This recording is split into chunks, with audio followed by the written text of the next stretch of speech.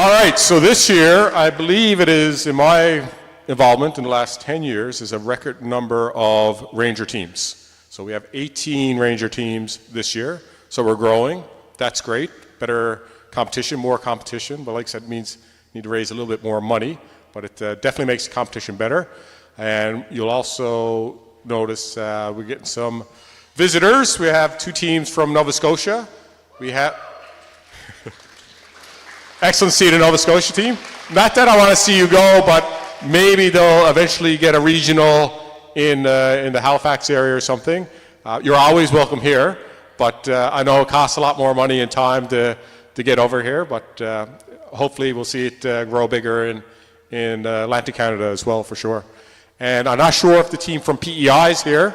They come, I think, by ferry? Yeah, so they're committed. They drove from PEI. They ferry to Port aux Basques, got delayed on Wednesday. They were supposed to get on the next one Friday, but Friday would be a bit too late. So they called the ferry people and they got them on tonight. I expect they're in a car now, somewhere between St. John's and Port aux Basques. So we have a team from PEI this year. And we got our friends from Ontario. Where's Waldo? I think this is the 3rd year for Where's Waldo? All right, so great to see that team back again as well. So I was supposed to read them out, but I ended up just naming off some of them. So I might skip you as I read down through the rest. And last year I didn't need glasses, but I'm older. All right, so from Clarenville, we have Clarenville High School. So big cheer or make lots of noise from your school. The Cougar Robotics. I think they might be the defending champions. So that's the team to defeat this year. I'm just trying to get a bit more. We have a team that moved up from Scout to Ranger this year. So Froud Avenue Community Center. Where are you guys to? Down in the back. Right there. All right. And from Gander, we got the Gander Collegiate Concord Robotics. Down in the back. And longtime competitor from Gonzaga High School, Viking Industries.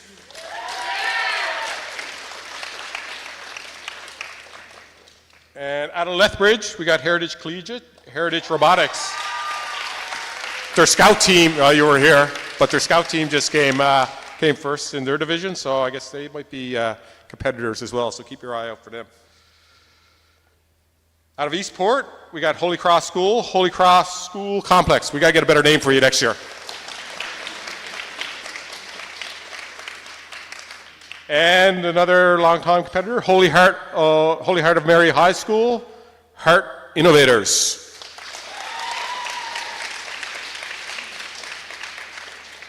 And our good friends from Labrador, I think they were 2nd place last year, so lots of contenders. Labrador Straits, Shark Tech.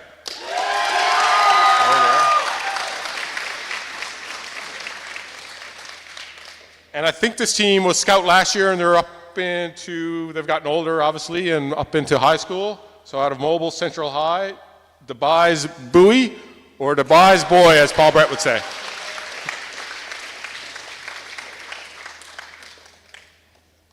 Good to see him back again, as usual. Mount Pearl Senior High School, Husky Marine.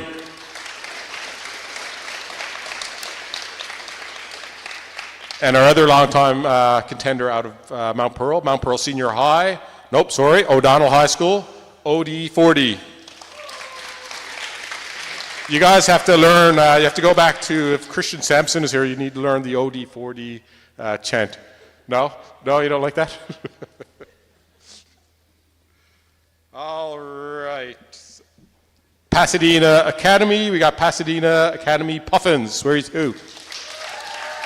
All right. Roncalli Central High, the Roncalli Robotics.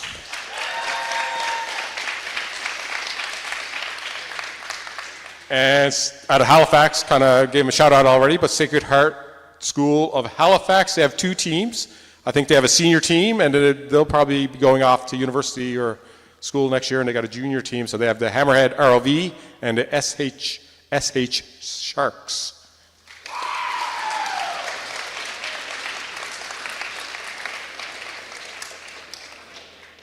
And our friends out of Trafalgar Castle School, where's Waldo? There they are. Oh.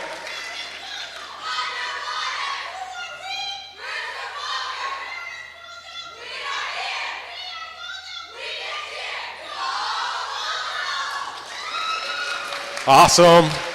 So I think next year there's going to be points for best chant. So that means OD40 get to do the chant. Yes. All right, and we got out of Arnold's Cove, Tricentia Academy, the Tricentia Robotics.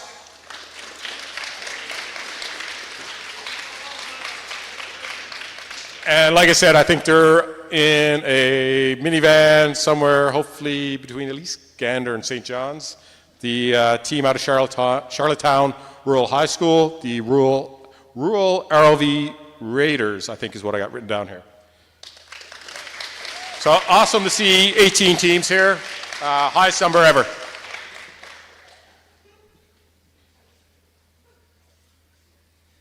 should have had the list of schools up when I was announcing this.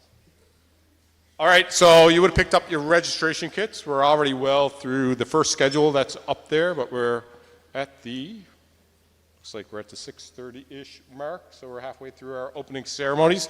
How many's got through safety inspection already? So really appreciate getting in early. It helps us get out of here early, but the earlier we get you in to do safety inspection, you'll probably have a time scheduled up in the flume tank to do some practice run, make sure your buoyancy and all that is good. But obviously, if you're not, after we finish up here, you can bring your ROVs up to your stations, I believe is the plan, in the back of the gym. So your pit stations, your proper pit stations are in the back. We're going to pull some chairs out, put out some more tables, but you can get your pit stations set up for the rest of the week. If you're not done through safety inspections, we'll conclude safety inspections, I believe, up here, unless for some reason you're in the middle of something downstairs. But most likely, it'll be everything set up here, and we'll kind of keep everything contained to this, this room. So hopefully, like I said, if you're in safety inspection, you have tank time booked. So between after this and, what do I say, everybody out of here by 10:30. So that'd be great if we're all out by 10:30. I think last year it might have been 11. So we're going to try to get you, for everyone's sanity, out at a reasonable time. And like I said, if you're still going through safety check, we'll get you done back there. We'll get you some time in the pool. And we're a little bit behind schedule. That might be a theme for tomorrow. Hopefully not. And in your thing, you might have a simple schedule, and this is the more complicated schedule, but it kind of tells you the important stuff, where you need to be on deck, getting ready for your product demonstration run, when you should be out for product demonstration run. What complicates the Ranger is always that engineering presentation. So you got a half hour slated there to do your engineering presentation. So I think we have the same that we have for scouts. I call them wranglers or handlers or fixers, but I think they're liaisons, team liaisons. So you're gonna, if you haven't been assigned one yet, someone in a pink shirt is going to be assigned to you. They will make sure what everyone looks like, and they're in charge. You're also in charge of yourselves, but they're in charge of helping you make sure where you're supposed to be on time, so we don't lose you on a tour or something like that when you're supposed to be on deck. So follow the schedule. It might, I think we talked about the, where's Waldo? You guys don't have your ROV, right? Okay, so where's Waldo flew in here, so their ROV was on a plane, not the same plane as them. I can't make any promises, but if you don't have your ROV and all that stuff, we might have to look at, if you still don't have it, moving you around. We'll talk afterwards just to make sure, give you the best chance possible to get all the stuff done. And hopefully PEI is in the back of their car, so they should be good as well. So like I said, it's a tough schedule to follow. So like I said, keeping on time helps us keep everything running smoothly. With the engineering presentation, it doesn't give us much wiggle room to move around. I think I hit something. Turn back on Windows.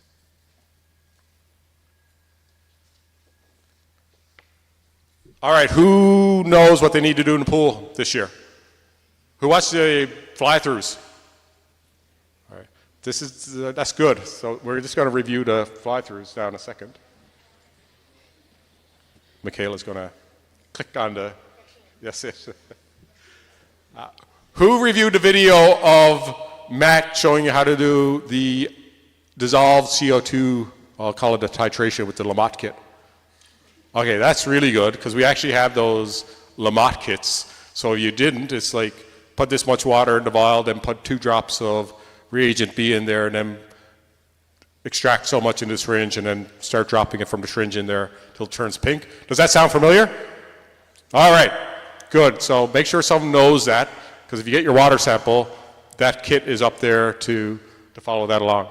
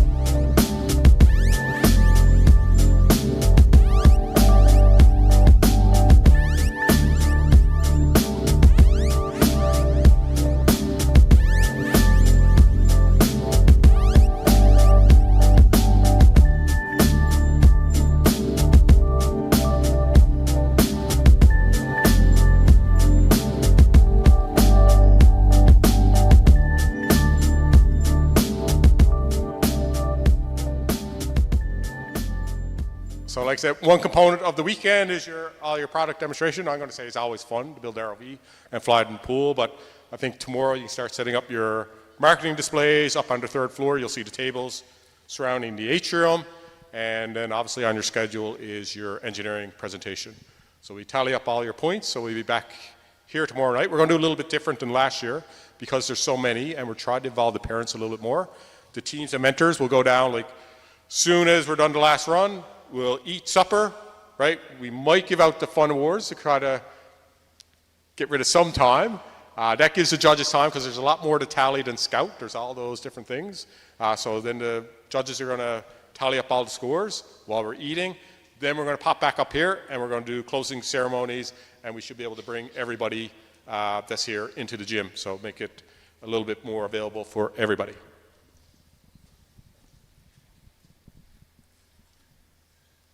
What's next on the agenda?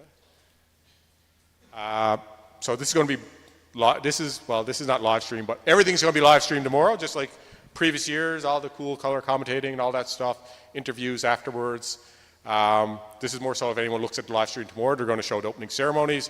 People can either take a picture of this or type in the link, but let everyone know at home that couldn't come here, all your friends, family, relatives, if they're interested, they can log into the live stream, they can watch everything that you're going to experience tomorrow. So that's there in my back pocket. This is this year's mate patch. How do we get the mate patch? Anyone remember? All right, you got to do your survey. Now don't go out. I don't think they'll give you a patch now anyways. There's no one at the desk to give you a patch. But there'll be someone there in the lobby tomorrow. After you show that you filled out your survey, you get the 2025 patch. Don't do it right away. Kind of get through a bit of stuff, get some experience of what the weekend's like, so you can honestly answer the questions. Just gives us better feedback.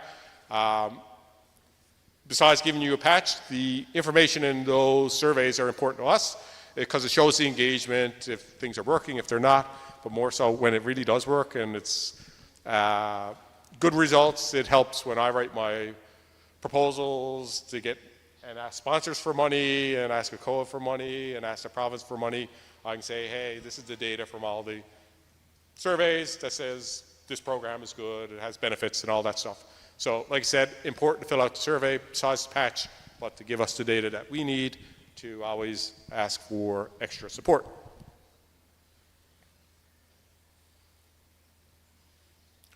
I'm going to send something to the mentors. I promised TechNL. They were here today. I'm not sure if anyone talked to the TechNL people that were on the booth there, but they have a tech immersion program for the summer. I think it's 6 weeks of paid, what they call internship at tech companies throughout the province. So what I'm going to do is I'm going to send the information to your mentors, and hopefully they'll send it out to you. But they have applications open, I think, for another 2 weeks. So like I said, if you're, obviously you built ROVs, subsea robots, you're here, I'm going to assume because you like techie stuff. So if you want to work with a techie company for 6 weeks and get paid and kind of get that experience, I think it'd be a pretty cool thing to apply for. And it probably looks good. I'm not sure what the application is like. I'm sure if you put down, I was a participant on my robotics team and I competed at the Made ROV competition, I'm sure it'll give you a couple extra points. I can't guarantee you, but if I was judging them, you get a couple extra points. So I'll send that off to your mentors. That's your live stream. So we're pretty much at the end. Again, always thanks to sponsors. We'll thank them again tomorrow and everybody. But like I said, if you haven't done safety check now, disperse, get your robots. We'll have tables. By the time you get back up here, we'll have all the tables set up. For those that are going into the flume tank, get ready for that. If not, get through safety. Thanks.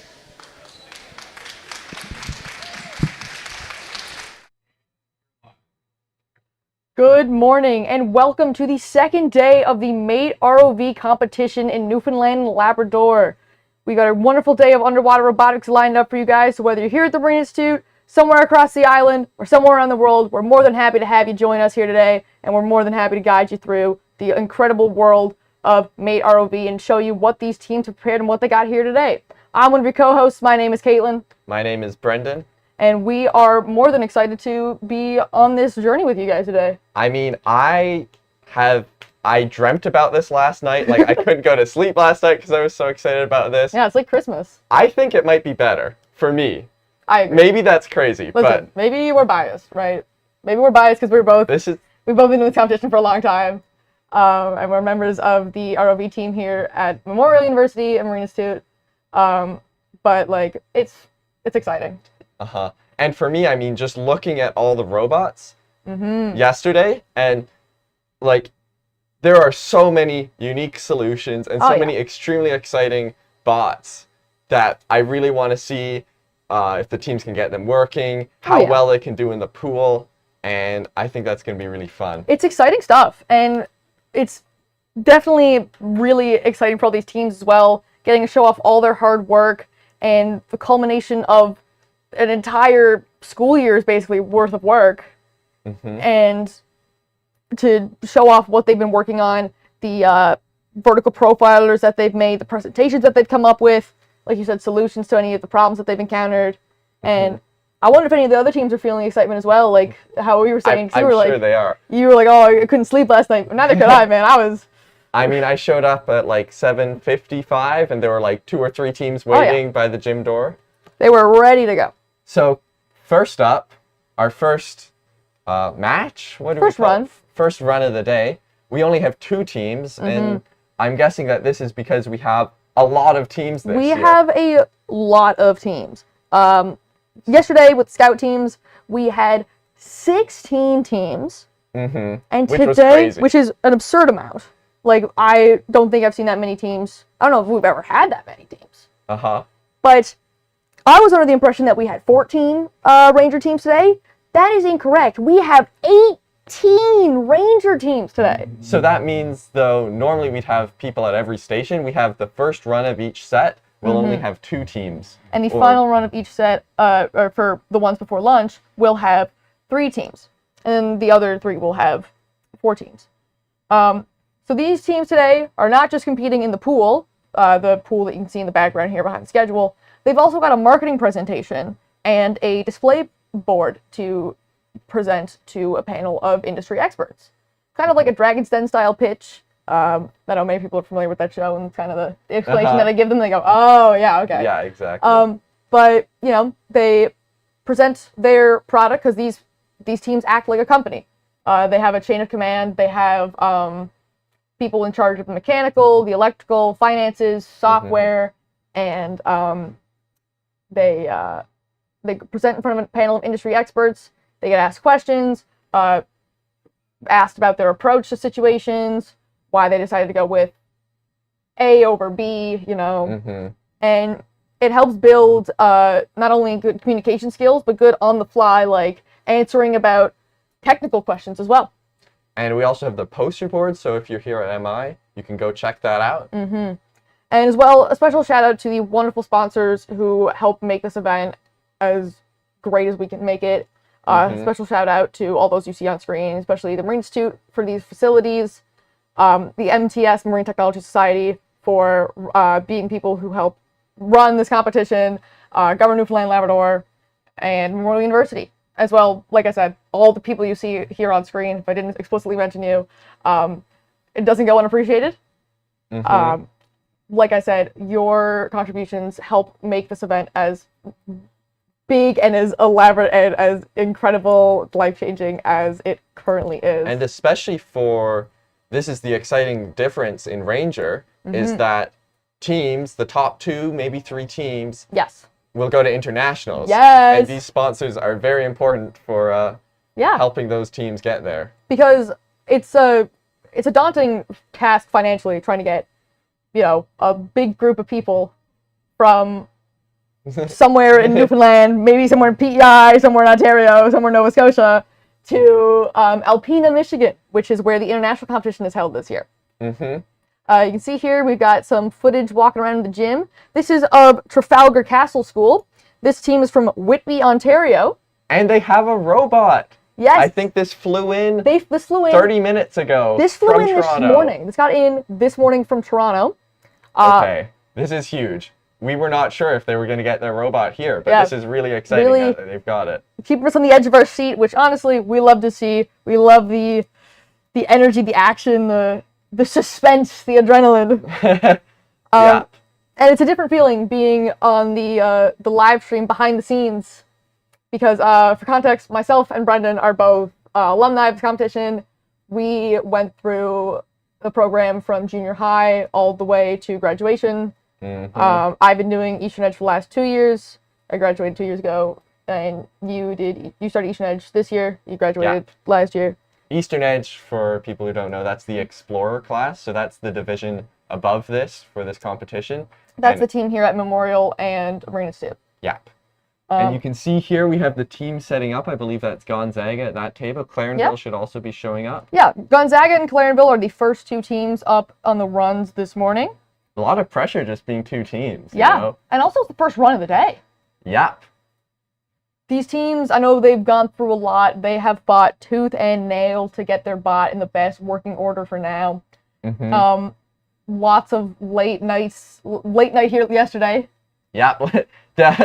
the I don't know, Joe. Who was it that turned the lights out on us? Joe. We were here until about 10:45. Yeah, we should have been out at like 10. I think we were supposed to leave at 10. We were helping out a lot of teams, and Joe was like, all right, we all got to be here early tomorrow. Go home and go get sleep.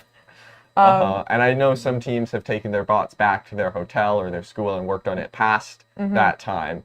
Yeah, there's something to be said about the dedication of these teams. And, you know, the grind doesn't stop once you do Eastern Edge, I'll tell you that.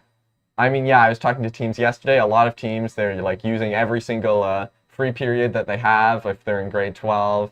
I saw Labrador's presentation or their poster board. I was looking at it yesterday.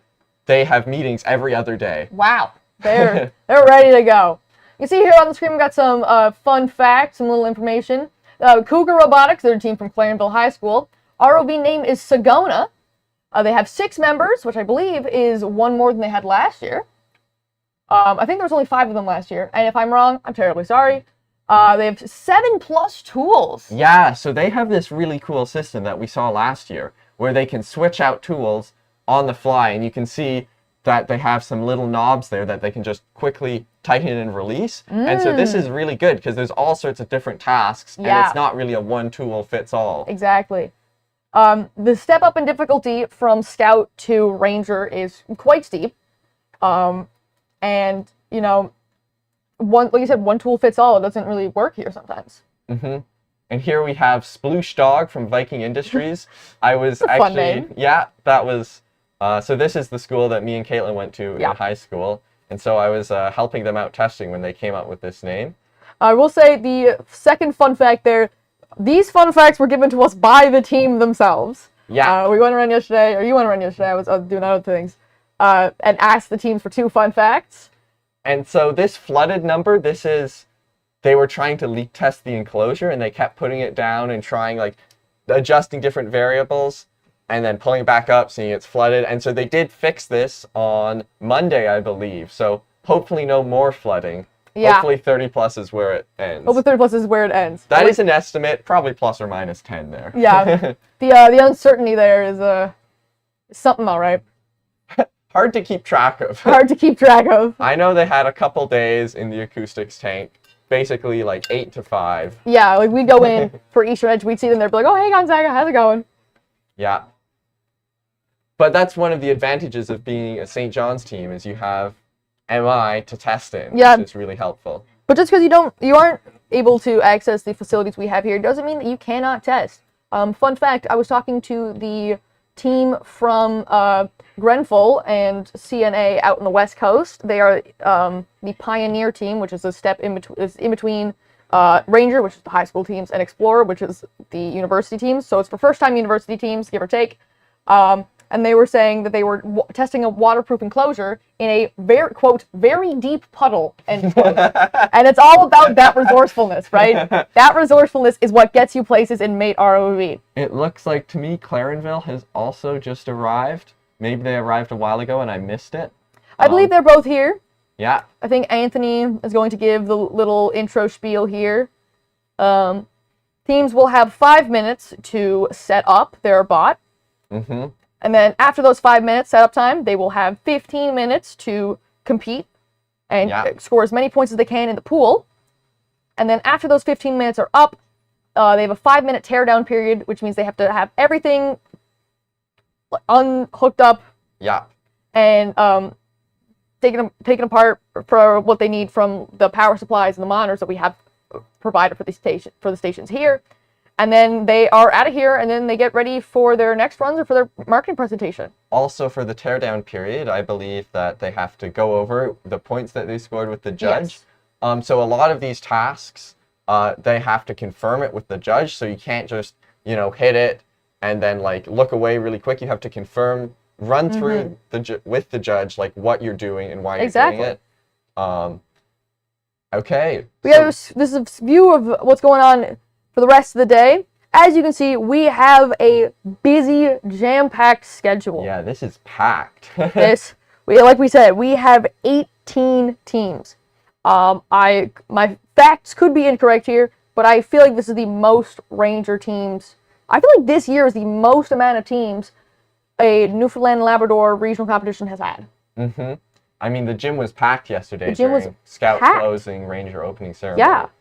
And another thing, so between these 3 runs that they have to do today, they have to do testing and repairs. Exactly. And then that presentation will also be fitted in somewhere in here, this schedule. So this adds sort of, an extra step for teams, and it's busier, but I mean it's a good task. You can see the timer there it's getting ready. Once the teams are in place, that will start counting down for setup. But yeah, repairs are important because, as Murphy's Law states, if something can go wrong, it will. And these Ranger teams have a lot more experimental ideas than the Scout teams. The step up in complexity is parallel to the step up in difficulty. It is massive. Yeah. I was trying to help out some of these teams at tech support yesterday. Oh, me too. But it's like their bots are completely different. There's not just the complexity is so much. They're the experts on their bots. Oh, yeah. And they know it best. And they're passionate about what they've made, as they should be. Because these bots, they're works of art in their own right. They are, they've spent so much time and effort and brain power and days and nights and all of that. I mean, PEI, I think, had like a 26-hour, they drove here. They drove here? Drove on, and then on the ferry. So I think I was talking to them that it took them 25, 26 hours to get here. Good Lord. So, time spent building the bot, time spent getting here. And actually, this is the exciting thing. I think this is the first year we have 4 provinces. Yeah. This is Newfoundland, Labrador, and then we have a team from PEI, 2 from Halifax, and then 1 from Ontario, which is Trafalgar Castle, I believe. So I think we're only missing 1 more, and we have all the Atlantic provinces. So, anyone from New Brunswick. I will mix up New Brunswick and Nova Scotia, though, if you guys show up. So, my bad. That's fine. Geography's not a strength. Looks like we have one of our head refs giving a briefing to the teams on sort of deck rules, what you can do, what you can't do. Don't jump in the pool. Oh, yeah. That's a big one. Yeah, you can see some of the people there wearing PFDs.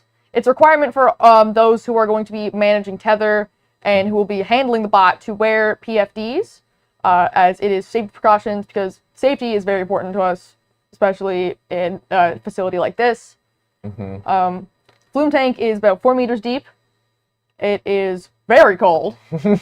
But, we don't want anything happening. And to mitigate that risk is very important. And we also have a lot more people on deck here than in Scout, right? So in Scout, I believe the teams were allowed 4 deck crew. Here they get 6. Really? Yes. So 5 or 6. And that's, I think, to have more desk tasks, and the systems are more complicated to operate. It's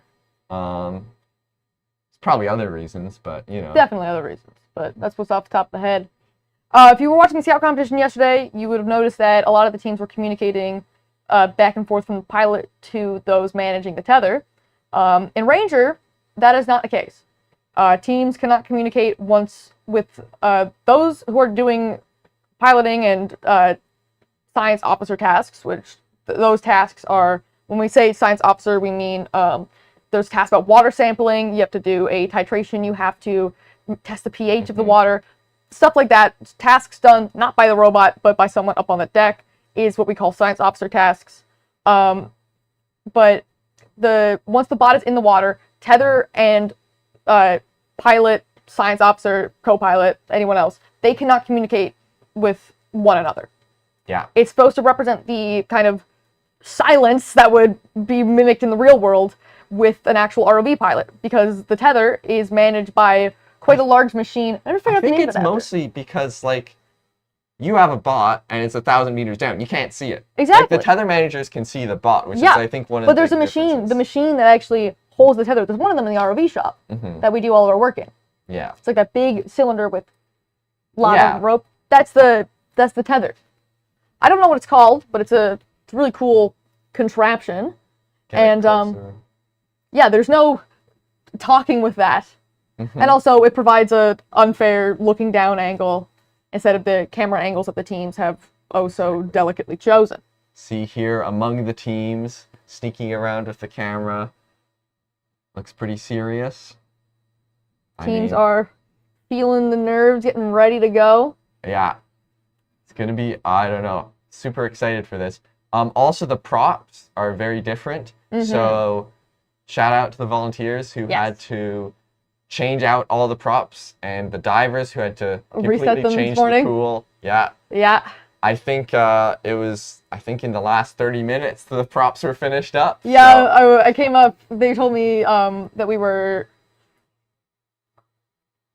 They told me when I came up to get all set up for live stream they were still setting up. I was like, you guys are still at it, huh? He was like, yeah. Yeah, and there's a lot of tricky props this year. We have some tricky tasks, like the photosphere tasks, which maybe we'll see some teams attempting. Basically, you have to take like a 360 panorama of the pool, and you have to look and find these 7 red squares on each prop. And so, like, each prop... Okay, and now, now we can see get up the view pool. For us. That's excellent. So it'd be better for us to explain for you guys there. So the teams will be coming down on this side. So that's where they are. This is the other side is the back of the pool. These are the windows up here that's being underlined orange. Those are the windows in from the flume tank. So the flume tank, you can actually sit down and look in. It's an excellent little spot if you're here in the building. Highly recommend you go take a look in there today. It is surreal. Honestly, it's incredible. Okay. First of all, let's do I think the shipwreck is one of the ones we'll see more teams attempting if we can. The shipwreck is in this area little here. Yeah. So we have a couple facts about the shipwreck. Basically, the task is to identify this shipwreck. So here we see this is the type. So there'll either be a propeller, a wheel, a paddle wheel, paddle wheel. I don't think this regional has the mast. So yeah, there's in theory 3 types, but here there'll just be 2. So you'll either see that propeller or you'll see sort of an octagonal paddle wheel, which can I do it? Oh my! Close enough. Okay, well, imagine that's an octagon. Imagine a stop sign. So they get 5 points for doing that, and then the length of this ship, they have to measure that, which is going to be a tricky task. There's a ton of ways to do it. None of them are easy. No. You could bring down a measuring tape. You could have a reference object and do it in like some sort of image processing. But that will be, I think, 15 points for the correct length. You have to be within plus or minus 5 for full points, and then you can be a little bit wider for more points. I'm not sure. We'll see once the teams start doing it.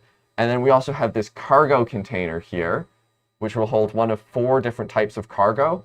And those 3 facts are used later to identify the type of shipwreck. Yeah, they're given a handbook up on deck, and the science officer, or maybe the pilot, will flip through and go, here are the criteria we found. We found this, this, this. Here's the shipwreck we believe. And if they're correct, they would get some points. And then this square right here, this is the photosphere square. So you park yourself on top of that little yellow. The colors are different for different stations, but you park yourself on top of that square, and then you have to look around, and there's some squares are on the surface, some are on the bottom. You see one's right underneath. And to get full points, you need all 7. And there's also, you can do it autonomously or manually. So if you autonomously create this photosphere, you get like 25 points or something crazy. But I mean, that sounds pretty tricky to me. And there's another option where you can take pictures of as many squares as you can find. And then you stitch them together. Yes, which is slightly less points. But the easy option is what I do, is you can just take pictures. Like, you can point your ROV at the square. Yo, this is a square. Take your phone out, take a picture. Take your phone and if you get pictures of all 7 squares, then that's 10 points, I wonder if believe. that's a viable solution. Another task would be you descend to the surface. You take this little power connector. You have to remove this cap that's in the square. You take that off, and you take this connector and you plug it in. And another difference here from Scout is that that cap, when it comes off, has to be brought back to the surface, or else you get a debris penalty, which is 5 points. As another penalty as well is the shipwreck. If you bump into the frame of the shipwreck, that is a 5-point deduction. Why, if you bump into the frame of the shipwreck, is a 5-point deduction? Because the shipwrecks, the theme of this year is the Great Lakes, as that's where Michigan is located.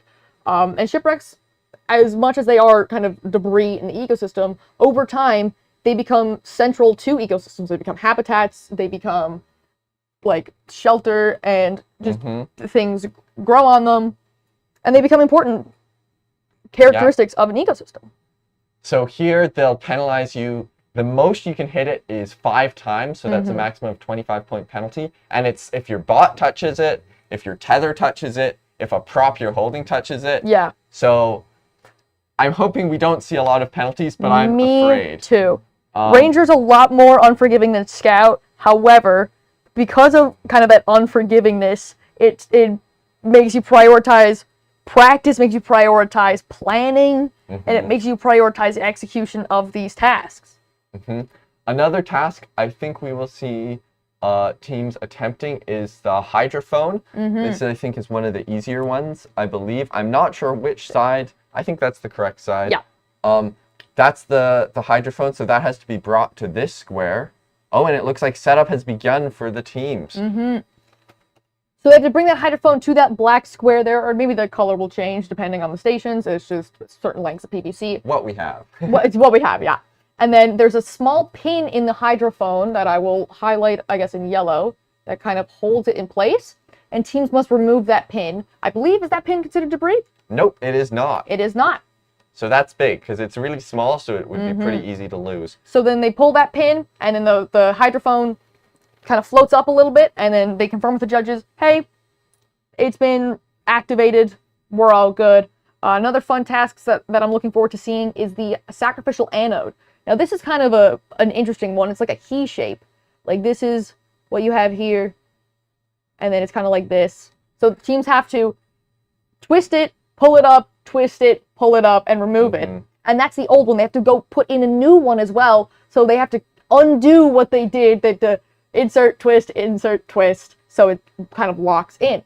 And you can see here we have a pretty big brick here because we figure that teams are going to be pulling pretty hard to get that thing out, and we're hoping that they don't destroy the props. I don't know though, some of these teams have a lot of power. Some of these teams do have a lot of power. Another task that we had a lot of fun with yesterday in Scout, our favorite, the jellyfish task. Now there's also things up on the surface that it's a bit harder to show, but we'll go on the ones under the surface for now. This holds a Medusa jellyfish, which is the fully grown jellyfish. For the station. I think it might be this one because of the division of the. Oh, interesting. The division of the playing field. Oh, yeah, that makes sense. So there's a jellyfish, which is simulated by a fidget toy called a water wiggler, which is very slippy, very kind of difficult to hold on to. And teams must pull this pin out further to show the judges that the jellyfish has been released into the water. And once they have confirmed that, they are able to grab the Medusa jelly and bring it up to the surface. Now, retrieving the jellyfish is the tricky part. Yeah, harder than in Scout even. Absolutely. I believe teams are not allowed to put direct pressure on the sides of the jelly, which means if they have a claw, they cannot grab the jellyfish. They must have a container to kind of scoop it up and guide it to the surface. And I believe they have to have water surrounding the jellyfish as well. Yes, and the water needs to stay surrounding the jellyfish for the entire time it's on the surface. And so it can't be removed from its initial container. Yeah, I don't believe container transfer. I was about to mention that. So if they catch it in a net, I do not believe they can transfer it to a bucket on the surface. So likely if we see teams attempting this task, it will be later, so that, that process will be less. Kind of a last-ditch effort, perhaps. I am curious to see if we will see any of these surface tasks being done. And there's also some tasks in the middle of the water that we can't quite see. There is a task on the spotter buoy, which I believe is that one here, connected to the PCO2 sensor, which teams will bring down and then attach into this little contraption here. But they're on that line. There's a it's split in two parts, and there's a Velcro thermistor. I'll do a little artist rendition here. This is perfect. So teams will have to detach the thermistor, which is this tube part right here, and then reattach a new one. This is going to be tricky. It's tricky. Both those lines, as soon as you detach, they're going to go all over the place. They are not going to want to cooperate. They are going to resist anything you do to them. But it is a lot of points if you can get the new one in. I believe it's 20 points. It's high risk, high reward. So it'd be fun to see some teams. These teams have to gauge whether what they're doing is worth their time for the points that they get. And that is another crucial part of this. We got about 1 minute left of the setup period. We have Clarenville High School and Gonzaga High School currently on deck, and they are getting ready. First run of the day. The nerves are high. Oh, look at Cougar Robotics. They are getting ready. I wonder what this is like off the side of their bot. That is interesting. They have the PCO2 sensor on the way down. That is this thing here, which attaches to those two pipes down there. I bet that's a photosphere independent sensor. Look, it's tethered separately. So this is one way of doing the photosphere task, is you can have an independent sensor. So you put it down, and then your bot can move separately from it. And I do believe in the rulings that the independent sensor can be used as kind of a third-person camera. Interesting. I wonder if that's part of their strategy. Oh no. Okay, here we have Viking Industries. All the electronics have just been taken out of There's definitely an issue there. Hopefully they can get that resolved. Hopefully it is not a game ender for them. But like we said, I do see lights. Probably not everything's broken. Take your wins where you can get them. These teams have multiple runs throughout the day. I believe they have 3 runs total. How the scoring works is they get their highest scoring run is what is their added to their total score. Kugi here, I think, placing the sensor, or sorry, the independent sensor for the photosphere task. Wow. Whoa, now it appears that they have 2 different hoses or 2 different tubes attached to their bot. I wonder if one of them is a pneumatic tube, because I did hear what sounded like pneumatics out there, but however, I could be wrong. Going for the PCO2 sensor now. Looks like they might have dropped the hydrophone, but I'm sure they'll go back for that. The hydrophone stays on the little base there, and then has to get moved into the thing. Whoa, you see the independent sensor moving around here there, folks. This is sick. This is awesome. This is so cool. They have 2 vertical profilers. 2? They have 1, and then they have a backup in case the first one doesn't work. Looks like they got that PCO2 sensor has been placed. You can see over here. It has been popped in, no problem. Now the vertical profiler task, I'd like to talk about that. For those who may not be familiar, vertical profilers are used in ocean monitoring to assess different variables of the ocean, such as depth, salinity, pH, and they're going back down already. Many things besides what I've mentioned. I'm definitely forgetting things. That was super quick. I wonder what they changed. Maybe it was a tool swap. Yeah. That was practice, whatever it was. This is practice. They're like a fine-tuned pit crew. And honestly, that's what you need, right? Is this maybe a measuring tool? I don't know. But honestly, I'm excited. They're going over towards the shipwreck. I can't. It's going to be so hard to tell if they bump. It's going to be very difficult to tell if they bumped. However, if we do see it, I'm not sure if they're at the stations where we can see their video feed, or if they have that video feed hooked up to our our monitors. System. I'm receiving word that they are not hooked up to the video feed. There are some times where we can see what the pilot is seeing. So I think what they're doing here is that I believe that they just added like some sort of reference object, and they're using that And, you know, since it's a known size, they're using that next to the boat to figure out how big. They could also just not be doing that and me be crazy. They did lay something. Actually, you can see, because there are the tethers that I mentioned. So I was like, I wonder what that's for. Is That's that another pneumatic? independent sensor. That is 2 of them. Wow. Okay, taking the cover off right now. You can see a small little Whoa, arm look moving at the around. dexterity on that claw. So right now they're checking the contents. We see it's black. That means it's coal. Laying the lid back on. It does not have to cover. It just can't be touching the ground. Now, this team, Cougar Robotics, last year, I believe it was their first year competing. It was. They went to the international competition, and they did incredible. They had like 200 and something points, I believe. People, it was a talking point of just, who are these guys? They came out of nowhere, and they came in guns blazing. They actually, fun fact, these guys won an award. I forget the name of the award, for just resourcefulness. I mean, you can see it. Look at all these sensors. Because I believe, now, wait, is that second independent sensor moving as well? It looks like the tether moving. I'd like to see if we can maybe get like a different angle of what that independent sensor is, but I'm not sure. Looks like they're going for... Trying to move around the hydrophone. Right? Sliding around a little bit, but that's all right. Yeah, that hook. And I believe it was Clarendon that ended up winning an award for... Now, this could be me mixing up awards, guaranteed. It was a while ago, and it was very hot that day. It was very warm in Kingsport, Tennessee.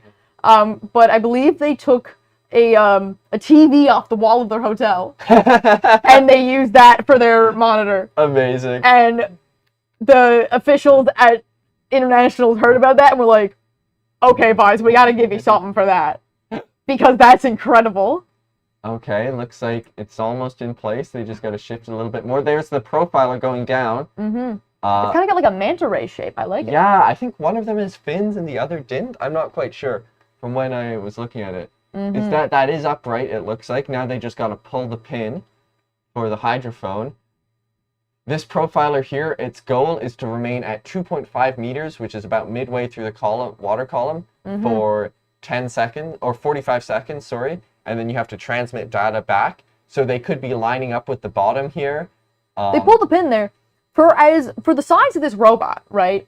It moves around like it weighs nothing. It moves around like it's got no problems whatsoever. And I think the students on the team are in grade 11 and spies. I think, yeah, I was looking at their poster. Once you graduate. All grade 11. You want to join these students? Yeah, come to MUN. Yeah.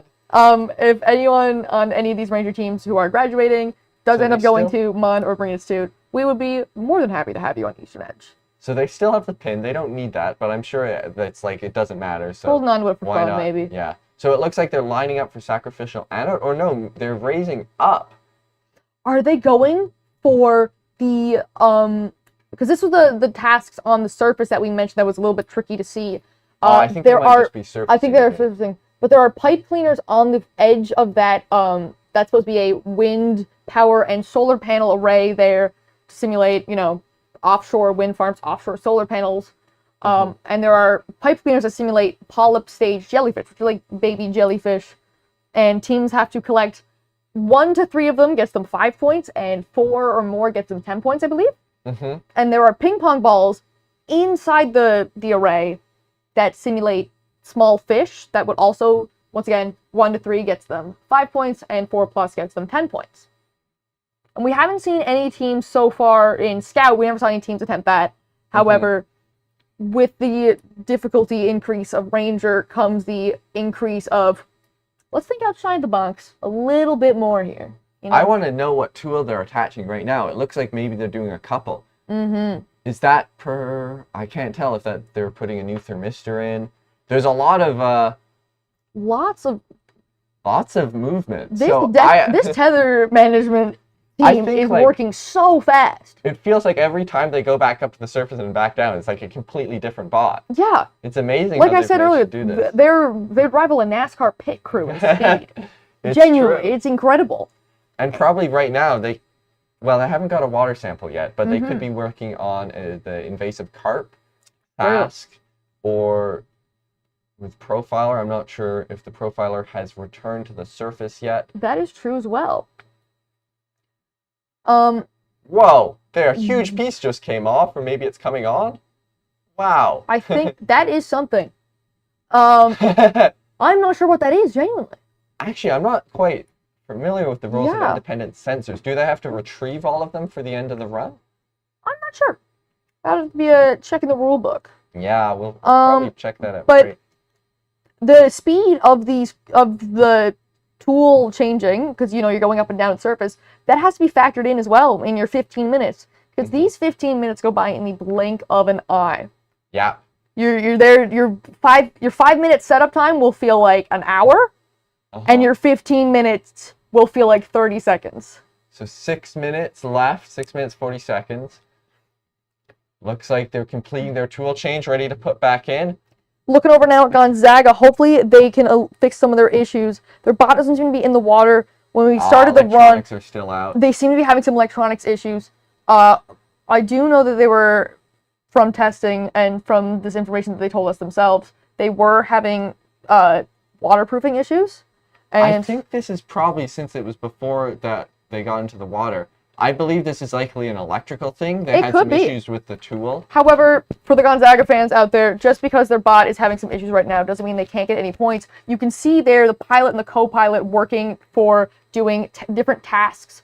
Because if a team does not manage to collect, for example, a water sample, they can request a water sample, so meaning they won't get the points for actually retrieving the water sample, but they can still use it to do the science tasks that are done on deck. So back to Cougar here. It seems, okay, they're back down. They have the new tool. They got the cover off. They'll have to bring that up. Trying to navigate around with all these tethers, it can't be easy. All these ropes as well. I remember talking earlier to one of the volunteers here. There's a lot of ropes this year, and ropes and ROVs do not tend to get along. Yeah, they've managed it pretty well here They've so managed far. incredibly. And especially, they're introducing more ropes into this ecosystem. And all the tasks done here are meant to mimic real-world tasks done by actual ROV pilots. And, when you're out in the middle of the ocean, there could be cables going from the ocean floor to the surface, loose fishing nets, debris, really long seagrass, and that can get caught up in your ROV. And, they have to be mindful of that. However, Cougar Robotics, kudos to the pilots, and they're doing incredible, right? They are being very aware of the situation, situational awareness that, not even seen on the roads sometimes, Yeah, and I think maybe they just were modifying a tool to get a better grasp, which again, that's that awareness. They're like, this is taking us too long. We need to switch this. You can tell that there's been so much thought put into how they're going to plan this. I would like to see a statistic of how many hours they have put into thinking about this. Like, practicing as well. We can see a little bit of interference with the hopefully nothing tether. Hopefully it didn't end up touching the shipwreck, because that would be a 5-point deduction. Yeah. However, for a first run of the day, they're off to a wonderful start. Yeah, probably our equipment's a little different than theirs as well. It looks like they've knocked over the hydrophone, so they still have the points for that pin, pulling the pin, but I think they lose maybe the 10 points they got for placing it in the square. Seems it's maybe a bit tangled up. And that's part of the issues that with this set of challenges, you kind of predict happening at some point to one team or another, right? You will bump into things. That is inevitable. Looks like they're still going for that power connector. It is always harder. Many of these objects will have loops with rope, but I think this power connector just has one little hook, and it's not very far off the ground. It's one of those hooks. I forget the name of it, but it looks like it's a little question mark, right? And when it's very close to the ground, often it's harder to maneuver the ROV around. And they don't want to, take it and run with it. They don't want to, because they have to put it into a opening of a PVC pipe. Oh, they've got it. It's got Velcro in it. Oh, it slid right off. That looked like it jumped out. Jumped off, like it was like fighting. But that little hook it's very small. Oh, they managed to untangle themselves from the hydrophone. Good on you guys. And it's upright again. They just need to get it back in the square. Yeah, they landed. I think they're going for the fan favorite. Jellyfish. Woo! Okay. This is exciting. I wonder if what they attached is to collect the jellyfish. Oh, I bet that is that container. I bet, see this little piece of plastic, corrugated plastic, I believe? I bet that's to stop the jellyfish from raising fully out and being fully Oh my free. god, it is. Wait, did they just get it? They got it. I didn't even see. So they do have to confirm that it's floating free, which I'm sure that they did. And then, I don't even know where it went. Wow. They have it. Oh, no, I see. You can see it. They're, wow, look at this piloting. Because this thing is very slightly positively buoyant. So at the slightest touch, it will like shoot away from you. Yeah. You can see it's landed back on the conveyor belt of the flume tank here. You're kind of dribbling it like a basketball or something here. Well, hopefully they don't take it out and shoot it back in the water with like a 3-pointer. Yeah, 3 points or in this competition, none for throwing. But right now they're collecting it like they're the LeBron of jellyfish collecting. Oh, it's escaped The water again. wiggler has briefly escaped containment. Hopefully they can manage to retrieve that. I don't know if they've noticed that they have lost it. But if not, they will be seeing it surface in a few seconds. Yeah. I wonder if they've thought about it escaping all the way to the surface. Mm-hmm. Because it is positively buoyant, right? Uh-huh. And I believe part of the thing was in the Whoa, prop they're building attaching more tools. They're attaching more tools. 1 minute They left. have 1 minute left. What else could they possibly get done in 1 minute? Whoa. Okay. Every time I see them take something off, like, I thought that was, like, part of the thought. Yeah. I'm like, how are they going to top it this time? Then I go, oh, no, wait, they're topping it again. What is this? This is huge. My jaw is on the floor here. Like, I'm actually at a loss for words. I know it is my job to commentate, but I'm just... They told me 7+. I feel like plus was maybe I think the plus was like... an underestimate, I think. Yeah. I'd like to get an exact number on that, but oh my gosh. 30 seconds left. Not even 20 seconds left. They're going back in. They have a stick. They have a huge pipe thing. I can't even... I think they're going for the jellyfish polyps. They absolutely are. Oh, that's what the hook... Oh, and this pipe. I bet you get the fish. For the fish, or the fish eggs. I don't know. Oh, well, guess we'll have to find out, because that is time. First run of the day, which was Cougar Robotics and... wow, they did a lot, and I think they can do a lot more. Viking I'm really Industries. excited for their next runs. Still keeping that name. Both teams did very well. Gonzaga did have some technical issues. However, I strongly believe... This is a site we have seen before. This is a site that we have been on deck for. 2023. Oh, well, they're putting it back in. Probably They're putting it back in. They're but... putting it back. Maybe to take it back. Hopefully they can get it situated because they have 2 more runs later today. Like we said earlier, the best scoring out of the 3 runs they have today will be the one that counts. Yeah, so you can use 2 as practice, and I mean, if something goes wrong, you have more attempts, which is and you can also forfeit a run in order if your issue is too kind of earth-shattering to deal with or to try and get done before the run. They can try and fix it before they head back in the water. So coming up, we have, once these teams clear out of here, we have Dubai Buoy from Mobile. They're a first-year team. No, they're actually not. They've been here before. I remember. Sorry. Because last year, my co-host, Eric, who's currently in Greece, he was helping them. And I believe they said in the suggestions, or one of the people from Dubai's Buoy was like, "We like Eric. Keep him. Keep him." I think they said, "Don't fire him" or something. That's great. We are volunteering. We are not. He was fired though. He's not actually in Greece. He was fired so much that we sent him to Greece. Okay, and then also. That's a joke though. He is actually in Greece. Hi Eric, if you're watching. I don't know if he is. Station 2, we have Megalodon Mechanics. Ooh. I'm not sure. I might have misspelt Megalodon there. I like Mechalodon. Megalodon's it's like mechanic cool. And then we have Concord Robotics from Gander and Tricentia Timberwolves from Tricentia Academy. And none of those are first-year teams, I don't think. Sacred Heart of Halifax Junior, the Megalodon Mechanics, they are a first-year team. We had Sacred Heart of Halifax, their senior team. Oh, yes. Which was here last year. Uh-huh. And then they were like, whoa, this is great. Let's sign another team. And we're more than happy to have you guys here. And we'll see you. Oh, yeah. big thanks to the sponsors. I mean, a lot of these teams, I believe, when I was looking at their poster yesterday, that Cougar Robotics is sponsored by Subsea Imaging and some other company. I think they also sponsor the Mate. So these sponsors also helping out teams as well, which is great. Absolutely. These companies are providing people with life-changing opportunities. I can speak for that myself.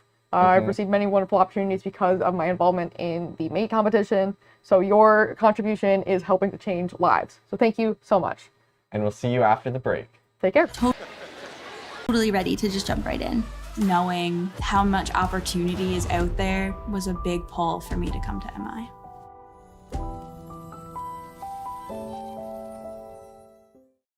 I would say come to Marine Institute because you're right on the water. What a great place to come to a marine school. The facilities are amazing.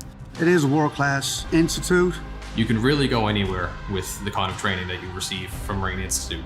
There's nowhere else in the world that you're going to be able to sit in a desk and then go to a boat, and you get so much hands-on learning here in the most beautiful province in the world.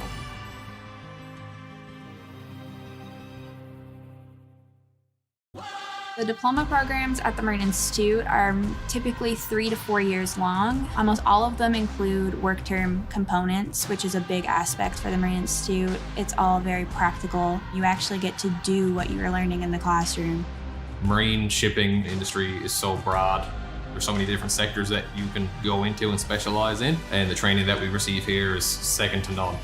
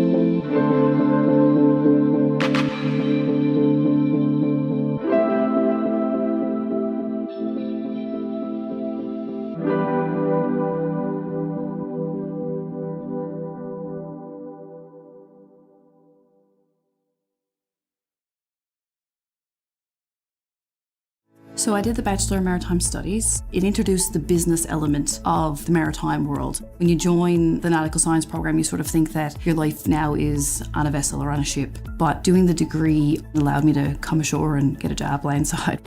You're getting a formal degree from a well-recognized university. You can do this while you're online. So you can log into your course wherever you are in the world. This allows you to keep working, gaining experience while doing your degree.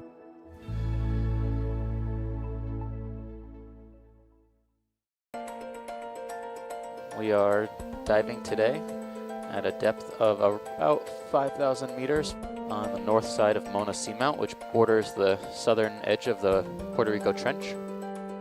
We're not sure what to expect during this dive. They almost look like columns. Yeah, it looks like an underwater city or something. Quite a bit of life here.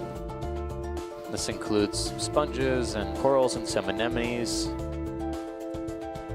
couple of polynoid polychaete worms,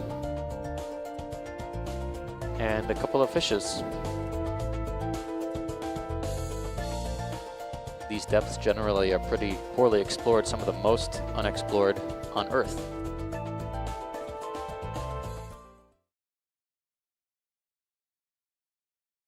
Hey, I'm Terry Humber. I work at the Marine Institute. I teach the ROV program here. I come in with 30 years industry experience, 23 with Oceaneering Canada as an ROV manager / supervisor / technician. The ROV program is a 2-year technical program offered by the Marine Institute that gives people the awareness to work in the offshore industry, working on a remote operated vehicle. East Coast Newfoundland is very busy at the moment. Worldwide, the ROV industry is booming. In the ROV program, we work with simulators to teach the people how to fly the ROV, which is very important. Then we have a workshop environment where the people are used to work on an ROV so they can actually fix it and maintain it to fly it. We do missions, how to use a manipulator to fix a subsea wellhead, or use a torque tool, or use a cutter, or a subsea dredger. The mission is real life work. It's work that has been done in the past, and it's training these individuals how to do the work in the future. The underwater vehicle program is a 3rd year, picked up after the 2nd year of ROV. We're here with Gonzaga. Tell me guys, how did you feel about your first run? Not great. No, surely not. Could have gone worse. Our front camera was not working. Nope. Yeah, the front camera didn't work. This camera didn't work. For sure.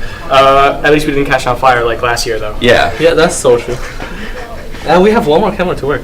Do you have anything to say about it? Not really, but like we did a perfect job on the MS Paint graphing. 29 points is better than nothing. Yes. Yeah. You sure you don't want to talk? I'm pretty sure.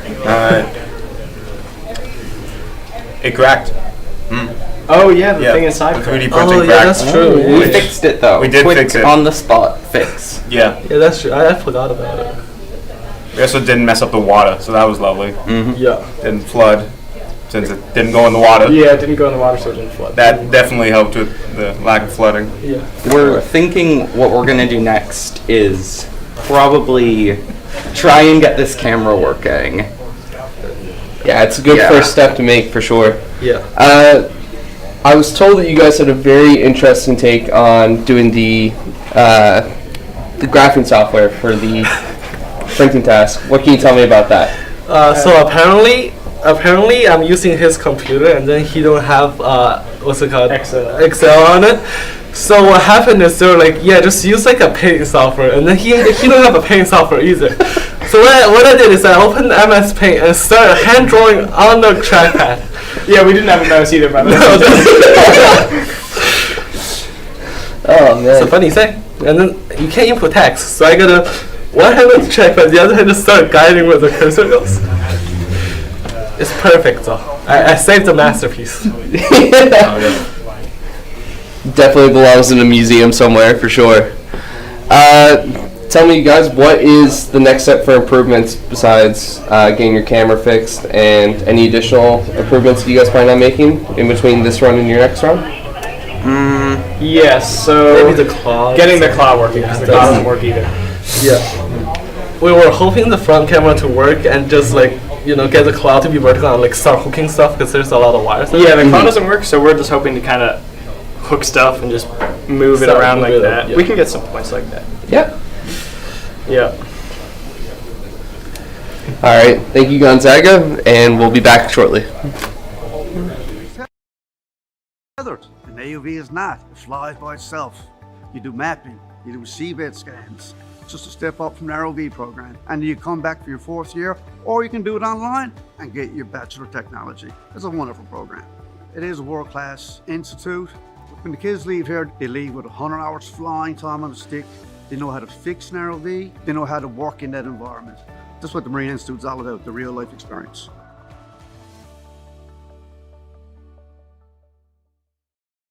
I think it's like nothing else. There's a sense of adventure to it.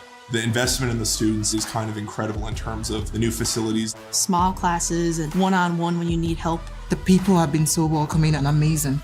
You can't replace the hands-on factor in this. Once I went to the commercial industry, I felt totally ready to just jump right in. Knowing how much opportunity is out there was a big pull for me to come to MI.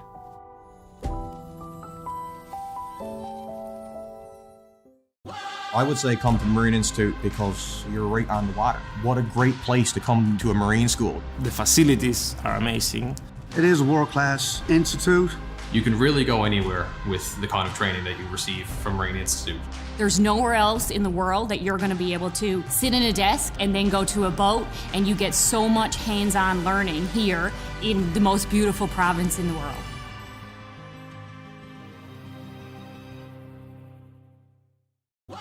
The diploma programs at the Marine Institute are typically 3 to 4 years long. Almost all of them include work term components, which is a big aspect for the Marine Institute. It's all very practical. You actually get to do what you're learning in the classroom. Marine shipping industry is so broad. There's so many different sectors that you can go into and specialize in, and the training that we receive here is second to none.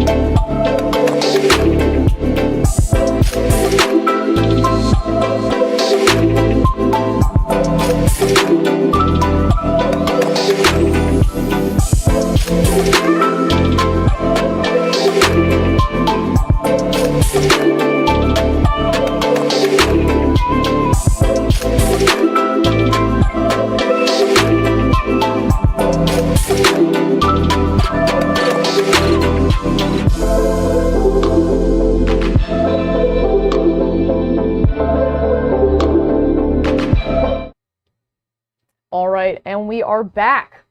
So we've got 3 teams up on this run. We have a team who has not shown up on deck yet. Not sure if it's due to technical difficulties or just miscommunication or whatnot. But like we said earlier, teams have 3 runs to achieve the best score that they can. So currently on deck right now, we have the Megalodon Mechanics at Station 2. First year team. Exactly. It's very exciting. Very nice to see people, especially from outside of the province too. Exactly. Coming over to the wonderful province of Newfoundland Labrador and showing what they've made, and it's awesome. At Station 3, we have Concord Robotics from Gander Collegiate. Their ROV is called ROV From Away, which I'm assuming is a reference to Come From Away, the musical about, you know...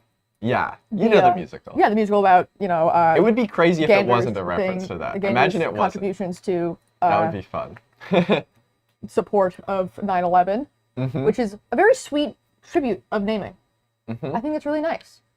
And next, we have... the Tricentia Timberwolves. And their bot they called the...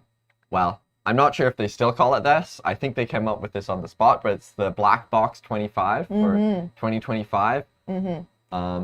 They've done a lot of work on their bot, I know.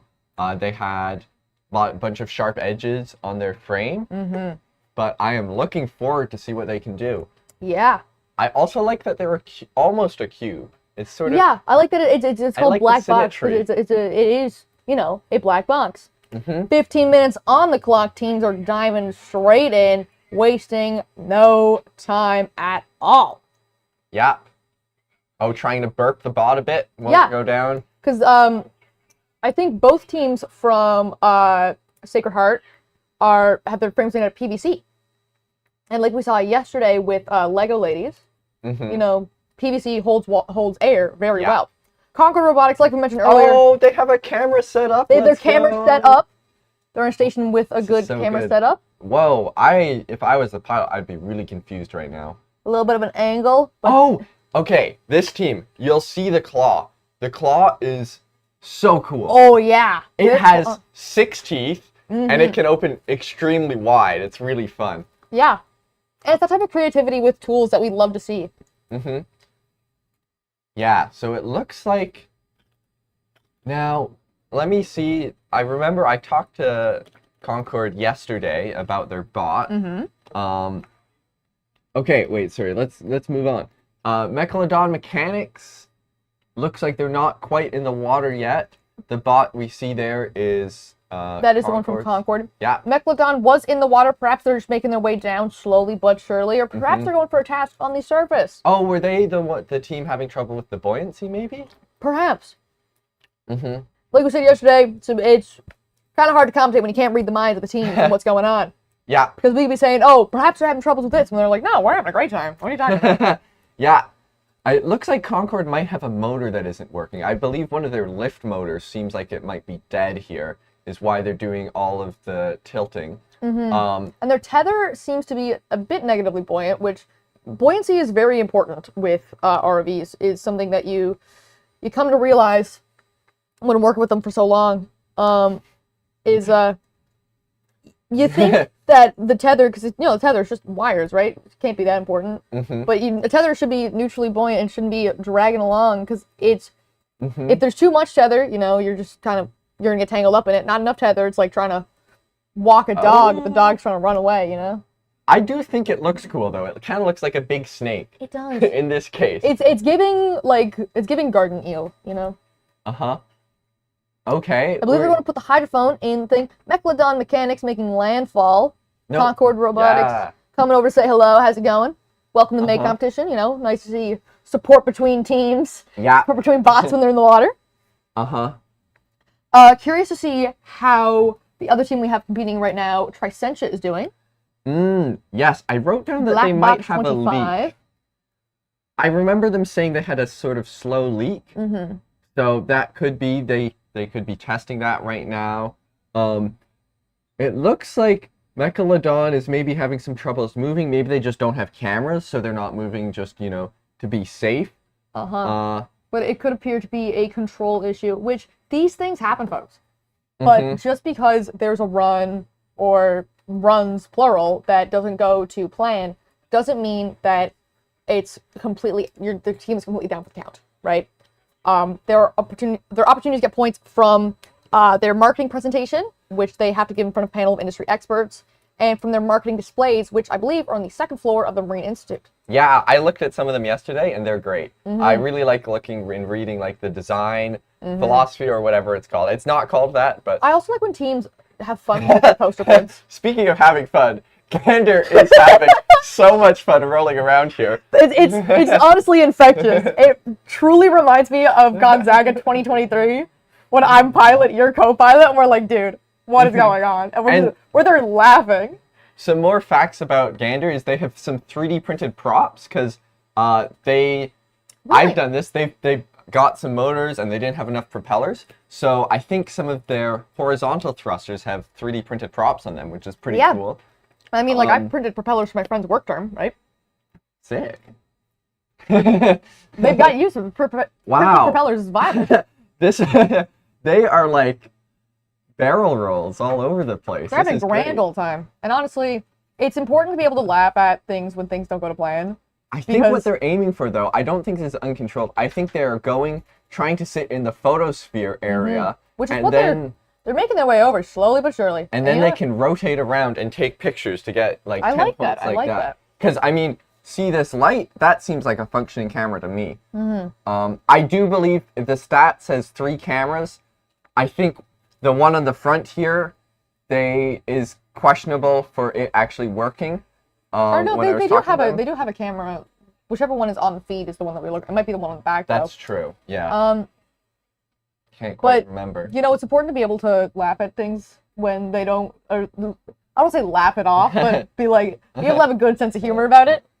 And it's honestly I'm seeing Gonzaga 2023 and them just a bit. I mean, I think it's joy. It's a lot of teams in Ranger, because you have so many options and you work really hard on one thing, but these are extremely complicated systems. Yeah.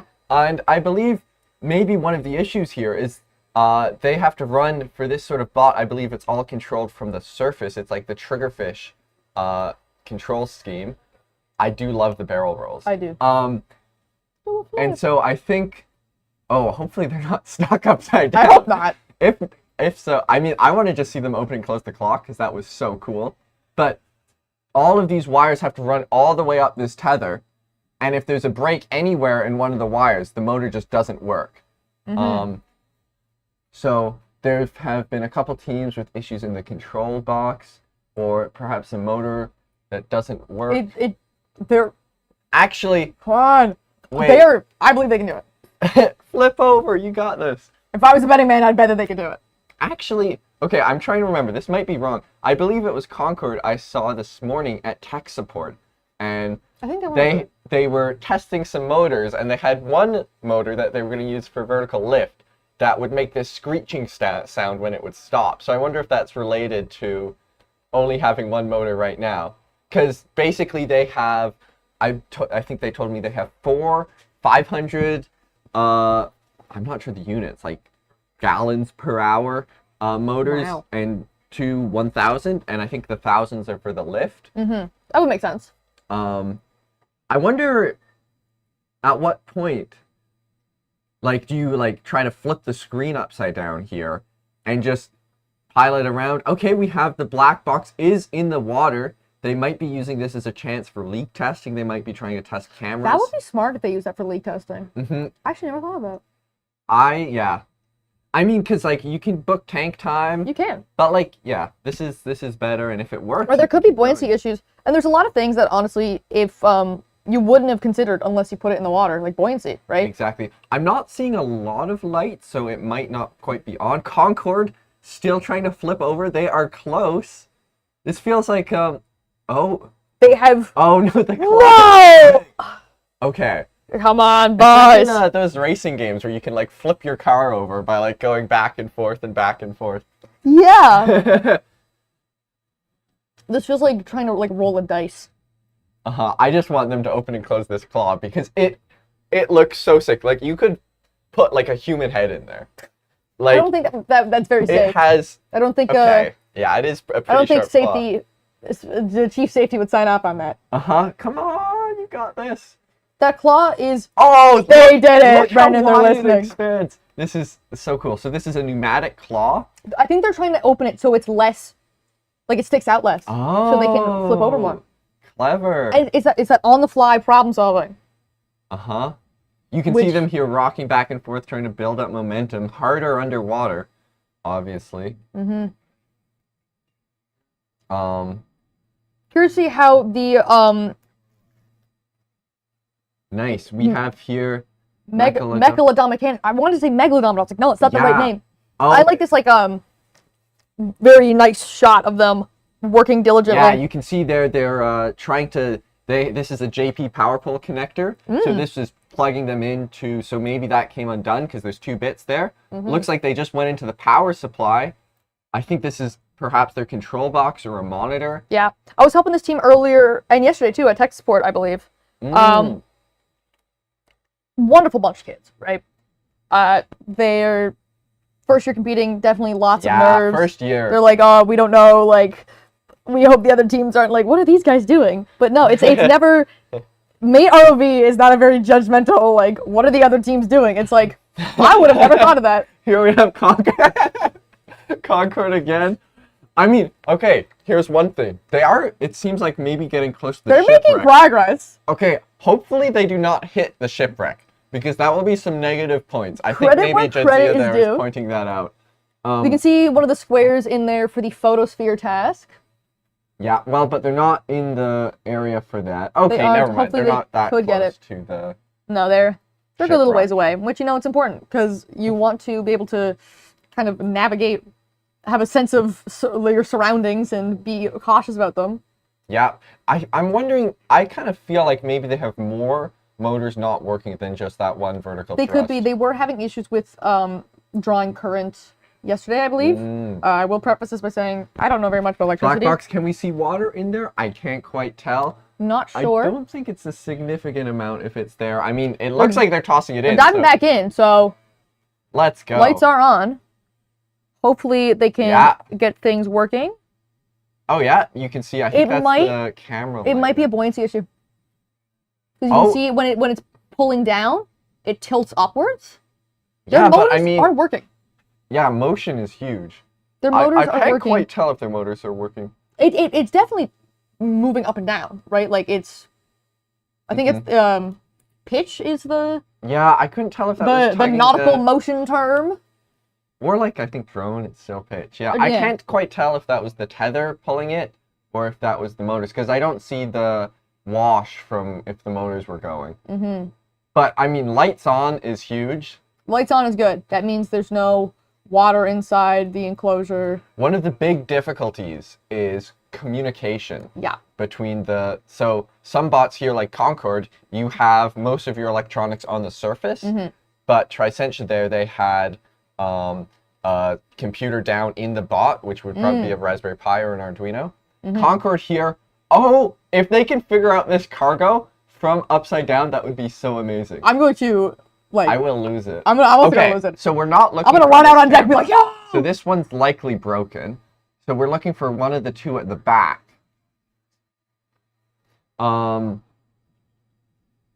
It's hard to tell. I mean, I can't see their claw really very well from this angle. They might have another view. It's up here.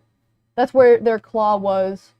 Oh, drawn again for the folks who are watching. Oh, I see. Yeah. You can see one of the prongs there. Yeah, sir. I'm confused because they're upside down, I think.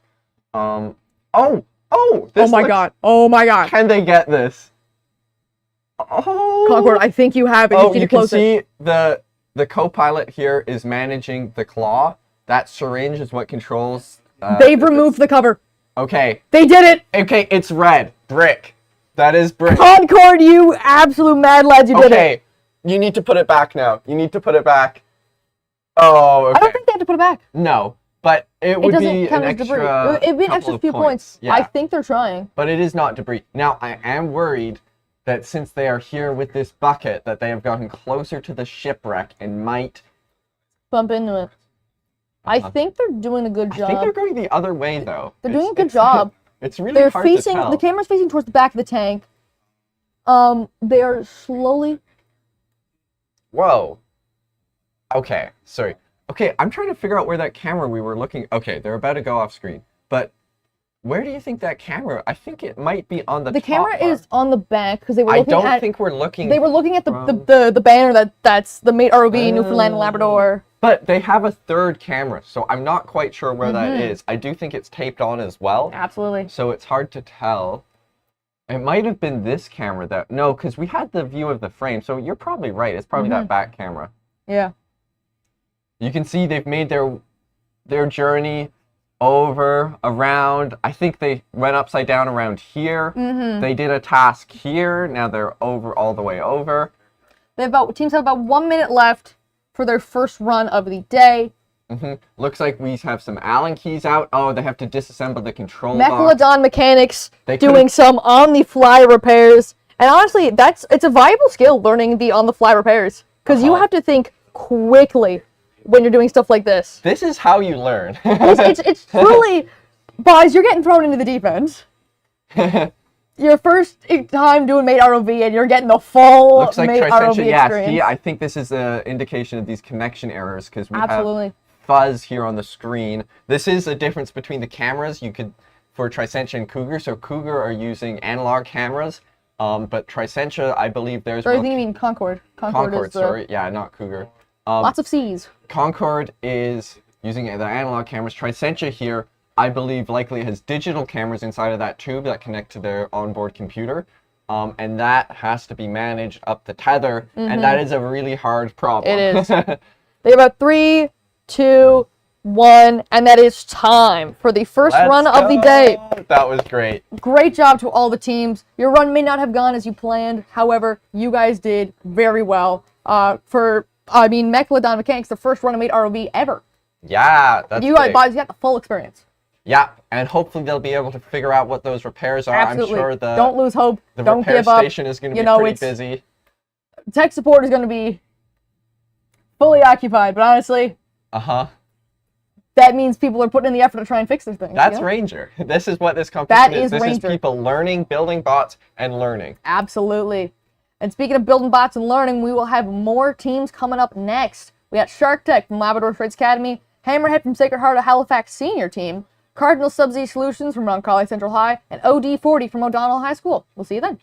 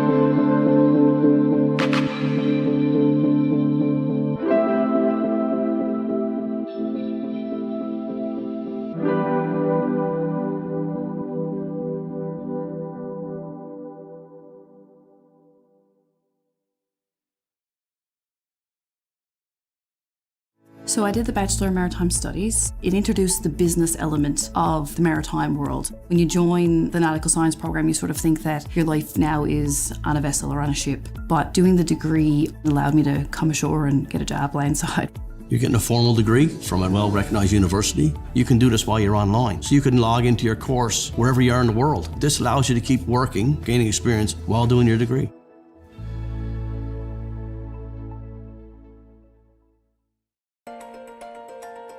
We are diving today at a depth of about 5,000 meters on the north side of Mona Seamount, which borders the southern edge of the Puerto Rico Trench. We're not sure what to expect during this dive. They almost look like columns. Yeah, it looks like an underwater city or something. Quite a bit of life here. This includes sponges and corals and some anemones, a couple of polynoid polychaete worms, and a couple of fishes. These depths generally are pretty poorly explored, some of the most unexplored on Earth.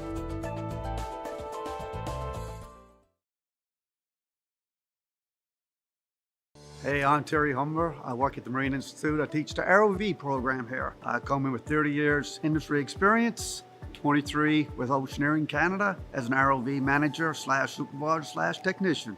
The ROV program is a 2-year technical program offered by the Marine Institute that gives people the awareness to work in the offshore industry, working on a remote operated vehicle. East Coast Newfoundland is very busy at the moment. Worldwide, the ROV industry is booming. In the ROV program, we work with simulators to teach the people how to fly the ROV, which is very important. Then we have a workshop environment where the people are used to work on an ROV so they can actually fix it and maintain it to fly it. We do missions, how to use a manipulator to fix a subsea wellhead, or use a torque tool, or use a cutter, or a subsea dredger. The mission is real life work. It's work that has been done in the past, and it's training these individuals how to do the work in the future. The underwater vehicle program is the 3rd year, picked up after the 2nd year of ROV. But the difference between an ROV and an AUV, an ROV is tethered, an AUV is not. It flies by itself. You do mapping, you do seabed scans. It's just a step up from the ROV program. And you come back for your 4th year, or you can do it online and get your Bachelor of Technology. It's a wonderful program. It is a world-class institute. When the kids leave here, they leave with 100 hours flying time on a stick. They know how to fix an ROV. They know how to work in that environment. That's what the Marine Institute is all about, the real life experience.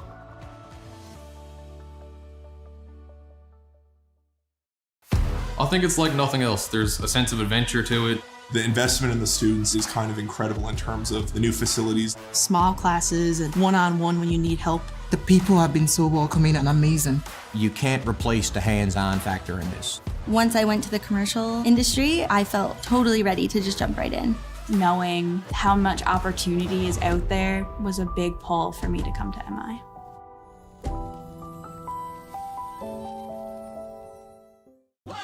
We're here with Sacred Heart Jr.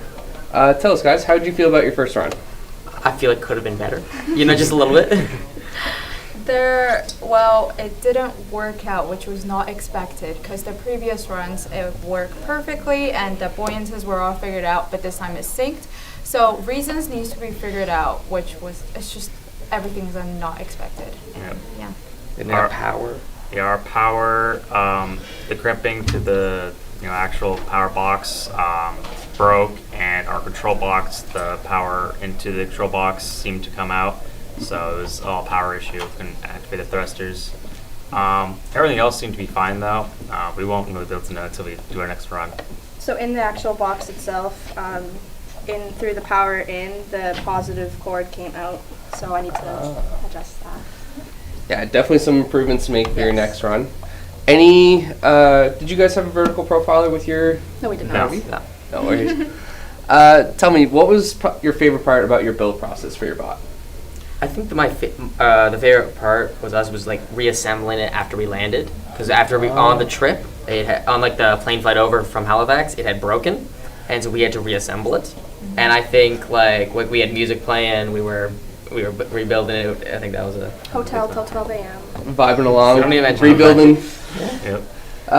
Was there any major challenges with the rebuild that you couldn't address immediately from the hotel room?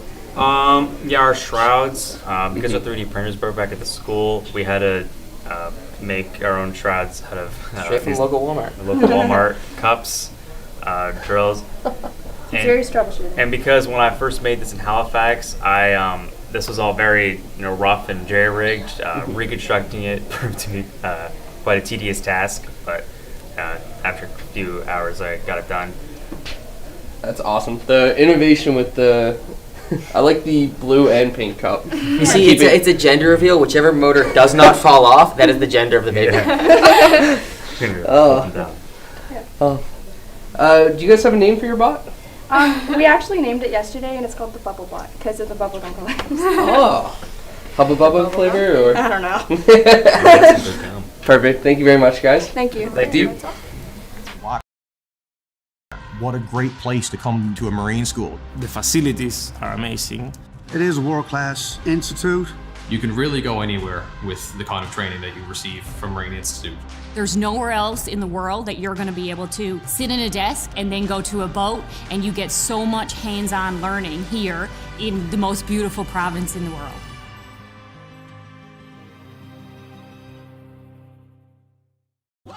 The diploma programs at the Marine Institute are typically 3 to 4 years long. Almost all of them include work term components, which is a big aspect for the Marine Institute. It's all very practical. You actually get to do what you're learning in the classroom. Marine shipping industry is so broad. There's so many different sectors that you can go into and specialize in, and the training that we receive here is second to none.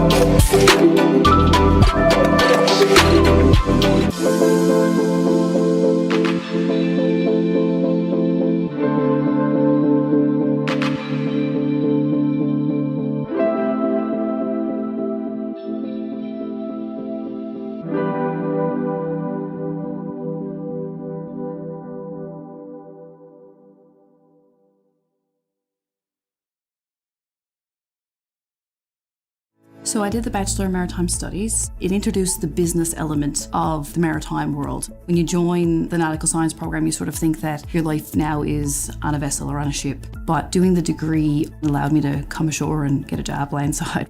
You're getting a formal degree from a well-recognized university. You can do this while you're online. So you can log into your course wherever you are in the world. This allows you to keep working, gaining experience while doing your degree.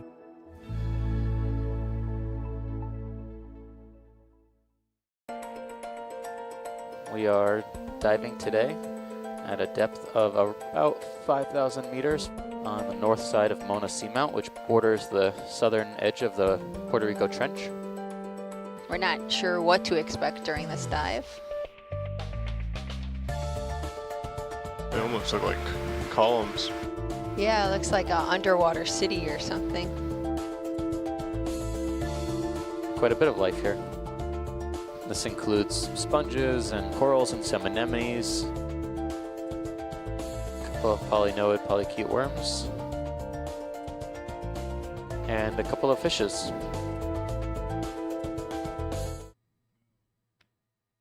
And we are back, I believe. Here we have Shark Tech. I'm not quite sure how much is left of setup, but I think they're a little bit through. I don't think the 15 minutes has begun just yet. Yeah. I think we'd see Shark Tech in the water. Oh, I just heard a bell. I heard a bell. Not sure maybe if maybe that was a trick. Maybe that's a 30-second warning. There we have our 20 seconds remaining. We're here up in the flume tank and tucked away in one of the offices here, so we can kind of hear what's going on out there, but still not 100% sure. So Shark Tech, they actually, this is a completely new bot this year. Really? Yeah, I saw on their poster. They had to learn. A bunch of them did coding workshops because they moved, I think, to a computer underwater. Oh. So, but they didn't know how to code. So what do? I guess you do coding workshops. You learn. You do coding courses online. You put in the effort and you learn. And that is look, there's vertical the profiler going in. That's the second one we've seen today. We saw that last year as well, but they had some communication difficulties, I think, due to all the phones in this building. Could be. Never Cardinal thought about Subsea diving in. Going immediately for the PCO2 sensor. Yep. I'd forgotten what that was. Good call. So PCO2 sensor is that little kind of stand with a really tall dome on it. Shark Tech's going for the water sample, I think. That's PCO2 sensor here. It's got a little piece. Ooh, camera cutout for Cardinal Subsea. Never mind, we are back. So right now they're trying to get this little piece right here. It kind of looks like this. And they're trying to attach it into that contraption there. Some good vertical there for Cardinal. Absolutely. I believe this bot is made from the kit that they got for the first competition. Yeah, so the first tech competition that was run, I believe, in March. Shark Tech going for the water sample. First time we've seen this. Really? Yeah, I think that you got to do it early because there's a lot of tasks connected to it. There is. Trying to position now, here. I'm curious to see, not sure if we have the camera view for Shark Tech. Probably not. Probably it's not. A digital camera, yeah. But still, I am curious to see how they navigate this. I think in between runs, they moved around where the water sample was. Because the water sample used to be like right behind the boat. Yeah, this looks better. And it was very hard to see. Now, this is quite tricky here, folks. They have to line up however they are collecting that water sample with this small opening in a PVC here. I'll give you guys another little artistic rendition, another excuse for me to start drawing. And that the cover of that is covered with saran wrap. Yes, it is covered in a thin layer of cling wrap. And so inside is red water food coloring / water sample. Because it is easy to see, you know, in the green tinge of the acoustics tank, not the acoustics tank, the flume tank, sorry. The acoustics tank is the different tank downstairs. In the green tinge, the flume tank, complementary colors, red is going to stand out like nuts. Mm-hmm. Hammerhead has hit the bottom there now, assessing the situation. Cardinal Subsea's moving around there, gunning for the hydrophone. Looks like they're trying to move that. Yeah, that's smart, I think. OD40, I believe, still up at the surface. Shark Tech, I believe, has made contact with the water sample. It does kind of look. They kind of look like a mosquito there, sucking the. I mean, it is kind of. It kind of is like a mosquito. Yeah, I never thought about that. Shark Tech making their way now back up to the surface after collecting that water sample, or are they? No, I think they are. So once, I think maybe they're just having some trouble because of how maneuverable. No, they're going for the cover of the power connector. This is smart, so they can take two things up at once here. Cardinal Subsea moving the hydrophone as well. There's lots of action happening right now here, folks. Uh-huh. Yeah, so once Shark Tech gets that water sample back up, that unlocks... they brought the cap up to the surface yeah, as well. that unlocks a whole bunch of different desk tasks that they can do. Absolutely. And once again, like we mentioned last round, I don't mean to interrupt, but that planning is really important. Yeah, it is. Hammerhead here, surfacing again. Oh yeah, I'm trying to... Yes, this is a team from... This is the Sacred Heart of Halifax School... Sacred Heart School of Halifax, sorry. Yeah. Senior team. SHSHS. They've been having some sort of ghosts in their electrical system, is how I understand it. It's like they send down one instruction, and then the robot will do something. Robot's haunted. That is not necessarily anything related to what they told it to do. Here we have Cardinal Subsea. Descending. I do like how they repurposed the first tech challenge kit. Yes, yeah. So a lot of these teams will, these ROV teams will also do, well, I guess it's new. Yeah, first tech challenge. We did the pilot event this March. It is, if anyone knows about the first LEGO League, it's the same company promoting robotics and STEM involvement and investment in youth. Cardinal has the cap here, bringing it back to the surface. But planning this November, when usually First LEGO League is held, we're going to have First LEGO League and First Tech Challenge on the go at the same time. So if you are a I mentor, believe that's the plan. Go check out the desk. I believe it's in the main lobby. Yes, we have First LEGO League, we that. have First Tech Challenge. We'd be more than happy to have you there, as, the people who run these events try and foster the love of robotics in I mean, I really just love community. seeing... Oh, no! No! We saw this in the Scout. We saw this a lot in the Scout, but there was a little, dinner plate they had to retrieve, and it was heartbreaking at times. In Scout, they didn't even have to take this cover back, so... No. I'm sure... Okay, we're descending again to get it. Shark Tech all good. Going for the Medusa Jelly task, or are they going? They're going for the PCO2 sensor. However, the PCO2 piece that they're trying to grab is on the bottom, so I wonder how they will navigate to go collect that. I wonder if they changed out the tool or what happened to the water collection tool. I believe it was held in the claw, so I bet they've changed it out. I think what I saw a lot of teams do is they have their test for the acidity. I'm not sure if Shark Tech did this. They have it strapped to the side of their bot, which is really interesting. Looks like they're going for the hydrophone, maybe? Not quite sure. They're removing it from the base right now. It seems that they have some... I mean, they're really maneuverable, which is good, but it can also be an issue in this competition. Like, you can see their tube is very low on the bot, which helps a lot with the profile, and can you make you more maneuverable. But it's a trade-off between maneuverability and stability. Cardinal Subsea's not got that cap yet. I think they're looking around to get it. We got some fun facts about Hammerhead popping up, because I wonder what they're up to right now. I believe they're still up at the surface, conversing with those on deck. The ROV's name is Hammerhead. They have 11 members. The profile length is 1 meter long. Now, I want to talk about their profiler. If you know, you know. It's huge. I don't know if we see it here. I don't know if they have it up on deck with them. However, I will say it was too buoyant yesterday, and they were like, how are we going to weigh it down? They ended up collecting water bottles and filling them full of rocks. They added about 4 kilograms worth of rocks to their profiler. Now, that could be why we don't see the profiler here. Perhaps, they did say they needed to get more. Okay. They did say they needed to get more because it wasn't rocks, it 4 wasn't correct. kilograms of rocks, not quite enough. Not That quite is- enough. 1 And meter is the size. I look at that and I see Gonzaga 2022 when, true story, we took a handful of rocks in the parking lot. I think also a brick from another team member's house. They were doing renovations and taped it to the bot for buoyancy. Well, we tried. They didn't let us. Tape a So brick? I think. They didn't let us tape the brick. They let us tape the rocks though. Well, they didn't let the rocks go in the pool. I thought they did. I remember them not being too happy about that. But I don't think maybe they I'm were wrong. happy. I think that could be an issue as well that Hammerhead might be facing is Buoyancy? safety's reluctance to just toss rocks into the. Could be. Well, I mean, they're in bottles, pool. so Yeah, they're doing I better. mean- They're doing better than us. I remember Yeah. those rocks being taped there.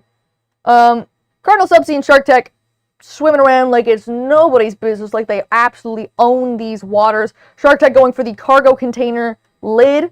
Having a look, what they got there, they have what appears to be either black, or there's no blue.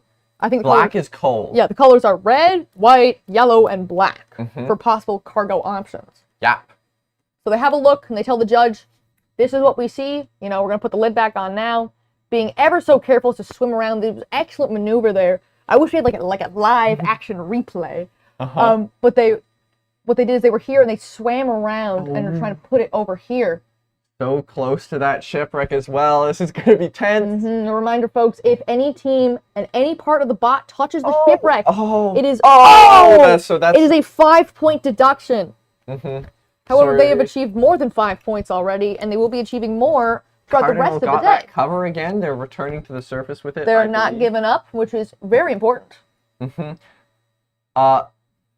OD40 here. I don't think we've seen them in the water yet. We have not, I don't believe. I think they're having some issues with their communications, probably. They could be, and I hope they get that figured out because I was trying to help them with that yesterday. And Cardinal here. it's important to help like all the other teams, and even the other teams are offering advice, you know? Because at the end of the day, you want to see other people succeed as much as you want to win. You don't want to see anyone leave brokenhearted, right? Well, I mean, and you also get to work on their robot. You also get to learn about what they've been at. Yeah, You get to see different approaches to a problem, because the way I tell people is if you give 100 people the same 15 pieces of Lego and say, make something, no one will make the same thing. And you don't have Lego here. This is whatever you, like, you're not constrained. This is whatever you want. This is what I don't like about Legos. You're constrained by the bricks. But here, Yeah, can do you said whatever this the other day. You were like, you're restricted. You're constrained to the grid. That is a direct quote from Brendan Booth. Uh-huh. You're like, you're restricted to the grid. Cardinal Subsea also got that hydrophone in place. I think we missed that earlier. Shark Tech pulled the pin from their hydrophone, securing more points for themselves. Likely both of these teams have also identified the type of shipwreck. Both Shark Tech and Cardinal have a paddle wheel type shipwreck. Absolutely. Shark Tech, I don't know if they managed to measure the length of the ship. Perhaps we're going for an educated guess. Here, I've seen this on their poster. I think that might be. This is a jellyfish enclosure. That is a jellyfish enclosure. Jellyfish alarm. Woo, woo, woo, woo. Uh-huh. Probably got a bit of buoyancy concerns, I feel like, because, you know, you got like a big old cup. Never mind, it's full of water now. They're good. Yeah. And I'm sure... I like the triangle shape because I feel like it makes you sort of maneuverable forward. Yeah, hydrodynamics.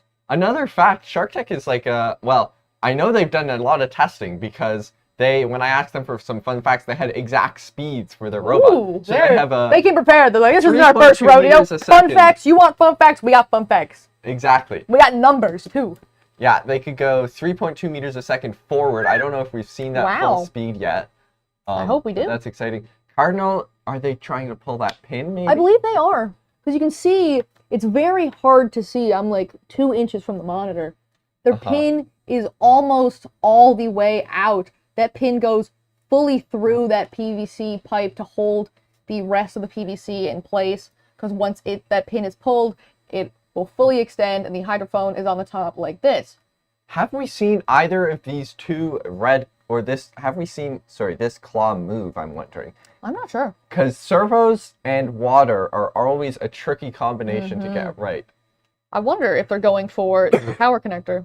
Which, perchance... I think they're right They now could be. looking to find the damage on the bottom of the structure, or maybe identifying the shipwreck. Yeah, because based if off you their camera. identify the length of shipwreck too, and also the potential damage on this base of the array here, I'm betting right now they're pointing out that paddle wheel and the ship to the judges so they can say that it's a paddle wheel type ship, and that's 5 points. Now I think they're going to pull the pin of the hydrophone. I hope so. Or maybe move that PCO2 sensor, Looking at the audience there, now we're back at a view of the full playing field. Shark Tech is going on a soul-searching journey to the Hammerhead enclosure, or the Hammerhead playing field. Yeah, this is interesting. I'm not sure if that's not sure what the rules are there, but you know what? Maybe I can see getting confused if you're descending in the wrong area. I bet a judge has told... I mean, I don't think Hammerhead's going to say... Oh, it could also be maybe their station isn't fully set up, and since Hammerhead there could be isn't any in issues the with water, there could be some issues with that. They're doing We their will have to photosphere double check and confirm with that. Also, notice that Shark Tech no longer has their jellyfish. So I don't... I wonder, I don't know if they went back to the surface with that. Can we see it anywhere on their playing field? And I don't know if we can see it on the surface there. They're going for the sacrificial anode. Remember, folks, this one's kind of like a key. You gotta twist, pull, because it's forming like an X shape underneath the corrugated plastic. Shark Tech right now, the only ones under the water, or at least at the bottom. They've got one stage of this anode. Looks like they're about to get this second stage here. Oh, but I think they're too close to the edge, so I don't think it's going to pull out. They hit the Hammerhead jellyfish. Oh! And they've released it. It is true. So they've also released their They've also jellyfish. released theirs. I'm not sure what the ruling is on that. I am not a judge. I believe that all jellyfish should be free. So, I am perfectly Jellyfish rights activist. Yeah, I mean, Free look my how boy. beautiful it is floating up there. Mm-hmm. It's just going to make its nice I do slow wonder journey back. why Mate ROV chose water wigglers. I think someone threw it in a pool and went, was like, this would be That's sick. fire. That's fire. Write that down. We did see one scout team yesterday manage to grab it, but they could just grab it with a claw. They were allowed to put direct pressure on it, yeah. Oh, and it looks like they've got the... I'm not sure. Shark Tech has the first part of the sacrificial anode out. What were we going to mention? This box, I'm not sure we mentioned that they got that covered back. Oh, they got it covered back. Nice. Good on them. I think right now they're looking for the damage on the base of this wind-solar combination structure. Bumping into the string there. They have 10 seconds left. Can they get a buzzer beater on the sacrificial anode? If it's in control of the bot at the end, they don't have to return it? I'm not quite Not sure. However, that is time. First run of the day for these 4 teams. Off to a great start. We've seen lots of excellent things here today. Yeah. And very excited to see where things pick up for these teams later. I actually believe OD40, I'm not sure they made it to their station. Okay. They did not? They did not. Okay. Rather unfortunate. Hopefully, if they had any issues, they can get those resolved. OD40 has always been a very strong team, and I know they're very resilient. They can bounce back from a lot. This morning, I think I saw them down at the end of the tech station, and they had like 2 laptops out, and they had a whole bunch of wires going everywhere, trying to get things talking, I believe, and or something do like hope that they can do that. However, on to the next thing at 11, or coming up next, because it's 11:07 right now. We got Eastport's finest Gert from the Holy Cross School I spelled Complex. finest wrong. I'm very sorry about that one. Never mind. This Eastport's finest Gert. Yeah. We're learning Don't Let Brendan spell. Husky Marine from Mount Pearl Senior High, Heritage Robotics from Heritage Collegiate, and Pasadena Puffins from Pasadena Academy. See you guys then. Yeah, pretty poorly explored, some of the most unexplored on Earth.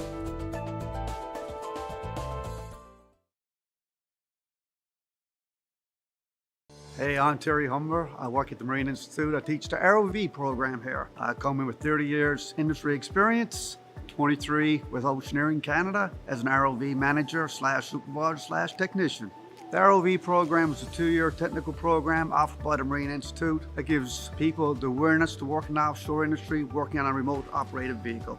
East Coast Newfoundland is very busy at the moment. Worldwide, the ROV industry is booming. In the ROV program, we work with simulators to teach the people how to fly the ROV, which is very important. Then we have a workshop environment where the people are used to work on an ROV so they can actually fix it and maintain it to fly it.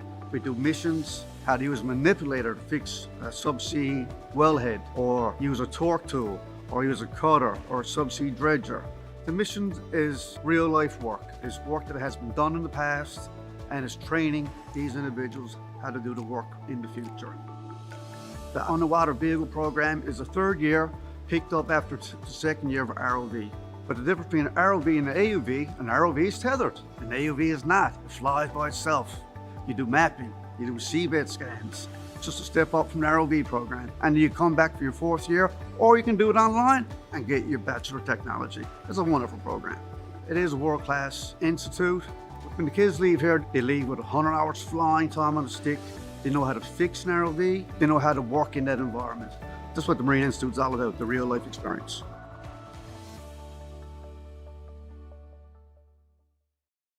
I think it's like nothing else. There's a sense of adventure to it. The investment in the students is kind of incredible in terms of the new facilities. Small classes and one-on-one when you need help. The people have been so welcoming and amazing. You can't replace the hands-on factor in this. Once I went to the commercial industry, I felt totally ready to just jump right in. Knowing how much opportunity is out there was a big pull for me to come to MI.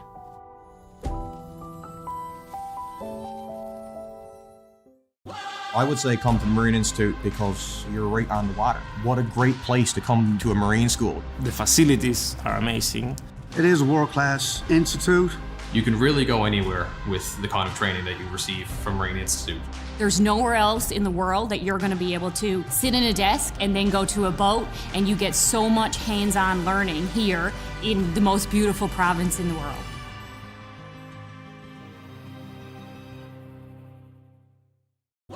The diploma programs at the Marine Institute are typically 3 to 4 years long. Almost all of them include work term components, which is a big aspect for the Marine Institute. It's all very practical. You actually get to do what you were learning in the classroom.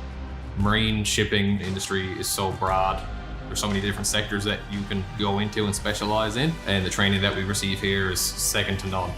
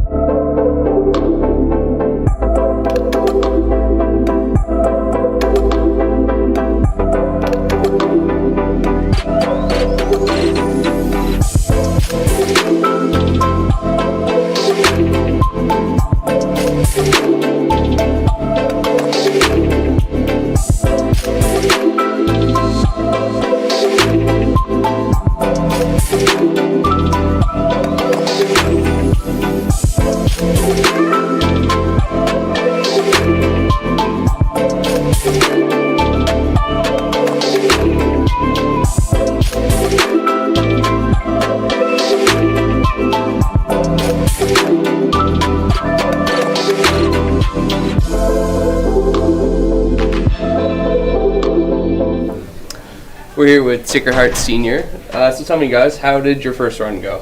Well, for our first run, we had some issues with our electrical. We tried to solve this issue yesterday after our test run, and ended up still having small leakages in our pressure vessel. So there's a lot of work to be done, but I think we can do it. Our last run that we had, we were talking with Sacred Heart Junior as well. I'm assuming, did you guys also have to deconstruct your ROV and then reassemble it once you landed from Halifax? Yeah. Yeah, and that definitely poses a lot of challenges. Yeah, definitely. Yeah. Any future improvements that you guys are looking at making for in between now and your second run?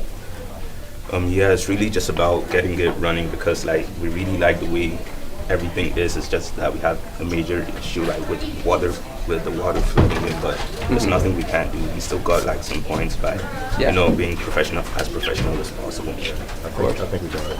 Yeah. That's glad to hear, guys. Definitely some improvements to be made, but you guys are confident? Yeah. Everything's going to work out? Perfect. That's what we're looking for. Perfect. Thanks very much, guys.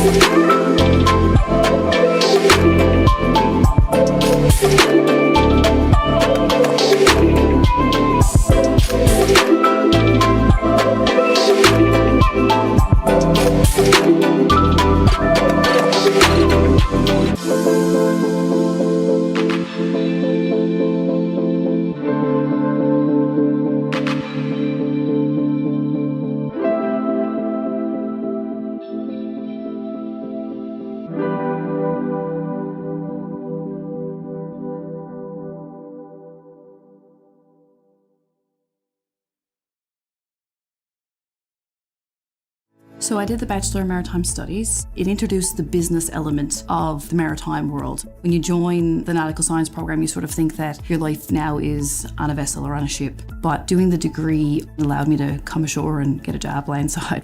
You're getting a formal degree. We're here with Roncalli. Roncalli Central High, yep. Perfect. Tell me, guys, how did you feel about your first run? It was decent. Could have been better, but it was pretty good. We accomplished most of the tasks we wanted to do, so. Lost a few things, but we. Yeah. Any improvements that you guys plan to make in between run 1 and run 2? Yeah, we're gonna figure out more about the ships. Yeah. And we're gonna do things more with some of like the hook pieces. Right. A couple mods to make in between. Tell me about your claw design here, because I noticed you have a very interesting looking motor. It's just a servo motor. Supposed to be waterproof, but it wasn't first time we tested it, and then we had to fill it with Vaseline in order to waterproof it and super glue the holes. So we waterproofed the servo motor, and then that's what we're using. Awesome. Love to see the innovation at the mate competition. What about your camera design? Is there any? I noticed you guys have a. Is it a metal piece or is it 3D printed? It's a plate there, and then we just taped it onto the plate because. So we had another camera, and it failed yesterday. Ah. So we had to replace it with a new one. Interesting. Did you guys have a vertical profiler with your system? No, sir. Okay. Perfect. Thank you very much, guys. Thank you. Just while you're online, so you can log into your course wherever you are in the world. This allows you to keep working, gaining experience while doing your degree.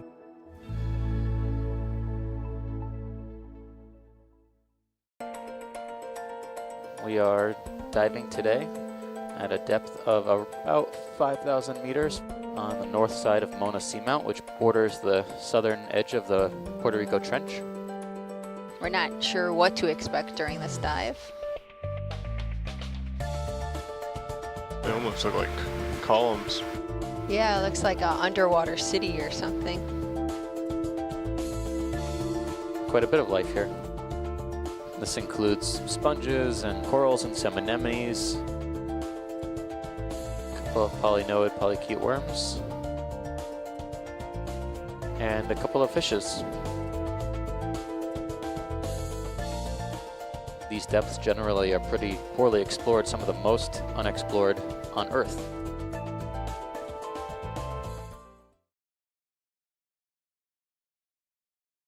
Hey, I'm Terry Humber. I work at the Marine Institute. I teach the ROV program here. I come in with 30 years industry experience, 23 with Oceaneering Canada as an ROV manager / supervisor / technician. The ROV program is a 2-year technical program offered by the Marine Institute that gives people the awareness to work in the offshore industry, working on a remote operated vehicle. East Coast Newfoundland is very busy at the moment. Worldwide, the ROV industry is booming. In the ROV program, we work. All right, and we are back with about a minute and a half left for these teams set up for the 5-minute setup period. Mm-hmm. Eastport's, okay, we are back. We have here Eastport's finest girt. Sorry, I'm eating a cookie right now. I fixed the spelling during the interlude, so that should be good now. We have about a minute left for the setup period. Hopefully. Next here we have Mount Pearl Senior High with Husky Marine. They have, I think their robot is called the Pretty Pink Princess. I do like that. It's pink and green. They have a lot of pink filament used for thruster guards and for their claw. And I do like that. Listen, you gotta love a good name. You gotta love a good name, good branding scheme, you know? And here we have Pasadena Puffins. This is their first year. First year competing, I believe. Welcome, welcome, welcome. They had a scout team earlier. Scout team did great. Yeah. And we're excited to see what the their ranger counterparts. Yeah, with the 10th to 12th graders of Pasadena Academy. Sorry, this was Heritage the whole time. Well, it's all This was good. Heritage? My bad. Pasadena, Oopsies. Heritage. Pasadena is, I think, the one next to them. Oops. Listen, things happen. I am seeing some bad As comments Hannah, on their screen. listen, as Hannah Montana once said, nobody's perfect, right? This is, I recognize. This is Pasadena. Sorry, Heritage, we love you. So they have something interesting. So this is their first year competing.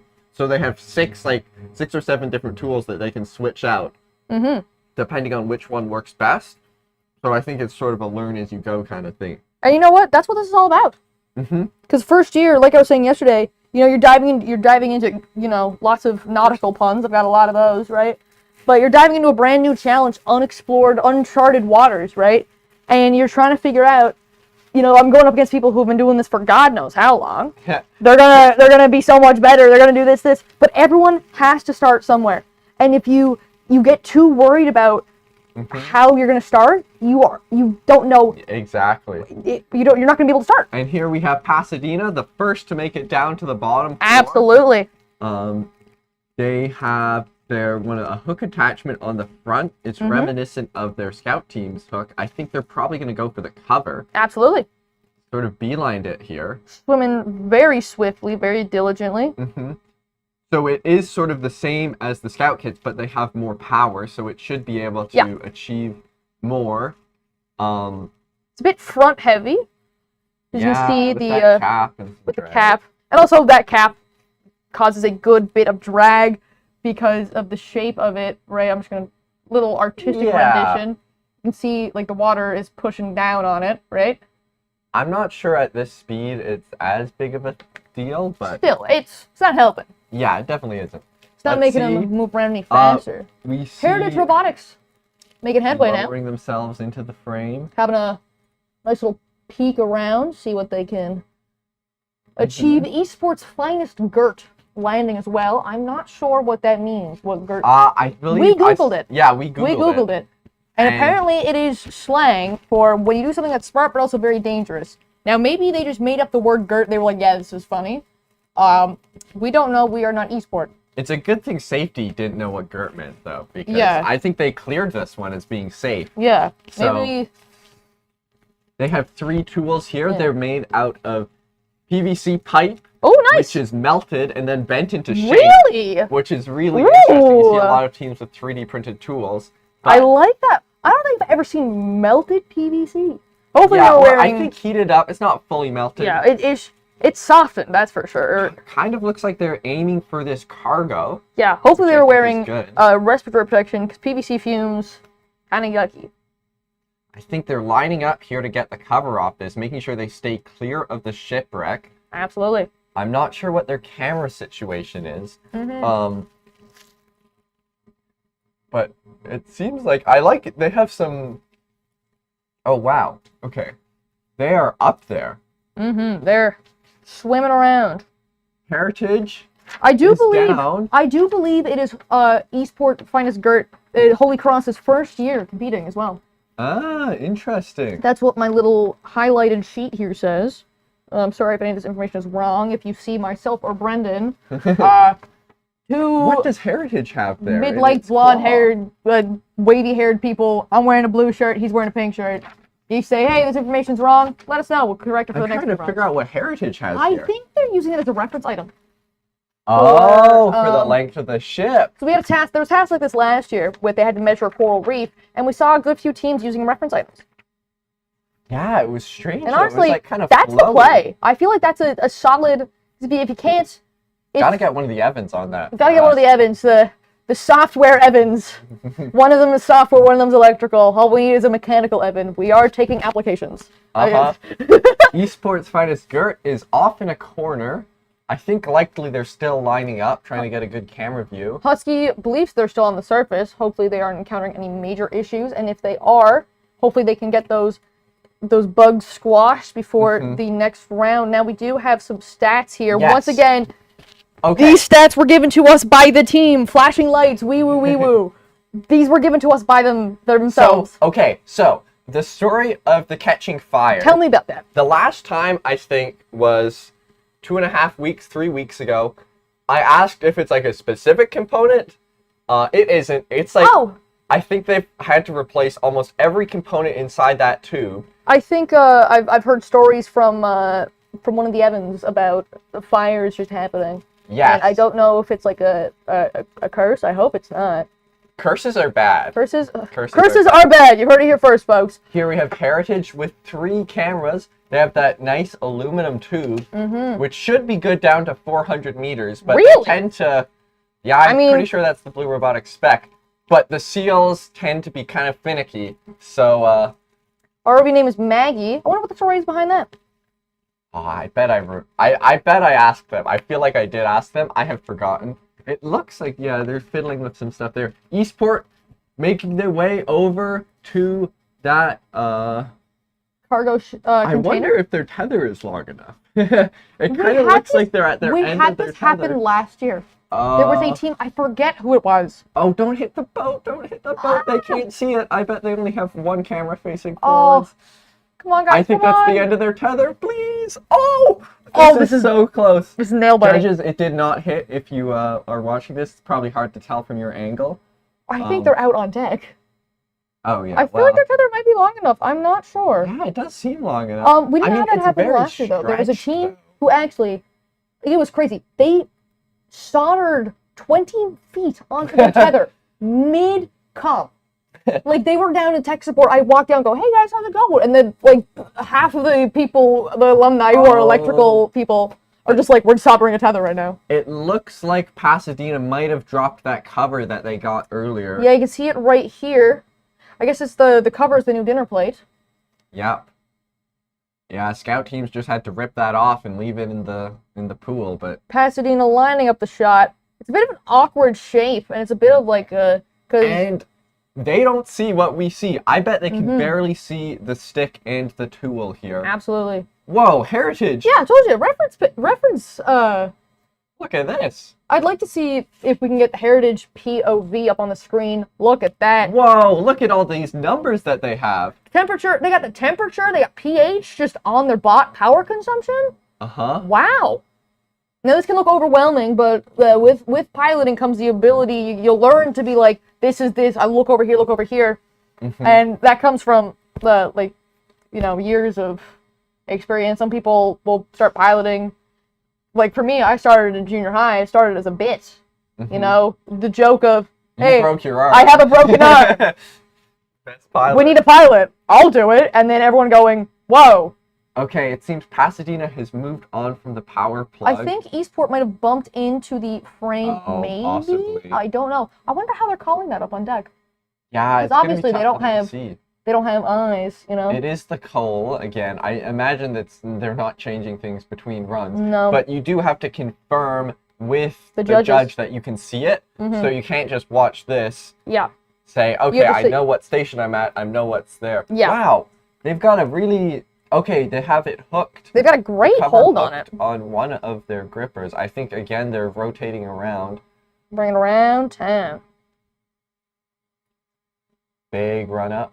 Heritage still seems like they might be lining up that length. If they can get the length. Pasadena also going for the cargo container as well. The ship, Heritage Robotics has the cargo lid in their hand as well. Okay, I guess so they've in probably their identified. grasp. They've probably identified the type of ship that it is. Whoa, they're so fast. They flung backwards. I wonder. It's probably those high forward thrusters. Wonder what type of thrusters they have and what the configuration is. Like T200s because it looks like 4 thrusters that they have. Yeah, I think it's just that their horizontals are fairly high up on their frame. They're whizzing around like there's no tomorrow. Pasadena going for the cargo lid. Not sure if they're trying to replace it or remove it. Yeah. Because their little name card is. Oh, Eastport circled back around. Eastport has successfully completed their U-turn. Trying to place that lid back on. Oh, you guys got this. Team's got about 6 minutes left for their first run of the day. Don't slip off, don't slip off. It isn't debris, so if it falls, it's not the end of the world. But it does have to be fully on. It can't be touching the ground. It says that explicitly in the rules. I checked last night. Good on you. You've been doing your homework. So that's close. Oh. Oh. The water really makes these slow falls more dramatic. It does. It's like a slow-mo replay. Pasadena, I'm not sure if they got the cover. I think they might be going Heritage Robotics, an interesting little development. You can see in their playing field the string that connects the base of the frame to the solar panel array should actually be straight up like this. Unfortunately, it is on a bit of a slant, which leads me to believe that there is some entanglement up at the surface. Oh, and you can see it moving. It does seem like they might have gotten stuck there. That looks like it's pulling up a little bit. Yeah. Oh. Unfortunately, that is the case. That was a great spot. Okay, so Phase be observed. this is a tricky situation. Really unfortunate, actually. This is how would you go about this? I don't even know, because you can see it's important when you have a tether is to not put strain on it, or if there is strain on it, that it doesn't damage the cords on the inside. This looks like it could be bad.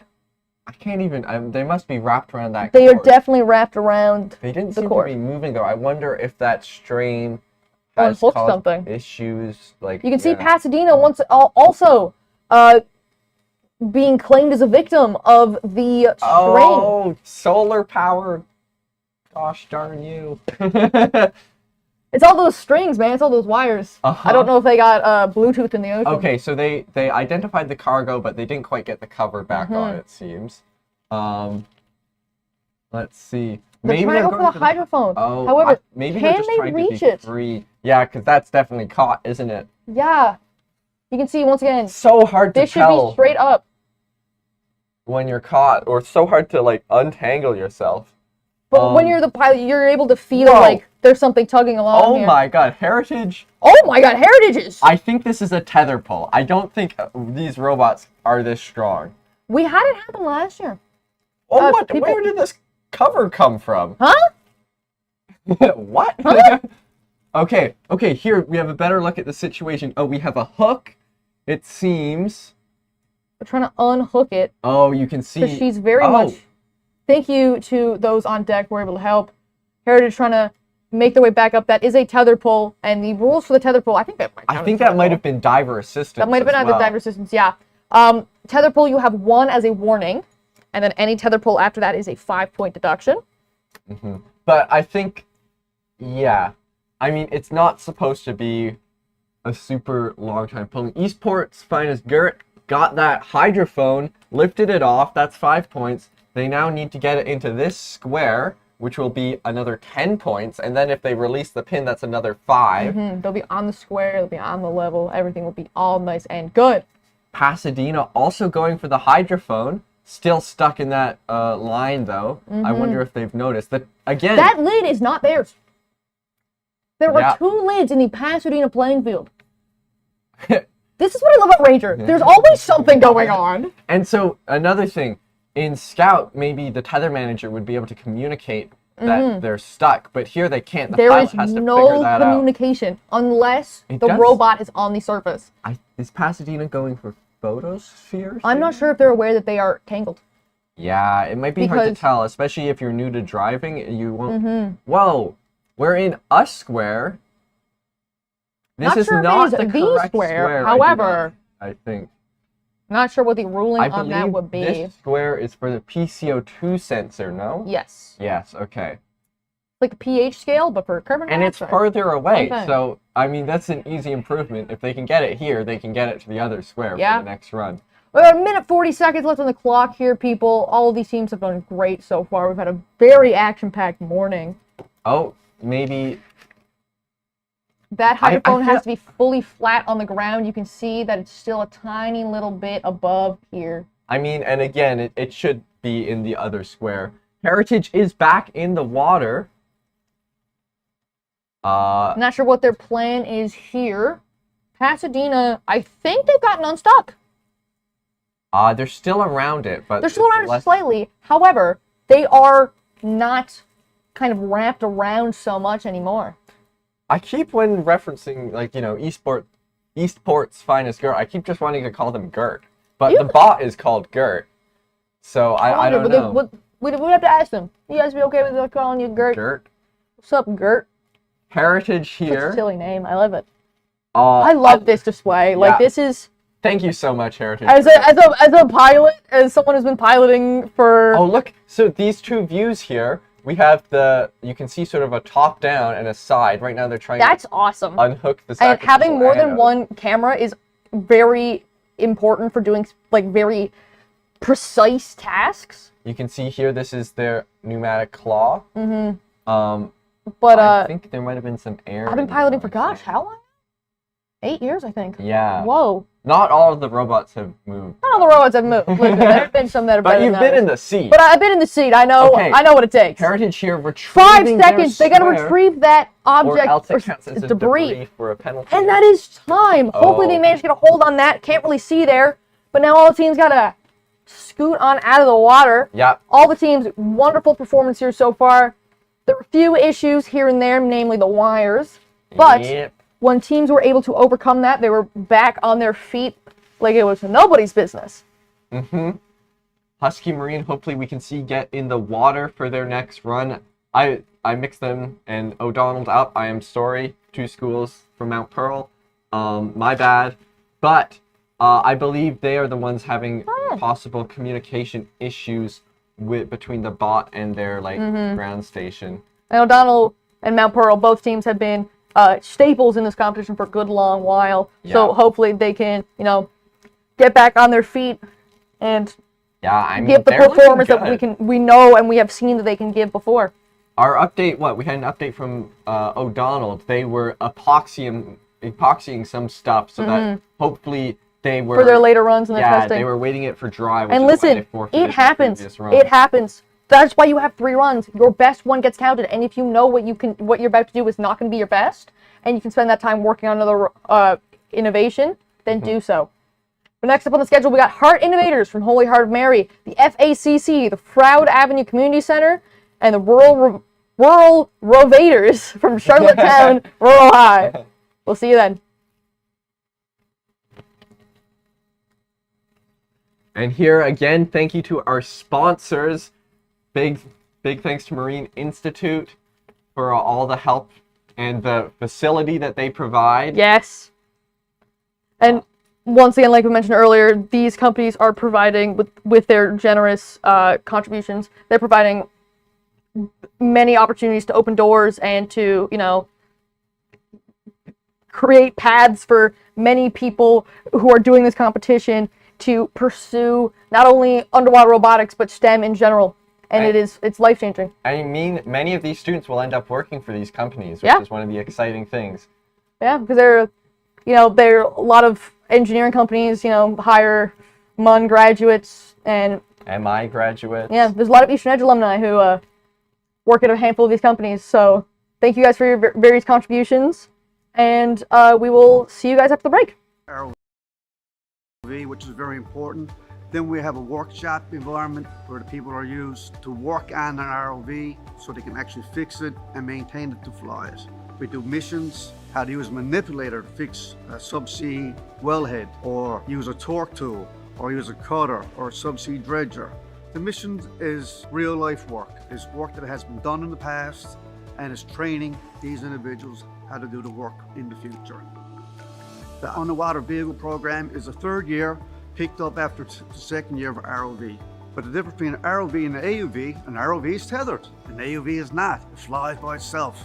You do mapping, you do seabed scans, just a step up from the ROV program. And you come back for your 4th year, or you can do it online and get your Bachelor of Technology. It's a wonderful program. It is a world-class institute.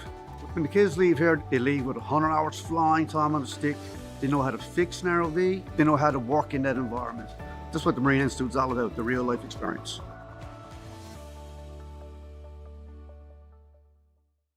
I think it's like nothing else. There's a sense of adventure to it. The investment in the students is kind of incredible in terms of the new facilities. Small classes and one-on-one when you need help. The people have been so welcoming and amazing. You can't replace the hands-on factor in this. Once I went to the commercial industry, I felt totally ready to just jump right in.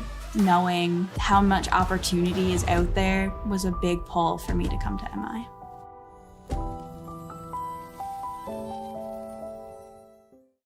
I would say come to Marine Institute because you're right on the water. What a great place to come to a marine school. The facilities are amazing.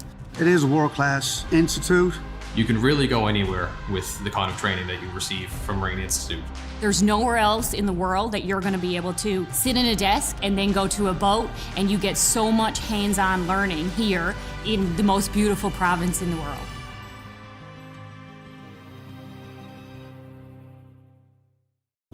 The diploma programs at the Marine Institute are typically 3 to 4 years long. Almost all of them include work term components, which is a big aspect for the Marine Institute. It's all very practical. You actually get to do what you were learning in the classroom. Marine shipping industry is so broad. There's so many different sectors that you can go into and specialize in, and the training that we receive here is second to none.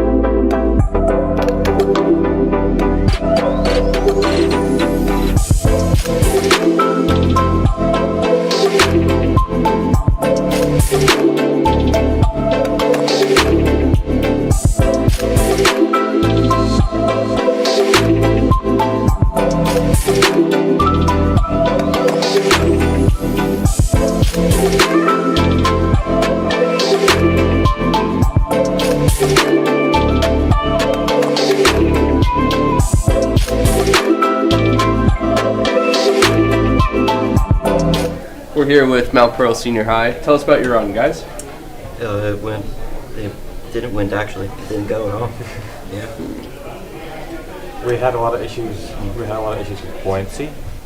We're far too light in the water, so we have no way of going down. Especially near the front. Yes. And how do you guys plan on making changes going into your second run? And how can we make sure that we have a bit more success for our next run?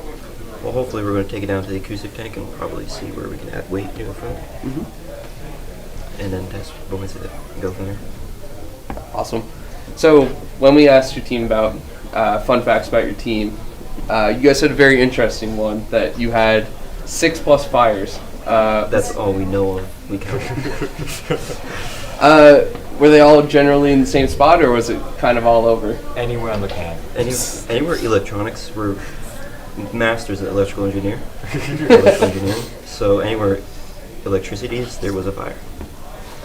That's pretty impressive.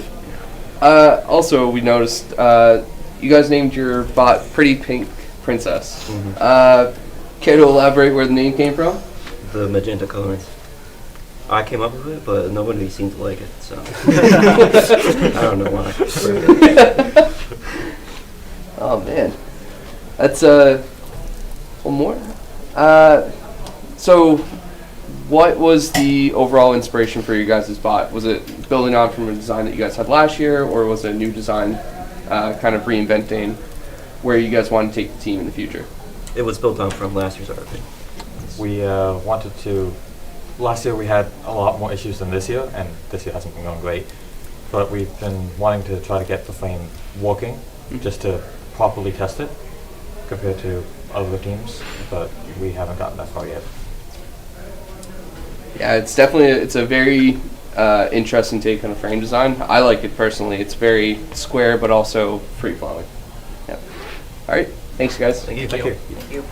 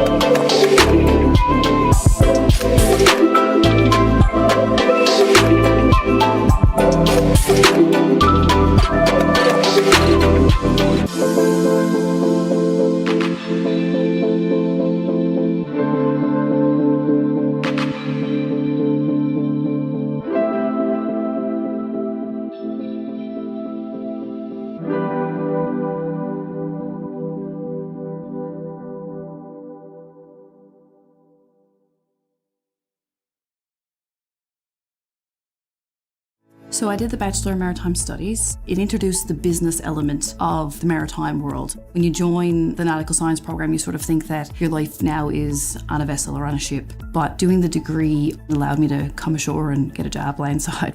You're getting a formal degree from a well-recognized university. You can do this while you're online. So you can log into your course wherever you are in the world. This allows you to keep working, gaining experience while doing your degree.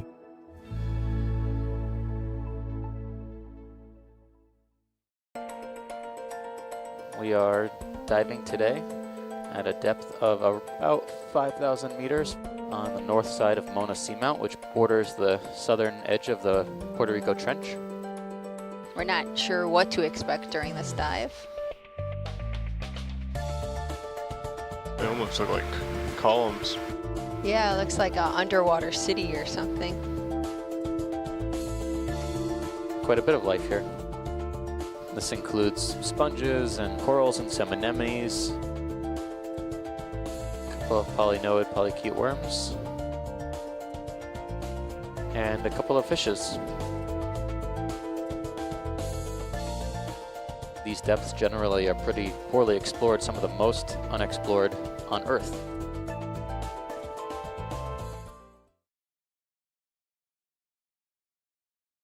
Hey, I'm Terry Humber. I work at the Marine Institute. I teach the ROV program here. I come in with 30 years industry experience, 23 with Oceaneering Canada as an ROV manager slash supervisor slash technician. The ROV program is a 2-year technical program offered by the Marine Institute that gives people the awareness to work in the offshore industry, working on a remote operated vehicle. East Coast Newfoundland is very busy at the moment. Worldwide, the ROV industry is booming. In the ROV program, we work with simulators to teach the people how to fly the ROV, which is very important.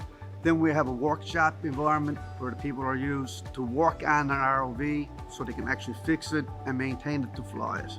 We do missions, how to use a manipulator to fix a subsea wellhead, or use a torque tool, or use a cutter, or a subsea dredger. The mission is real life work. It's work that has been done in the past, and it's training these individuals how to do the work in the future. The underwater vehicle program is the 3rd year, picked up after the 2nd year of ROV. But the difference between an ROV and an AUV, an ROV is tethered, an AUV is not. It flies by itself. You do mapping, you do seabed scans. It's just a step up from the ROV program, and you come back. All right, and we are back for the final run before we have a hour break at noon. We've got the Heart Innovators at stage 1. This is the team from Holy Heart and St. John's. And we have at station 2. I think Heart, I saw them with the PCO2 sensor. Maybe they're bringing that down. Yeah, they're getting ready for setup now. We got about a minute and a half left. At station 18, we got the Froud Avenue Community Center, or Froud Avenue. Not sure how to pronounce that. If I am butchering that, I'm very sorry. I believe this is the first year team. We have not seen them before. Maybe they were here last year, and if they were, I'm terribly sorry. Looks like they're looking at some stuff maybe with their monitor, trying to figure out their cameras, maybe power. Perhaps discussing a plan of attack before they dive right into this. We have no team at station 3, just because we've got 18 teams. You know, it's not a perfectly visible by 4. All right, but that's fine. And at station number 4, we have Charlottetown Rural High, all the way from Charlottetown PEI. So this is their first year competing, and from talking to them, it seems like they built a completely separate bot, and then stuff broke, and then they had to build a new bot. Really? And like, they've had times where they thought they needed a 3 thruster configuration or like a 4. At one point, they were going for a vectored thrust. Whoa. So I think like a lot has changed here. A lot has changed. And I think I might see, I can't tell if this water bottle is in his hand or if it's on the bot. And if it's on the bot, I am very excited for that. I cannot tell either, but we will have I to. think it might be in the hand. We'll have to wait and see. Curious to see as to what they are cooking up. The Rural Rovators, is that how you pronounce that? Yeah. Rovators, yeah. Rovators. Did you ask them though? I did. That's Really? what they said their name was. Wow. I mean, I don't think I remembered the pronunciation, but like pronunciation, spelling, same thing, not that important. Another thing about I feel like the West Coast would disagree with you, but you know what? Southern Shore too, they disagree with you, but you know what? It's up to you. Another thing that we won't see from the Rural Rovators is their controller, but apparently it is like 2 controllers that they've like taken pieces from and added back together. I think we probably just started on time. Like a Franken I think controller. we might have like an extra 20 seconds versus what's on this clock. Mhm. But you can see here, the Holy Heart is going down with that PCO2 sensor. They are gunning it for it. Yeah. This team went to internationals last year as well, They along did. with Clarenville and Shark Tech. They Looks had like an they've absolute blast. hit the ground. Getting the bearings of the situation. Mm-hmm. Rural Revaders, they look pretty stable. They're in the water. This is good. Looks like they're going over towards the shipwreck, maybe aiming for that cover. We don't see FACC yet. And no one was scheduled in for Station 3. No. So no disasters have happened. Just how We it had is. no one be like, hey, we can't do this run. But if teams say that, that's okay. They're working on their bots. Rural Revaders absolutely gunning it towards the cargo of the Hart ship. getting ready to place that PCO2 sensor. Lots of things happening right now. Revaders looks like the tether might be a bit taut right now. Not quite sure. Mhm. Seems they're wiggling their way towards that cover. They're inching ever so slowly. But slow and steady is what helps, you know? Mm-hmm. They're lining it up, trying to make sure they're on the correct height. They're quite a tall robot. You They can't are. see They're it quite in sizable. here. But they have... I think they're taller than they are wide, which is interesting. They could be. It's interesting to see how these different teams are working on their Yeah. bots and working to solve their problems. Right now they have 2 claws, it looks like, going with the horizontal claw. Haven't seen it open or close yet, so not quite sure on functionality. Always a question in Ranger. Hart seems to have got the PCO2 sensor in the box, but it has fallen over. You need that upright for full points. I just received information that the FACC, they were in Scout last year, and this is their first year in Ranger. Ah, okay, that makes sense. So, congratulations on your Promotion, I suppose, I into like a promotion. different bracket. Uh-huh. But, you know, different bracket, different challenges, and I'm excited to see how the Froud Avenue Neural Community Center Invaders will... have moved the cover. Ooh. Heart Innovators turning a little bit. I think they're going to try to push from the other end. You can see they have that long stick on the front of their bot. That is a 14-inch long Allen key that they found lying around. Really? And they were like, why not? Listen, I don't know where you find a 14-inch long Allen key, but they did it. Alan and his keys, man, I'm telling you. Okay, Rural Revaders have the cover off. I don't know if they can see the cargo. Not sure on the camera views. They Hopefully have to they show can. that to the judge. However, they did remove the lid, which opens the door, you know, Opens like open the lid, but you know, into getting them some more points. It's a great joke there. Thank you. I'm full of them. I still have not seen these claws move. They have servos. Oh, no, never mind. That just closed really quickly. I do believe these are servo powered, so hopefully the waterproofing holds out on them. Notoriously difficult to waterproof servos. So I've heard, yeah. Okay, I don't have what much happens if the experience. cover's upside down? It's still on I never there, right? thought to ask that in the judges meeting. I feel like that would count. But it does look like they're going for the safe play and trying to get it right side up. Like we said, we are not judges. We are simply here to yap to you guys and tell you about We're what's currently going on. entertainers. We're That's what we entertainers. are. We're translators of what is currently you're seeing on screen and what is going on. What you're we seeing can is explain to art. them. It looks Absolute like the cinema. Heart Innovators have the hydrophone in the square, not tipped over. Need to nudge that a little bit Yeah, you can see further. the little bit that's sticking out here. It needs to be fully in Yeah, this square can't be right leaning here. on the side. But they've already got 5 points for moving it, which is pretty sick. Probably also have identified the shipwreck somewhere around here. Oh, what a great, that was a great maneuver right Absolutely. there. Now, can they Absolute disentangle class. themselves? Now, can they pull that pin as well? Yes, it seems to be there's that a they're little going for tiny it. metal You pin. can see it. It's moving. We have movement. They Oh. have a hold of it.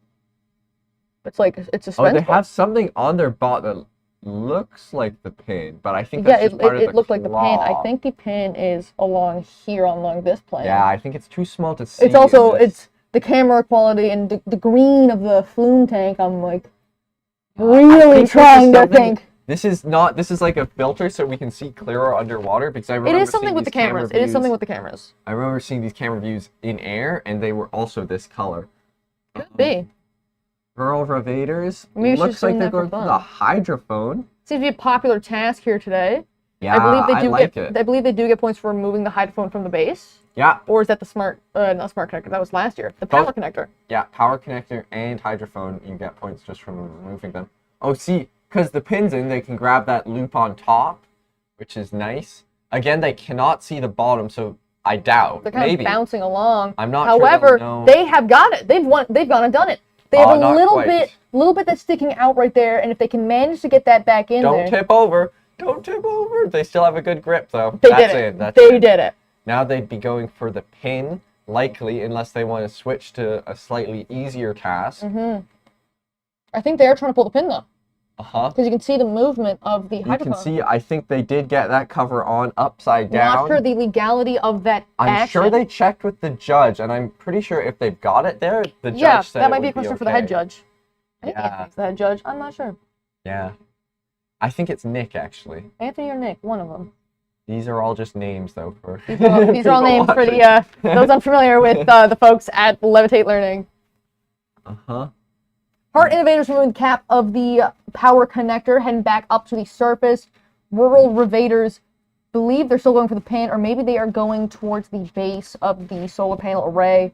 They are rotating around, perhaps get their bearings, reorienting themselves, trying to figure out Waving what's to the next. crowd, maybe? Waving to the crowd, I saying, mean, hey they're to looking straight everyone, into thanks for them. stopping by.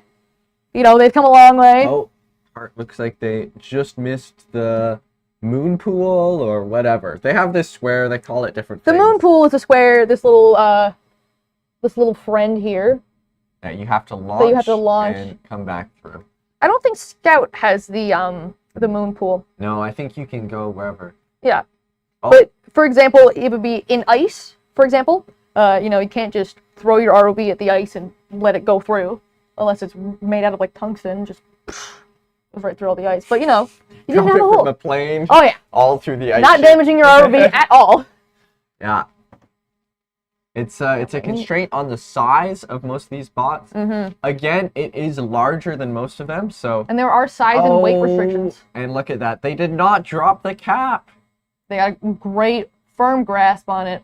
And there are size and weight restrictions for the Ranger competition. Now, I also believe Heart has a vertical profiler that looks really good. Like, it has some really nice, I don't know, it's very nicely done, like multicolor 3D printing. They have names on the Ooh, legs. That's cute. FACC, I'll have to take a look at it. It seems they're all over at the control box. I don't believe we got the chance to ask them about their fun facts. Yeah, I think I missed them. They have some really interesting tools, though. It looks like they had sort of a bunch of notches in it, so they could switch sort of how wide it grabs. I like that. To test that and see which works best. 3D printed. It looks like they probably just don't have a camera feed. It seems Yeah, we there have seems to be some issues there. trying to hook it up, I think, now Hopefully to they can our get that screen. fixed. Rural Ravaders have knocked the hydrophone out of the play area. Oh no, but they got the pin out. They did get the pin out. However, they need to get it back in the square to score all of those I points. think Heart Innovators might be going for the water sample. They're eyeing up that water sample. It's fun how Heart Innovators, they sort of had the same color scheme as Shark Tech, and both Yeah. have gone for the water sample. Maybe it's the black and blue. There's something about it. Black and blue, water sample. I mean, there could be something there. Oh, Rural Ravaders almost in again. They have that little bit. Just a little bit. They got to lightly tap, and they're absolutely golden. Heart. Whoa, that was a sick maneuver. Again, they're sort of assumed mosquito position. They've assumed mosquito position. I mean, the water is red food coloring. No, sir. I'm trying to be in like a presentation commentator mode and just assumed mosquito position. That's incredible. Uh-huh. And we have Rural Ravaders probably going over to do some ship identification. They Having a quick little I think look. they've done the cover. They could be interested in Photosphere or maybe the jellyfish. They're near that. Wonder if we could ask the bot what it's thinking, or I guess the pilot. Pilot's the brains of the bot. Yeah. They're the I was ones gonna telling say, you what there's no to do. computer on this bot. We go, Rural Ravaders. What are you guys planning? Uh-huh. Seems, I'm not sure. I think they're maneuvering into position for one of What these, is the maybe rural looking rover around. planning? Yeah. That's the name of their bot. I think Hart is still trying to assume mosquito position. I'm going to call it that for Monday today. Brendan has ruined me.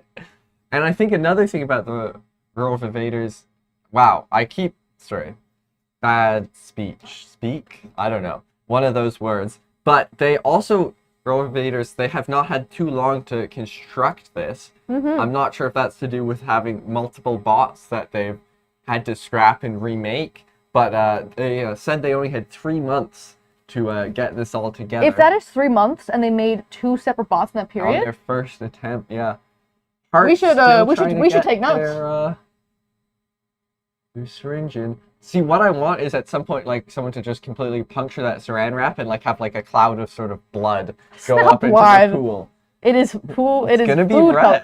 It's red. food Maybe they coloring. changed the color. I don't know what color food coloring we have here. Oh, don't hit. That's the 14-inch Allen key.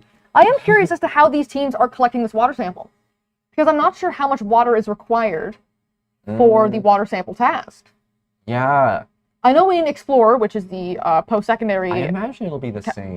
bracket, it is 50 milliliters of water. Whoa, look at Hart swinging around. They are spinning around. Whoa. Showing off. It's having a lot of fun. Yeah, maybe they're having fun with it. And honestly, that's what this is all about. Looks like they're going for that cap for the ship identification. They've decided either they've gotten the water sample or they've decided to move on and work on that for another time. Trying to get that horizontal claw in that gap to grab the cover. The good thing about a claw here is it should be easier to put it back on if it's in the claw. Oh, Absolutely. Is this FACC? They are in the water. FACC is back in the water. 3 minutes. I'd like to see You can get a lot some done in 3 movement, minutes. Please. Oh, there's the movement. Hello, Nice. FACC. I hope they can see, I do too. but they do seem to be moving around, which is good. So the bot works. Maybe the cameras are having issues still, or maybe Perhaps. them going into the water is an indication. It might of be it a working. visit to the tech support table. Hard innovators removed the cap from, not the cap, the cover from the Yeah. ship cargo to Looking reveal put that back. the And guess hole. what happened over at the rural Ravaders? What happened? There's a jellyfish floating up. Look at that. The best. Now, I don't see a container that they can use to capture, but if they can show the judges that they have the jellyfish floating freely in the water, which is why I think they're backing up now to get a wider field of view. If they can show that that is hovering in the water, they can get 5 points just for that. They could also attempt a tool change, but I do not believe I saw a container for jellyfish. And you know what? At this point, every point counts. It is so true. You want to get as many points as you can in every run, because there'll be some runs that are better than others, but your highest scoring run is what counts. Hart right now, I think it might have been blocking the camera. They've just lost it. They're like, nah, we don't need it. This is their camera tube, that sort of tube that's above their tool. So I think they were having trouble with how that lid was positioned. The one that sticks out here? Yeah, that's a camera tube. Really? That's Yeah. interesting. Yeah, so it's pretty sophisticated. Looks like they're returning to the surface. I wonder what they will attempt. They could be going for some polyp stage jellyfish. They could be. Some little fishies. Or maybe trying to bring something down, but I don't think there's anything left for them to bring down. Rural Ravaders removing the power connector from their base. They have a minute left on the clock Yeah, it's just for the first set of runs for the day. Uh-huh. Oh, really? Is this it? Yeah. There is still one team we haven't seen, which is Where's Waldo from Trafalgar. We haven't seen Trafalgar. We haven't seen O'Donnell. Well, yes, I think Trafalgar still hadn't passed safety because their bot only got in at 9 o'clock Trafalgar. this They morning. have a bit of a wild story. Their bot was still on the way last night when we were doing safety checks and testing, so they couldn't do much. But I believe their bot, they're all good now. I saw it here. I did see it as well this morning when I got in. Hopefully they get through safety and they Hopefully can they come get in through for their safety, second and run. hopefully O'Donnell can get all those problems situated. Yes, they have a pretty scratched up enclosure. I think what they told me is don't use like a screen door or some sort of. They had a metal mesh that they were Ooh. using for a tray, and it sort of scratched up the Yikes. tube. 5 seconds left on the clock. All of these teams have done incredible. These are 3 teams that we, looking forward to see a whole lot more of their action and their creativity here. Yeah, I think a lot of the teams here have a lot of potential for many of these tasks, and I hope that we can get a couple more bots running for the next set. That is how these competitions tend to work. Yeah. And they go back to the pit now. They have about an hour until the next set of runs begins, and presentations begin at 2:30. So they have time to prepare, time to discuss what they want to do, how they want to do it, if they want to change anything, if they need to go to a hardware store or something. Yes. Send a mentor off to happen. Some component. That's a classic. Go get some mesh. Go get electrical tape. We go get foam. Exactly. These things happen. You can see here, this is the 5-minute teardown period. We see over here, maybe you can see the circle, maybe not.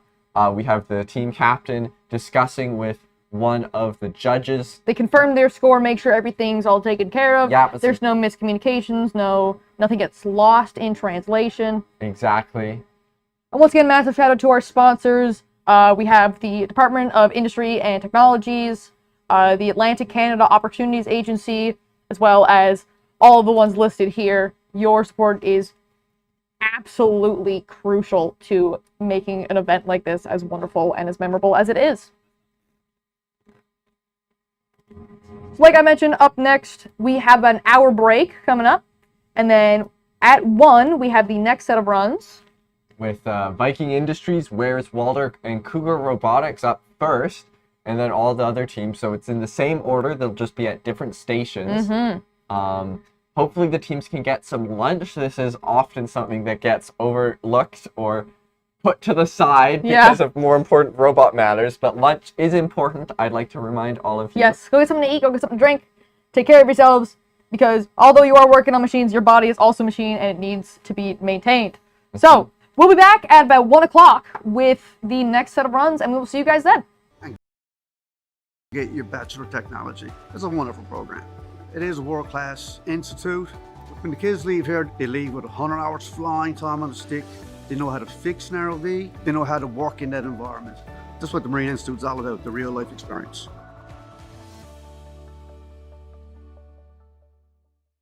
I think it's like nothing else. There's a sense of adventure to it. The investment in the students is kind of incredible in terms of the new facilities. Small classes and one-on-one when you need help. The people have been so welcoming and amazing. You can't replace the hands-on factor in this. Once I went to the commercial industry, I felt totally ready to just jump right in. Knowing how much opportunity is out there was a big pull for me to come to MI.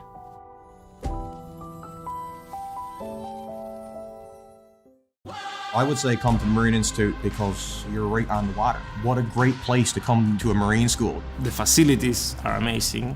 It is a world-class institute. You can really go anywhere with the kind of training that you receive from Marine Institute. There's nowhere else in the world that you're going to be able to sit in a desk and then go to a boat, and you get so much hands-on learning here in the most beautiful province in the world.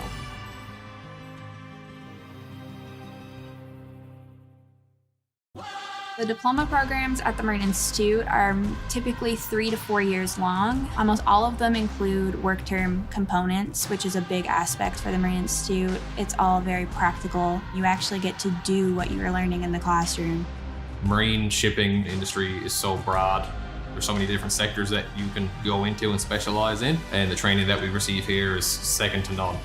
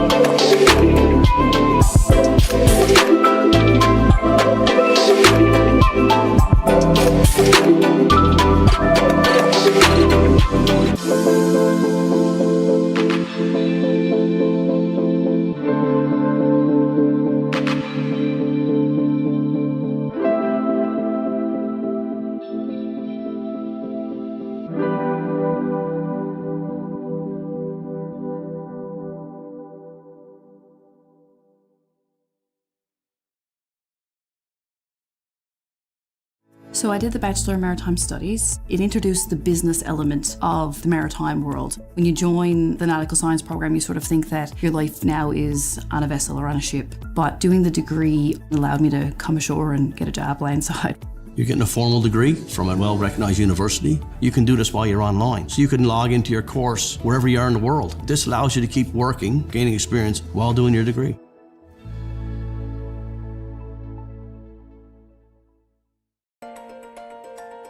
We are diving today at a depth of about 5,000 meters on the north side of Mona Seamount, which borders the southern edge of the Puerto Rico Trench. We're not sure what to expect during this dive. They almost look like columns. Yeah, it looks like an underwater city or something. Quite a bit of life here. This includes sponges and corals and some anemones, a couple of polynoid polychaete worms, and a couple of fishes. These depths generally are pretty poorly explored, some of the most unexplored on Earth.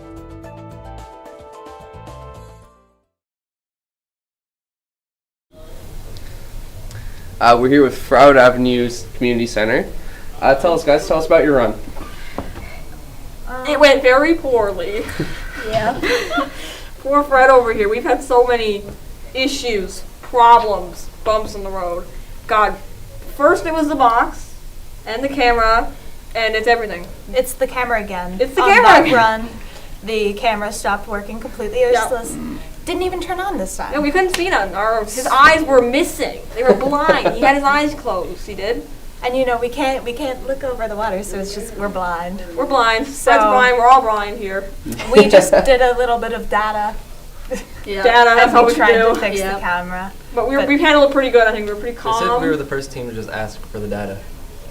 Did nobody else ask for data? No. That's like a big thing, They just data. said they never thought to ask for it. They just They went down and got it. they just thought that they would be given this. Fair enough. Some commentators mentioned during your guys' run, you have a very interesting tool skid with your ROV. Do you guys care to talk about that? We can talk about that. Yeah. Who'd like to go first to talk about, Fred?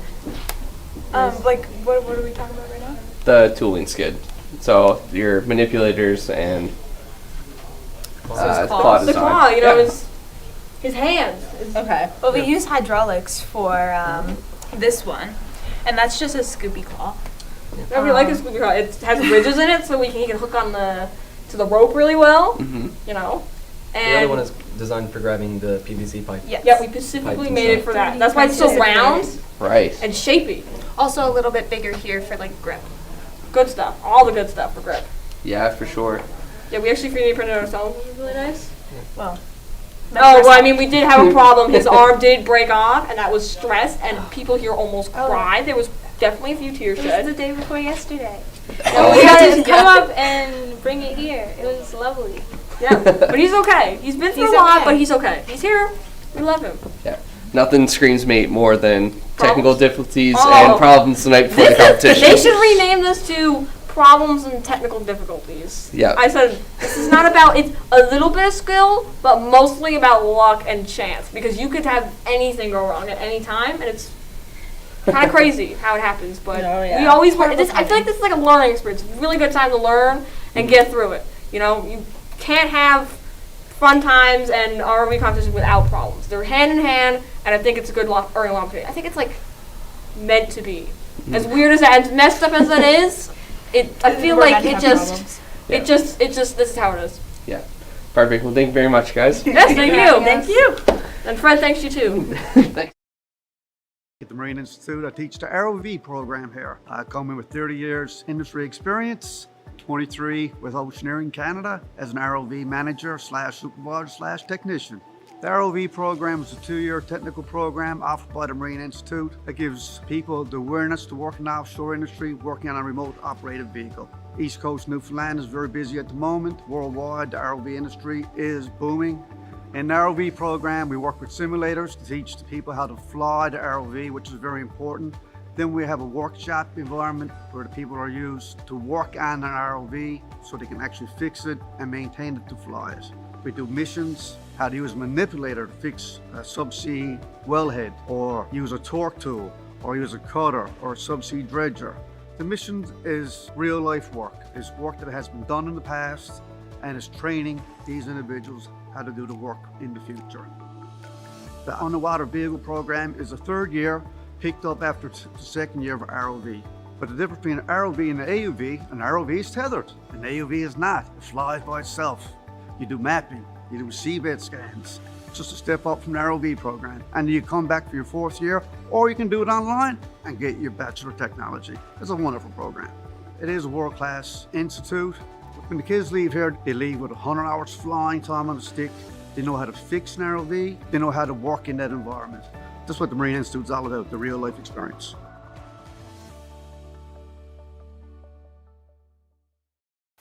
I think it's like nothing else. There's a sense of adventure to it. The investment in the students is kind of incredible in terms of the new facilities. Small classes and one-on-one when you need help. The people have been so welcoming and amazing.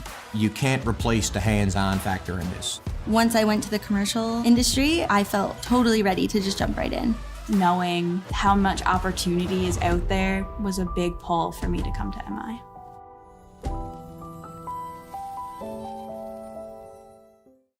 I would say come to the Marine Institute because you're right on the water. What a great place to come to a Marine school. The facilities are amazing. It is a world-class institute. You can really go anywhere with the kind of training that you receive from Marine Institute.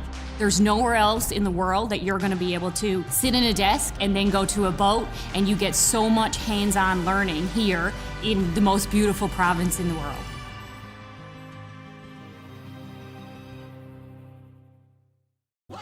The diploma programs at the Marine Institute are typically 3 to 4 years long. Almost all of them include work term components, which is a big aspect for the Marine Institute. It's all very practical. You actually get to do what you're learning in the classroom. Marine shipping industry is so broad. There's so many different sectors that you can go into and specialize in, and the training that we receive here is second to none.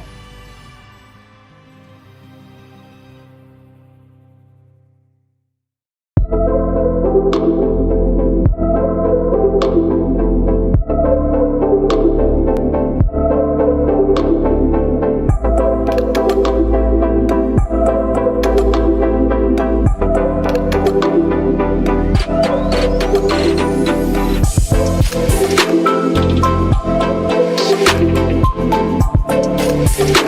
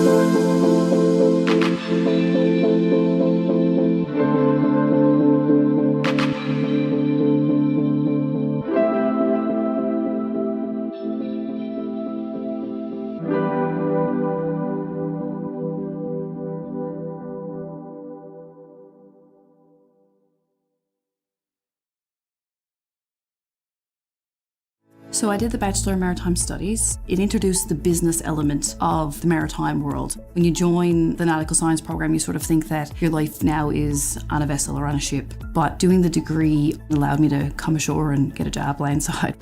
You're getting a formal degree from a well-recognized university. You can do this while you're online. So you can log into your course wherever you are in the world. This allows you to keep working, gaining experience while doing your degree.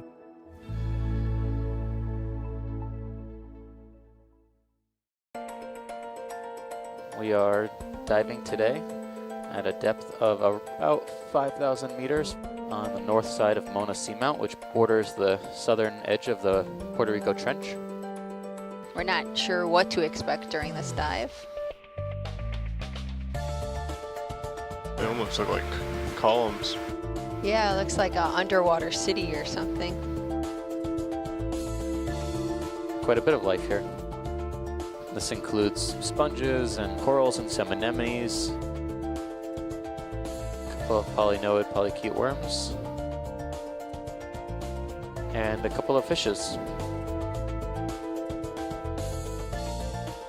These depths generally are pretty poorly explored, some of the most unexplored on Earth.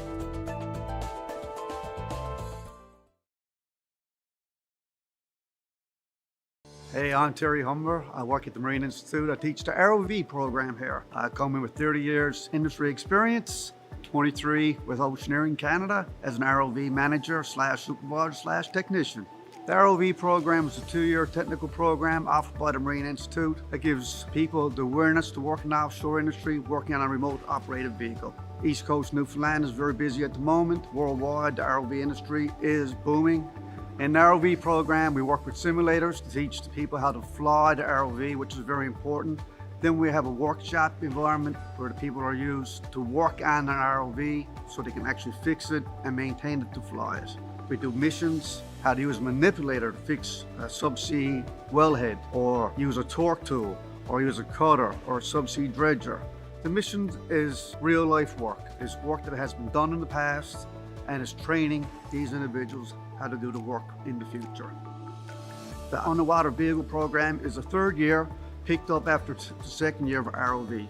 But the difference between an ROV and an AUV, an ROV is tethered, an AUV is not. It flies by itself. You do mapping, you do seabed scans, just a step up from the ROV program. And you come back for your 4th year, or you can do it online and get your Bachelor of Technology. It's a wonderful program.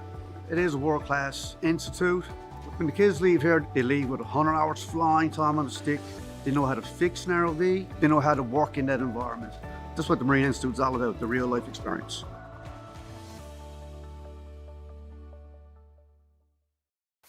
I think it's like nothing else. There's a sense of adventure to it. The investment in the students is kind of incredible in terms of the new facilities. Small classes and one-on-one when you need help. The people have been so welcoming and amazing.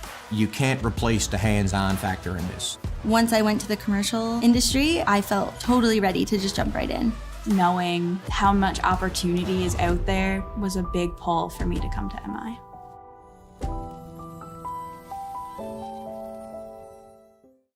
I would say come to the Marine Institute because you're right on the water. What a great place to come to a Marine school. The facilities are amazing. It is a world-class institute. You can really go anywhere with the kind of training that you receive from Marine Institute. There's nowhere else in the world that you're going to be able to sit in a desk and then go to a boat, and you get so much hands-on learning here in the most beautiful province in the world.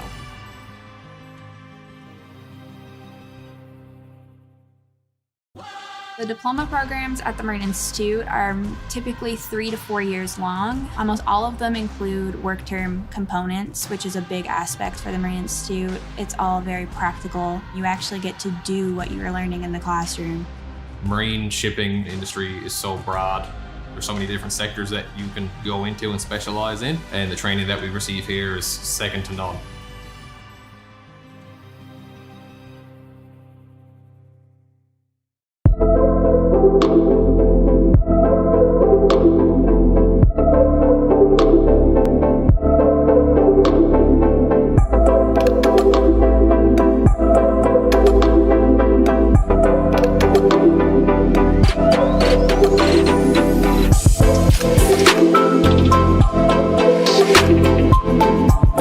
We'll be right back.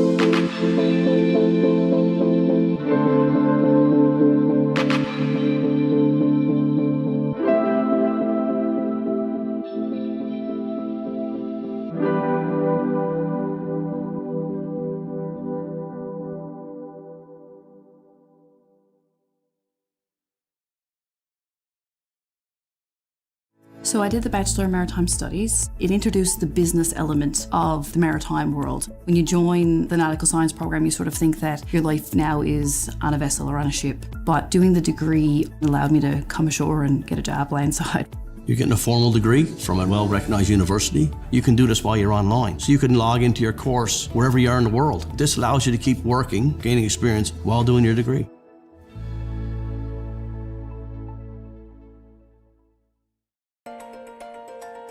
We are diving today at a depth of about 5,000 meters on the north side of Mona Seamount, which borders the southern edge of the Puerto Rico Trench. We're not sure what to expect during this dive. They almost look like columns. Yeah, it looks like an underwater city or something. Quite a bit of life here. This includes sponges and corals and some anemones, a couple of polynoid polychaete worms, and a couple of fishes. These depths generally are pretty poorly explored, some of the most unexplored on Earth.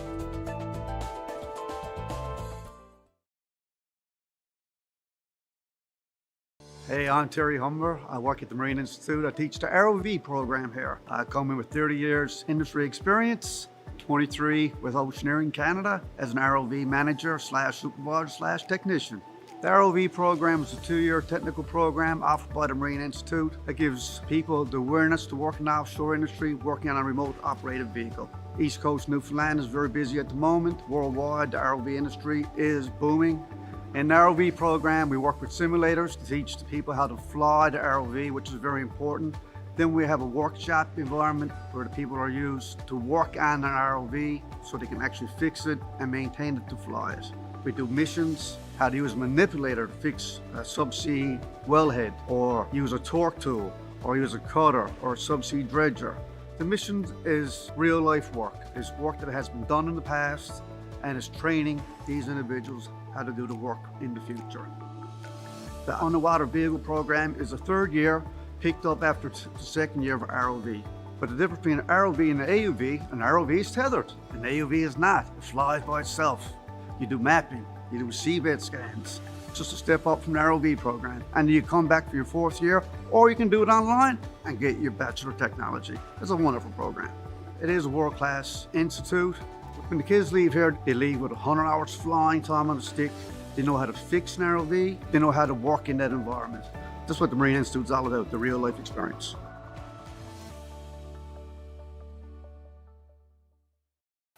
I think it's like nothing else. There's a sense of adventure to it. The investment in the students is kind of incredible in terms of the new facilities. Small classes and one-on-one when you need help. The people have been so welcoming and amazing. You can't replace the hands-on factor in this. Once I went to the commercial industry, I felt totally ready to just jump right in. Knowing how much opportunity is out there was a big pull for me to come to MI.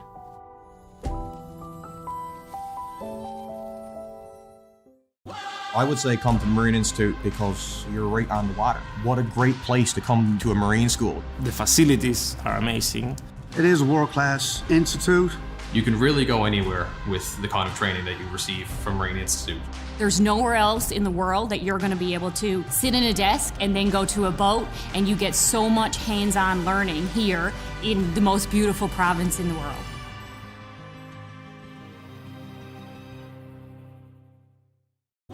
The diploma programs at the Marine Institute are typically 3 to 4 years long. Almost all of them include work term components, which is a big aspect for the Marine Institute. It's all very practical. You actually get to do what you're learning in the classroom. Marine shipping industry is so broad. There's so many different sectors that you can go into and specialize in, and the training that we receive here is second to none.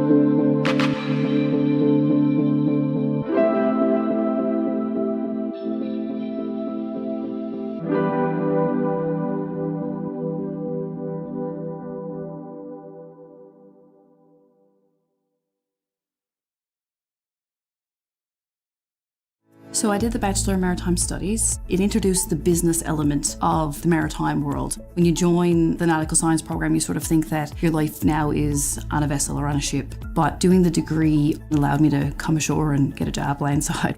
You're getting a formal degree from a well-recognized university. You can do this while you're online. So you can log into your course wherever you are in the world. This allows you to keep working, gaining experience while doing your degree.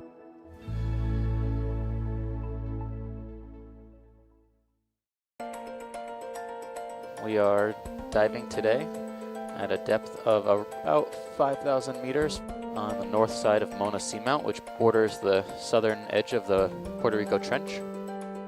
We're not sure what to expect during this dive. They almost look like columns. Yeah, it looks like an underwater city or something. Quite a bit of life here.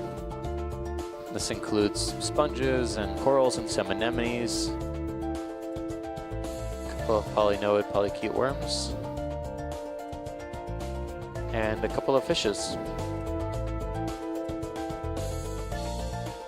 These depths generally are pretty poorly explored, some of the most unexplored on Earth.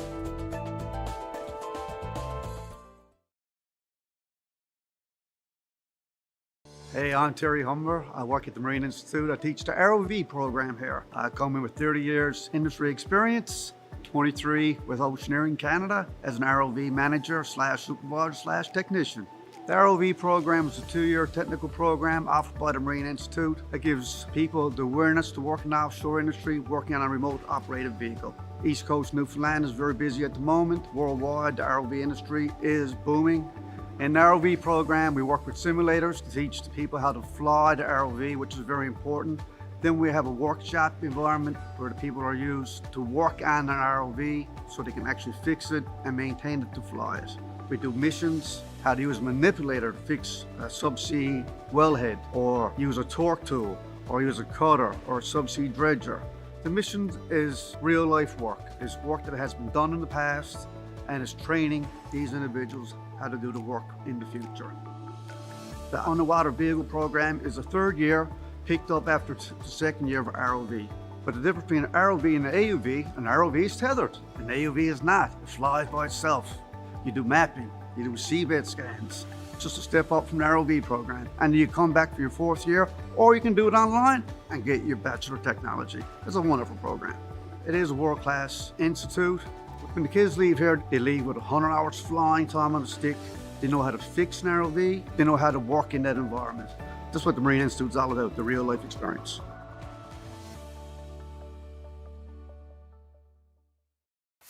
I think it's like nothing else. There's a sense of adventure to it.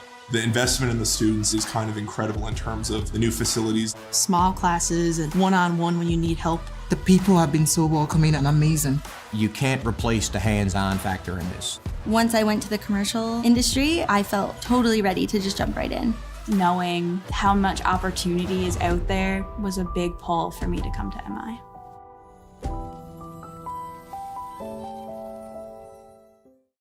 I would say come to the Marine Institute because you're right on the water. What a great place to come to a Marine school. The facilities are amazing. It is a world-class institute. You can really go anywhere with the kind of training that you receive from Marine Institute. There's nowhere else in the world that you're going to be able to sit in a desk and then go to a boat, and you get so much hands-on learning here in the most beautiful province in the world.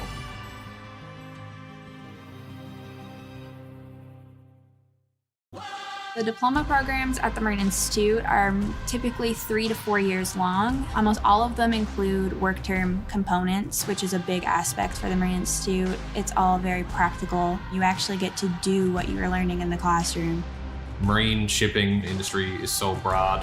There's so many different sectors that you can go into and specialize in, and the training that we receive here is second to none.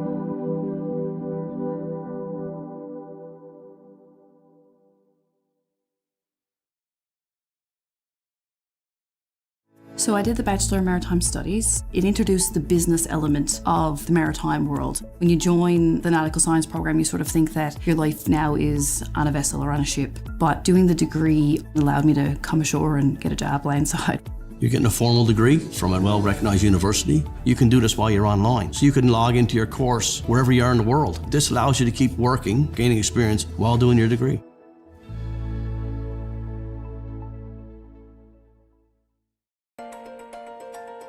We are diving today at a depth of about 5,000 meters on the north side of Mona Seamount, which borders the southern edge of the Puerto Rico Trench.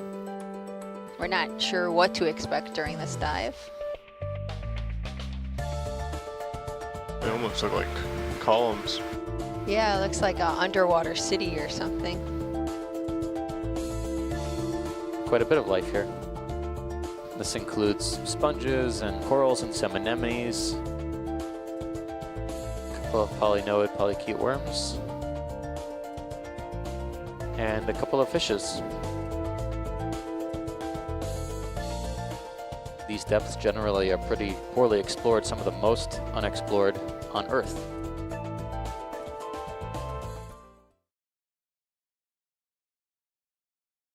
Hey, I'm Terry Humber. I work at the Marine Institute. I teach the ROV program here. I come in with 30 years industry experience, 23 with Oceaneering Canada as an ROV manager / supervisor / technician. The ROV program is a 2-year technical program offered by the Marine Institute that gives people the awareness to work in the offshore industry, working on a remote operated vehicle. East Coast Newfoundland is very busy at the moment. Worldwide, the ROV industry is booming. In the ROV program, we work with simulators to teach the people how to fly the ROV, which is very important. Then we have a workshop environment where the people are used to work on an ROV so they can actually fix it and maintain it to fly it. We do missions, how to use a manipulator to fix a subsea wellhead, or use a torque tool, or use a cutter, or a subsea dredger. The mission is real life work. It's work that has been done in the past, and it's training these individuals how to do the work in the future. The underwater vehicle program is the 3rd year, picked up after the 2nd year of ROV. But the difference between an ROV and an AUV, an ROV is tethered, an AUV is not. It flies by itself. You do mapping, you do seabed scans. It's just a step up from the ROV program. And you come back for your 4th year, or you can do it online and get your Bachelor of Technology. It's a wonderful program. It is a world-class institute. When the kids leave here, they leave with 100 hours flying time on a stick. They know how to fix an ROV. They know how to work in that environment. That's what the Marine Institute is all about, the real life experience.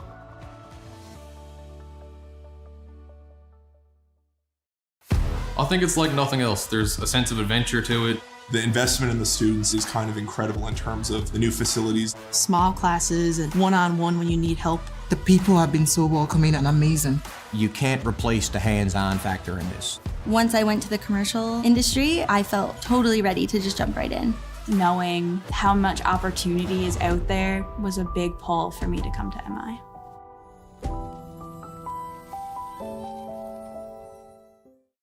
I would say come to the Marine Institute because you're right on the water. What a great place to come to a Marine school. The facilities are amazing. It is a world-class institute. You can really go anywhere with the kind of training that you receive from Marine Institute. There's nowhere else in the world that you're going to be able to sit in a desk and then go to a boat, and you get so much hands-on learning here in the most beautiful province in the world.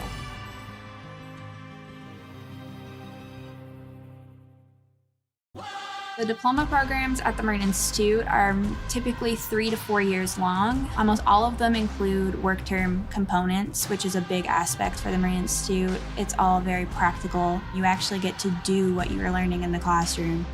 Marine shipping industry is so broad. There's so many different sectors that you can go into and specialize in, and the training that we receive here is second to none.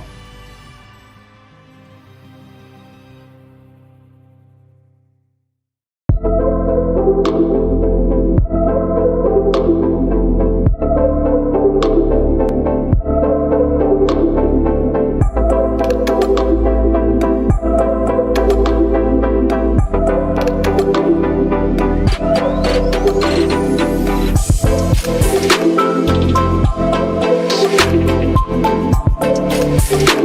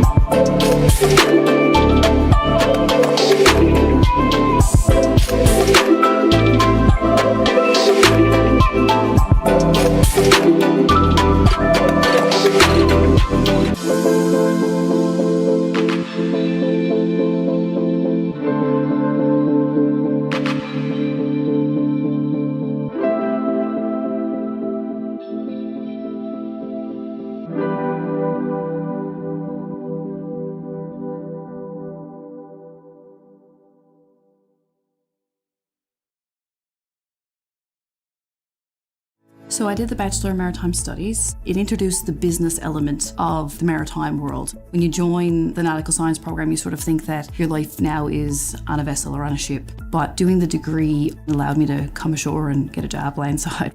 You're getting a formal degree from a well-recognized university. You can do this while you're online. So you can log into your course wherever you are in the world. This allows you to keep working, gaining experience while doing your degree.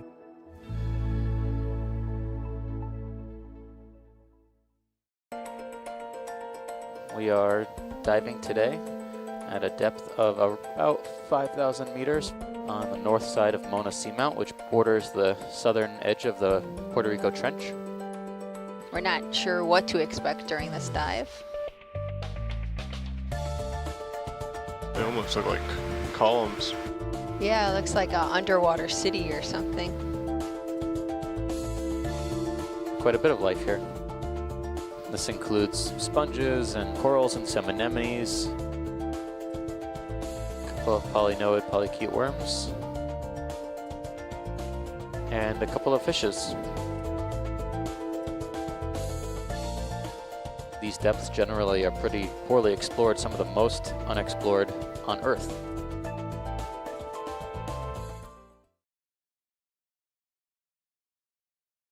Hey, I'm Terry Humber. I work at the Marine Institute. I teach the ROV program here. I come in with 30 years industry experience, 23 with Oceaneering Canada as an ROV manager / supervisor / technician.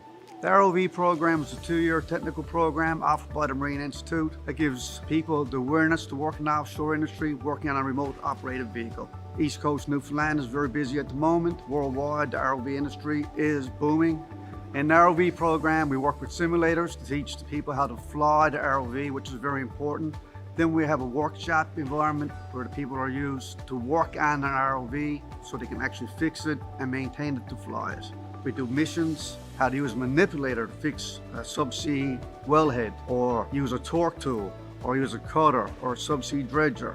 The mission is real life work. It's work that has been done in the past, and it's training these individuals how to do the work in the future. The underwater vehicle program is the 3rd year, picked up after the 2nd year of ROV. But the difference between an ROV and an AUV, an ROV is tethered, an AUV is not. It flies by itself. You do mapping, you do seabed scans. It's just a step up from the ROV program. And you come back for your 4th year, or you can do it online and get your Bachelor of Technology. It's a wonderful program. It is a world-class institute. When the kids leave here, they leave with 100 hours flying time on the stick. They know how to fix an ROV. They know how to work in that environment. That's what the Marine Institute's all about, the real life experience.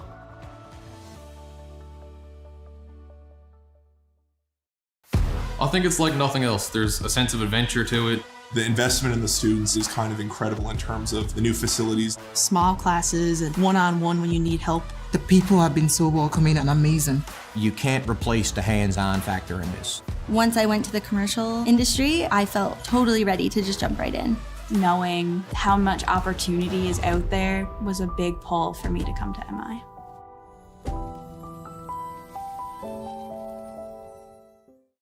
I would say come to the Marine Institute because you're right on the water. What a great place to come to a Marine school. The facilities are amazing. It is a world-class institute. You can really go anywhere with the kind of training that you receive from Marine Institute. There's nowhere else in the world that you're going to be able to sit in a desk and then go to a boat, and you get so much hands-on learning here in the most beautiful province in the world.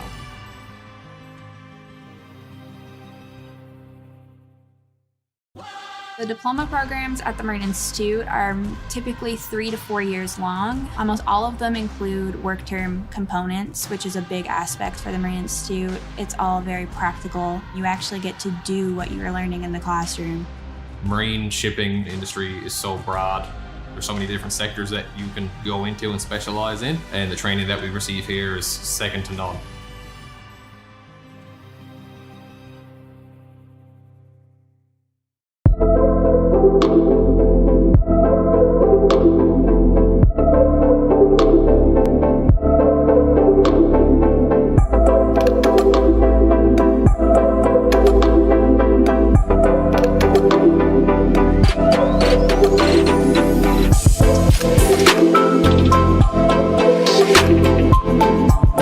We'll be right back.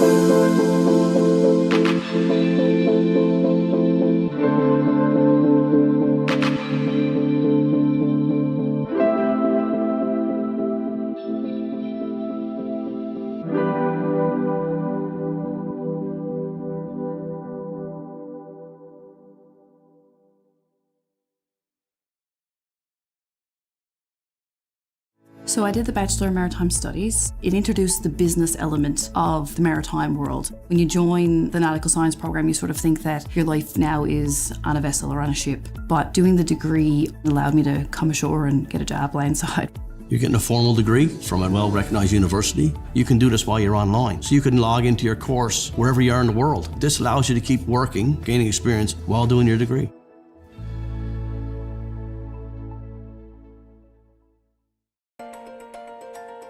We are diving today at a depth of about 5,000 meters on the north side of Mona Seamount, which borders the southern edge of the Puerto Rico Trench. We're not sure what to expect during this dive. They almost look like columns.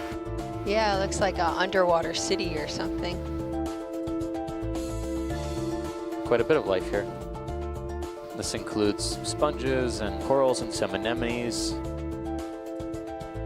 couple of polynoid polychaete worms, and a couple of fishes.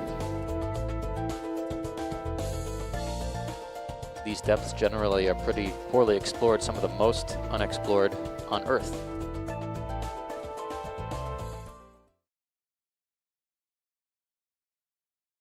Hey, I'm Terry Humber. I work at the Marine Institute. I teach the ROV program here. I come in with 30 years industry experience, 23 with Oceaneering Canada as an ROV manager / supervisor / technician.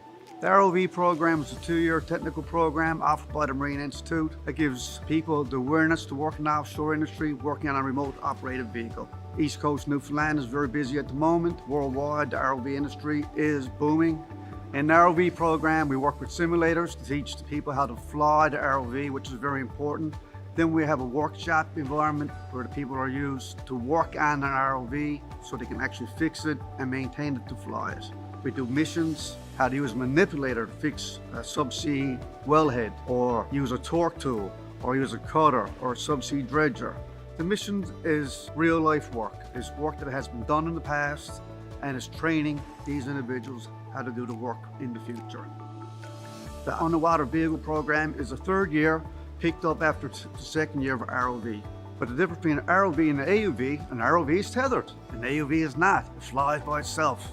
You do mapping, you do seabed scans. It's just a step up from the ROV program. And you come back for your 4th year, or you can do it online and get your Bachelor of Technology. It's a wonderful program. It is a world-class institute. When the kids leave here, they leave with 100 hours flying time on a stick. They know how to fix an ROV. They know how to work in that environment. That's what the Marine Institute is all about, the real life experience.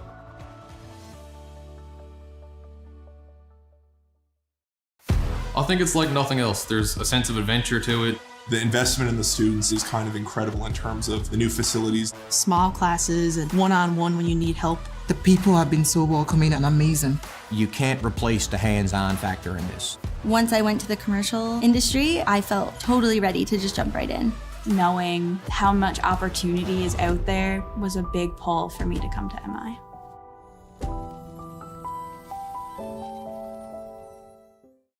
I would say come to the Marine Institute because you're right on the water. What a great place to come to a Marine school. The facilities are amazing. It is a world-class institute. You can really go anywhere with the kind of training that you receive from Marine Institute. There's nowhere else in the world that you're going to be able to sit in a desk and then go to a boat, and you get so much hands-on learning here in the most beautiful province in the world.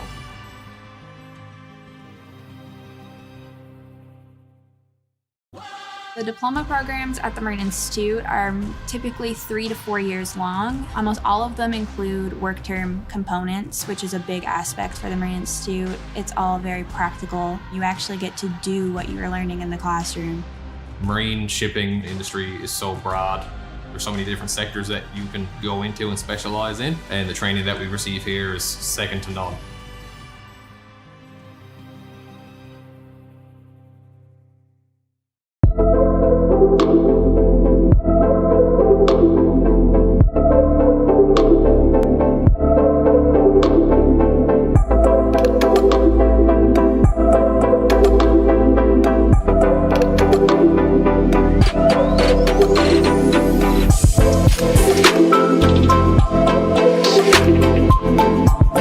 We'll be right back.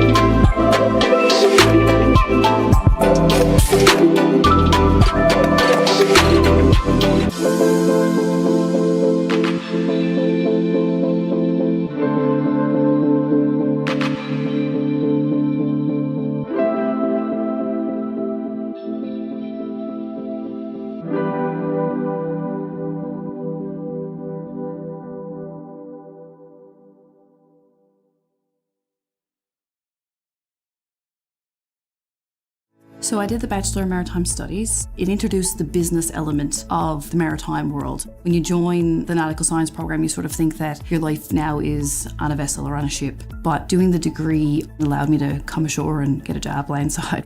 You're getting a formal degree from a well-recognized university. You can do this while you're online. So you can log into your course wherever you are in the world. This allows you to keep working, gaining experience while doing your degree.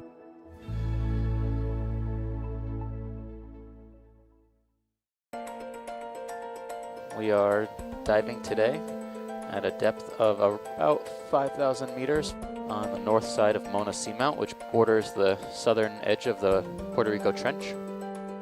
We're not sure what to expect during this dive. They almost look like columns. Yeah, it looks like an underwater city or something. Quite a bit of life here. This includes sponges and corals and some anemones, a couple of polynoid polychaete worms, and a couple of fishes. These depths generally are pretty poorly explored, some of the most unexplored on Earth.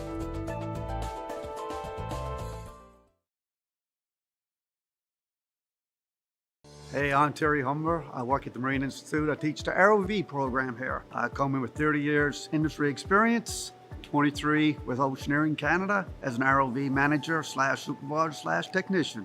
The ROV program is a 2-year technical program offered by the Marine Institute that gives people the awareness. And we are back. Hopefully all the teams have had a chance to have lunch. We can see the teams here walking in, ready to set up. We have 3 teams coming up. Viking Industries, Where's Waldo, and Cougar Robotics. Where's Waldo was absent this morning because they had to still go through safety due to some bot being in Toronto issues. But they are getting an extra run at the very end. So in the segment where the teams are getting their 3rd run, they will get 2 runs. Oh, they do. So they'll still have their 3, which is great. Yeah, we want to make sure everyone's got even playing field, right? And, you know. And I mean, I guess luckily with the 18 teams, that's something you can just slot in because it's not like 16 where everything's super tight. That is true. Okay, we see here Cougar Robotics. They pulled off some crazy stuff. Absolutely. They went down with about 50 different things, so it was really see that again. Action-packed first run we had this morning. Setup begins. Yeah, action. Yeah, I've been talking to Gonzaga. Apparently last time they only had 1 camera and it was the one facing straight up. So they switched those 2 out. Whoa. Oh, okay. This is Where's Waldo. There are. We haven't gotten. I don't know if we have any. I don't have any. If we have any stats for them since we never got a chance to talk to them due to Toronto. I've heard though that it's looking promising. Maybe, hopefully. We'll see once they start getting into the water. But I think we can see a strong performance out of them. Absolutely. Next here we have Viking Industries with Sploosh Dog. I mean, I love the name. And reminder, say this every time, these stats were given to us by the teams themselves when we went and asked them. So we are not just poking fun at our old high school. They did tell us it flooded about over 30 times. I was there for every single one of those attempts, supervising. Good lord. Because their mentor was in Toronto as well, which seems to be a common theme of stuff in Toronto. Blame Toronto for the bots not working, I think. We have some sorting out of camera wires, it looks like. Cable management. This means we'll get some views from the bot. I'd love to. I love how we can see the views of what the pilot is actually seeing, and I think that makes it so much better for even the audience as well. I also see what looks to be a profiler here. Yeah. Being set up, which could be, I think, our second profiler we've seen in the water. I feel like, No, Shark Deck. Maybe the 3rd. Not sure. Looks like they're setting up. You got to keep a hand on. You are allowed to put it in the water during setup. You just need a hand on the bot. This is an interesting robot because the enclosure is mounted width-wise. So normally with these tubes, you have them sort of going the length of the bot. Yeah. But here, I believe it is the other way, or I could be completely wrong. I have not seen this bot move, so I don't know. I am excited to see it move. I'm not too familiar with this robot. Like, I don't think we know its name. We never got the chance to ask. We could call it Waldo. We could. Maybe that's what they called it. I think that is maybe actually what they called it. Look at this profiler. So on top, it looks like there's like a purple pelican case connected to some pipe. And there's some sensors. Probably that's the antenna coming out of the top of that. I really am curious to see what they have in store for us. This is the first time they've been on deck. So they're also just trying to figure out where to plug everything in with our setup. Blowing all the dust off from a year ago. Viking Industries getting set up there now. Hopefully they can get both of their enclosure cameras. is closed, which is good. I can't see if they have a camera feed, but I hope they do. I hope they do as well. That it be checked with production. I'm sure they do. I mean, I think they'd have opened it up again if they didn't. I don't know why Eric's smiling. I'm worried about this. Yeah. Maybe they're just laughing off the nerves, which I hope is the case. I don't want it to be like, it's broken again. I heard that the robot was supposed to be able to move. They just had a damaged camera or something. We see the tether there. Where's Waldo? I mean, you need to be able to see when you're underwater. Look at all these wires. Like, how do you figure out how to plug all this stuff in? Like, this is crazy how good these teams... Where's Waldo's... looking like Where's Wires? That was... sorry. That was really bad. We need a laugh track, I think, for moments like that. I feel like it's not a laugh track. I feel like she would just look at me being like, what are you saying? Yeah.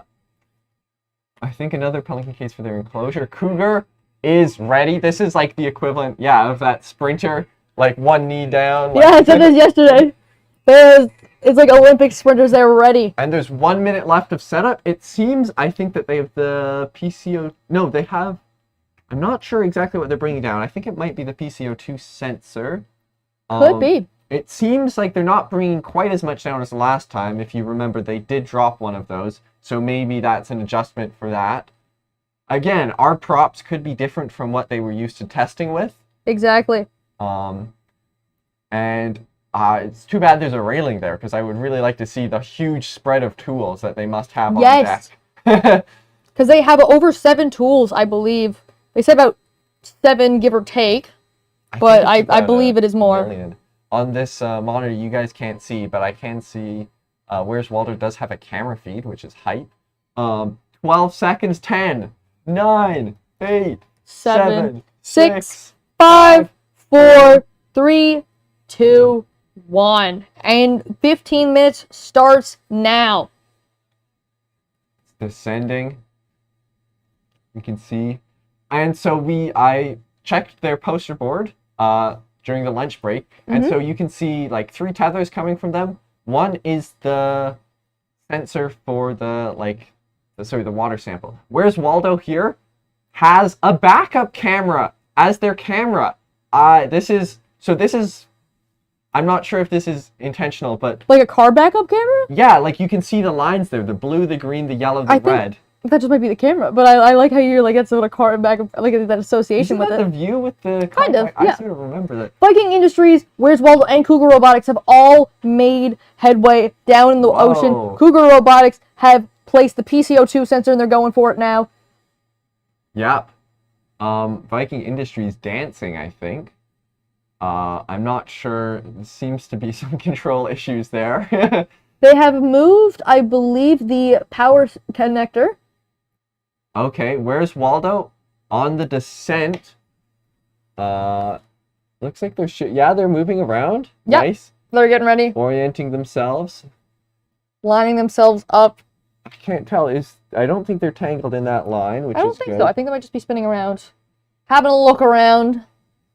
Oh, here they come. Here they come. What are we doing, Viking Industries? Have a little dance around. Tether is at the bottom of the tank. Cougar Robotics. I think right now they are placing their water sample sensor, so this can take the water sample. You see the tube coming up with it. This is likely to pump the water to the surface from the sample. So right now they're trying to position that in that little bucket, which you can't quite see on their screen, but is there. So that's a pretty tight thing to position.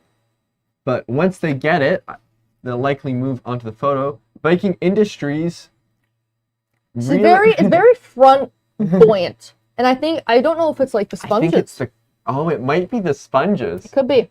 They told me that they didn't want to mess up anything in the enclosure, so they didn't try to get the claw working.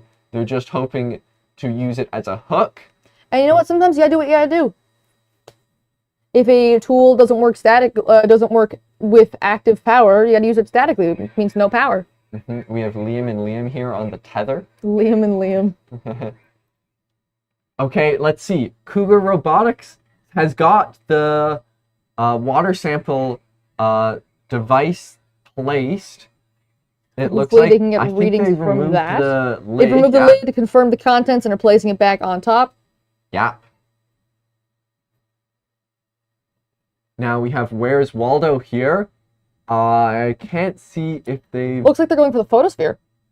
Oh, maybe. Yeah, they're sort of angling for there. We have... I think this might be a backup camera. It could not be, but... They look at that target, look at one target. They've moved outside of the kind of viewing area. It seems... Yeah. I think they've done a whole bunch of work on the bot since last time. Now, I'm not sure if they have to be flat on the ground in the viewing area to hit all the targets. I think you're supposed to be on the square in the middle. I'm not sure. Yeah, maybe they have extra cameras besides this. Oh, you can see the phone there. This is likely to take pictures of targets once they're in the square. Yeah. Or it could be for something completely different. Having a look at Viking Industries, and they're whipping back around, trying to head back into the photosphere. This is Where's Waldo? Yeah. No, Viking Industries, they saw the bot over there. Whoa. Yeah, you're right. I wonder, do you think, yeah, okay, whoa. I'm not sure what I'm going seeing on here. right now. Okay, let's go to Cougar. It looks like they've placed the PCO2 sensor. They've placed the hydrophone there now. Yeah, not quite in position, but I'm sure they'll nudge it in. Oh, yeah. Pulled the pin in that flawlessly. same movement. Oh my gosh. I see, it might be a magnet there. I'm not sure. We better talk to these guys about how they pilot. Like, I've gotta learn. Coming over to the sacrificial anode. Yeah. Now, I do want to see how they pull this off. Yeah, I wonder if they have a... Whoa. Or they could just be going off into the distance. Uh-oh. No, they're pulling a U-turn. Ah, classic. They're at the edge there, so they have a lot of room. I do believe that since they have a bit more wiggle room. Pin isn't being released, that might be a magnet there that they used to grab it, which is clever. Could be. 10 minutes left. These teams are moving. Oh, look at this. They have a little spinning tool that they just grab on. Oh my gosh, that's spins. incredible. I'm sure that disconnects as well. Trying See not how to they're get... avoiding... They're untangling themselves as they go up. This is a masterclass in piloting from Cougar Robotics.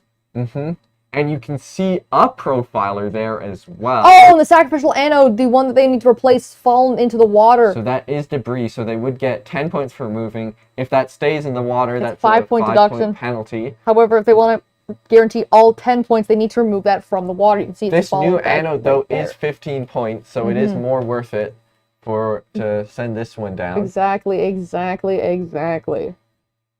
Viking Industries is still making headway. We can see Cougar here doing tool changes. You can see Viking Industries up on the coming up next little screen here. It'll pop up in a second here for you guys. But they're still working hard. It appears that they're going for or they tangled up. They removed the cover there. Oh, they did a task. They have moved the power connector, so that is points for them there. The power connector. I'm not sure if I'm that not was sure. Intentional. That's kind of wow, nasty. This is a they're bad tangled tank. up. They are not getting out of here. The PVC is over here, and it's under that. I don't even know how that managed to happen. Yes, yeah, that is quite interesting. I don't think they can see how... I mean, they're stuck through, They're stuck in between the sacrificial anode and the base. If you're the tether manager here, you're like, okay, I can't say anything to the pilot. But what do I do here to help with the tether? Do I use the one pull, the one free? I think you normally agree as a team before that. Yeah. See the judge conferring a bit. Wow, they're really jammed in there. they're truly stuck between a rock and a hard place because this part goes down like this. It's mirrored on that side, so they're really stuck in between this little box here and this pipe here. But I believe they can get out of it. They're also tether is stuck underneath this here, which is honestly they're between a rock and a hard place. I'm not sure that they got the power sensor fully off that base plate. I'm not sure that'd be a question for the judges and the legality of that. Oh, where's Waldo? Where's Waldo having a little surfacing? Having a little look at the crowd, saying hi to everyone who is here, cheering them on, cheering on all the other teams. Whoa, okay, so this is, I believe, last year, Where's Waldo was stuck on the ground. It seems they fixed that this year, which is exciting. Yeah, it's awesome to see the incredible improvements that these teams have made in between when we've seen them last. I'm still having a tough time figuring out. Oh no, okay, there's an obvious front side. Whoa, whoa, whoa, whoa! Look at that thruster. That thruster has come disconnected, and it is loose and flailing around in the bot. You see that thruster there at the end. It seems. Oh my goodness! It has. There's no way for them to know. And the tether's in front of the camera. Yeah. There's Waldo's getting everything thrown at them right now. I'm not sure if safety is going to call them up, make them pull this up. Oh, I'm not sure. I couldn't tell you. Hopefully safety doesn't know, because it is pretty exciting. I hope safety learns about it eventually, right? I don't want a thruster to fall off in the water. Yeah, that would be bad. Yeah, that could be bad. It could pull out a penetrator. It can cause a lot more issues, and we don't want that to happen. It looks like they're being very careful. I think that's a side thruster, so they're using the vertical thrusters to surface, and then maybe there will be a hook attempt from a judge, or I don't know how they will maneuver. They're working around it, and they are not giving up. They're trying to get to the surface. So, okay, you bring it back up. I guess hopefully you've brought electrical tape on deck. I think 6 minutes, tape it back on, throw the bot back in. I don't know if tape is going to be... I'm not sure the station judges will let them tape it. But the tech support table, I assume, will be getting a visit paid to them by Trafalgar Castle School. I guess they had so much power, they're just ripping the bottom. Okay, That's Cougar what happened. Robotics, let's see. They've got hydrophone, they had that. You can see they put the new sacrificial anode in. The old sacrificial anode's still on the bot. Cover is off. They're going for the power connector. Sacrificial anode and the cap of the power connector are both considered debris if not brought back to the surface. I don't know how they're measuring length of this boat. That seems like the only thing down here that I've seen that they haven't done besides the jellyfish release. I bet that they have the cap and the anode together. Okay, Trafalgar has their bot. They have successfully made it back to the surface. Love to see it, guys.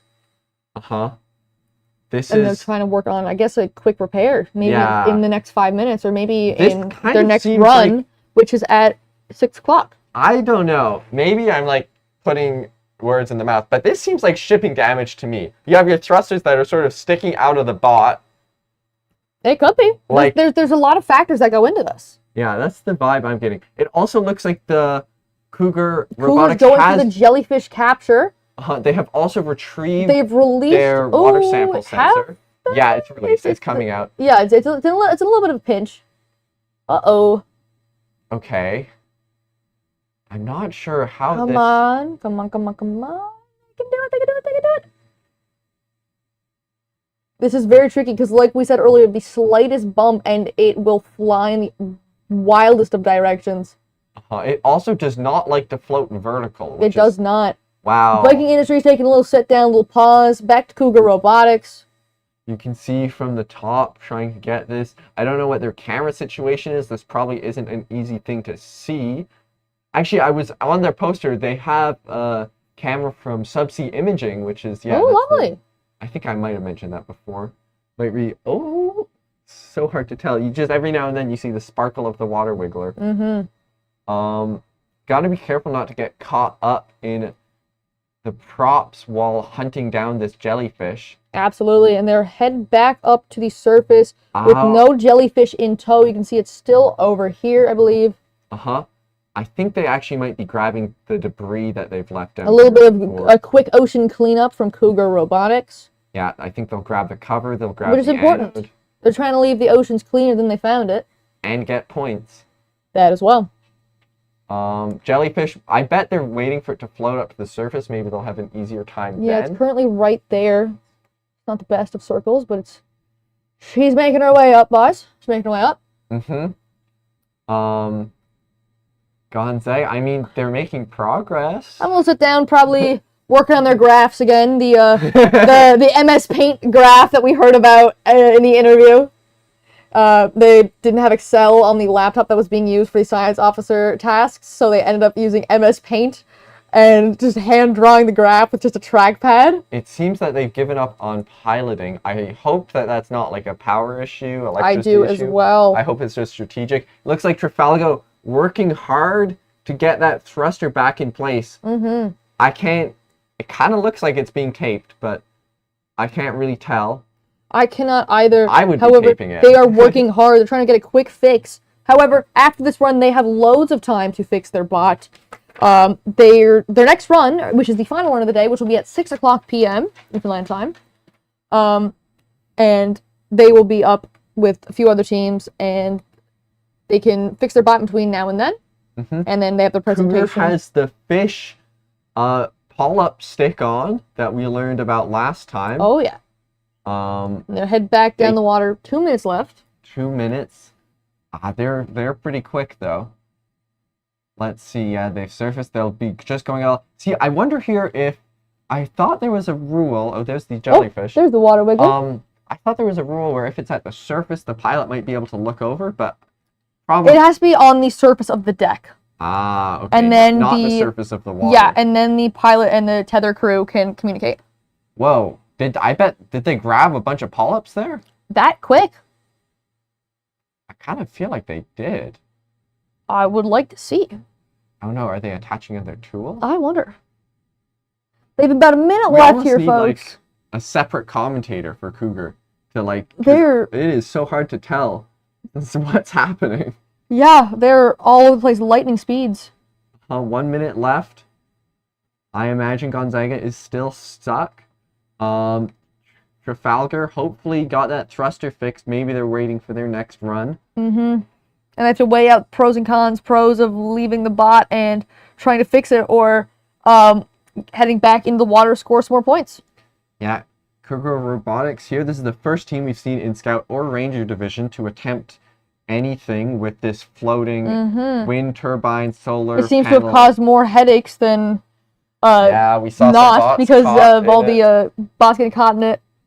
But they're gauging and they're wonder what they're doing. It's a bit hard to see because of the angle of the camera. I mean, it must be hard for them as well. I think that little pipe, I think you go up under a little fish and it goes down the pipe. And hopefully... That's really cool. I think they are looped up in the prop. But can they do it? That is time. I wonder what the call is on that. Yeah. Yeah, I wonder if they got any fish. I hope they did. They have released the rest from the... by virtue of Be being free. a little bit stuck. Viking Industries still at the bottom. Hopefully we do not need to see our first diver rescue. I think it is possible though. Power turned off, hopefully no leaking. When you have your tether caught up like this, we will find out when they bring it to the surface. Yeah. Trafalgar, it looks like... Yeah, you can see that's tape in the hands there. They've had an eventful first run of the 2025 Newfoundland Labrador May Regionals. But the bot is here. Whatever damage The bot has made it across halfway across the country, give or take. Yeah. Which is impressive distance to travel for regionals, and especially for all the teams from out of town and out of the province. Let's go. You guys have here's the diver. come a long way. The diver coming to rescue. What is it? Sploosh dog. Sploosh dog. I almost called it soggy dog. I don't know why. Whoa, what? Oh, they have the cap with them. They have the cap with them. Does that count as debris? Yes. Under control. Well, was it under control? I don't think that was attached to a foot. I don't know. Not the actual bot. I couldn't tell you. I imagine now they'll pull it up by the tether, likely. They could. The diver's just checking it out. Yeah. Probably trying to signal to the people on the surface. But I'm assuming the surface of the water is too kind of bumpy. But they're bringing it up. Sploosh dog has made its ascent. And the divers are currently resetting the props. Massive shout out. Okay, pull it up. Let's see if there's water in that enclosure because it was down for a while. I am worried. And while it seems fine. While we see Gonzaga do that, massive shout out to the people who help organize the competition, to all the volunteers who are spending their weekend here. That's us as well, yes. Spending their weekend doing things from organizing the teams, being the referees, judging presentations, helping people, the divers. Oh no, there's water in there. Yeah, this is not good if you're... Add another one to the flood tally. Some things never change with Gonzaga, and I say that as a Gonzaga alumni. Some things never change. No, they got this. I believe. I do believe that they can do well. However, it's just the curse of Gonzaga flooding. The fact that they're not putting it back down flat likely indicates that they're trying to keep it some in sort the of water, dome. yes. It could be something shifted around in the camera enclosure, which would be the better result. That would be. However, we will find Trafalgar out here, later. As a diver returning the profiler, I didn't even see that go down. Hopefully that's not down there, didn't get stuck down there because of a flood. They will get points just for constructing, and if they manage to do a surface communication, that's absolutely points. This float task has been plaguing many teams for many years. They keep giving us floats, and we keep trying. Yeah, it's rough on not just the Ranger level, but also the Explorer level too at times. Yeah, because you got to make 2 bots, basically. You do. We see here the staging area for the next set of teams. Absolutely. At Station 1, we got the Megalodon Mechanics, Concord Robotics, Tricentric Timberpools, and Dubai's Buoy. And Megalodon Mechanics, I'd accidentally written it down as Mechalodon Mechanics. Again, that is, I think, my second spelling mistake. So, I feel like there's been more than that this weekend. Well, today, though. Today. On stuff that gets shown on live stream. Count your losses, count your wins where you can get them. Not your losses. Well, I suppose that too. Nice. I'm not sure.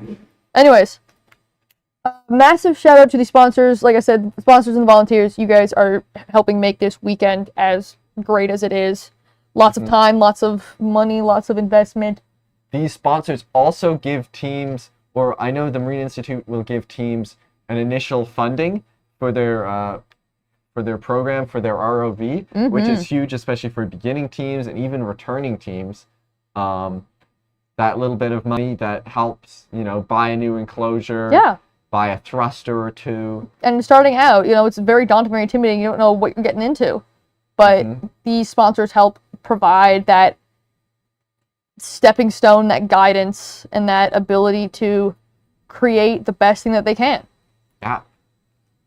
Nice. So once again, massive shout out to those sponsors, and those teams are getting ready to come out on deck soon. And we'll have an interview coming up for you in just 1 second. East Coast Newfoundland is very busy at the moment. Worldwide, the ROV industry is booming. In the ROV program, we work with simulators to teach the people how to fly the ROV, which is very important. Then we have a workshop environment where the people are used to work on an ROV so they can actually fix it and maintain it to fly it. We do missions, how to use a manipulator to fix a subsea wellhead, or use a torque tool, or use a cutter, or a subsea dredger. The mission is real life work. It's work that has been done in the past, and it's training these individuals how to do the work in the future. The Underwater Vehicle Program is the 3rd year, picked up after the 2nd year of ROV. But the difference between an ROV and an AUV, an ROV is tethered, an AUV is not. It flies by itself. You do mapping, you do seabed scans. It's just a step up from the ROV program. And you come back for your 4th year, or you can do it online and get your Bachelor of Technology. It's a wonderful program. It is a world-class institute. When the kids leave here, they leave with 100 hours flying time on a stick. They know how to fix an ROV. They know how to work in that environment. That's what the Marine Institute is all about, the real life experience.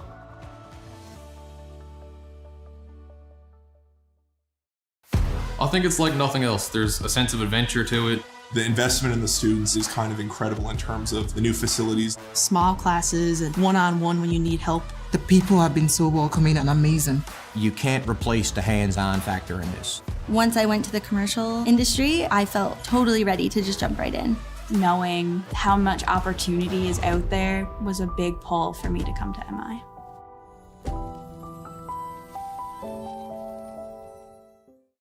I would say come to the Marine Institute because you're right on the water. What a great place to come to a Marine school. The facilities are amazing. It is a world-class institute. You can really go anywhere with the kind of training that you receive from Marine Institute. There's nowhere else in the world that you're going to be. We're here with Trafalgar Castle Academy. Tell me, guys, how was your run? It was really good. Yeah, it went okay. Our motor did fall off of the robot, which is unfortunate, but before that happened, we got quite a bit in. We attempted the photosphere, we attempted a bunch of different tasks. They were harder than we expected, for sure, but it was a good learning experience, and once we get back and put that motor back on, we should be good. Yeah. Yeah, definitely a lot harder, especially when you lose one of your horizontal motors. Yeah. Definitely impedes your mobility. Your bot name you guys had is Sagona. What was the significance behind choosing that bot name? Sagona, the bot name? Or the name of your I ROV? think it was called Where's Waldo? Oh, well, the live stream was wrong. I figured it was Waldo. Given the outfits. Given the Yes. outfits. Oh, yeah. And I was your mentor last year, or team liaison last year. Your tooling for your ROV, you mentioned that you have 6 different tools. Would you like to go through those? 6 different tools? Yep. Like components, you mean? Yeah. Yes. Or, yes. We have 4 thrusters and 1 claw plus 1 hook. And also we have a ruler at the back for a specific task. We also have our vertical profile. Yes, vertical profile, definitely. You wanna talk And that's about the main vertical brain. profiles? Oh, yeah, do you it want- was buoyant for a moment, and then it didn't really return. It's okay, we'll do it next time. Yeah. We have faith. We're It's being okay. positive. Yes, Yeah. being positive. And we Yeah. also have these adjustable for the pool. So we had the same thing last year, so it's buoyant specific for the body of water it's in. Right.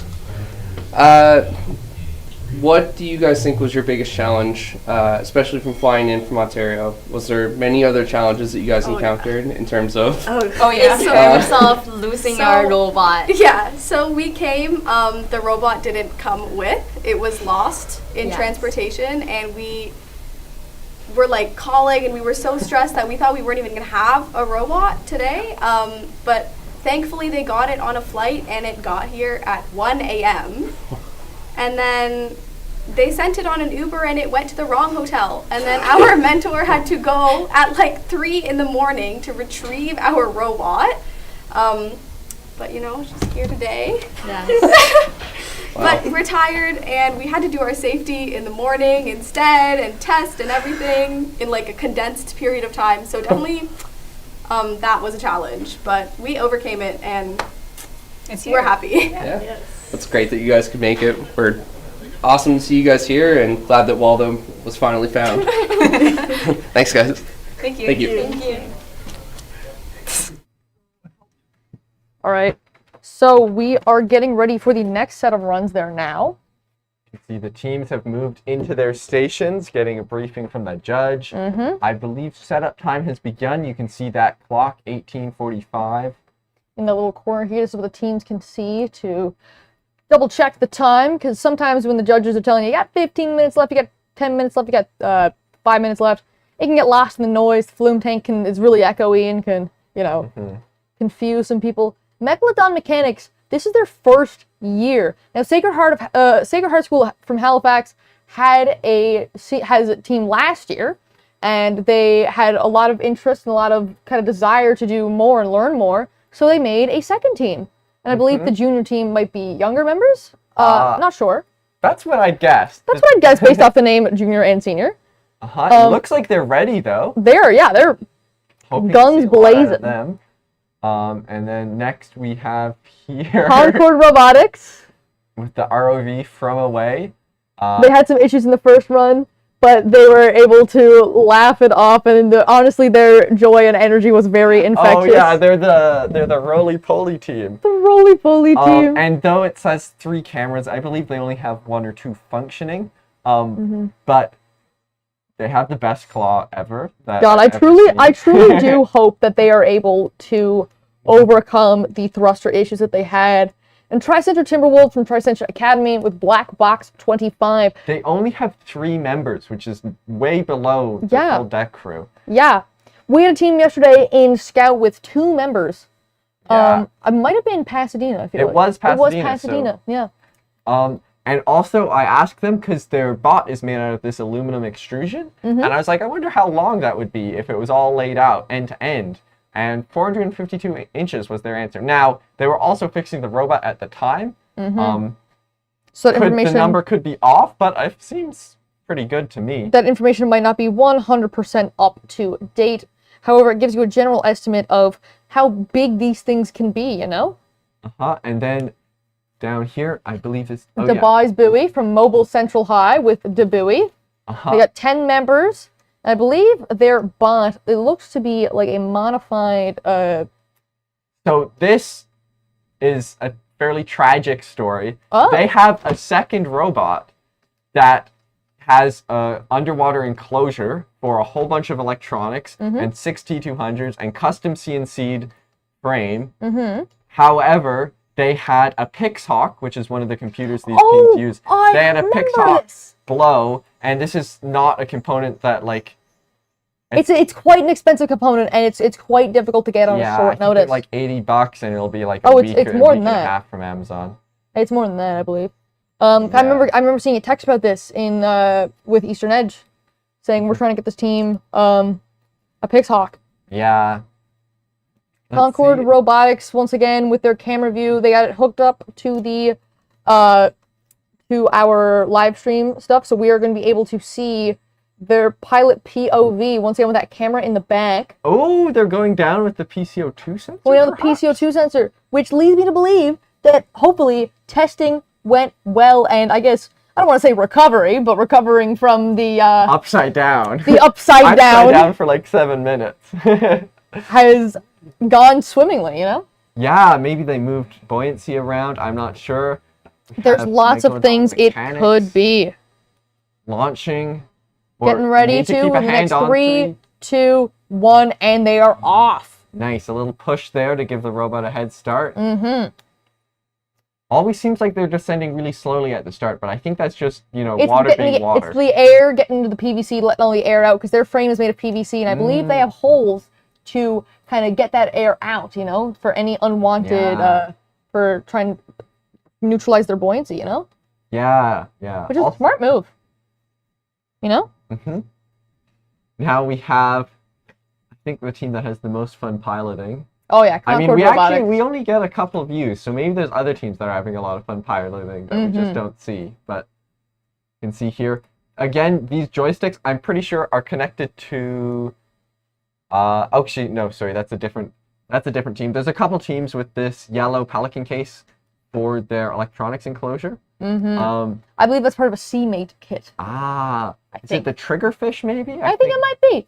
Because it has a CMate sticker on the yellow Pelican case. We have Tricentia here in deep thought. Making their way down, hopefully not encountering any issues. You can see the science officer here, maybe working on the mapping. True, they do have to map the migration patterns, I believe, of invasive carp. Vibu making touchdown at the bottom of the flume tank. You can see they have like that forklift, and then I think that's a pneumatic claw on the other side. It is rather unfortunate, though, that they did lose part of their bot. So good, their bot. It's so sad that they had to switch out, but I mean, it is basically a completely separate bot that they built. And on such short notice, too. Like 3 or 4 days, I think. 3 or 4 days? Maybe less. On such short notice. That is incredible. We have Megalodon mechanics here in the water. I think they're moving around. This is big. Oh, something with the judges They have there. landed at the bottom of the tank. Yeah, and they are still moving. We haven't seen 4. Oh, yeah, they turned a little bit there. Oh, there's another bot. Oh, this is why things are going slow. We have Concord has breached containment and gone a bit haywire.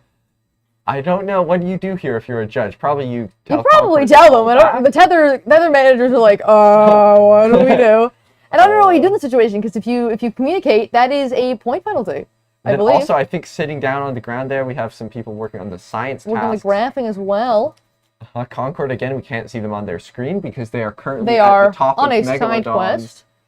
Dubai's buoy, they have knocked the power connector off of the base, securing 5 points for themselves. Sick. It seems they're maybe a bit stuck up on something. Oh, Concord. Concord, once again, going off on a soul-searching journey. I think? We'd have to zoom out and check. However, I would not be able to tell you right away. Again, this camera angle cannot make it easy. Oh, no. And we have a cord here. Oh, God. Don't get that fancy claw stuck on that cord. They might have cord in the name, but it's still going to cause them a few issues. I mean, I wonder if you just surface and let all the fish out, I wonder if maybe some will float over and you can get some points off that. Yeah, start grabbing the fish barehanded. It does seem like they might get tangled. Hopefully not. I really hope they don't. Looks like, are we switching? Oh, we're switching camera feeds maybe? Live switch up of cameras? Whoa, this is crazy. This would be incredible to see. Maybe they're switching monitors. I'm not sure. However, this on-the-fly problem solving and what can we do in the situation, because if you are out on a research vessel, you can't go to shore and get things like they got right the away. feedback. You need to run and use whatever you have on deck and on hand. Oh, and here we have it. We have This a is new, a different new camera angle has been unlocked for Who Concord needs Robotics. a switcher? Who needs an automatic switcher? When Who you can needs more than unplug one and camera on a replug display wires? when you can do it yourself? If you want something done right, you do it yourself. Mm-hmm. And they are... Concord is a little tangled. You can see it on that angle there, folks. I don't think it's game ending, though. I don't think it's game ending either. I think if they can back up here, that would be huge. Mhm. Sometimes you can't back up due to like some electronics and that sort of is thing. Correct. Probably Dubai's buoy here is, I bet they just identified that shipwreck. They're making good headway, it seems. I'm not sure where they're going. Maybe they are going for that anode, the spent anode that they need to lift off. It seems like they have trouble with their vertical, which I don't know why. Why do you think verticals is always tougher to get than horizontal? I think it's because of the drag from going up and down. Like, if the surface is flat, it's more resistance, you know? Interesting. We got 10 minutes remaining on this round, folks. Dubai's buoy could be looking for the damage on this windmill structure as well. They're in the right area for that.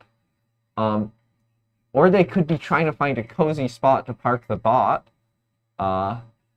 like Gonzaga did earlier. Megalodon mechanics have removed the... What is it? They removed the hydrophone. They're trying to Hydrophone. place it. They needed to place the hydrophone in this square here, and the hydrophone needs to be entirely in this square in order to get the points. I have some fun facts about their shrouds. Do so. They are plastic cups from Walmart. Oh yeah. That they've cut out the bottom of. Yeah, I was helping them with it last night at tech support after we finished commentating for the day. Yeah, and they say it's sort of like a bubble. You can't quite see it here, but one is bright blue and one is bright pink, so it's sort of like a bubblegum theme. I like that. I like that a lot. And here Concord comes over again to say hello. And I think they saw it, went, oops, we're in the wrong spot, and immediately did a U-turn there.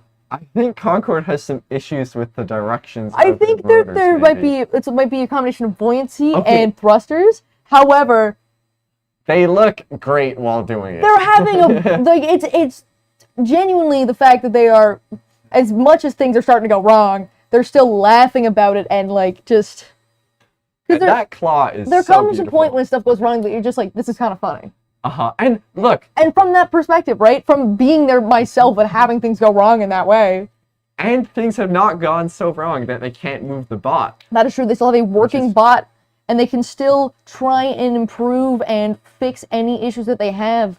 Megalodon shuffling that hydrophone over. Tether managers are absolutely locked in, having a conversation there. I think maybe they're having some power issues. Maybe the Walmart cups aren't like the most efficient thruster. I don't know. I'm not sure. And a lot of this stuff is trial and error, especially for a first-time team like Megalodon Mechanics.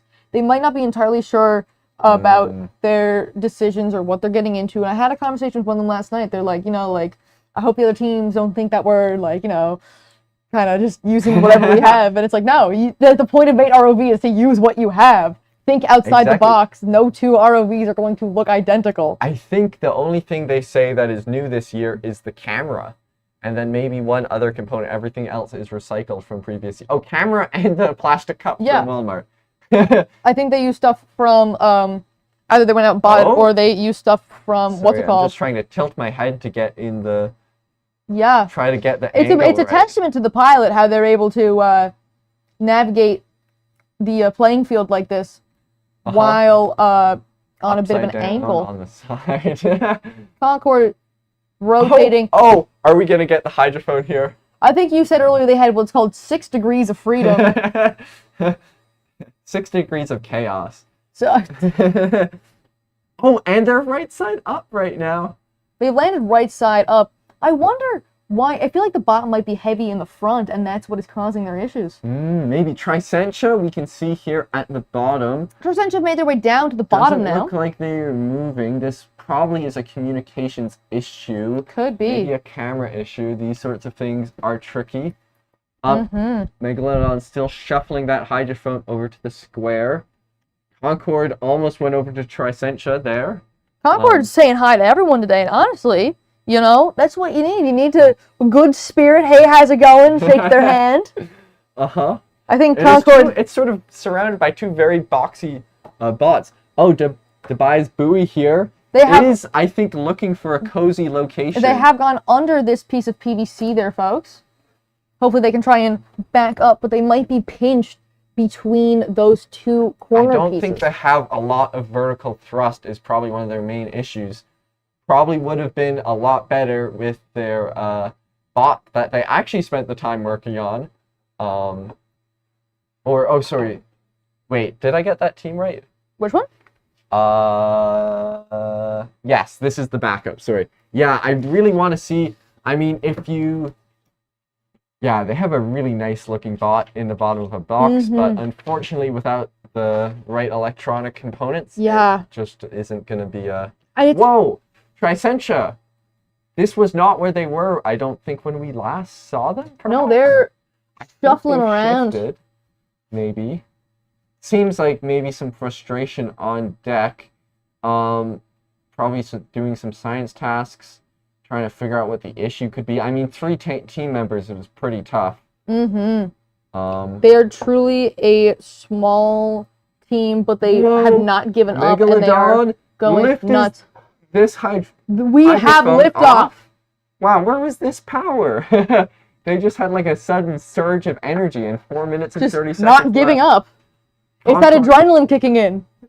Dragging it back. We have about 4 minutes and 20 seconds left on the clock. Time is ticking away, but these teams are not giving up. Some have faced major setbacks. However, that does not stop them from giving it their all. Okay, when Concorde is on its like face like this with the claws out, it kind of looks like, I don't know, like a bacteriophage or something, you know, with all the little legs. It's so specific.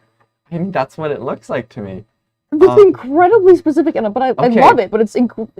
And you can see what they're seeing again. These cameras the reason this is on a weird angle, I believe, is because these cameras, you cannot tell really which side is up. They're kind of symmetric the whole way around. I wonder if they will change that before their final run. Maybe. I kind of feel like it's kind of fun. I feel like they've gotten used to it by now. They might be getting stuck on this. Have a grand old laugh. Yeah. Honestly, I said this earlier, Concorde's joy is really infectious. It reminds... Well, I just don't understand how they... I think it's because you can see how their thrusters are mounted at different heights, maybe that's... I suppose? I don't know. But their joy is truly reminding me of us, me as pilot, you as co-pilot. And our bot just flooding and we are laughing it off. Yeah, we didn't get to move though. This is we didn't get to move from them. They did. I can't... You see the big screen there that they're looking at.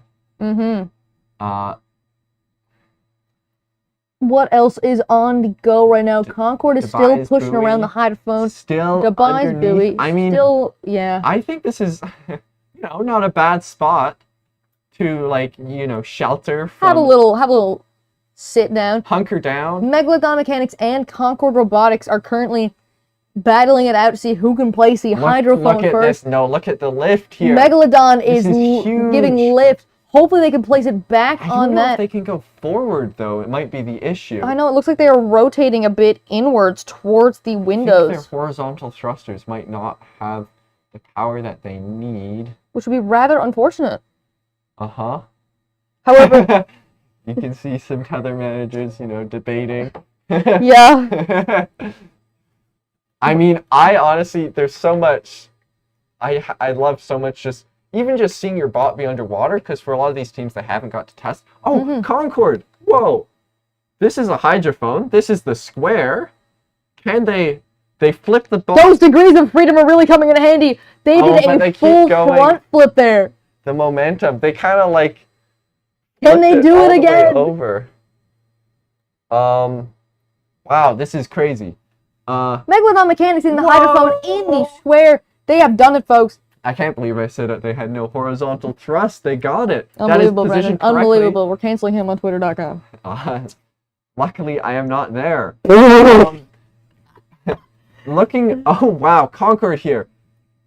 I don't know. This is stuck between two prongs of the claw and maybe in the bot a little bit. This is They're having a grand old laugh trying to figure out what on earth is happening. And honestly, I'd be in the same position there too. But their bot is rotating so much that it's starting to like level itself out, and the pilot's getting used to those degrees of freedom. I think maybe it seems like they've got a bit of a better grasp on it than maybe we first thought. I think that 45 seconds when though, we this have will be tight. zero gravity transportation, I think this person will be great at flying through that. They'll be excellent. Flying cars. Whoa, is that Tricentia we see moving around down there? Tricentia's on the left of the screen here, folks. Concord is the bot currently moving around in the center. Shifting this around. Tricentia has moved a little bit. Concord looks like they're going for the cover of the power connector quickly as a little buzzer beater. They have 20 seconds left on the clock. They might be. I think. Oh well, they got it. If that's what they were going for, it's debris unless they remove it. They did get points for removing this hydrophone from its stand, and I think they should get points for babysitting it for most of the run. Making sure that it's not getting into too much trouble. Absolutely, but unfortunately, we are not judges. We are merely your co-hosts here for this event. But that is time. That is time. That was a very there was a lot of energy. There was a lot going on that run, honestly, and there's just a lot of energy, and it was just so. Like the symmetry of sort of the two boxy bots with Megalodon and Tricentia, I believe. Tricentia Timberwolves, but all three teams here did absolutely great. And they should be very proud of themselves. They get ready now for their presentations, which are starting soon.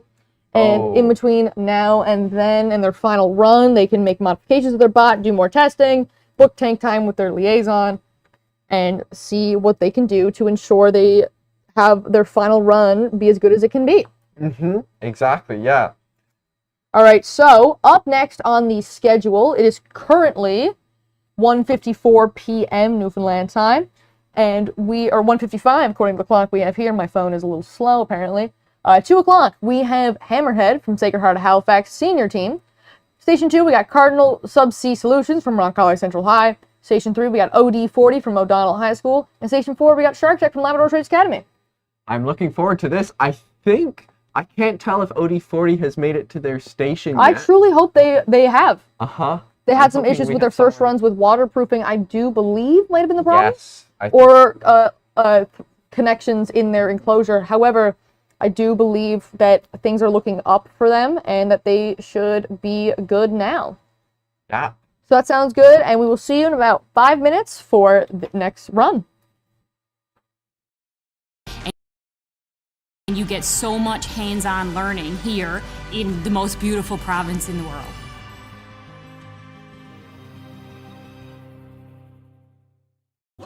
The diploma programs at the Marine Institute are typically 3 to 4 years long. Almost all of them include work term components, which is a big aspect for the Marine Institute. It's all very practical. You actually get to do what you were learning in the classroom. Marine shipping industry is so broad. There's so many different sectors that you can go into and specialize in, and the training that we receive here is second to none.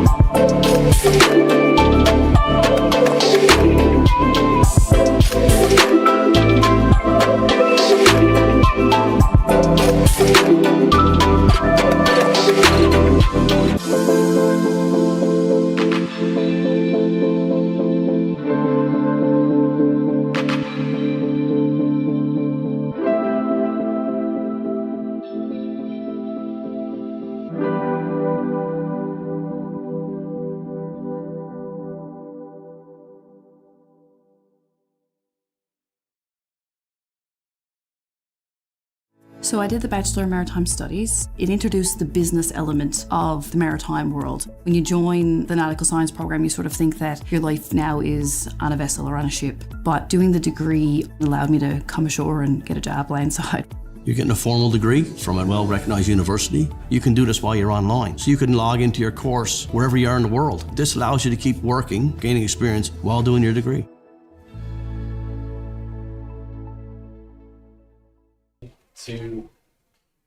We're here with Gander Collegiate. So tell me, guys, how did you feel about that run? No, that run was it was better than the first run for some reason. We didn't go upside down this time. For some reason. Well, I mean, I think we did, but more points, but worse performance. Yeah. Yeah. There's a good way to put it. We think our tether is too light, so we're gonna try and make it heavier. Yeah. The first time it was way too heavy, and then this time we stuffed too much foam, and the ROV would not get down to the bottom. We had to rip foam off mid-mission. Definitely causes some problems. Our live stream crew noticed that your camera on your ROV was at flipped 90 degrees as well. It was rotated. So, of course, that poses some challenge. How did you guys overcome that? It's just like I put it on before because somebody broke the TV yesterday. Somebody I didn't know it was there. So JPAP can't watch his animes anymore. Oh my god. Sorry, JPAP. But so we couldn't really test the camera. We just kind of put it there and hope for the best. Turned it on and I was like, it's upside down. They're like, no, it's not. It's halfway there. I was like, okay. So, and then that one just cut out halfway through. So. Hopefully that works for the next round. Hopefully we can rotate it back to straight for your third run. At one point, our cameras did not work. The day before, one of our other members messaged our thing is like, the camera's not working. Yeah, we had no cameras until we got here, so yeah. we're somewhere. Thankful for Mate for doing this camera. But we're doing better than we were doing last year because we're actually doing tasks this year. We didn't get any done last year, so we're improving. Ryan and Jeremy were way too. Where is Ryan and Jeremy? Crazy. They're down in the tank watching us, I'm assuming? I'm assuming, yeah. I'm assuming they're watching So- this. This is Yeah. for them. Yeah. Yeah, but it was, They're in the mentors. Yeah. So we noticed too. Did you guys switch your deck crew? we did. Yeah. I think We were told that it was. we were Henry's not here, so. Yeah, and our mentors wanted all of us, no matter what teams we were on, to kind of get in with all of the different parts. Like, obviously, Sawyer's safety, Peyton is time edger, and then Aiden and Caleb are 2 pilots. But last time it was Henry and Jeremy that did tether, right? Yeah, it so was. then me and Jalen did tether, and we would probably switch out 2 other people for the next one. Gives everybody a chance to see and experience it, right? Because it's pretty Yeah. cool being on Yeah. the top deck watching down at all the tasks. Yeah. It's a really nice experience. Even though like me and Jalen are more on like the marketing side, for example, Miss Rose and Mr. Power, like our mentors, wanted all of us to get an experience on the deck and what it's like to do it in the competition. Oh, for sure. It's an incredible experience. Like a whole different perspective too. Oh, it's crazy. Yeah. Yeah, it's really nice. Yeah. All right. Thank you very much, guys. Thank you.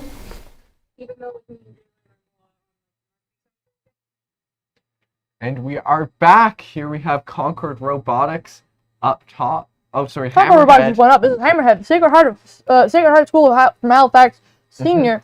with the biggest profiler that I Mhm. think any of us have ever seen. I think maybe the heaviest one as well. I really hope that we see it in action this I do too.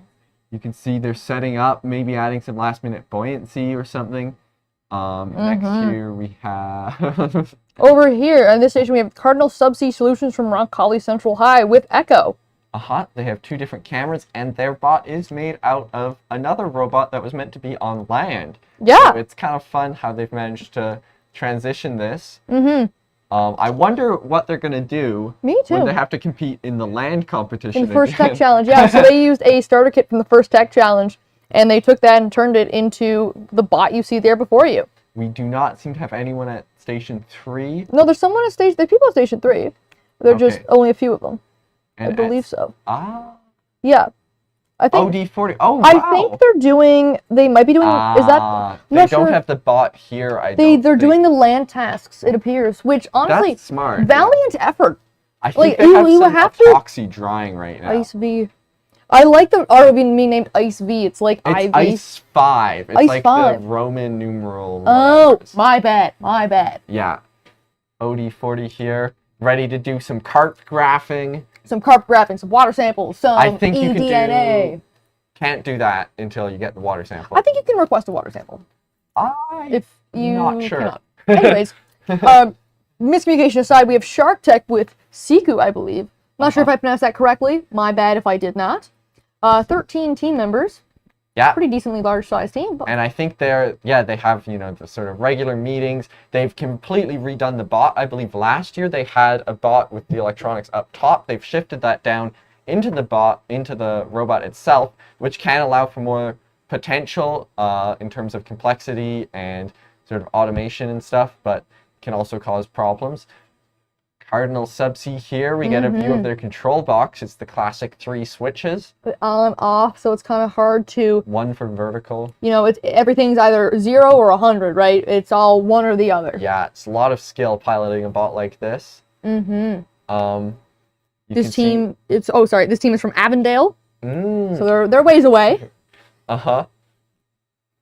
Let's see, you can see they have the PCO2 sensor here, I believe. Yep, they're getting ready to drop that down. About 30 seconds until their setup time ends. They must keep their hand, if their bot is in the water during the setup time, they must keep a hand on it at all times to ensure that they are not driving. And they did probably, I think, a good job sealing that servo, since it seems to still be functioning. Absolutely, it's a testament to their mechanical abilities. I got 10 seconds left of setup time for run number 2 for these 4 I think teams. they're electrical taping something else onto the bot. Maybe it's weight, maybe it's I'm foam. not sure. We'll see how that plays out. Uh-huh. I don't see the profiler either, which is really sad. I mean, That is tragic. I love the profiler. Yeah. I really want to see more of it. Kind of like a monolith, because it's made out of Yeah. this black piece of pipe, and it's just it's like an alien object almost.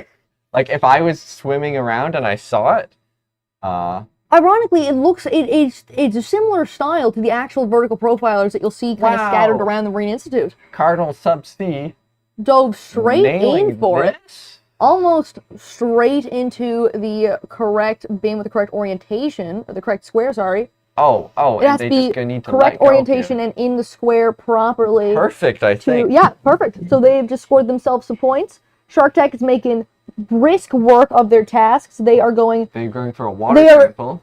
Assuming mosquito position, as Brendan said earlier. It was spur of the moment. Spur of the moment. I do want to ask them about their water sample collection mechanism, because it looks to be on board. Yeah, I think they have a syringe on board that gets actuated to suck in the liquid. I did look at this. Also, I found an O-ring at Station 4 during break. So, some team, I don't know, if you have a red O-ring, you lost it. Let one of us know, and we'll give it back to you somehow. Oh, we have Cardinal Subsea discovering some wheat in this bucket. I think it's the first time we've seen this wheat. Yellow PVC. They've indicated that.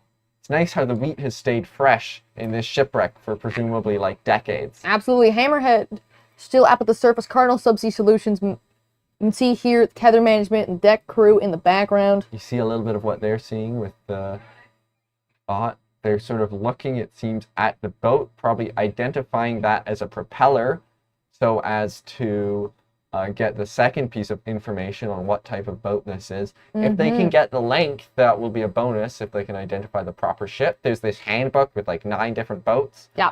I'm sure some teams bunch of different combinations of what the boat could be. Yeah. We have Hammerhead looking like they're getting ready to go. No, they just pulled out of the water. They have a tool here that's similar to the... and I can't believe we did not notice this earlier. This isn't the same bot. This is a different bot than they did earlier. I saw them assembling this last night. This is the one they used last year, I believe. I think their other one has some flooding issues. I literally saw them...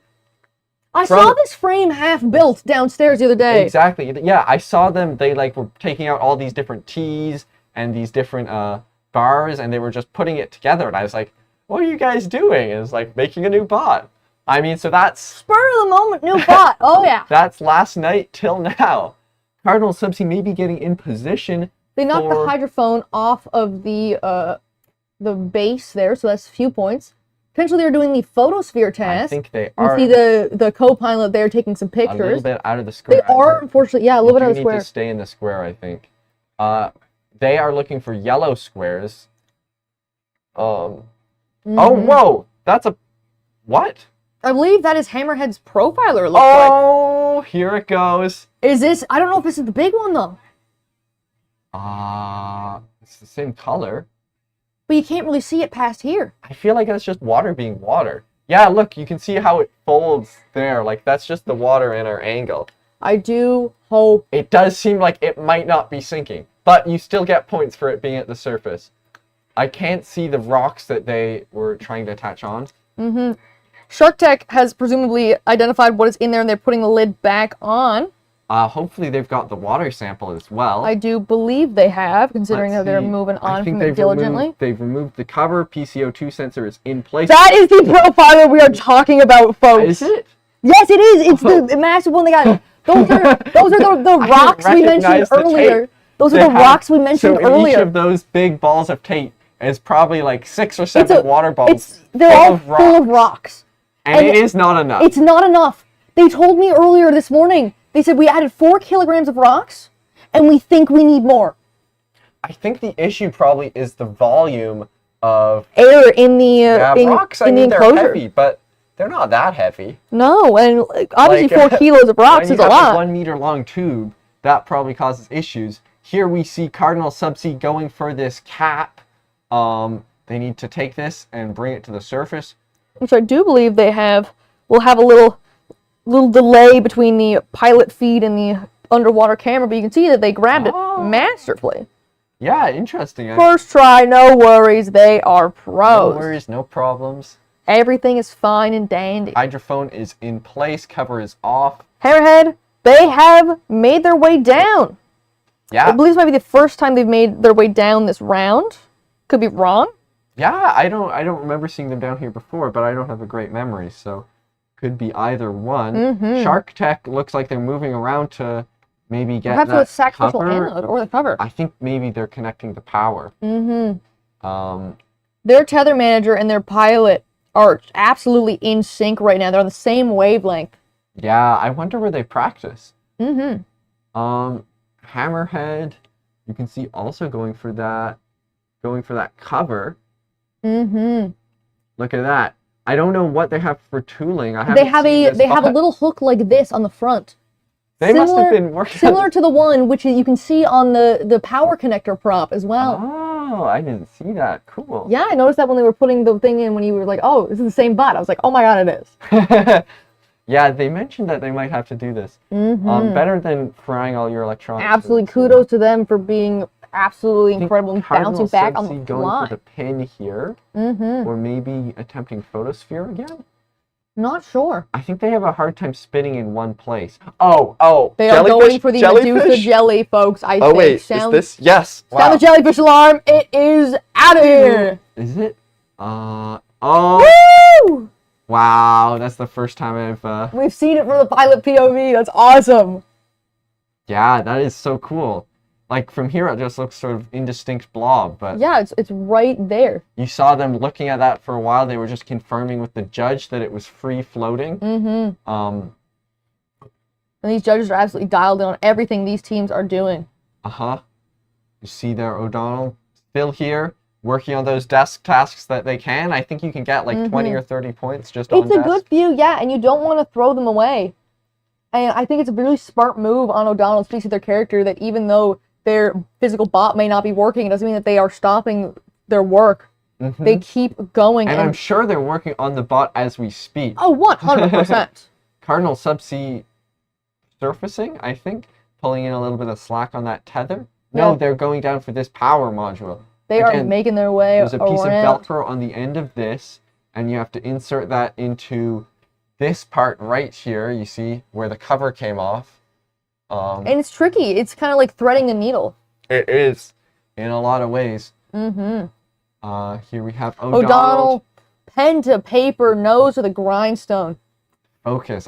There was this much like surveillance on me, like during a test or something, you know, like that'd be crazy. Yeah. Looks like they're maybe graphing the carp spread by hand right now, or the profiler data. They do have a laptop there closed. Shark Tech going for the jellyfish. Jellyfish. They've released it. They have successfully got it, right? Yeah, they did. They did last run. And they just did again, folks. I don't remember if they managed to capture it. I'm not sure. I don't think we saw it. They do have a tool, a little triangle cup thing, but we never managed to see them actually capture it. And I hope we can this run. I'm curious to see. They have the hydrophone in. They have the PCO2 sensor. Yeah, I'm curious to see how it works. Hammerhead here just removed something. Removed the power sense, or the power module. Power connector. Sorry, I don't know what I'm thinking. It's all the same. It's all power this, power that. Oh, okay, they've released the jellyfish, and that as is it's the going tool. up, That is the tool that they putting use. the tool to capture. This is smart because I bet it's easier when it's higher up, and they're taking their time to let it rise because it doesn't rise that fast. What is this fluffy snake in the background? I don't know. I just saw him walk by with it in the door. Pillow? No, I just saw him walk by the door, and I was like, That's too bad. Anyways, Oh. like we said, folks, we're a few offices down the flume tank, so we're kind of Yeah, we're like 1 degree of separation away from the action. Oh, you see there? It's on the surface. Whoop. Quick hands there to get that. It looks like their container isn't full of water. Full of water, and it's serving as kind of like a giant flotation device, if you But will. you can't have holes in the bottom to drain it, because if you do, I'm not sure what they're attempting here. I think maybe... Are they going to try and nudge it over and then scoop it up with it? Oh, they're trying... This is the... They're trying the water collection again? Yeah, they are. I guess What they they didn't had get is they had their water collection tool attached to the bot, Yeah. and they took it off the side of the bot and placed it in the hands of the claw. Yeah, exactly. And there's a syringe That's on the side incredible. that they actuate. I think it's with... I'm not sure if it's a linear actuator or a DC motor, and they move that to suck water in. But it looks like they're going down. This is a tricky thing to do. And these bots, I believe they have a bot with vectored thrust, which is a certain configuration of motors, which does allow a lot of freedom, but is sometimes more difficult. Yeah. You can see here, trying to line it up. Once again. Hovering. Assuming mosquito position. They have gotten it, I believe, once. Oh, so close! This is about a 1-inch cap, I believe. Backing up, lining up again. Patience is really critical with these tasks. So they're above it now, and they're going to try to descend and move back. And they'll try again. They are not giving up. 4 minutes left on the clock here, folks. Hammerhead is making some great progress here. They've removed the hydrophone from the base, and they have also removed the power connector from the base. You can see here. I'm not sure how the judges... Well, actually, I think that is off the base, and same with the hydrophone. Yeah, it kind of looks like it's still on, but I think that's just the hook. Nice Hammerhead moving over. Oh, they got it. That's Excellent sample, job. everyone. There's a syringe somewhere on this side, I believe, that is going to be sucking up that fluid, and then they have to go and do a whole bunch of... Science officers going to be busy. Oh, yeah. They have to test the pH of the water to determine its, pH, if it's acidic or basic or whatnot, because there's a certain range that it should fall into to be a suitable environment. Here, it looks like they've got a hydrometer, PCO2 sensor. They have the power module Are off, they going for the cover sacrificial anode? I think they are. Yes, they are. They are the second team, I think, who have attended this. No, I'm pretty sure a couple have. It's been a few, maybe. It's been an eventful day, folks. Things are starting to blur together. Look, you see it's on the edge here, which makes it more difficult. They have a well-placed camera, though, which helps. I mean, yeah. It blacking out constantly probably doesn't help, but what can you do? Hopefully it's on our end and not just theirs. I believe they're collecting the water. The judge is assessing that there is a suitable amount of water in there. It looks like they've gotten the okay. They're placing it back on the side. I really do like that. They just took it and just attached it right there. Oh, and they're going to get the jellyfish. Potentially? They might be nudging it over and trying to scoop it up by hand. Which I think they're, would be interesting. Oh, I wonder, is that legal? Me too. Cardinal Subsea Solutions doing some spinning around right now. They made their way back up to the surface. I think nudging might be counted as excessive, like pushing. I don't know. Yeah, we'll have to see what the judges say. That would be a call for the judges. Oh, going for the polyps. So there's these little pipe cleaner rings that are attached to the side of this. The only other team we've seen attempt this surface task, I believe, is Clarenville. The jellyfish polyps look like this, and then the teams must collect 3 polyps, which are those little loops right there. 1 to 3 polyps is 5 points, and 4 plus polyps is 10 and they have a jellyfish floating around. I forgot about that. So teams must collect those polyps somehow and then bring them back to the surface. Looks like they're going for the hydrophone here. They've got that. Maybe they're looking for the pin. Shark Tech also attempting this anode. This was one of the teams that I think we've seen do it earlier. They got one stage out. Good thing that there's a heavy... I think it's out. Big old question mark. I think it's half out. It's somewhat out. How is it's not in. Yeah, it's fully not fully in, not fully out. 1 minute left. Because the teams must twist and pull, almost like a key to remove it. Cardinal Subsea confirms that there is, in fact, wheat in that cargo container. I think they might have done that earlier. I think right now, actually, what they're doing is trying to replace the cover. Smart move on Cardinal Subsea Solutions. This is not debris, but it will be another couple points for getting it on. Whoa. It's just kind of floating there on the side. Hammerhead here, dragging the hydrophone. Make the last minute decisions with 30 seconds left on the clocks. Teams are getting ready to clue up, score the last few points that they can. I think time actually might be... I don't know. I thought I saw a tether pull there. I guess time isn't quite up. 20 seconds left. It's all up to the teams now what they're planning on doing. 15 seconds time. Hammerhead might be taking a little bit of a break here. Hammerhead might make their way back up to the surface. Just kind of, deciding that that's good enough for now. We've done what we can. We're happy with what we've done. We can always try for even more. And then the final round. And that is time. That was a great round from all 4 competitors.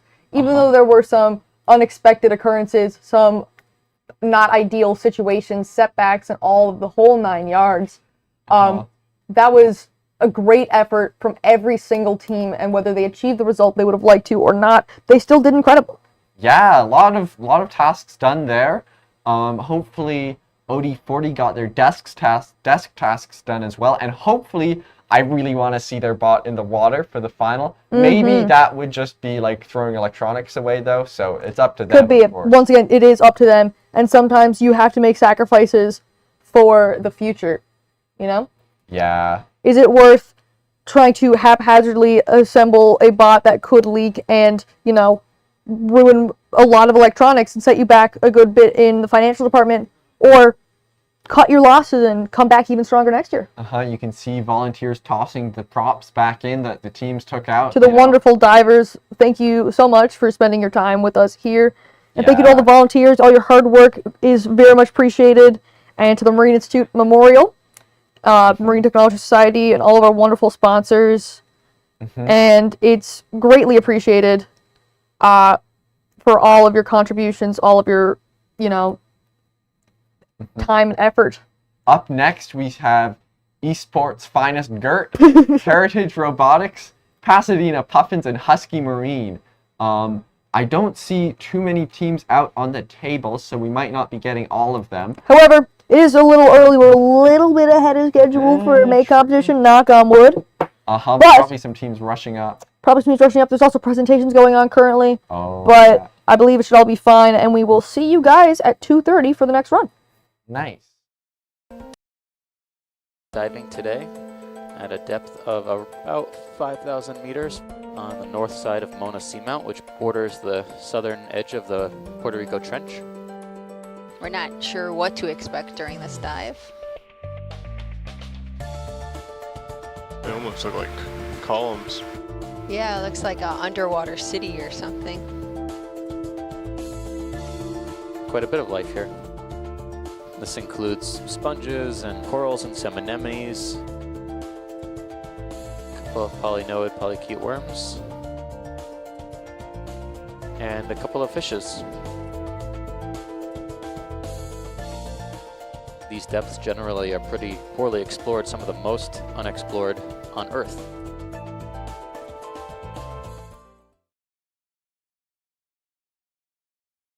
Hey, I'm Terry Humber. I work at the Marine Institute. I teach the ROV program here. I come in with 30 years industry experience, 23 with Oceaneering Canada as an ROV manager / supervisor / technician. The ROV program is a 2-year technical program offered by the Marine Institute that gives people the awareness to work in the offshore industry, working on a remote operated vehicle. East Coast Newfoundland is very busy at the moment. Worldwide, the ROV industry is booming. In the ROV program, we work with simulators to teach the people how to fly the ROV, which is very important. Then we have a workshop environment where the people are used to work on an ROV so they can actually fix it and maintain it to fly it. We do missions, how to use a manipulator to fix a subsea wellhead, or use a torque tool, or use a cutter, or a subsea dredger. The mission is real life work. It's work that has been done in the past, and it's training these individuals how to do the work in the future. The underwater vehicle program is a 3rd year, picked up after the 2nd year of ROV. But the difference between an ROV and an AUV is tethered. An AUV is not. It flies by itself. You do mapping, you do seabed scans. It's just a step up from the ROV program. And you come back for your 4th year, or you can do it online and get your Bachelor of Technology. It's a wonderful program. It is a world-class institute. When the kids leave here, they leave with 100 hours flying time on a stick. They know how to fix an ROV. They know how to work in that environment. That's what the Marine Institute is all about, the real life experience.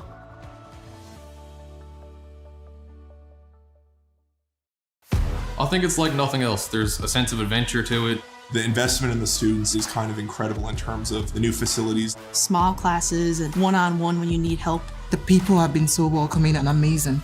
You can't replace the hands-on factor in this. Once I went to the commercial industry, I felt totally ready to just jump right in. Knowing how much opportunity is out there was a big pull for me to come to MI.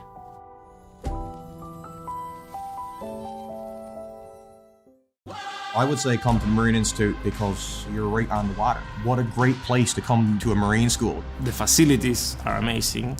It is a world-class institute.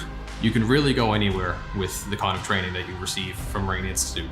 There's nowhere else in the world that you're going to be able to sit in a desk and then go to a boat, and you get so much hands-on learning here in the most beautiful province in the world.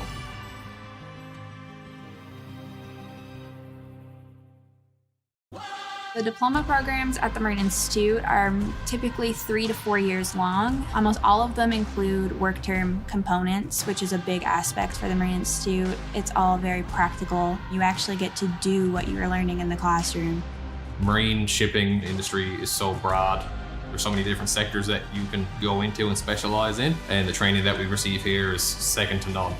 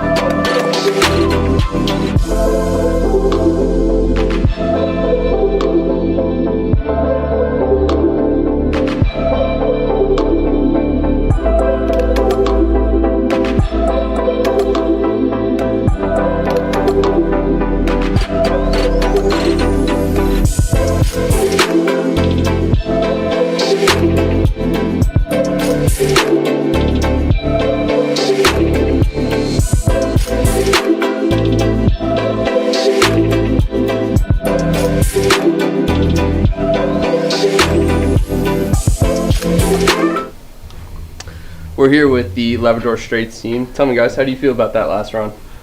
It was it was a good run. We had a couple things that we want to work on a little bit, but we got most of the tasks that we wanted to try and get done. We'd like to see if our monitor would work next time, because having to hold up the main ROV monitor over our backs was not optimal. No, definitely not. One interesting thing that I noticed with your guys' setup is you have a foot pedal for your compressor activation for opening and closing your manipulator. Where did you guys decide to implement that, like, along your design process? So one of the major problems we had was driving. Well, this year there's a lot of things for the co-pilot to do on deck with graphing and stuff. Yep. So when you're trying to control the cly and a controller at the same time, it gets challenging because you got to take your hand out. But with this foot pedal, I can keep my hands on the controller at 100% of the time and just control it all by myself. So it helps us out there. And that's pretty innovative, if I could say so myself. Another thing I wanted to touch on was your vertical profiler. We observed it in the first one that you guys had, where we had it seemed to be like an issue at first where it was going halfway, but you guys seem to have corrected that. Yeah, it's mostly corrected. It's just little hiccups now that I think I can solve in the hours between our second and third run. Awesome. That's great stuff, guys. Like, incredible profiler design too. It's definitely one of the most innovative I've seen so far. Thank you. Perfect. Thanks, guys. Thank you. Thank you.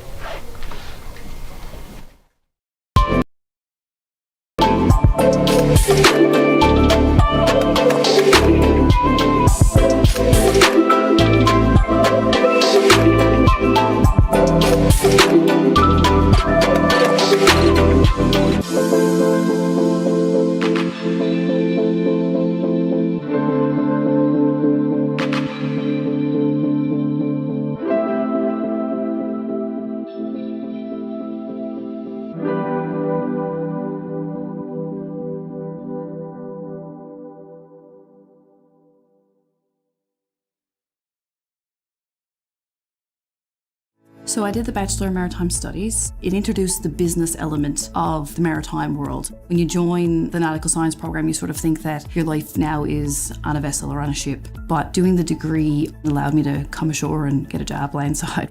You're getting a formal degree from a well-recognized university. You can do this while you're online. So you can log into your course wherever you are in the world. This allows you to keep working, gaining experience while doing your degree.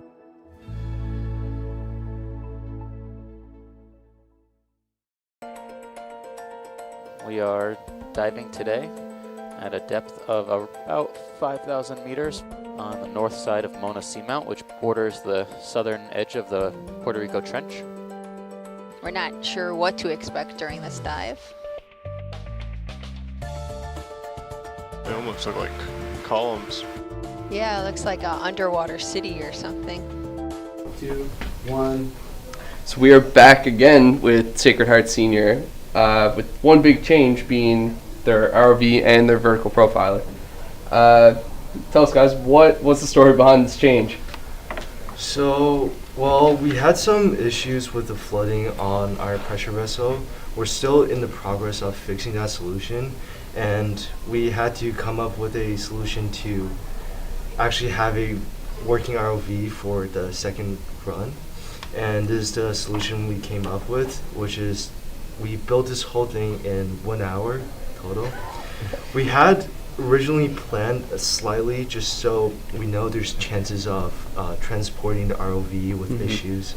So yeah, I mean, it's working great. That's incredible. What a resilient team for sure. The other key detail that is a pretty big point to talk about is your vertical profiler. You were spotted by some of our volunteers collecting a bunch of rocks in the in the parking lot. You care to talk about the design for that one? Oh yeah, so as you can see, this thing's pretty big. We knew it was gonna float. We just didn't know it was gonna float this much. So we had to find a way to put some weight on it fast, and we decided to put rocks around it to try and reduce the buoyancy. We're almost there. We need hopefully this guy will do the job. And the reason we didn't put him on is because it would have just sunk. We didn't have our buoyancy engine running at the time. So hopefully next time you'll see more of the float. It'll be more operational. It's exciting, guys. Good to see the innovation, and hopefully we get to see the vertical profiler in motion next time. Any major improvements or changes that you guys plan on making to your bot now in order to account for try and get more points in the next run?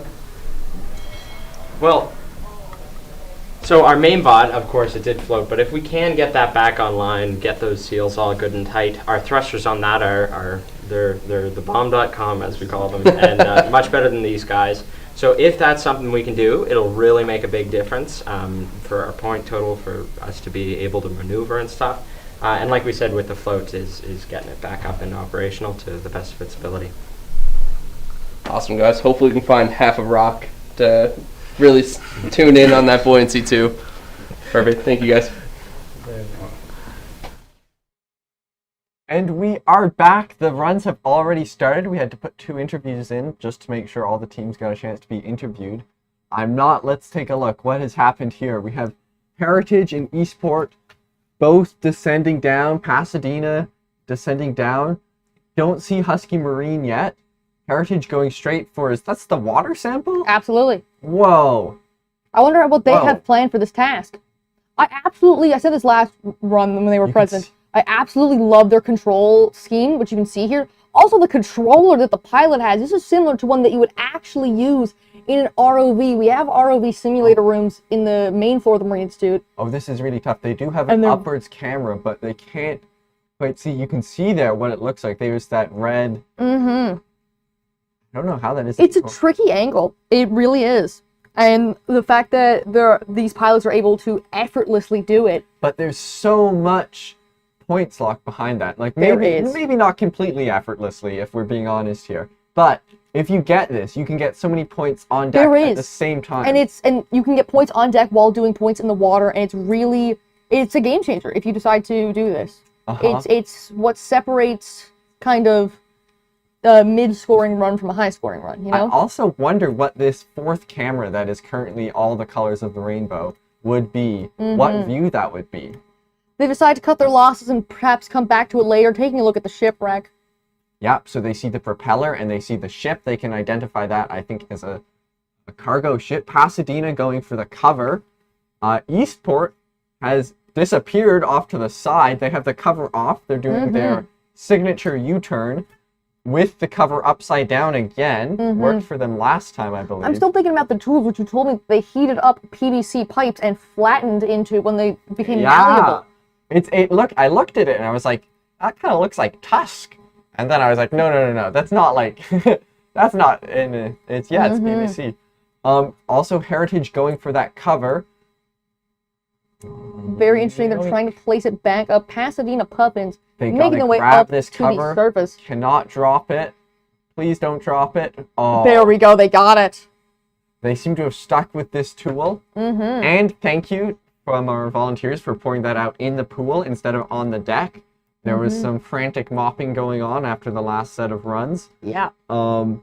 Descending again, and we have a camera angle. Wow. Have they been piloting like this the whole time? That's impressive. This is like a neon world. Listen, I piloted with some interesting cameras before, but whoa! I've never seen. There's something so interesting about like the analog cameras and how they can just do stuff like this. This almost is like when you get floaties in your eyes, but on a much bigger scale. It's almost like a custom video background, and honestly, I kind of rock with it. Not the easiest to pilot with. Eastport taking the lid on a journey. Absolutely, they're going on a soul-searching journey. Whoa, at the same time they got the lid, they're getting the cover. Maybe they'll bring it up so they can reposition the lid in the cloth. Yeah, and they did snag the cover there. I think they moved the hydrophone, not the hydrophone, the power connector as well. I'm not sure if it, no, it stayed there on the base. But they're making their way up now. They did get the connector, though, and it looks like they'll be able to get it out, so that's points right there. All right. Can they return to the surface, though? That is the question. Because right now we've seen them shuffle around the bottom. Heritage, sacrificial anode. Here we go. This task is an absolute headache.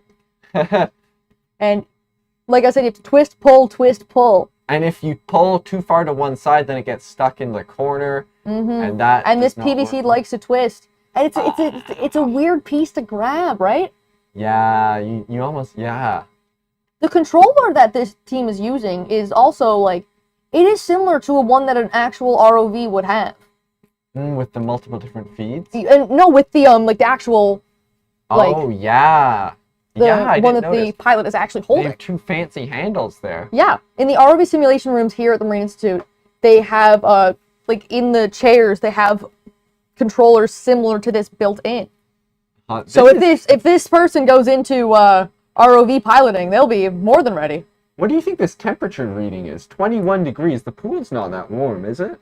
Could be. I'm not sure. Maybe it's like a sort of internal one for their electronics. It could be an internal. But it looks like they're about halfway there getting the sacrificial anode out. Yeah. Hopefully they can achieve that. See the tether manager looking over with such care and caution, trying to do what is best for the pilot and what is best for the team. Eastport has made their way back around. Looks like they're next to the jellyfish. Pasadena is working on the hydrophone task currently, while Heritage still picks at the sacrificial anode. Pasadena, let's take a look here. They are, I think, trying to move the power. They're still piloting with that incredibly distorted camera feed. It's really like something you see in like 90s music video, like Take On Me by Aha, you know? Yeah, this is crazy. What makes a camera do this? And the fact that they're still able to go on about their day is that, you know... There's like a hook here. Just happens... That, like, camouflages. It's just like, oh, you know, it's normal. Yeah, look at that. Real testament to these pilot skills that they're able to just kind of filter it all out and just see what's going on. I think I got a lot of facts from them. Oh, do enlighten me. Yeah, they... Okay. It's their first year as well. Also, I think this might be related to the camera issues. They burnt 7 or 8 fuses. Oh my god! Leading up to the competition. Once again, these fun facts were given to us by the team. They need like an on-screen warning. These facts were given to us by the teams. Yeah, but I mean, they've they've gone past that. They've fixed that issue, at least mostly, and they've got sort of a cool camera out of it. Yeah. On the corner there, you can see that Heritage has managed to get that sacrificial anode out. They now just got to grab it and return it to the surface. Absolutely. Because if not, that counts as debris. They are in danger of being tangled. They are, in fact, you can see. Because once again, that cable should be up straight like that, and currently it is on a bit of an angle. You can see it might be a little tricky to see. I'll highlight it currently where it is in yellow. Ooh, it's great. on a bit of an angle, and the tether is looping around it. They just gotta not go the quick way back. They gotta go the slightly longer way. Oh, it looks like, are they unsticking? I think what they're doing is they're looping around. Look at that.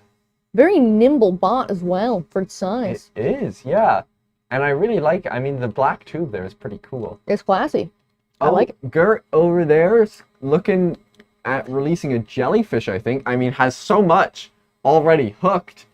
And I don't... Wait, are they in the prop? Yeah, they are inside the jellyfish stand. Hopefully they can go backwards. Oh, okay, they're just lifting. What is... That's one way to release the jellyfish. Well, it's not... I didn't know you could move that one then. I thought that was way down a bit more. But that's a testament to...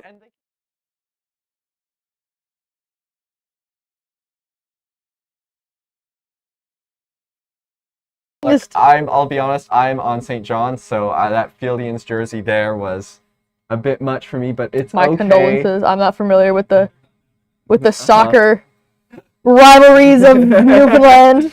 However, Yep, listen, well, it's they're okay. esports finest Gert for a reason. You know? I'm not sure if that was Eastport. I don't know who that was. It's esports finest Gert. They just broke in here, I think. Yeah, but the people from the earlier. youngsters. We see them driving around. That's a bright light right there. It is. Wow. Also, I do want to talk about Eastport and their naming for a second. So they have the bot, which is Gert. Yep. The control box, which is Bert. Yep. And the vertical profiler, which is Yurt. Not a vertical profiler. My bad. It is, they have a ruler that we haven't seen used yet. They have this fancy ruler that they could use to measure the length of the ship. And that is Yurt. When I was asking them about their naming scheme, I think they was like, you know, Yurt sounds pretty good. Awesome. Wicked. Pasadena there, they got the power connector off that platform. I think they removed the cap. Probably identifying the shipwreck right now. I hope so. They'll probably have a hard time doing the photosphere due to not being able to see really anything. But hopefully they'll be able to identify the ship. True. Hopefully they can, you know, take care and manage to navigate over there and collect. Heading over, it looks like to the cargo or maybe to the top. They do have a very difficult view. The camera, if we put it back on screen, I'll put up like I'll mention a little warning, probably photosensitivity warning. Whoa, Pasadena is just way up whizzing there. around. I don't think we've seen anyone reach that corner of the camera before. I don't even think, I don't know if anything's up there. I guess just looking around, maybe. Yeah, they're going on another soul-searching journey.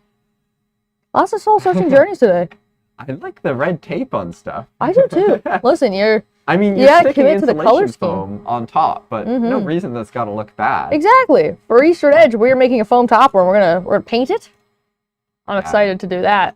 I love to be able to paint. Heritage cool, here, they got the cover off, the anode out. Doesn't look like. Oh, they are still once again. Are they caught? Yeah, they're gonna have to, in order to untangle themselves. They were caught before. They were caught before. They're gonna have to go all the way back here. I think it's one of the blocks of foam maybe on their tether that's snagged in there. Yeah. It looks like they're doing it though. That really sucks. Twice. Yeah, in a no, row. they are. It's fully they're just looped in there around the tether. How does the this tether even, I thought they were being very careful. Like, whoa, we have a keyboard. Yeah, you guys can't see this, but Caitlin has just pulled up this trying to make it full strange screen. keyboard. My bad. Trying to fix something here. It's actually right in front of the screen, Tech so that support. I can barely see. Eastport still walking around down there on the bottom. Looks like they got maybe the cover up, or are they doing something with the PCO2 sensor? They do have the cover up. They don't have the lid placed back on, but that is one less piece of debris. Cover doesn't count as debris. Esports finest Gert seems to be attempting to go for the PCO2 sensor. I don't know. To me, it looks like they're getting stuck here. They might be getting stuck. I think they. This is another one of our. This is our second of the cords. Another rope incident. This one has less attached to the top. Mm-hmm. Tether managers. Just, what can they do, you know? Yeah, pondering what do we do in the situation. Fun to watch, but yeah, not fun to be a part of. That cord, I think, is going to. Oh no, they got themselves entangled. Good on you guys. I think they're trying to return to the surface now. We have chaos going on this screen. Pasadena removing the cover from the cargo. Mm-hmm. Oh, it looks like it just slipped out of the grasp. This cover, I think, is heavier than it looks because I think it has to be weighed down in order to not float to the surface. Exactly. It's also awkward when you're moving around in the water. Yeah, and it's far away, so you have like a lot more tether. Here we Total have sensitivity warning for anyone who may need it. Pasadena But this is neon. this is strenuous to look at. The pilots need like some special like blue light glasses or something. Oh, they're gonna need more than that. It actually looks like unreal. It looks really cool and I love it, but it's not ideal, I recognize. I'm not trying to drive a car and all you can see is that. 1 minute, 40 seconds left in this round. Excellent round, excellent performance Also, from the may I teams. point out, we've had very few shipwreck hits. I thought this was going to be a huge thing. Me too. But that is... These teams have steered clear of that pretty well. Exactly. We see here I think they have 2 joysticks on this triggerfish console. Mm-hmm. We have 2 sets of hands also piloting. A little bit of assist from a co-pilot, perhaps. Trying to angle. Now you gotta lift, but you can't. Yeah, this is very tricky. It's possible also that the controls aren't wired in like it's possible some wires are, you know. Another photosensitivity warning for anyone who may need it. This is so cool, though. I've never seen a camera do this. It's unreal, and it's the beauty of analog cameras, right? I think this is analog, or is it digital? Because if it's digital, I feel like it really shouldn't be doing this. I believe probably it has something to do with I believe the camera fuse, they blew that like 3 or 4 times, and so probably there was stuff damaged along the way. Caught fire a few times, or... Yeah, I think just blowing They did tell us they caught fire twice. Apparently they caught fire twice yesterday. Yeah. Once again, these facts were given to us by the team themselves. If you need to invest in media training for your team, do that. If you don't want them saying things like this. Yeah, maybe this is tougher for them to get sponsors. Yeah, oopsies. Listen, media training. And it does seem they've settled on a tool. They told us they had 6. It seems they've settled with that hook, which I think is a great choice. Heritage somehow stuck again. 5 seconds. Might need diver assistance, and that is time. The foghorn is sounding, and these teams are packing her up and getting ready for their presentation, if they haven't had it already. Oof, presentation. Good bit of nerves in there, but I'm very confident that these teams will do very well. I always liked the bits where the judges were asking questions a lot more than the bits where we had to present.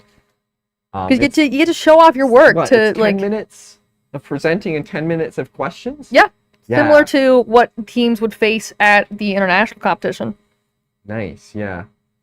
And I mean, yeah, then you can really show your knowledge of your robot. Once again, a little reminder that the teams that end up winning this, I'm not sure. I know first place definitely, second place likely. Don't know if third place will be going as well. It depends on, financial situations and such. But they will be going to the International Mate ROV competition in Alpena, Michigan. So there's a good bit on the line here if they want to go show off their robot to the rest of the world. Next at 3 o'clock here, we have Freud Avenue Community Center. Freud. Probably not Freud. Probably not Freud. No one at Station 2. Rural Rovaders from Charlottetown. And then Heart Innovators from Holy Heart. All right, see you guys then.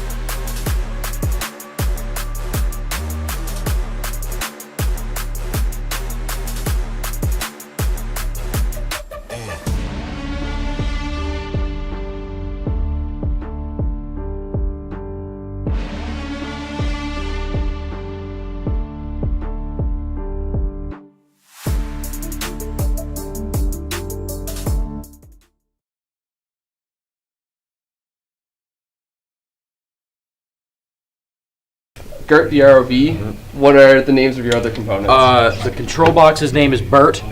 Squirt. The tether is Squirt. And we got a measuring device named Yurt. Yeah, he's not. Yurt is no longer with us. Rest in peace, Yurt. Rest in peace, Yurt. So tell me about the design process for your ROV. Of course, just looking at it, you guys use what looks to be 1.5" PVC, which is ABS, right? Which is a very thick and robust material as well. What was the decision made for using a larger tube compared to some other? To be honest, we couldn't actually find the small tube. We had the big tube, so like let's just use it. Yeah, we only had 2 months to put this whole thing together, so. I think we did pretty good for 2 months. I think so too. It's obviously made is really hard. It's hard to start on such a short timeline. Building ROVs, we've seen teams today who had their ROV flood and made a brand new ROV within an hour with some form of innovation and backup planning. So tell me, how do you guys feel this run went compared to your first run? I think it went better. Yeah, it did the same. Point wise was the same, but overall movement was a lot better. Yeah, overall movement was a lot better. Our first run was the first time of me ever controlling the control box or flying anything underwater. So this is like my second. No, we had a practice run at the acoustic lab tank thing. Right. Yeah. This is like my third time actually piloting it, and but if you were watching earlier in the live stream, you could see that the yellow cover next to the ship decided it wanted to come along for a ride and did not want to leave. Nor did the other thing that was there, which weighed us down, which would not let us go up enough to pick up one of the other items and put it in the box, which really sucked. But we know what order to do it in next time. There you go. Looks like you guys have your game plan lined out for your third run. Yep. Yeah. 5:30. Yeah, 5:30. 5:30. Overall, any changes that you guys plan on making to your bot in between runs now? No, but I think next we're gonna add some extra flotation, so it's a bit more positively boiling. Yeah. Boiling.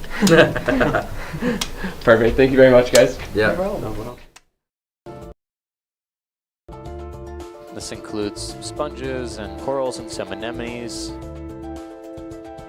a couple of polynoid polychaete worms, and a couple of fishes. These depths generally are pretty poorly explored, some of the most unexplored on Earth.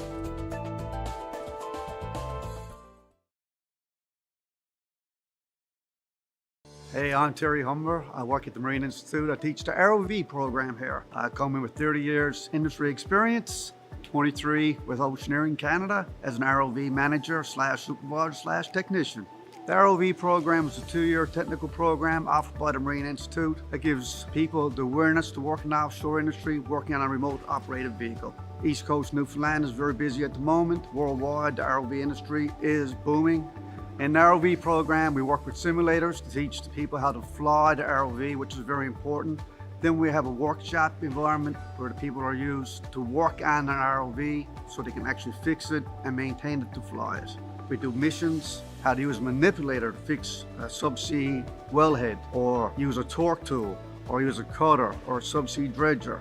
The mission is real life work. It's work that has been done in the past, and it's training these individuals how to do the work in the future. The underwater vehicle program is a 3rd year, picked up after the 2nd year of ROV. But the difference between an ROV and an AUV, an ROV is tethered, an AUV is not. It flies by itself. You do mapping, you do seabed scans. It's just a step up from the ROV program. And you come back for your 4th year, or you can do it online and get your Bachelor of Technology. It's a wonderful program. It is a world-class institute. When the kids leave here, they leave with 100 hours flying time on the stick. They know how to fix an ROV. They know how to work in that environment. That's what the Marine Institute. We're here with Heritage Collegiate. So tell me, guys, how do you think this run improved from your previous run? The first run that we done, we were dead in water twice and didn't really get anything done, mainly just our co-pilot test. Besides getting caught up in this run, we did get a couple points from the robot itself until we ran into a getting stuck issue and a couple other little things. But overall, although this run wasn't the best, it was a major improvement from our first. For sure. Tell me a bit more about your bot. I see some of your 3D printed parts you guys have engraved as well with Heritage Collegiate ROV. What was your overall design process? So compared to last year, we hadn't really added much. The only thing we added was the center thruster, and we completely redesigned the claw to just better grip, and overall it works better. But for the most part, this is pretty much the same thing. We're using the same motors, the same aluminum tank on top, and same frame. And we added a servo-powered syringe in order to collect the water sample. For your manipulator or your claw, I noticed you guys have some form of foam or on the front of it. Is that just for picking up delicate samples or just as a precautionary? Mainly that was for getting better grip when we pick things up, because the resin that it was made out of is not that grippy. So we added the foam on top of it so it closed a little tighter so we get a little bit of grip on objects. Nice. So you guys, just from looking at it as well, you have 2 servos on the front, for I'm assuming one for rotating, one for... Yep. Perfect. Your vertical profiler, how was the design process for that?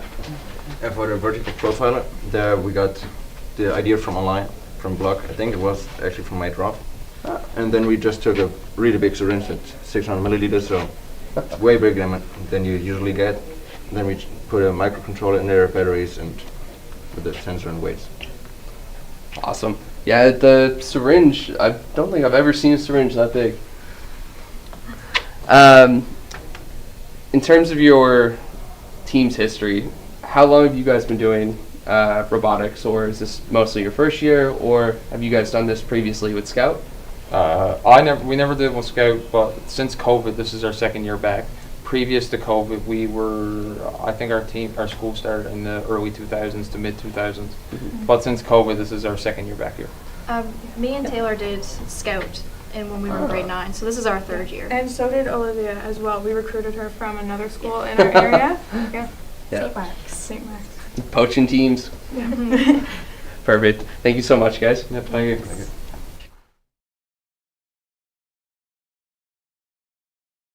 Started these runs to catch you up. I believe Heart Innovators and Rural ROV Aiders, have both placed the PCO2 sensor. They both came down with that. It looks like Heart Innovators have just placed their hydrophone. I believe FACC is perhaps doing the photosphere task. Heart Innovators also look like they're having a go at that connector. Maybe Yeah, not. they pulled the pin on the hydrophone. They've placed the PCO2 sensor and the hydrophone as well. And they're going for the photosphere task currently. It appears that is their current plan of attack. They kind of had that locked and loaded, ready to go. Yeah. They have made swift use of those 3 minutes. Oh, they're photosphering. They are photosphering, all right. I don't know if we've seen them do it to this extent before. It's pretty neat. I like it. They're switching it up. Very nice. Rural Ravators, they are working on the hydrophone. They've pulled the pin, but unfortunately not in the right location. FACC is going for the cargo container of the shipwreck. They're making their way over. You can see here their tool with all the little holes on it. I believe this is so that they can, customize the grip and do a lot of testing without having to make I like that. prototypes. Because honestly, sometimes prototyping and constantly redesigning and this and that and this and that, it takes time. And sometimes you don't have that time,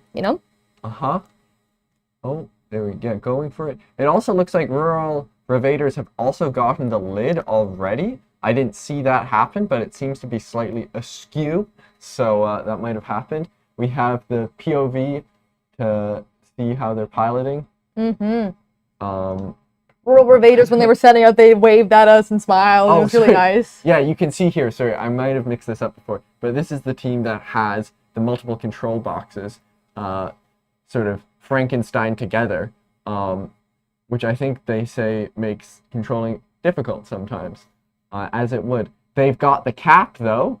No problems there. And they, whoa, are they trying to, this is crazy. Are they getting the power with the cap on as well? At the same time? That's impressive. And these teams have to decide on the fly, either on the fly or beforehand, what tasks they want to do, if it's worth it, if it's not worth it. Wow, I'm really impressed with ROV Invaders. I think this is like a huge step up from their last run, I believe. They really have... Like, this is 5 minutes in, and they've completed almost as many tasks. It's very impressive. Uh-huh. You can look at their bot, many revisions in the last couple of months. Heart Innovators, looks like they might have just gotten a water sample. Not sure if I'm correct there. FACC has removed the cover, inspecting the cargo right now. Looks like coal. And then they have to bring... Well, they don't have to, but they could attach the lid again for some more points. Again, nothing happening in the top corner, but that's expected. Yeah, there's no teams up there currently. Heart Innovators, let's see. Do they have... They're a little tangled up in the thermistor. Oh, yeah. The thermistor, by the way, is broken, so this is one of the reasons you're not seeing teams attempt it. Really? Yeah, the thermistor task here is not set up, or somehow the Velcro isn't sticking properly. So that might have been like an extra couple points for teams removing it. Attaching it back is pretty tricky. Well, hopefully they're going to revise those building instructions for Mate Internationals. Yep. That would be a real pain to go with a broken prop. Oh, ROV Invaders, I think they might have the angle on this power connector. They place it on the ground. Ah, I like that. We're seeing them ship this over. It's more difficult because of the connector that they have. Now, this is why you have two claws, I think. Absolutely. Because you're providing different angles of approach and different angles of attack. See here. That's them there on the surface, tether crew, looking. There's a lot of intense looking.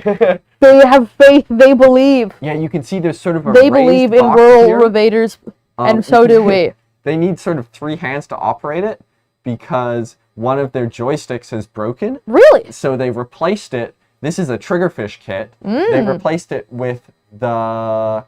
What's the kit for the scout teams?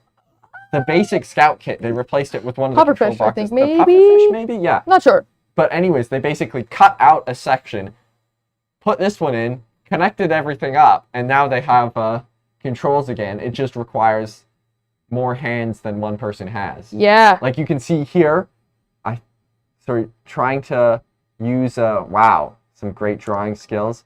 Whoa, this is going amazing. Yeah, we were zoomed in on accident screen. What were you saying? You were pointing over here? Yeah, you can see there was a little knob there that I believe the main pilot was controlling with sort of the palm of his hand while hitting buttons. Really?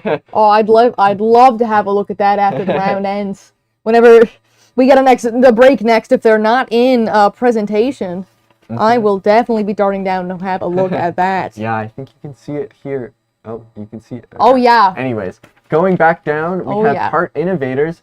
Looks like... I love their Allen key tool, honestly. Like, where do you find a 14-inch Where do you get a 14-inch Allen key? Looks like they're going for the connector, though. We haven't seen them. I believe they have attempted in the past to get the water sample, but not this run yet, so maybe that coming up. But they've got this connector, bringing it up. It also looks like they have observed the cargo, but they have not replaced the lid. That square in the center is also shifted quite a bit. Dr. will be sure to reset that. Managed to receive they brought the cap up and brought it out of the water. Once again, the volunteer pouring it in. Any special tools going on? Nope, I believe they're going to be... Head way back in. They avoided that debris penalty. Rural invaders are heading over to the shipwreck now, having a nice little look. Get that power module. But that's okay. They might come back to it later. Maybe they did not check this cover. Maybe it's just a bit askew anyways. There could have been an error there. Whoa, Heart coming down with... Holy Heart coming over to say hello. Holy Heart is, I believe, is going to get tangled up in that prop. No. We've had enough teams tangled, you know? Unless, were they the ones who just yoinked out the part of the thermistor? Because they might be fine, though. Well, the thermistor actually isn't connected all the way up to the top right Yeah, now. no, because they can fly over that. This is a jellyfish release attempt. It sort of looks like they're just dragging the whole structure. Yeah, we've had several teams do this today. However, I do think Heart Innovators, they're like a millimeter away. Yeah, I think initially that bit of corrugated plastic was stuck in And that the is pipe. it. They have it. Whoa! Whoa! What was that? I didn't know they could go at that angle. I didn't either. Was that? I'm gonna have to go watch the part of the stream back. Yeah, you can rewind on YouTube live streams. Fun fact. Yeah, because everything will be uploaded as a really, really long video after, but can do it during the live stream as well. Yeah, fun little fact. FACC got that cap, bringing it up. They removed the power connector from the base, so moving that from here anywhere, that is a good few points. It does seem like they're struggling with vertical, which is something some of our teams have struggled with. Experienced. Maybe resting to try again in a little bit. Dragging it. Slowly but surely making their way up. Heart Innovators beelining it across the playing field while Rural Ravaders works once again on the power connector. That's such a tricky one. Yeah, it is. And Heart Innovators going for the same thing now, looks like. They have absolutely they just pushed the base or the platform for the Heart Innovators. From their props, maybe. I wonder what type of propellers they have. It's T200s, right? Yeah. Which is a spit type of thrusters with a lot of power on them. FACC pushing the power, the hydrophone off the base. They have done that successfully. Nice. They're good at pushing stuff around down there. They are. Just need a bit more vertical thrust. You'd be golden. They got to get that all the way over here. Yeah, I think maybe they're happy with just removing it, but we'll see. And you know what? That's all right. There is only 3 minutes remaining. We'll have to see. This is their first year in Ranger. They were in Scout last year, so they have stepped up. Okay, you can see here, Heart has a pretty good grip, it looks like, on this power module. They're just gotta, see, that's that vectored thrust coming in crucial. Now you just gotta go, not forward, sideways-ish. Release, stick there. I think they got it. No! Devastating. They still have a good grip on it, and they still have almost 3 minutes remaining. So still nail possible. biting, folks. This is on the edge of our seats right here. Looks like our team from Charlottetown is lifting the cap off, or they still have the cap in the claw. They really I wonder if there's something wrong with that claw that they're bringing around. Yeah, or they're just holding on to it for fun. Closed. Yeah, I mean, a nice little basket. A nice little treat. Nice little sweet treat. You know, it's a Saturday. Exactly. Treat yourself. It is Saturday. I didn't even realize that. Semester ended and all the days just blended together. All the same day now. It's all Look at them. They're lining up. It's all Mate ROV days. Up a couple of inches, down a couple of inches. 2 minutes left on the clock here, folks. Teams are working hard to get those last few points before they call it a wrap. I think this might be a jellyfish release. I think it might be We're as well. Positioning for a jellyfish This is the release. last set of runs for kind of this bracket, I'll say. When I mean bracket, I don't mean like a tournament style bracket. I just mean the amount of runs. Yeah, for the second set of runs. We have runs stopping at 3:30 and picking up again at 4. And then from 4 to 6, we got 2 straight hours of ROV action. Going to be pretty sick, and I believe that will be all the team's last attempts, except for Trafalgar. They're in the last attempt. Run. They're in the last attempt as well. Yeah, but they get two this because they were victim of Toronto. Airport. They're victim of Toronto. Sorry, come on. Sorry if there's anyone watching from Toronto. We issue a formal apology on behalf of the Newfoundland Labrador regionals, I suppose. I don't know. I think that piece of corrugated plastic there might be what's getting it stuck and making it a bit trickier to remove this jellyfish. Yeah, it's a bit. It seems to be because of the PVC tube, and it's a square piece of corrugated plastic. It seems that the corner is in there like this and refusing to let go. That was a great illustration. Thank you. Come on. You can see they're moving back and forth. Whoa, water sample. Heart's going for the mosquito angle. I think they got it. Oh, they Holy 100% crap. do. Okay. 30 How seconds fast can left. you do a titration? 15 seconds? Oh, yeah, depending on the kid. Depending on how much you want to overshoot it. Titration, a pH test, and a puzzle at the same time. Oh, yeah. I think they'll have 10 seconds. Listen, to you do can that. titrate in 15 seconds. That's coming from a chem major, though, so 10 seconds now. You can overshoot. You can overshoot a 15 titration seconds. in 5 seconds, not even. Probably Oh, one. well, we only have 3 left, but they did collect that One- water sample. And that's time. What an excellent performance from the teams that we saw here today. Yeah, great job there. For now. And they will be back later with even stronger and even better than before. They worked diligently. They worked very hard. And, you know, they did their best this run. And whether their best was what they wanted to achieve or not, they will be back later and they will be able to do it all over again. I think all the teams should be pretty happy with what they achieved Oh, here. though. We saw a lot absolutely. of tasks go down.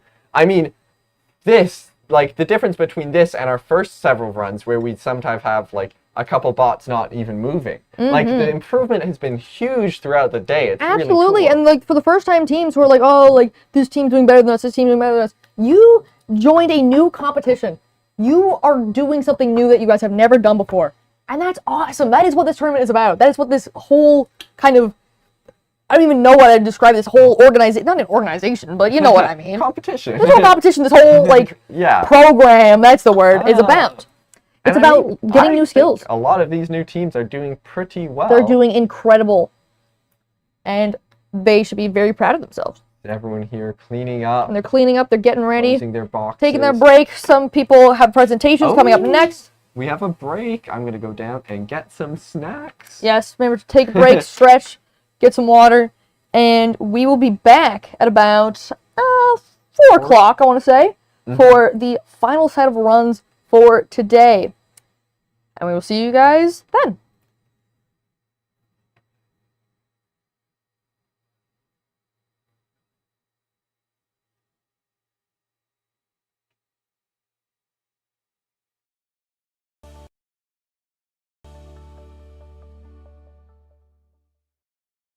I think it's like nothing else. There's a sense of adventure to it. The investment in the students is kind of incredible in terms of the new facilities. Small classes and one-on-one when you need help. The people have been so welcoming and amazing. You can't replace the hands-on factor in this. Once I went to the commercial industry, I felt totally ready to just jump right in. Knowing how much opportunity is out there was a big pull for me to come to MI.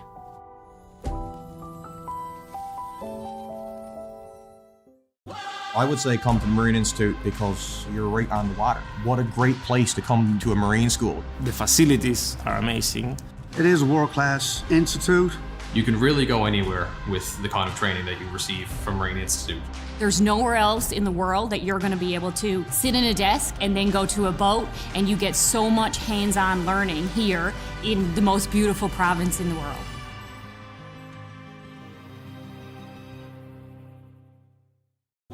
The diploma programs at the Marine Institute are typically 3 to 4 years long. Almost all of them include work term components, which is a big aspect for the Marine Institute. It's all very practical. You actually get to do what you're learning in the classroom. Marine shipping industry is so broad. There's so many different sectors that you can go into and specialize in, and the training that we receive here is second to none.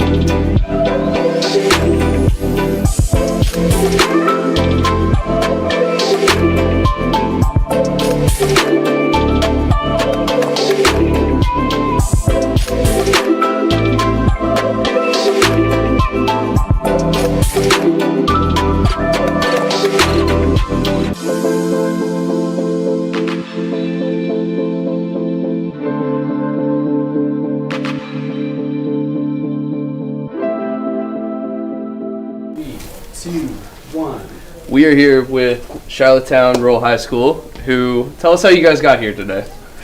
Yeah, we took the ferry from Port de Bass from North Sydney, and that was like a 6-hour drive. And then the day before, in which we wanted to get the ferry, it cancelled. So we had to drive 6 hours the day after we intended to leave, and then at 11 board the ferry, and then sleep on the ferry, and then get here Port de Bass at like 6 in the morning, and then we started our 11-hour drive yesterday, and then we got here till 7. Also, most of us are sleep deprived. There was a guy beside me that was snoring in like 50 different tones, and I could not sleep. I could not sleep that night. I know, that's funny. 27 hours Wow. of being with 7 other dudes in a van.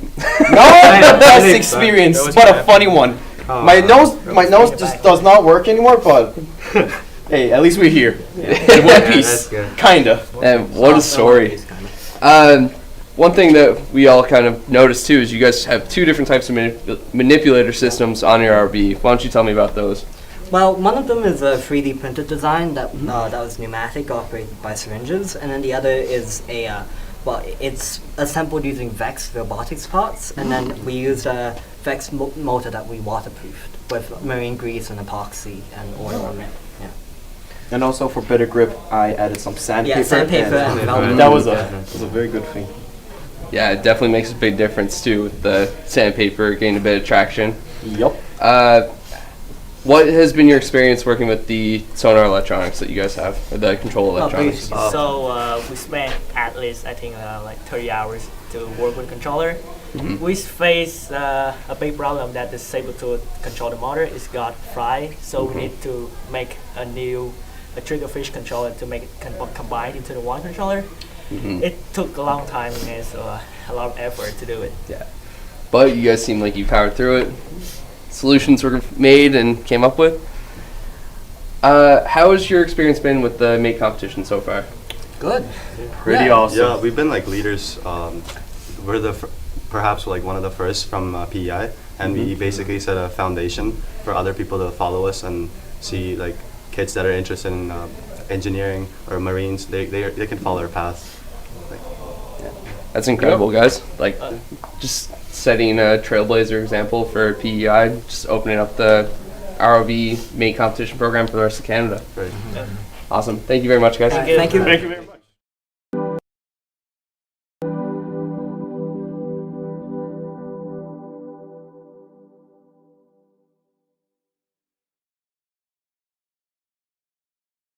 So I did the Bachelor of Maritime Studies. It introduced the business element of the maritime world. When you join the nautical science program, you sort of think that your life now is on a vessel or on a ship. But doing the degree allowed me to come ashore and get a job landside. You're getting a formal degree from a well-recognized university. You can do this while you're online. So you can log into your course wherever you are in the world. This allows you to keep working, gaining experience while doing your degree.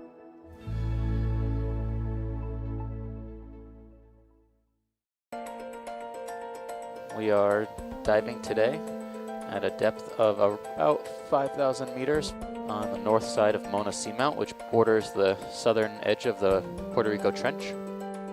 We're not sure what to expect during this dive. They almost look like columns. Yeah, it looks like an underwater city or something. Quite a bit of life here. This includes sponges and corals and some anemones, a couple of polynoid polychaete worms, and a couple of fishes.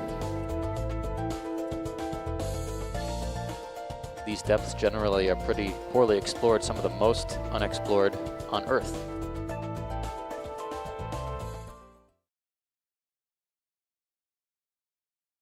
Hey, I'm Terry Humber. I work at the Marine Institute. I teach the ROV program here. I come in with 30 years industry experience, 23 with Oceaneering Canada as an ROV manager / supervisor / technician. The ROV program is a 2-year technical program offered by the Marine Institute that gives people the awareness to work in the offshore industry, working on a remote operated vehicle. East Coast Newfoundland is very busy at the moment. Worldwide, the ROV industry is booming. In the ROV program, we work with simulators to teach the people how to fly the ROV, which is very important. Then we have a workshop environment where the people are used to work on an ROV so they can actually fix it and maintain it to fly it. We do missions, how to use a manipulator to fix a subsea wellhead, or use a torque tool, or use a cutter or a subsea dredger. The mission is real life work. It's work that has been done in the past and is training these individuals how to do the work in the future. The underwater vehicle program is the third year, picked up after the second year of ROV. But the difference between an ROV and an AUV, an ROV is tethered, an AUV is not. It flies by itself. You do mapping, you do seabed scans, just a step up from the ROV program. And you come back for your fourth year, or you can do it online and get your Bachelor of Technology. It's a wonderful program. It is a world-class institute. When the kids leave here, they leave with 100 hours flying time on a stick. They know how to fix an ROV. They know how to work in that environment. That's what the Marine Institute's all about, the real life experience.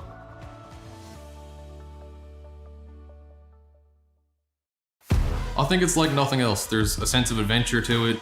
The investment in the students is kind of incredible in terms of the new facilities. Small classes and one-on-one when you need help. The people have been so welcoming and amazing. You can't replace the hands-on factor in this. Once I went to the commercial industry, I felt totally ready to just jump right in.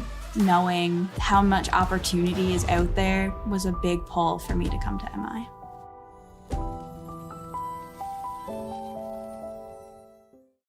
I would say come to the Marine Institute because you're right on the water. What a great place to come to a Marine school. The facilities are amazing. It is a world-class institute. You can really go anywhere with the kind of training that you receive from Marine Institute. There's nowhere else in the world that you're going to be able to sit in a desk and then go to a boat, and you get so much hands-on learning here in the most beautiful province in the world.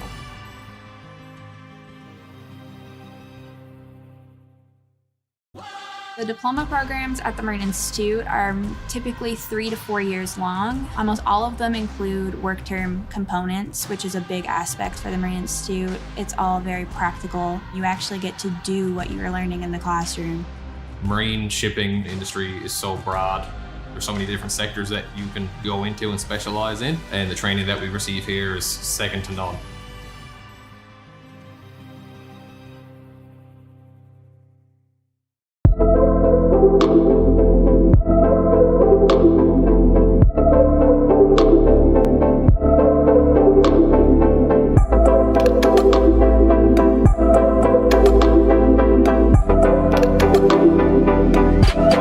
We'll be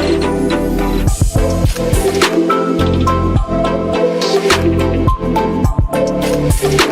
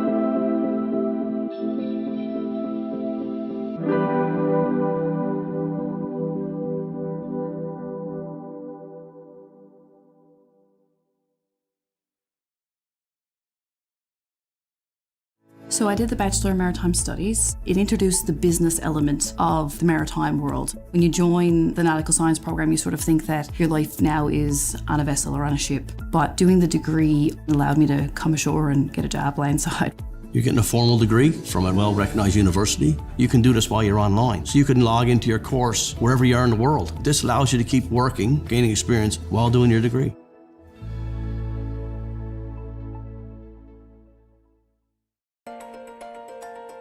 We are diving today at a depth of about 5,000 meters on the north side of Mona Seamount, which borders the southern edge of the Puerto Rico Trench.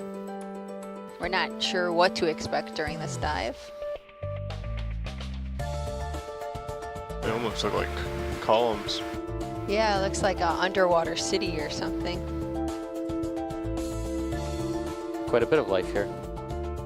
This includes sponges and corals and some anemones, a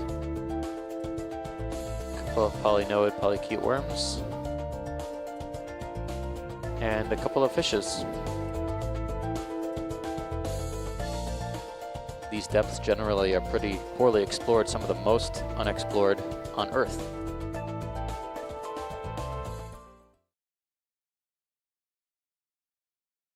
Hey, I'm Terry Humber. I work at the Marine Institute. I teach the ROV program here. I come in with 30 years industry experience, 23 with Oceaneering Canada as an ROV manager / supervisor / technician.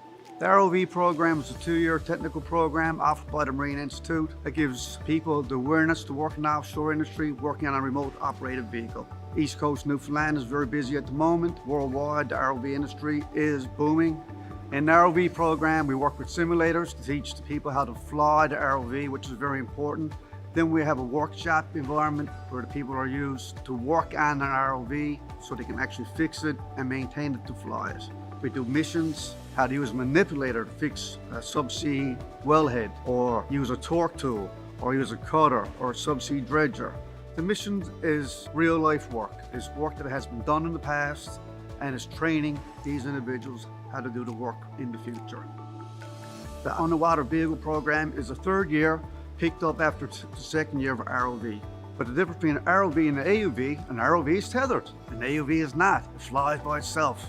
You do mapping, you do seabed scans, just a step up from the ROV program. And you come back for your 4th year, or you can do it online and get your Bachelor of Technology. It's a wonderful program. It is a world-class institute. When the kids leave here, they leave with 100 hours flying time on the stick. They know how to fix an ROV. They know how to work in that environment. That's what the Marine Institute is all about, the real life experience.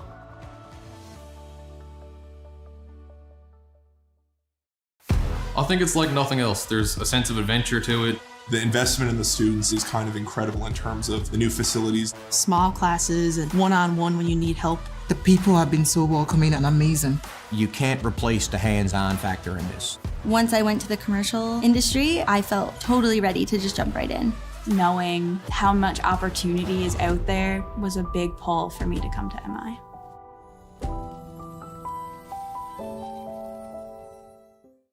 I would say come to the Marine Institute because you're right on the water. What a great place to come to a marine school. The facilities are amazing. It is a world-class institute. You can really go anywhere with the kind of training that you receive from Marine Institute. There's nowhere else in the world that you're going to be able to sit in a desk and then go to a boat, and you get so much hands-on learning here in the most beautiful province in the world.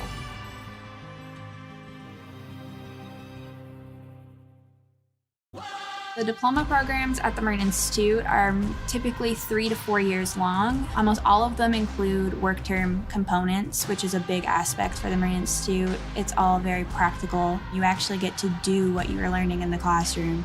Marine shipping industry is so broad.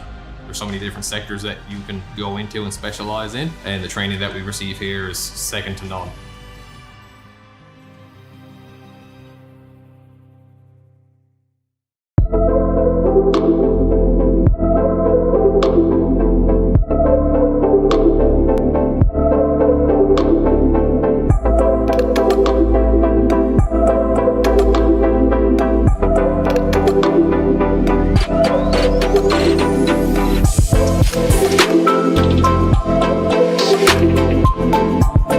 We'll be right back.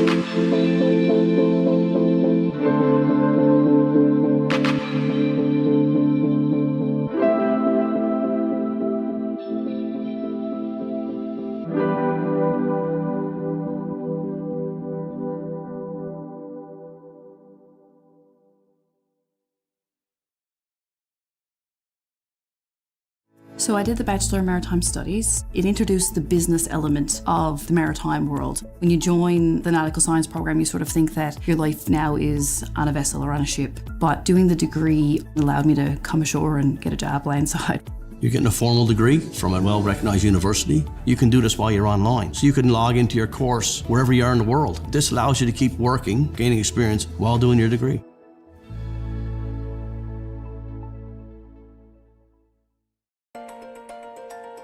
We are diving today at a depth of about 5,000 meters on the north side of Mona Seamount, which borders the southern edge of the Puerto Rico Trench.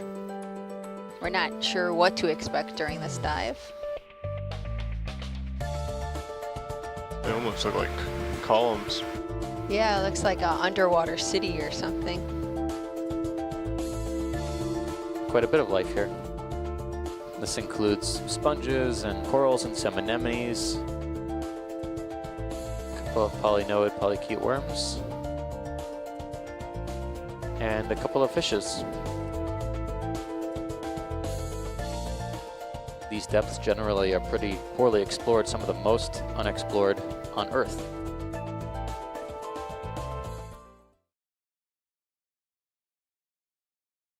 Hey, I'm Terry Humber. I work at the Marine Institute. I teach the ROV program here. I come in with 30 years industry experience, 23 with Oceaneering Canada as an ROV manager / supervisor / technician.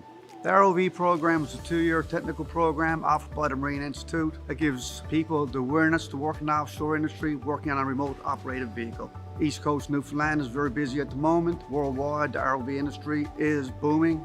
In the ROV program, we work with simulators to teach the people how to fly the ROV, which is very important. Then we have a workshop environment where the people are used to work on an ROV so they can actually fix it and maintain it to fly it. We do missions, how to use a manipulator to fix a subsea wellhead, or use a torque tool, or use a cutter, or a subsea dredger. The mission is real life work. It's work that has been done in the past and is training these individuals how to do the work in the future. The underwater vehicle program is a 3rd year, picked up after the 2nd year of ROV. But the difference between an ROV and an AUV, an ROV is tethered, an AUV is not. It flies by itself.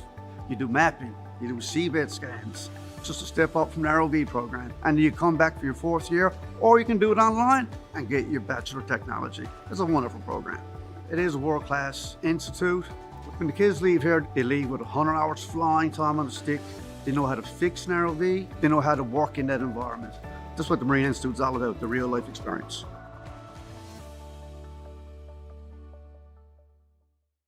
I think it's like nothing else. There's a sense of adventure to it. The investment in the students is kind of incredible in terms of the new facilities. Small classes and one-on-one when you need help. The people have been so welcoming and amazing. You can't replace the hands-on factor in this. Once I went to the commercial industry, I felt totally ready to just jump right in. Knowing how much opportunity is out there was a big pull for me to come to MI.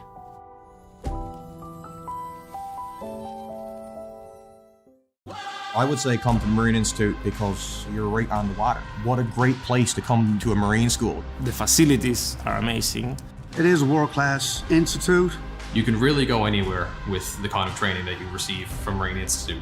There's nowhere else in the world that you're going to be able to sit in a desk and then go to a boat, and you get so much hands-on learning here in the most beautiful province in the world.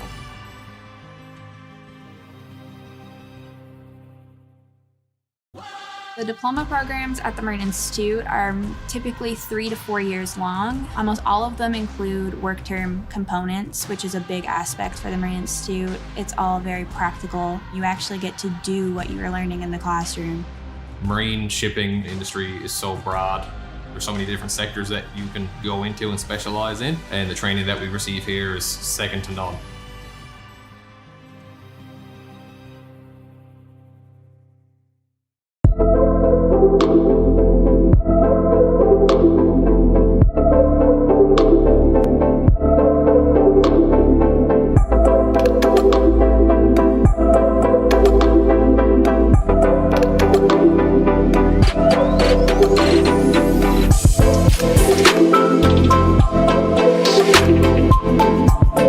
We'll be right back.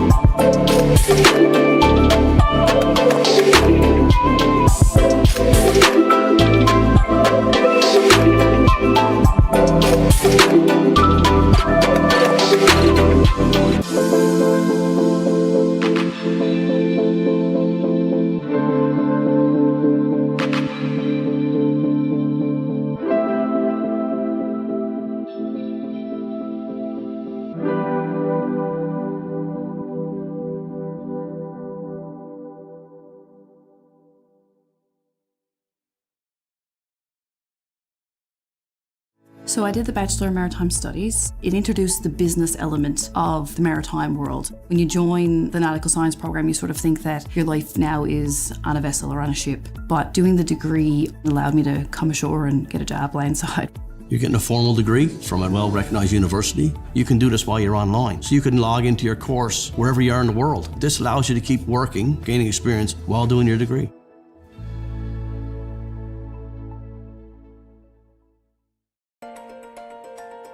We are diving today at a depth of about 5,000 meters on the north side of Mona Seamount, which borders the southern edge of the Puerto Rico Trench. We're not sure what to expect during this dive. They almost look like columns. Yeah, it looks like an underwater city or something. Quite a bit of life here. This includes sponges and corals and some anemones, a couple of polynoid polychaete worms, and a couple of fishes. These depths generally are pretty poorly explored, some of the most unexplored on Earth.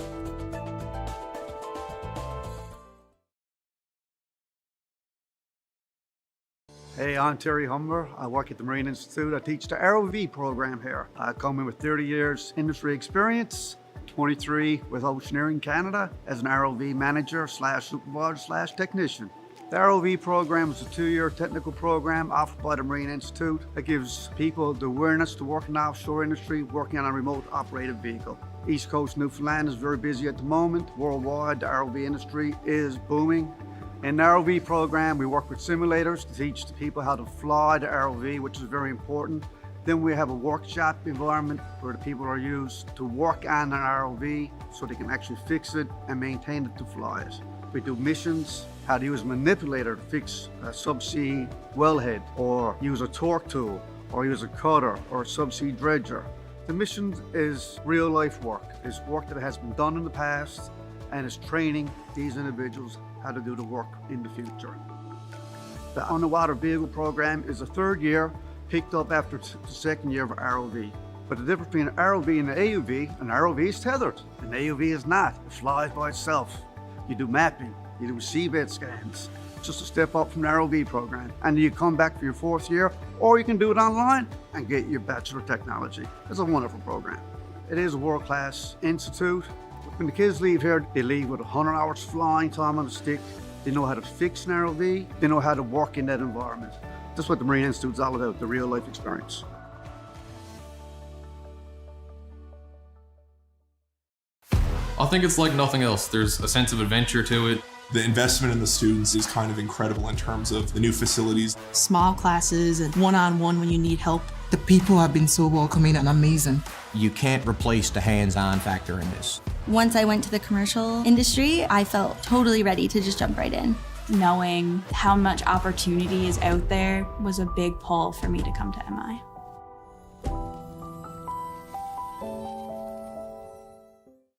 I would say come to the Marine Institute because you're right on the water. What a great place to come to a marine school. The facilities are amazing. It is a world-class institute. You can really go anywhere with the kind of training that you receive from Marine Institute.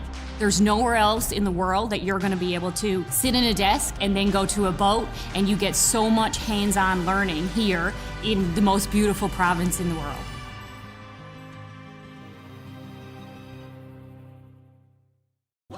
The diploma programs at the Marine Institute are typically 3 to 4 years long. Almost all of them include work term components, which is a big aspect for the Marine Institute. It's all very practical. You actually get to do what you're learning in the classroom. Marine shipping industry is so broad. There's so many different sectors that you can go into and specialize in, and the training that we receive here is second to none.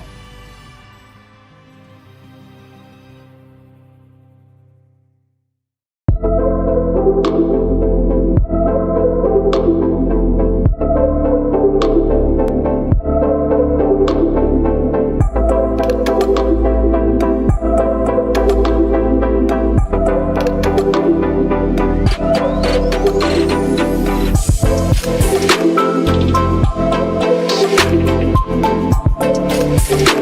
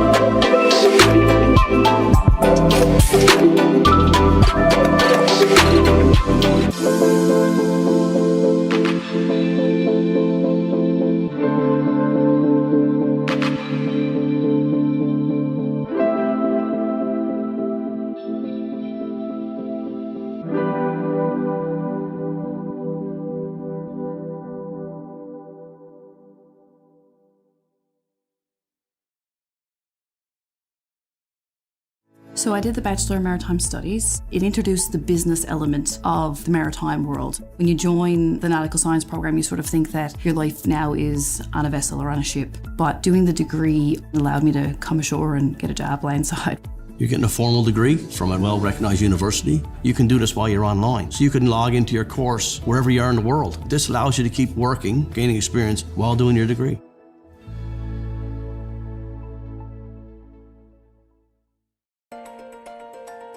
We are diving today at a depth of about 5,000 meters on the north side of Mona Seamount, which borders the southern edge of the Puerto Rico Trench. We're not sure what to expect during this dive. They almost look like columns. Yeah, it looks like an underwater city or something. Quite a bit of life here. This includes sponges and corals and some anemones, a couple of polynoid polychaete worms, and a couple of fishes. These depths generally are pretty poorly explored, some of the most unexplored on Earth.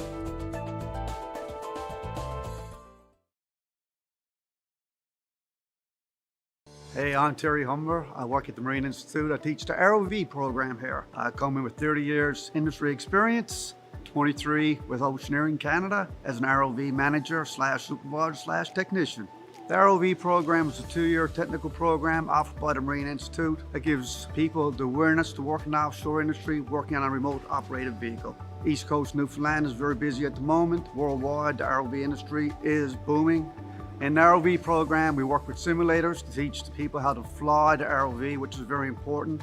Then we have a workshop environment where the people are used to work on an ROV so they can actually fix it and maintain it to fly it. We do missions, how to use a manipulator to fix a subsea wellhead, or use a torque tool, or use a cutter, or a subsea dredger. The mission is real life work. It's work that has been done in the past, and it's training these individuals how to do the work in the future. The underwater vehicle program is a 3rd year, picked up after the 2nd year of ROV. But the difference between an ROV and an AUV is tethered. An AUV is not. It flies by itself. You do mapping, you do seabed scans. It's just a step up from the ROV program. And you come back for your 4th year, or you can do it online and get your Bachelor of Technology. It's a wonderful program. It is a world-class institute. When the kids leave here, they leave with 100 hours flying time on a stick. They know how to fix an ROV. They know how to work in that environment. That's what the Marine Institute is all about, the real life experience.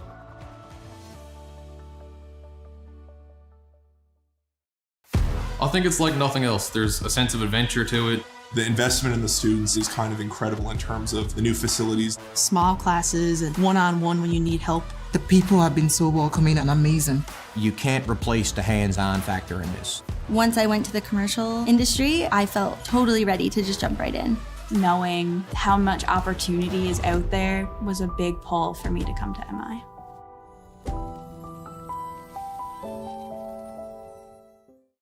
I would say come to the Marine Institute because you're right on the water. What a great place to come to a marine school. The facilities are amazing. It is a world-class institute. You can really go anywhere with the kind of training that you receive from Marine Institute.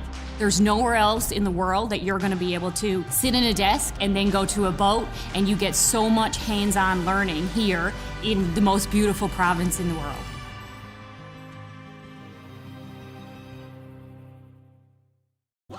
The diploma programs at the Marine Institute are typically 3 to 4 years long. Almost all of them include work term components, which is a big aspect for the Marine Institute. It's all very practical. You actually get to do what you're learning in the classroom. Marine shipping industry is so broad. There's so many different sectors that you can go into and specialize in, and the training that we receive here is second to none.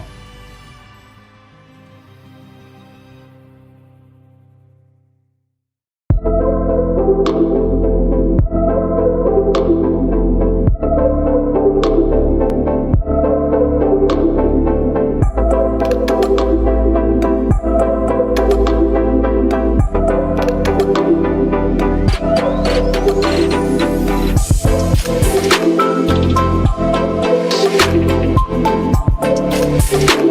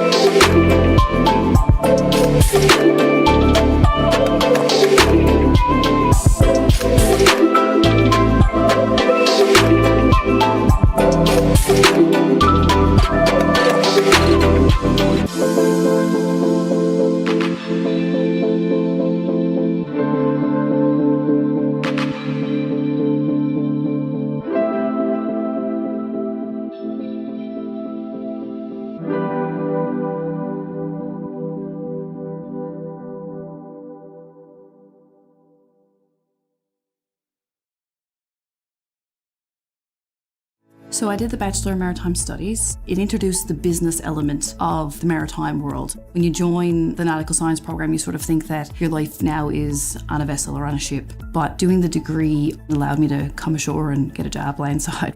You're getting a formal degree from a well-recognized university. You can do this while you're online. So you can log into your course wherever you are in the world. This allows you to keep working, gaining experience while doing your degree.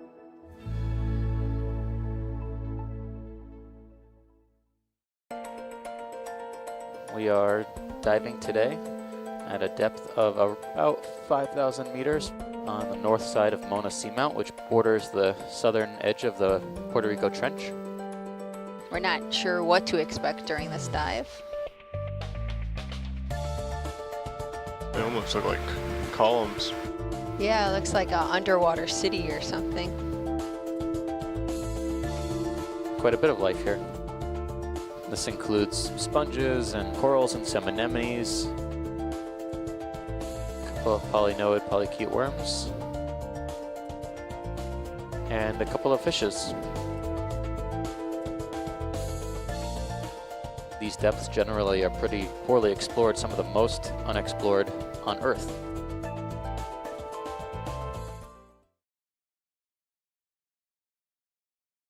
Hey, I'm Terry Humber. I work at the Marine Institute. I teach the ROV program here. I come in with 30 years industry experience, 23 with Oceaneering Canada as an ROV manager / supervisor / technician. The ROV program is a 2-year technical program offered by the Marine Institute that gives people the awareness to work in the offshore industry, working on a remote operated vehicle. East Coast Newfoundland is very busy at the moment. Worldwide, the ROV industry is booming.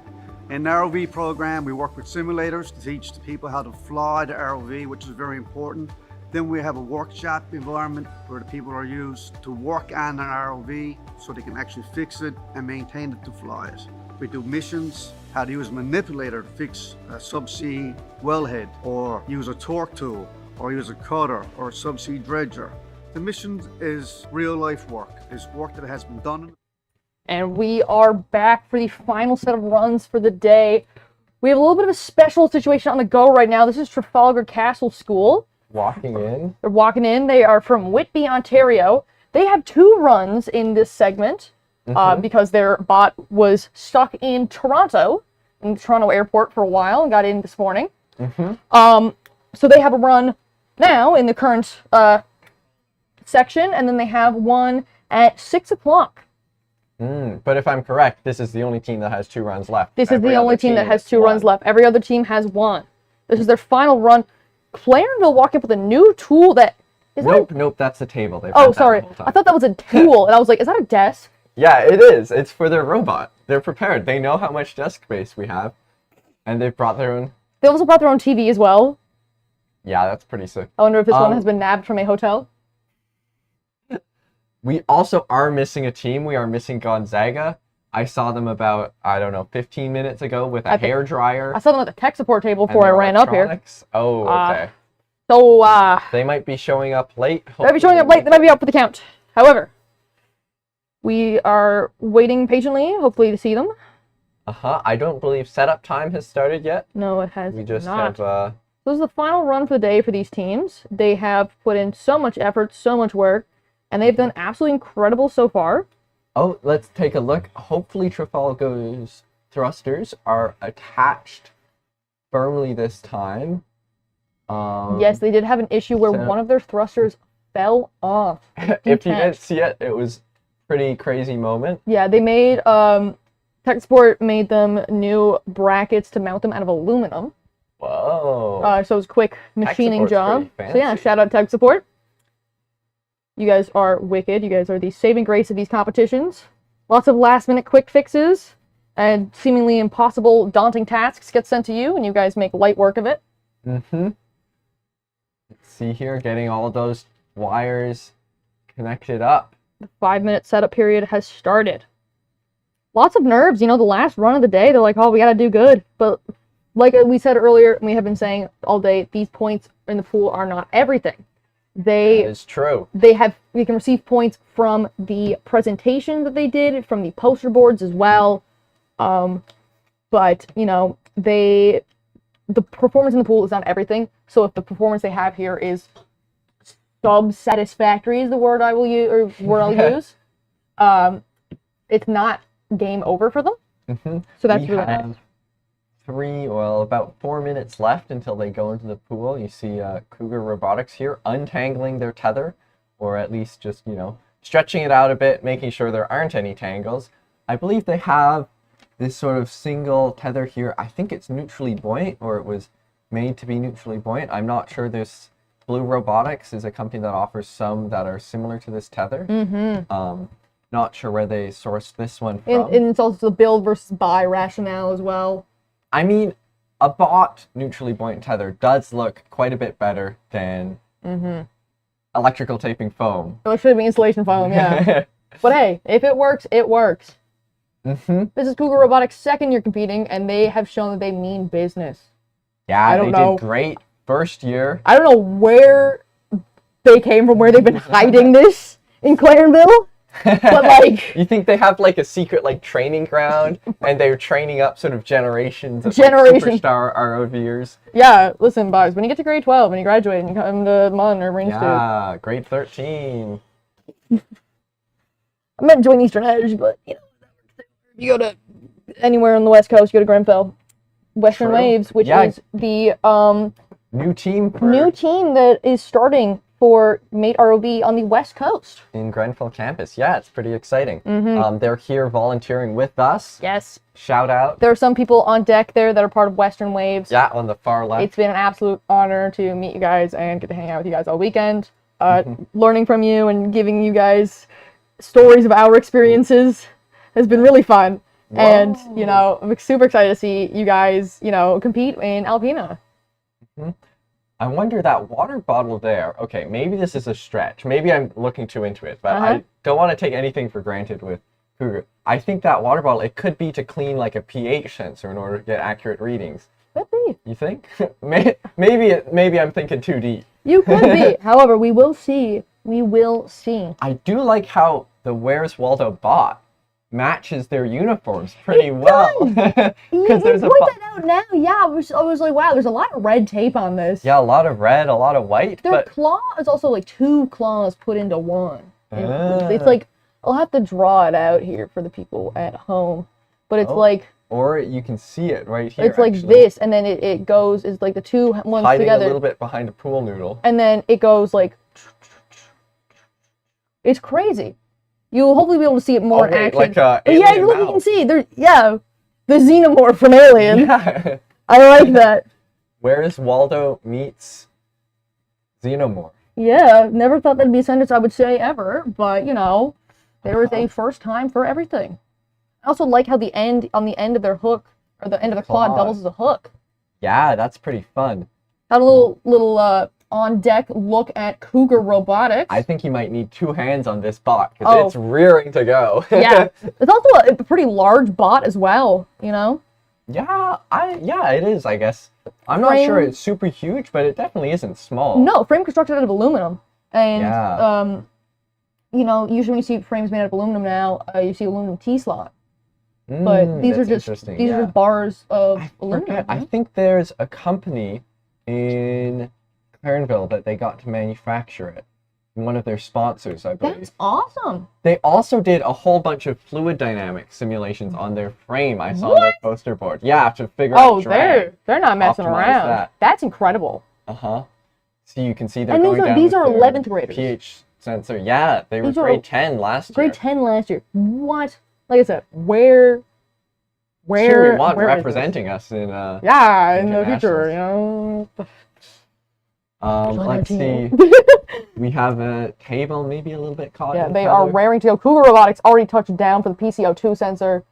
Viking Industries and Where's Waldo making their way down into the PCO2 sensor in place. Viking Industries probably not here. Probably not here. They did have a few last minute issues. They discovered that they had a short in their bot. Yeah. The bot was leaking. It stopped leaking. They figured out they had a short in the bot, and they figured out a way to fix it, but they just needed help. So I don't know if Gonzaga will show up. Yeah, I bet they had to solder something. They probably did.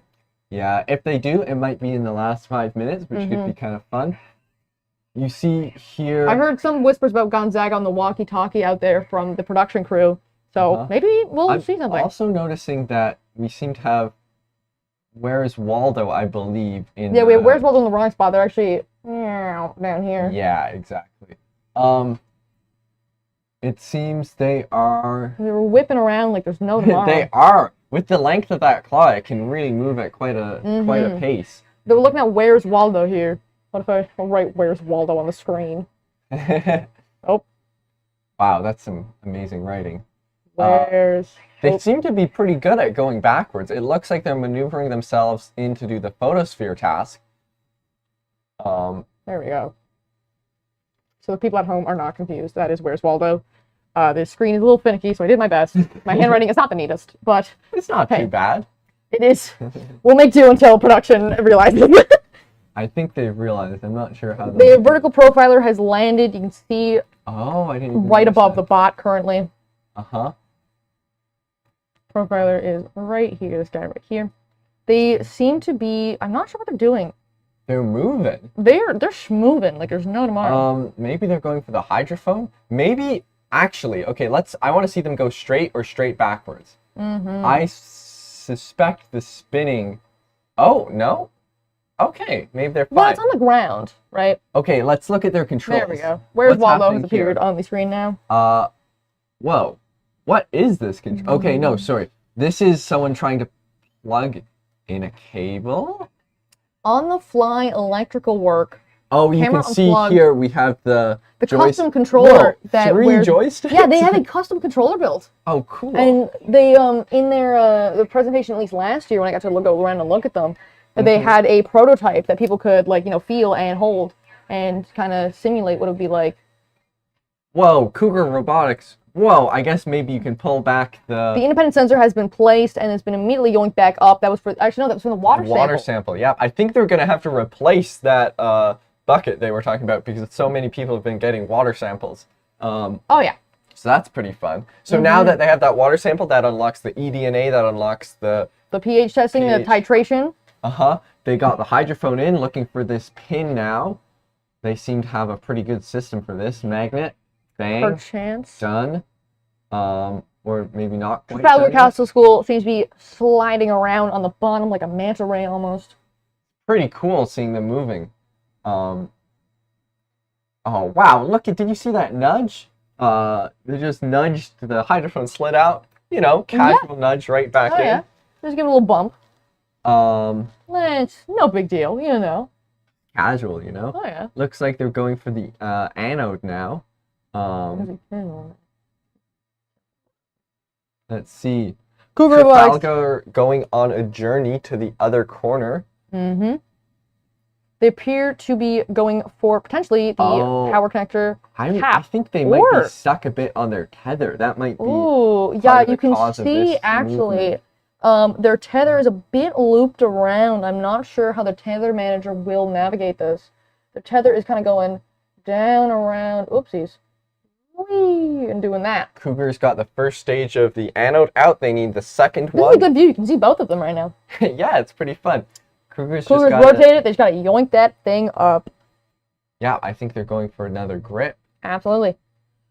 Trafalgar Castle School. Wow. Turning it around, unlocking it like it's no one's business. Cougar Robotics on the way up the surface now. So they'll probably go back and get the good anode and put it in, or maybe they'll do a different task. Like you said earlier with the frame of, what's the name? Trafalgar Castle School, Where's Waldo? Their tube, which usually is rotated like so. Instead of doing that, they didn't opt for that. They opted for a tube like this. Yeah, it's interesting. But you don't see that often. Oh, and we have... Gonzaga has shown up! Will they get in the pool in time? I hope so. I really hope this bot works. Getting in the pool does not necessarily mean working. Let's not get too excited. However, we went down, we talked to them, you know, myself and Brendan both went to Gonzaga. We are Gonzaga alumni. We did robotics at Gonzaga. With the handful of these people still on the team were our teammates at a point. And, you know, they were like, we figured out the problem. Like, we can do it. What? This zip tie is interesting. That's new. Oh, yeah. This electrical tape also new. Listen, they gotta do what they gotta do. I don't think that was there like 30 minutes ago. I don't think it was when we went down and talked to them. However, you know, they were at the tech support table and they got the support that they needed. Also, noticeably, no camera in the location that we'd hope would be a camera. So listen, I trust them. Trust the process. Trafalgar's still going backwards a little bit. I don't know if they're stuck on a tether or what's the situation, but they are great at going backwards. I don't know. They have the pin. Whoa, the pin? Which pin? No, that is... No, I think this is just their claw. Wait a second. They're spinning. Can we get a above water view of Where's Waldo? Meanwhile, if that's possible? Robotics here is putting in the anode. They got their jellyfish collector. It's almost like Where's Waldo is like trapped. Whoa, look at that tool. You see They're that? That was dragging like 8 around seconds. the turbine. They're dragging around the solar panel array. They ripped it out of the base. Oh, okay, yeah, you can see. Oh my gosh. Yes, so this will likely be a diver assist unless This will they can absolutely unstuck be. themselves. I don't know if it's stuck in the tether, but also stuck in the thruster. Because it's stuck in a thruster. ropes. For those of you who may not be familiar with ROVs and how they control, similar to drones, propellers don't like getting caught in wires. It will cause a lot of problems. What do you think Cougar Robotics is doing here? They replaced a new sacrificial anode. Yeah, but they were hanging around for longer than I'd normally guess for them. Perhaps they got stuck and they were trying to undo it. That's possible. I think they're going for photosphere now. No, they have a separate tool for photosphere. Perhaps. Oh no, well... They're having a quick little whip around, perhaps going back to the surface. They have their jellyfish attachment. Gonzaga, we have a blue light flashing. Soggy I forget dog. what this means. We do not have a camera where we should have a camera. Listen. So I am slightly worried that they are just attempting to pilot completely blind. Listen. Because there was a camera up here. I have faith. Gone. This one, gone. We might have one here. Okay, this is unhinged, what I'm writing here. The Gonzaga team, and I say this is a former Gonzaga alumni, there's a certain, madness that is required to be so invested in that team, as all of these team members are, and honestly, it is admirable. Cougar has the power. Viking Industries has made touchdown with the water. And I am waiting with bated breath if Cougar they can Robotics has removed achieve they are moving. They're being pulled up by a tether. I don't know what's going on anymore. Cougar Robotics I think doing what jellyfish, Cougar does. They got the power connector cap off. They have the power connector off the platform. They confirmed the arrival of the jellyfish from the holder into the water. See, because they're overlapping, I think they're overlapping that floating up.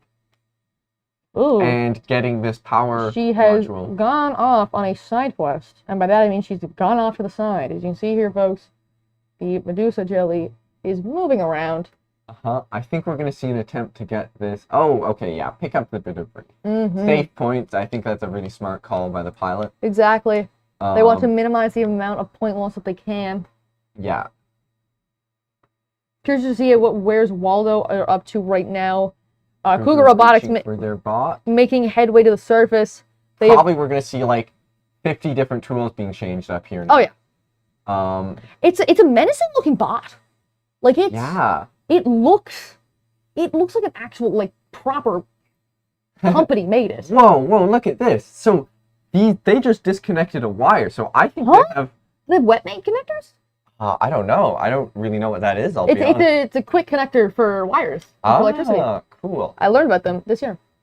Thank you, Evan and Evan. This is their ping pong connector, so it looks like they're going to be going for. It seems it might be the strategy to get one ping pong ball and one ball up. Each ping pong ball goes in the pipe. Oh my god. Exactly. Yeah. But I Genius. think just getting one will get you that 5 points and saves a lot more time than trying to collect 4. So I'm not sure if that is part of the strategy. Here they have it looks like a camera and a stick. My jaw is dropping with the innovation that we are seeing here, folks. This is incredible. And they have more to it. They have 2 profilers somewhere. They have more tools. 2 Trafalgar looks profilers like is crazy. They are doing some repairs. I hope their on thruster the didn't fall box. off again. Yeah, I don't Speaking know. of profiler, you can see Cougar Robotics profiler has been deployed. We can see that just from this little surface POV that we have. You guys can't see that on the live stream. We have our little up next screen. Don't worry if there's any important information going on there. We will be sure to relay it to here you. at Trafalgar? I can't see lights. I think power is off for the bot. This could indicate a leak, or maybe they're just turning it off for safety. Cougar here. Whoa. Moving so fast that the cameras are lagging. Exactly. Whoa. I'm just trying to... Looking for a ping pong ball. I think is...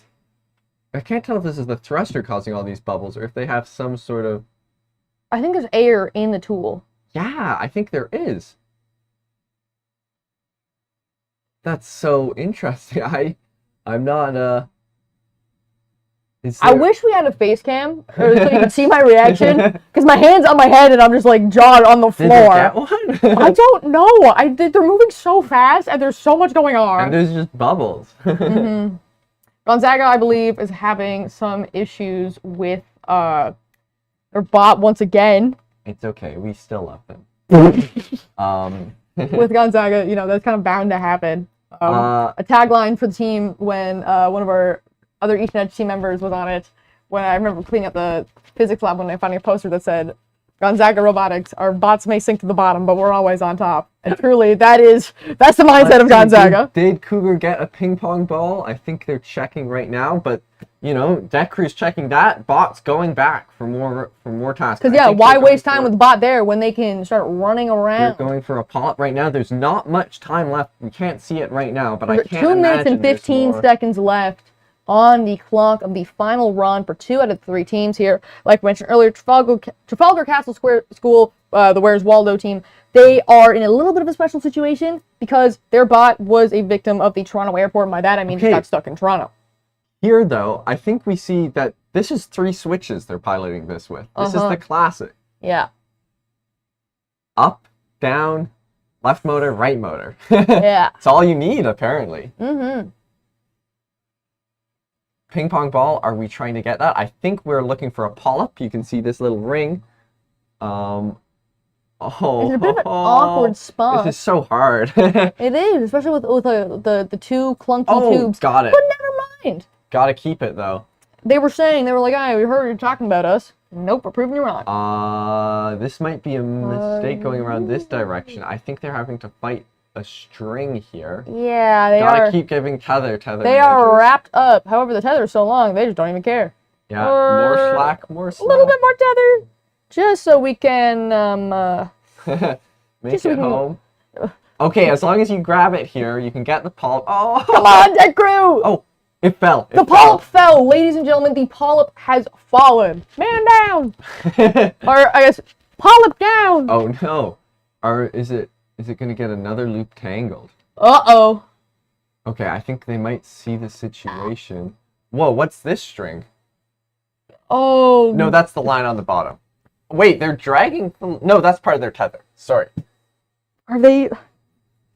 We have the bot. There is a light on. There is... Go for one Sploosh Dog. He's got a single light on. And sometimes, it's just how it is. The light... At least there's lights on. At least there's someone home. I vote... I know I don't get a vote, but I vote they toss it in one last time. One last sploosh. Yeah, dog. I don't like all these bubbles surfacing. Yeah, dog. Please don't have a leak. 7 seconds.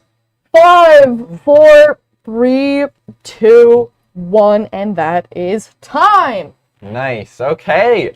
Some good runs there. I'm happy that Gonzaga at least got on deck. Me too. It really shows to the mindset of Gonzaga just to, never back down, never give up. What happened here with Trafalgar? They must have... Well.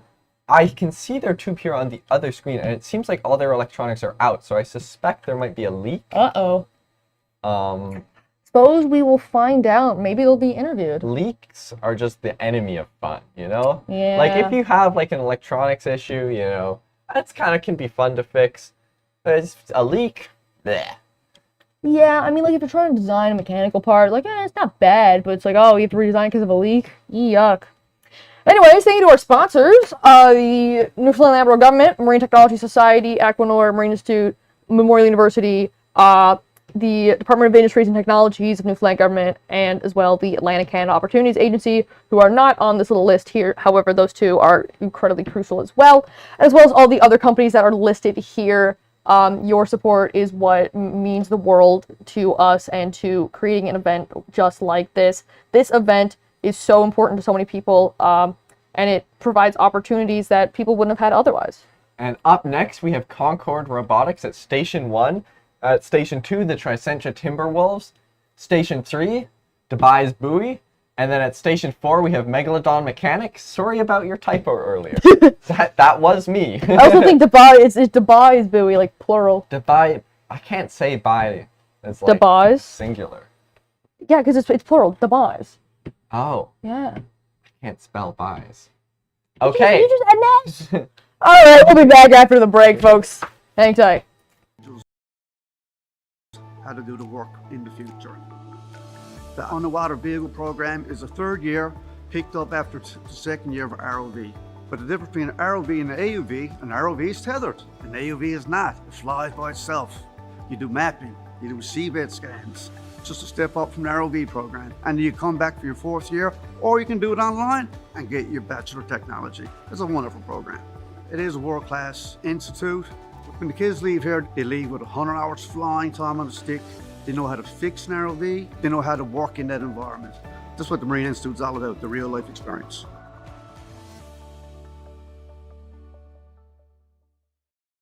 I think it's like nothing else. There's a sense of adventure to it.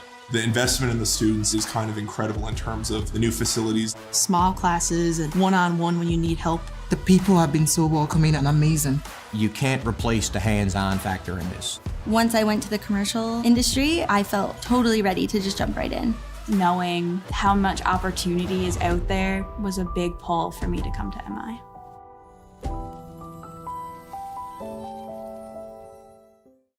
I would say come to the Marine Institute because you're right on the water. What a great place to come to a Marine school. The facilities are amazing. It is a world-class institute. You can really go anywhere with the kind of training that you receive from Marine Institute. There's nowhere else in the world that you're going to be able to sit in a desk and then go to a boat, and you get so much hands-on learning here in the most beautiful province in the world.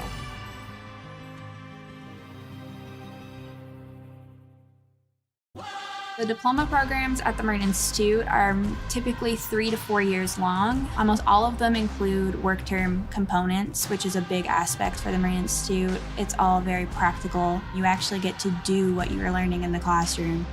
Marine shipping industry is so broad. There's so many different sectors that you can go into and specialize in, and the training that we receive here is second to none.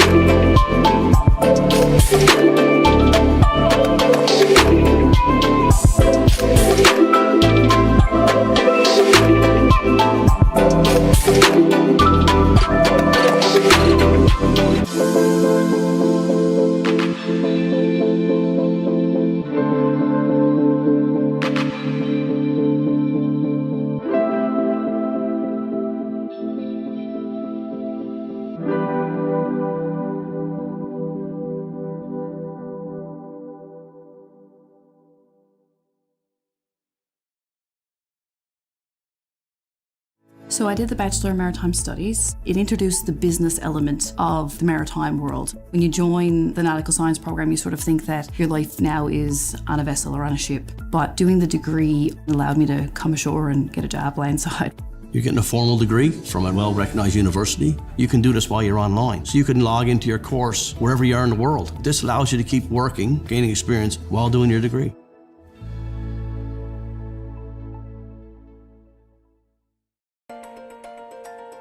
We are diving today at a depth of about 5,000 meters on the north side of Mona Seamount, which borders the southern edge of the Puerto Rico Trench. We're not sure what to expect during this dive. They almost look like columns. Yeah, it looks like an underwater city or something. Quite a bit of life here. This includes sponges and corals and some anemones, a couple of polynoid polychaete worms, and a couple of fishes. These depths generally are pretty poorly explored, some of the most unexplored on Earth.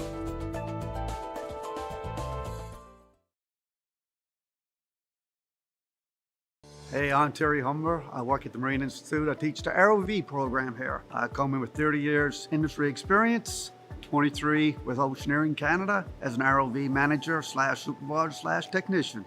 The ROV program is a 2-year technical program offered by the Marine Institute that gives people the awareness to work in the offshore industry, working on a remote operated vehicle.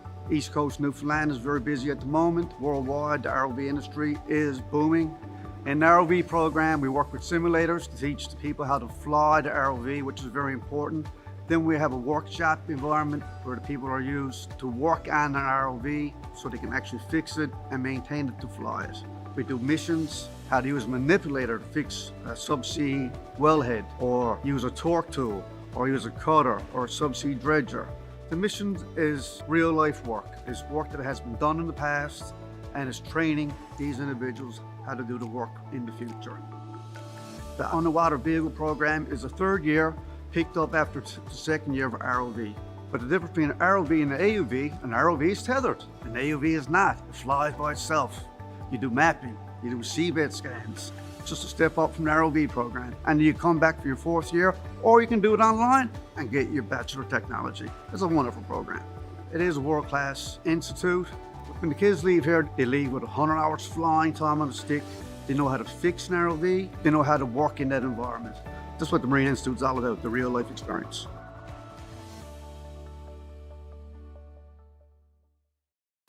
I think it's like nothing else. There's a sense of adventure to it.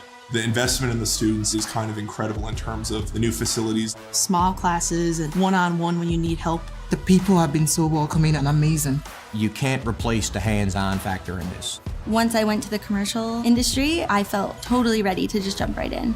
Knowing how much opportunity is out there was a big pull for me to come to MI.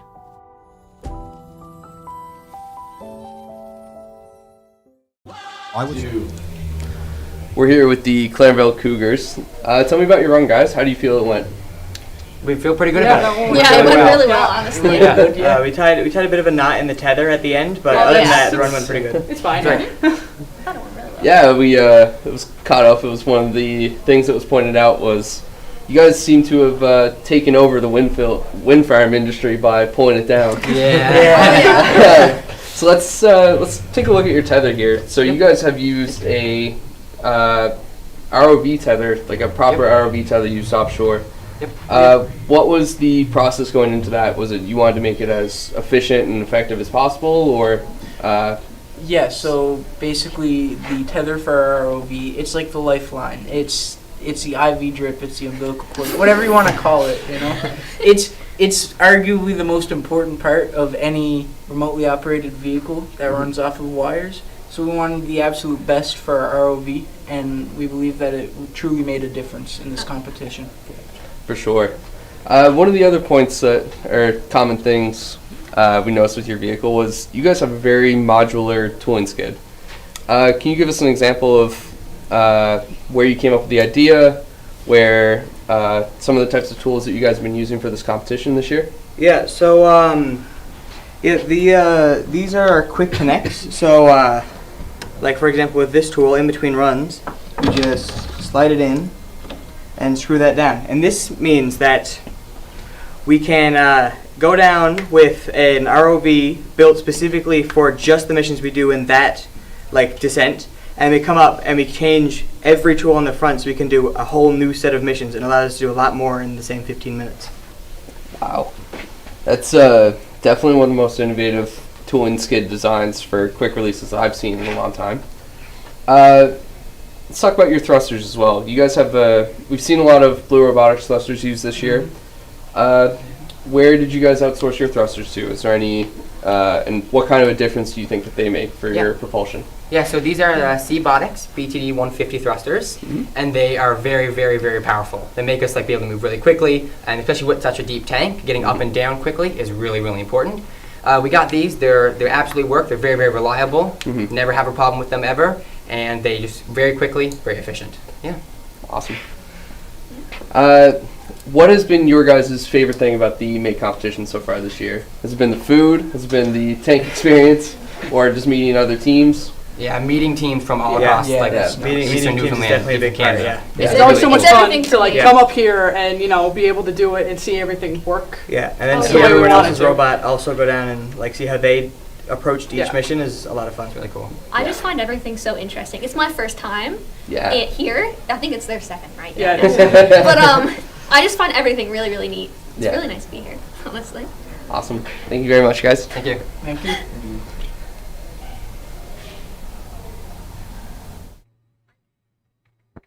And we are back with our next set of teams. They're already halfway through setup. We got the Megalodon Mechanics at station number 1.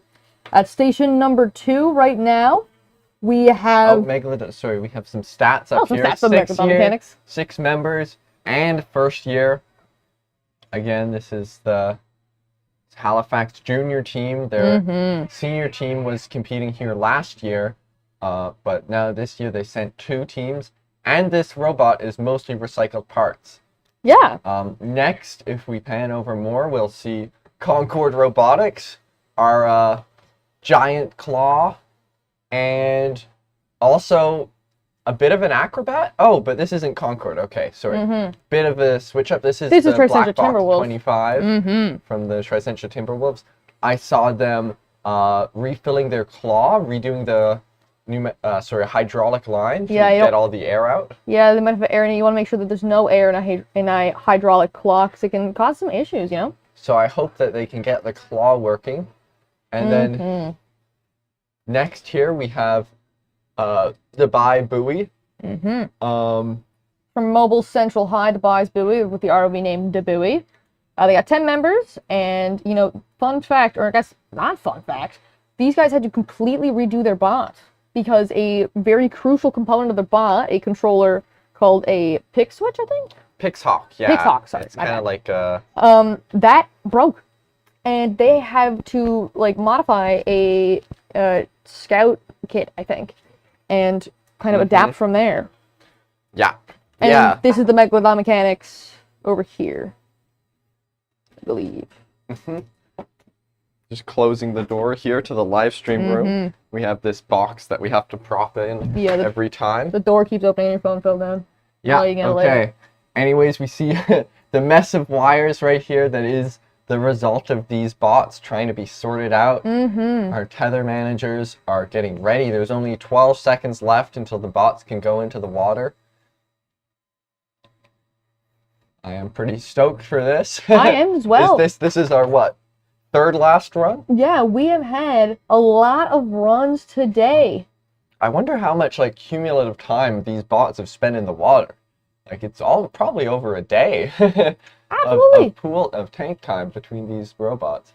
Sure, it's 4:30 now. This is the 12th run of the day. Wow. I know. Oh, 12th set of... Yeah. Yeah, 12th set. Of 4. So that's Yeah, that's a lot of runs in one day. Concord here we see moving downwards. Concord... More control, I want to say. Concord has been having a fun time. And by that, I mean their bot likes to, Yeah. Talking to them over break, They said that the first attempt, the tether was too heavy. Yep. The second attempt, the tether was too light. So hopefully this is sort of a Goldilocks situation. I was about to say they've hit the Goldilocks zone. But I do think we're sideways right now. So I maybe do as it's well. going to take Not a sure if little we bit have more. their camera POV. I know for the last 2 runs we have, but I guess with the station shuffle up, we might not have that. Let's see. Now we have a view of all 4 teams in play. Concord tried to... Oh, yeah. Concord was bringing down the... PCO2 sensor. Exactly. And Megalodon mechanics are making their way down to deal with the hydrophone. Torcenter Timberwolves making their way down to Black Box 25.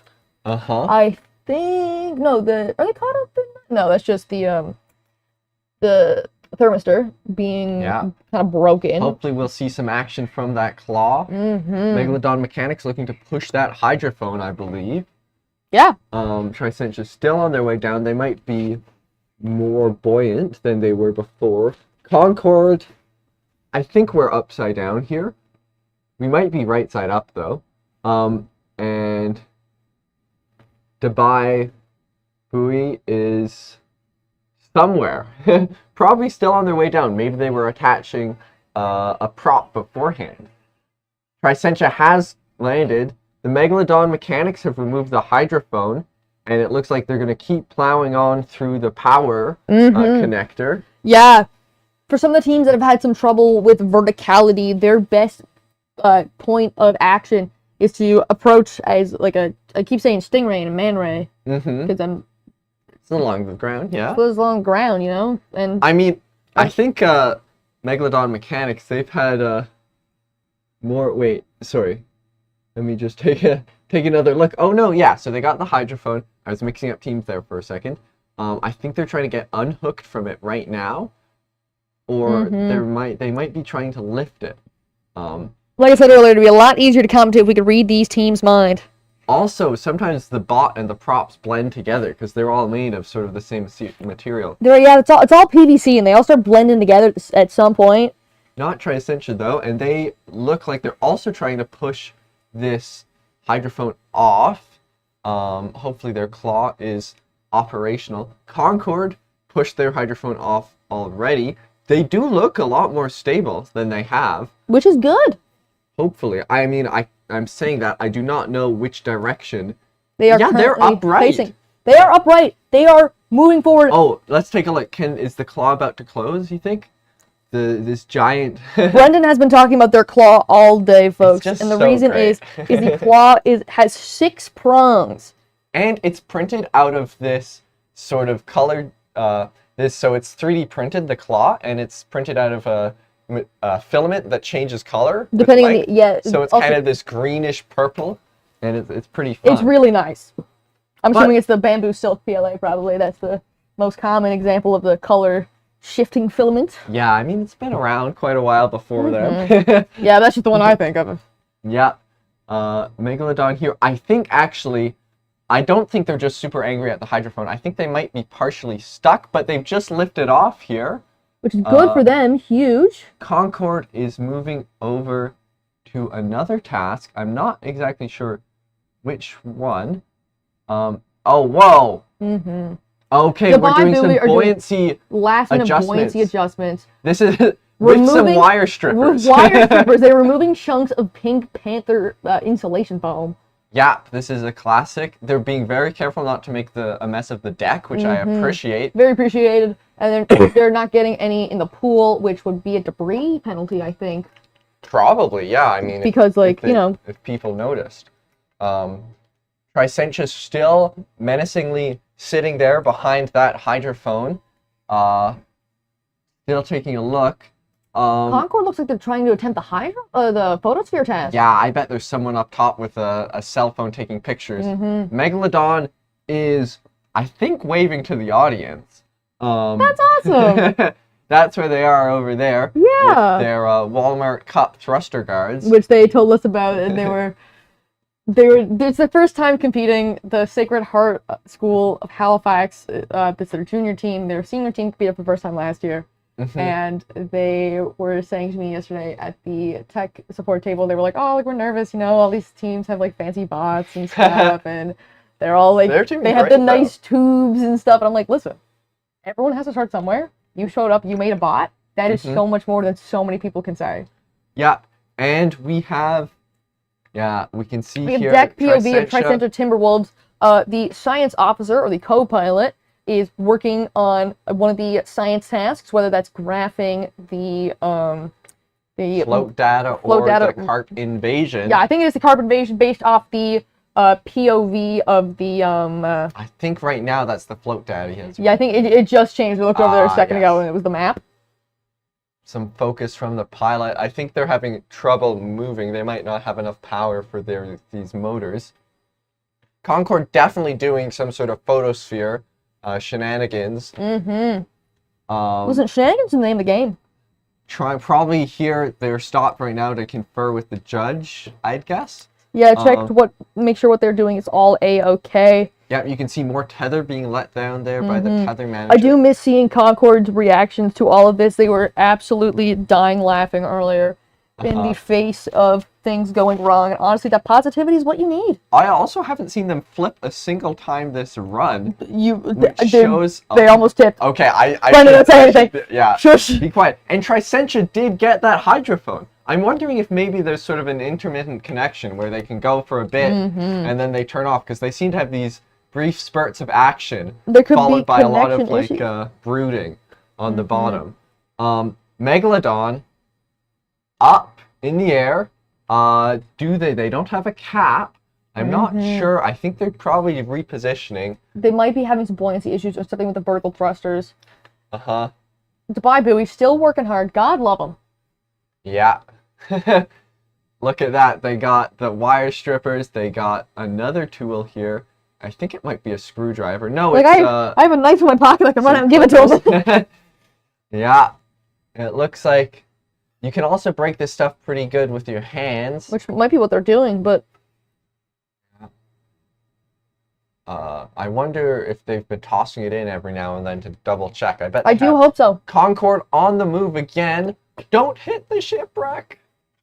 Don't hit the shipwreck. That is don't hit the shipwreck. If you hit the shipwreck, it is a 5-point deduction. Oh, I can't tell if this is so close or if it's like really far away and I'm freaking out for no reason. Hard to tell. I think that's really close. That pool noodle and the bow of that ship. Oh, if only you could go sideways in this situation. Oh, they just turned. Hopefully they've seen the ship. They are going for this container. This brown container looks yellowish on this. Or green? I can't tell. Whoa. Whoa. Are they trying to give us a heart attack? I hope not. I think they're just trying to get that box, you know? They're feeling silly and goofy and trying to make us nervous. I think they got this. They're going to remove that lid, figure out the type of cargo. 10 points, easy. No deductions from hitting. It will be fine. If we believe. Tricentra over by the power cover. They are slowly but surely stomping along and going for that power cover. I mean, the bot looks great. It looks incredible. It looked even better before safety made them deburr some sharp edges, which kind of scuffed up the metal. Yeah, well listen, safety's important. I know. You gotta follow the rules.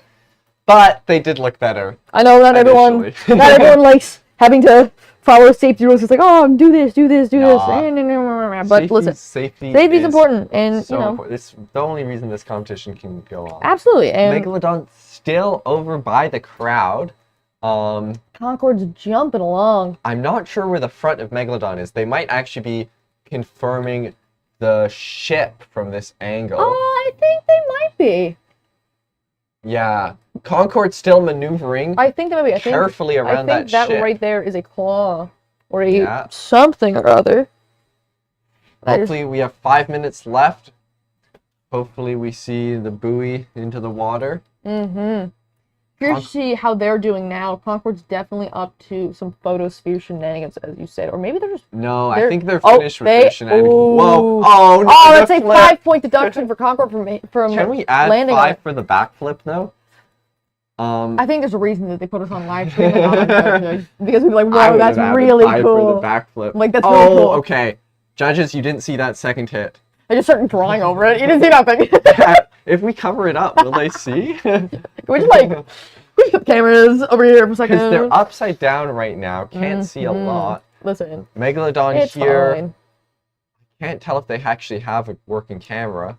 They might be might piloting not. blind. That would be tough. Echolocating for all the prompts.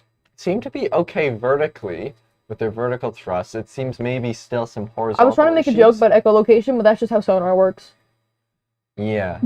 Not allowed sonar, I don't. Yeah, there's actually rules about that. And you might be thinking, why would high school robotics teams have sonars? And I think the rule is because, here's another, maybe a side roll here. These sonar systems for these bots would cost like, I don't know, I mean, you could get... I don't know how much sonar is, and honestly... It depends. It's never something I thought about. I have looked at this. Side scanning one you could get for like $800. Keith is looking at us and saying so much money. Yeah, the multi-beams, like the cheapest I've seen, like the really budget option, is like $5,000. So... Our production actually does what, there's so much money. Yeah, we had one down in our shop for a while that was like a autonomous boat with one. It was like $80,000. Was it the Blue Robotics one? No, it was the other one actually. Concorde. Tricentia has moved a little bit more. It's always, I feel like they're kind of, what's that one from Doctor Who? Like the Weeping Angels. When we're not looking, they move. It's such a good show. It's completely unrelated, but yeah, we look away, we go, okay, what's this team doing? They've moved. Oh god. And then they just sit back down on the ground, that sort of black menacing dog. It's like a watch pot never boils, but it's a watch bot never moves. Speaking of moving though, Megalodon pushing that power sensor. Concorde is still navigating around this box. You can see they've drawn in some tether from last time. But it's a true testament of these teams that they're not giving up. I feel like their bot is sort of like magnetically connected to that shipwreck. That's what it looks like. It looks really like no matter what like, they try to do, it always aims back towards it's like if someone stands up and then immediately falls over, you catch them, you're like, please stand back up. Megalodon dragging over this power module. They've done this before when they took off the hydro. I think they are going to go for the cap right now. Ooh, nice. They do get the power module in the process, I believe. You can see that base being pushed back a little by the backwash from the thrusters. 1 minute and 50 seconds remaining. This has gone time is very ticking. Quickly. It has, but you can do a lot in 15 minutes. How much can you do in a minute and 40 seconds? That's a good question. I think enough. I think you could get this cap off. Cap off. We're not quite clear if having the cap off and under control is enough. Maybe you have to bring it all the way to the surface. And also ending the run with the cap on being held by your bot. I believe there might be rules about that as well, which is what I believe you mentioned. Megalodon mechanics are up there. They're doing their science officer tasks, and the tether management crew are talking to the judges. Oh, this kind of looks like they've got it snagged. 50 seconds. I really wish we could zoom in, like Jarvis enhanced. Yeah, I mean, it would look like really bad. It would look really bad. Maybe it's best that we're seeing it from this distance. Yeah. I mean, you should just work on the pictures, if you can draw like life. Yeah, let me start drawing like realistic pictures. Still life of the Megalodon mechanics currently down in the water. Let me just be like, oh yeah, let me paint you a picture there. Bubblebot, which is the name of their robot. I was gonna say a self-portrait, but no, that would be if I was the robot. Which are you? Whoa, Tricentia's moving. Tricentia's moving. But now the camera looked at them, so I think they're gonna stop now based off the previously established rules. The claw for Concorde is all the way open. You can barely see it. Come on. Okay, they're safe. They're safe. You can smack into the shipwreck as much as you want. Oh man. Oh, and they thought not enough acrobatics. Let's finish this off. Nice pose on the back. Absolutely. That was the last run for those 3 teams, the Megalodon Mechanics from the Sacred Heart of Halifax School, the junior team from Sacred Heart School from Halifax. You also have Gander Collegiate, their team's called Concord Robotics, and you have Demise Bowie from Mobile Central High. And it did not make it in the water, unfortunately. Maybe there was some other issues besides the foam.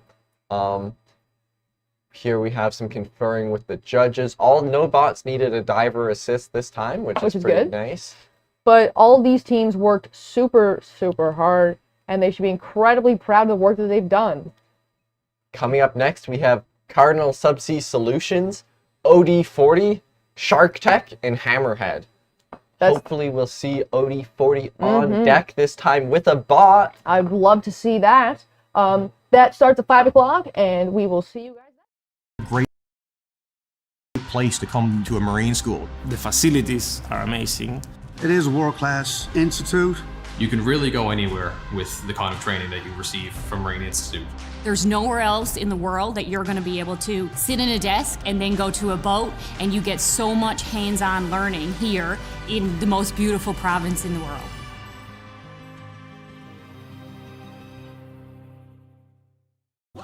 The diploma programs at the Marine Institute are typically 3 to 4 years long. Almost all of them include work term components, which is a big aspect for the Marine Institute. It's all very practical. You actually get to do what you were learning in the classroom. Marine shipping industry is so broad. There's so many different sectors that you can go into and specialize in, and the training that we receive here is second to none.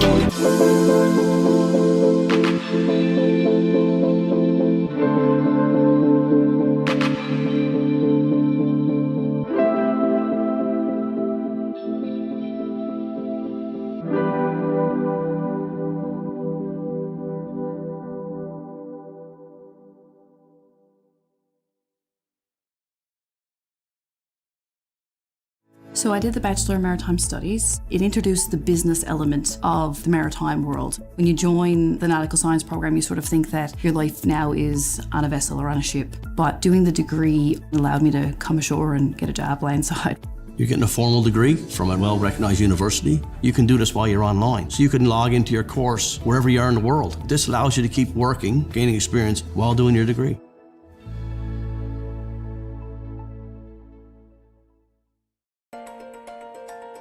We are diving today at a depth of about 5,000 meters on the north side of Mona Seamount, which borders the southern edge of the Puerto Rico Trench.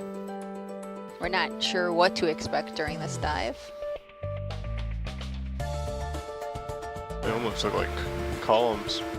Yeah, it looks like an underwater city or something. Quite a bit of life here. This includes sponges and corals and some anemone. We're here with Tricentra Academy after their final run. Tell me, how did you guys feel about that last run? Personally, it was amazing. It's the best one we ever had. Most points we've gotten so far. We got 41 points. It was mostly from doing the not underwater related tasks, like doing the grappling and stuff. Nice.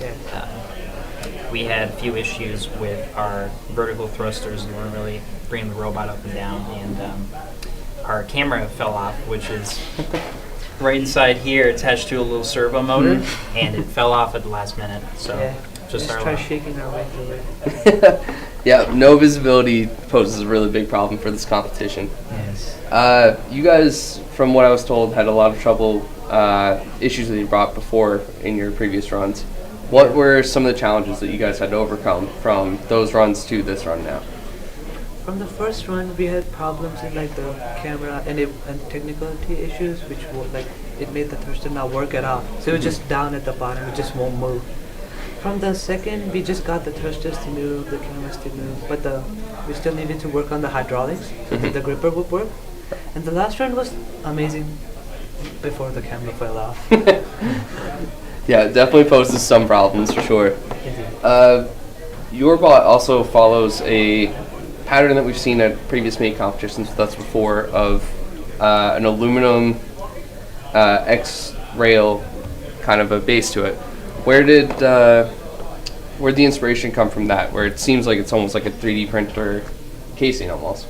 Yeah, so what we have here is the aluminum X-rails, obviously, and then at 3D printing we just found different connectors to connect just all of our electronics, everything that you would see around, onto the railing, which made it super simple for all of us to do.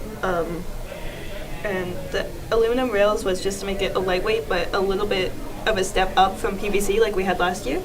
So just a little bit of a step up, and that's basically why we chose the aluminum. Yeah, it's a big improvement from the bot, especially moving from PVC to aluminum. Some people struggle with the change, but you guys look like you've handled it very well. Overall, how has your experience been with the mate competition this year?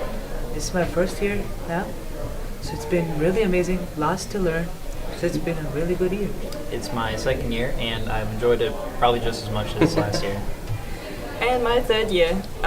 Perfect. 2 of us are seniors, so it's the last one, and it's been an amazing last competition, despite the technical difficulties. Of course, next step is Explorer class.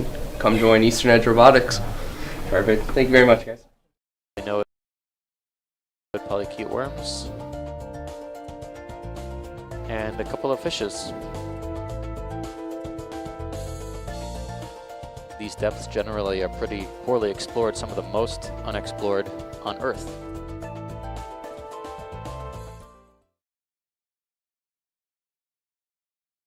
Hey, I'm Terry Humber. I work at the Marine Institute. I teach the ROV program here. I come in with 30 years industry experience, 23 with Oceaneering Canada as an ROV manager / supervisor / technician.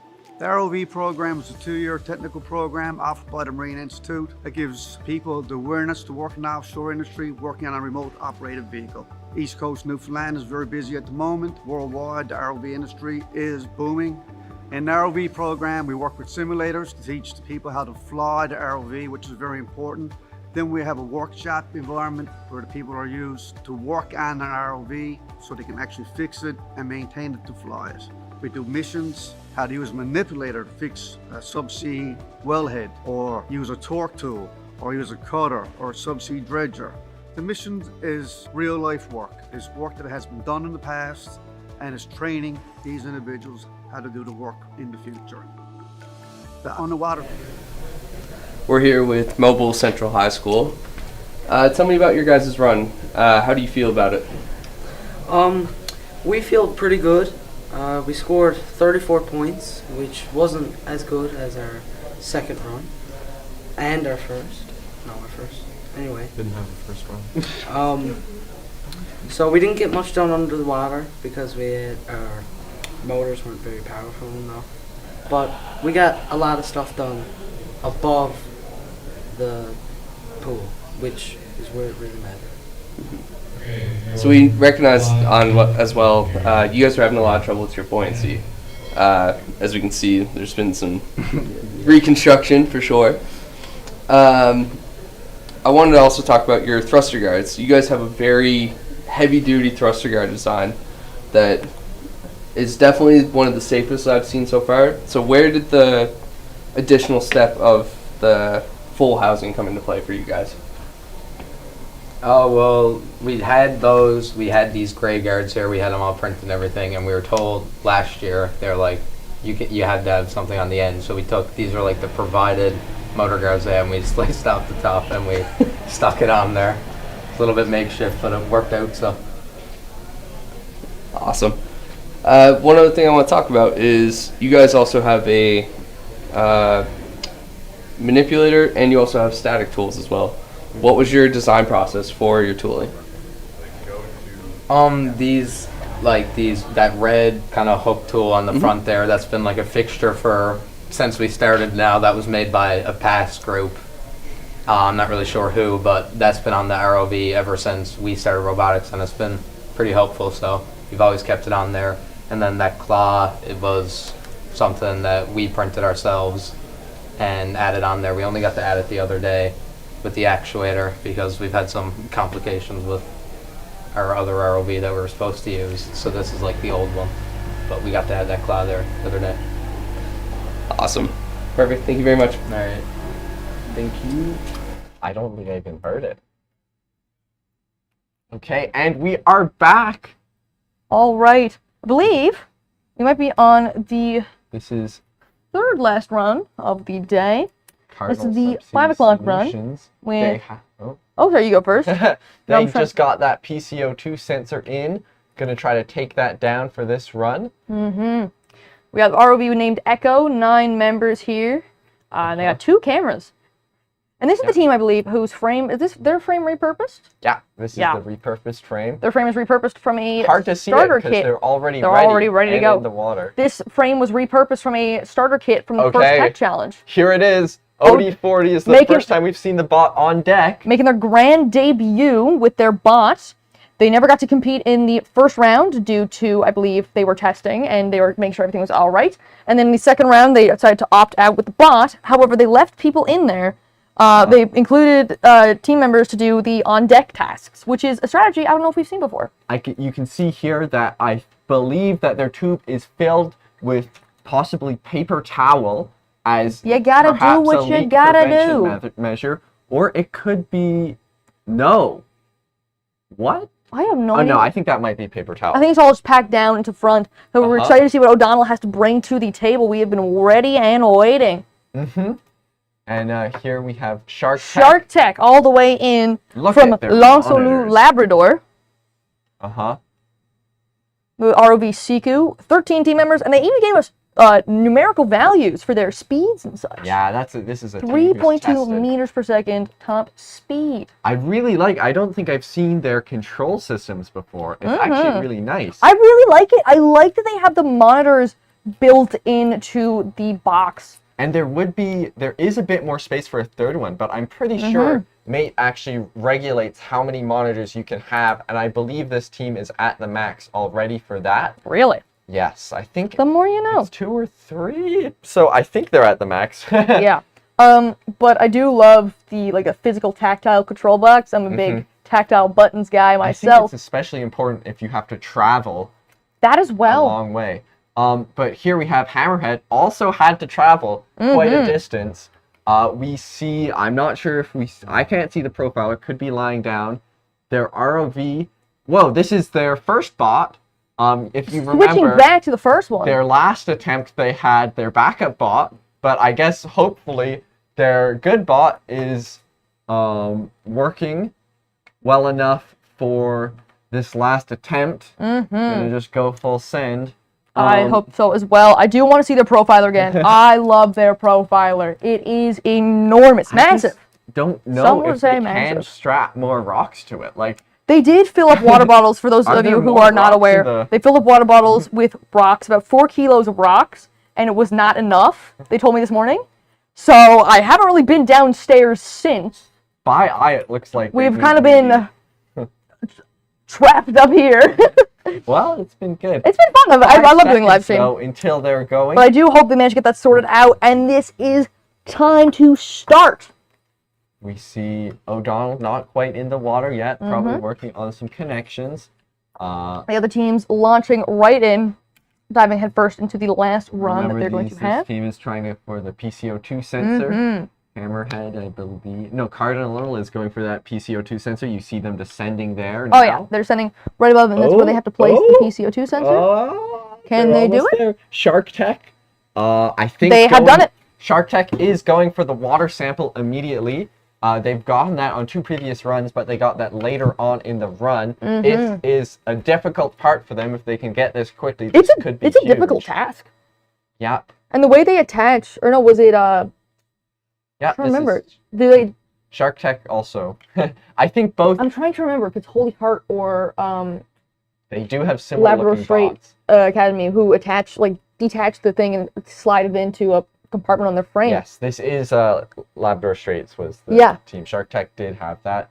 Which is such a cool idea. I think Heart might have something similar. I suppose great minds think alike. And that was so close for Shark Tech. If they can manage that one more time, they are absolutely golden. You see the tenseness in the tether manager right there. They're like, come on, guys, come on, we can do it. Brow. Furrowed? Furrowed, yeah. Furrowed, I think. Listen, we are... I'm a chem major, he's an engineer. We are not English majors. Keep going. Going back. They're trying hard. They are not giving up, though. They are not giving up with that fight. Cardinal Subsea heading straight for the ship cargo container, and Hammerhead... PCO2 sensor, they did get in correctly. Absolutely. Hammerhead's going for the hydrophone. Yeah, knock that off. Right off the bat. Cardinal has grabbed it. They're twisting towards the ship. They're wiggling it back and forth, back and forth. Okay, good. One big pull upwards, and they are golden. This lid is heavier than it seems. It is weighted, yeah. Whoa. If not, it could fly around easier. I wonder if this that lid seems counted more on. because they opened it, and I don't know if they had a camera that looked in. Wait, you're totally right. I think they might have something, seen that. That's something to ponder about. Something to ponder about. I think that was actually really cool. Hammerhead moving over the hydrophone into the play area. Shark Tech still going for that water sensor. They've had some good runs already, which must be a bit of a relief. They can kind of relax a bit from this last run, not as much pressure on them currently. Looks like Shark Tech hopefully got it. They're putting her in reverse. They're backing it up. Either got it or has decided to move on to other things. Hammerhead, whoa! Where did all this power come from? Okay, I guess we can lift it now. Going for this box with the yellow corners. Here we see the tether judge intently staring down. Oh, just got to lift it over the box. If they get it into this square here, I believe that will be 10 points. Plus the additional 5 for removing it from the base. It needs to be fully in, though. Yes, it is. Let's see. Nice. Gotta release it now, I think. They do have to release it. It's maybe caught up a little bit. Yeah, you're right. Hopefully they can knock it fully, because in order to score the points, the hydrophone must be fully inside this square here. Just trying to wiggle your way out. Slow, steady. Trial, error. OD40 does not seem to be in the water yet. Hammerhead, whoa. Oh yeah, they're picking up that hydrophone. Stuck. Probably trying to unstuck Cardinal it. Subsea appears to be going for the Medusa jelly. Nice. And Shark Tech is likely at the surface right now. Possibly retooling, or I'm not quite sure. Yeah, I'd like to see if we can see what Shark Tech and OD40 are up to at the surface. Oh, Never mind, Shark Tech diving right back down with the PCO2 sensor. However, they place it in the wrong square. Wrong square, I believe. I'm not. And I wonder if they have realized that mistake. They probably will once they see where the hydrophone is. Yeah. Oh no, they've definitely already Oh. We'll see. Oh, he forced up at the surface. Maybe they're having connection issues. Yeah, I mean, based off the paper towel stuffed in the enclosure, it seems they've prepared for the worst in any situation. And these things do happen. That camera being blue doesn't necessarily mean that that is a camera issue. It's just that some teams prefer to use a laptop or something. Something that they can bring around. Like Gonzaga uses Easier a to wooden test. box full with a monitor built in. Beautiful or monitor box. screen. You made yourself, I think. Yeah, me and M sanded, you know, stained. Screwed it. You stained it? Wow. Yes. What a lab. I mean, Listen, something I've always loved about O'Donnell, I've always loved their hard hats. yes, it's a staple of the It's competition. a staple. It's iconic. I don't think like it would Eastern be Edge, not Eastern Edge, Mate ROV fashion show. They're getting points for they're getting points for the hard hat, right? Cardinal there, I think, just did some photosphere shenanigans. And Shark Tech is I think they've removed the cap and they are going with the power, trying to plug in the power connector. I think trying is the wrong word because I think they've just achieved it. I do believe they have. They do have the PCO2 sensor, at least by our count, in the wrong position currently. But perhaps they are going for some sphere. I can pronounce that. Photosphere attempts here. Again, we don't know exactly how these teams are combining these images. We can't tell. They could be autonomously combining the images or just taking snapshots. They could be opening MS Paint and just Control-C, Control-V all together. That is true. Yeah, team could be doing that. Cardinal here looking for, they've removed the power module from its stand, trying to get this connector out. They'll bring it up. Nice, yeah. Can bring that up to the surface. This is, we believe, the correct ordering It of is. the PCO2 The and the hydrophone goes hydrophone. in the one closer to where the base is, Mhm. and the PCO2 sensor goes over by where the thermistor is, which is a task that would have worked, although I do believe some of the props are broken, so they just said, all right, you know what, no one has to deal with it, which is, you know. It's a tricky one. Yeah. Cardinal out of the water. Mm-hmm. Tool change maybe? 7 minutes? Perhaps. Unzipping a pocket. There's a knife coming out. Uh-oh. Huh? No. I said that with the wrong intonation. I think this is just to get some foam off. I think it is as well, but it's just the jump scare of, what do you have? Shark Tech is Vine reference. shuffling. A Shark Tech shuffle, I like that. Hammerhead also shuffling along. Shark shuffle. Yeah. Looks like, oh, no, you know what they're doing right here? Sacrificial anode. Shark Tech right there, I believe, were measuring or attempting to measure the length of the boat.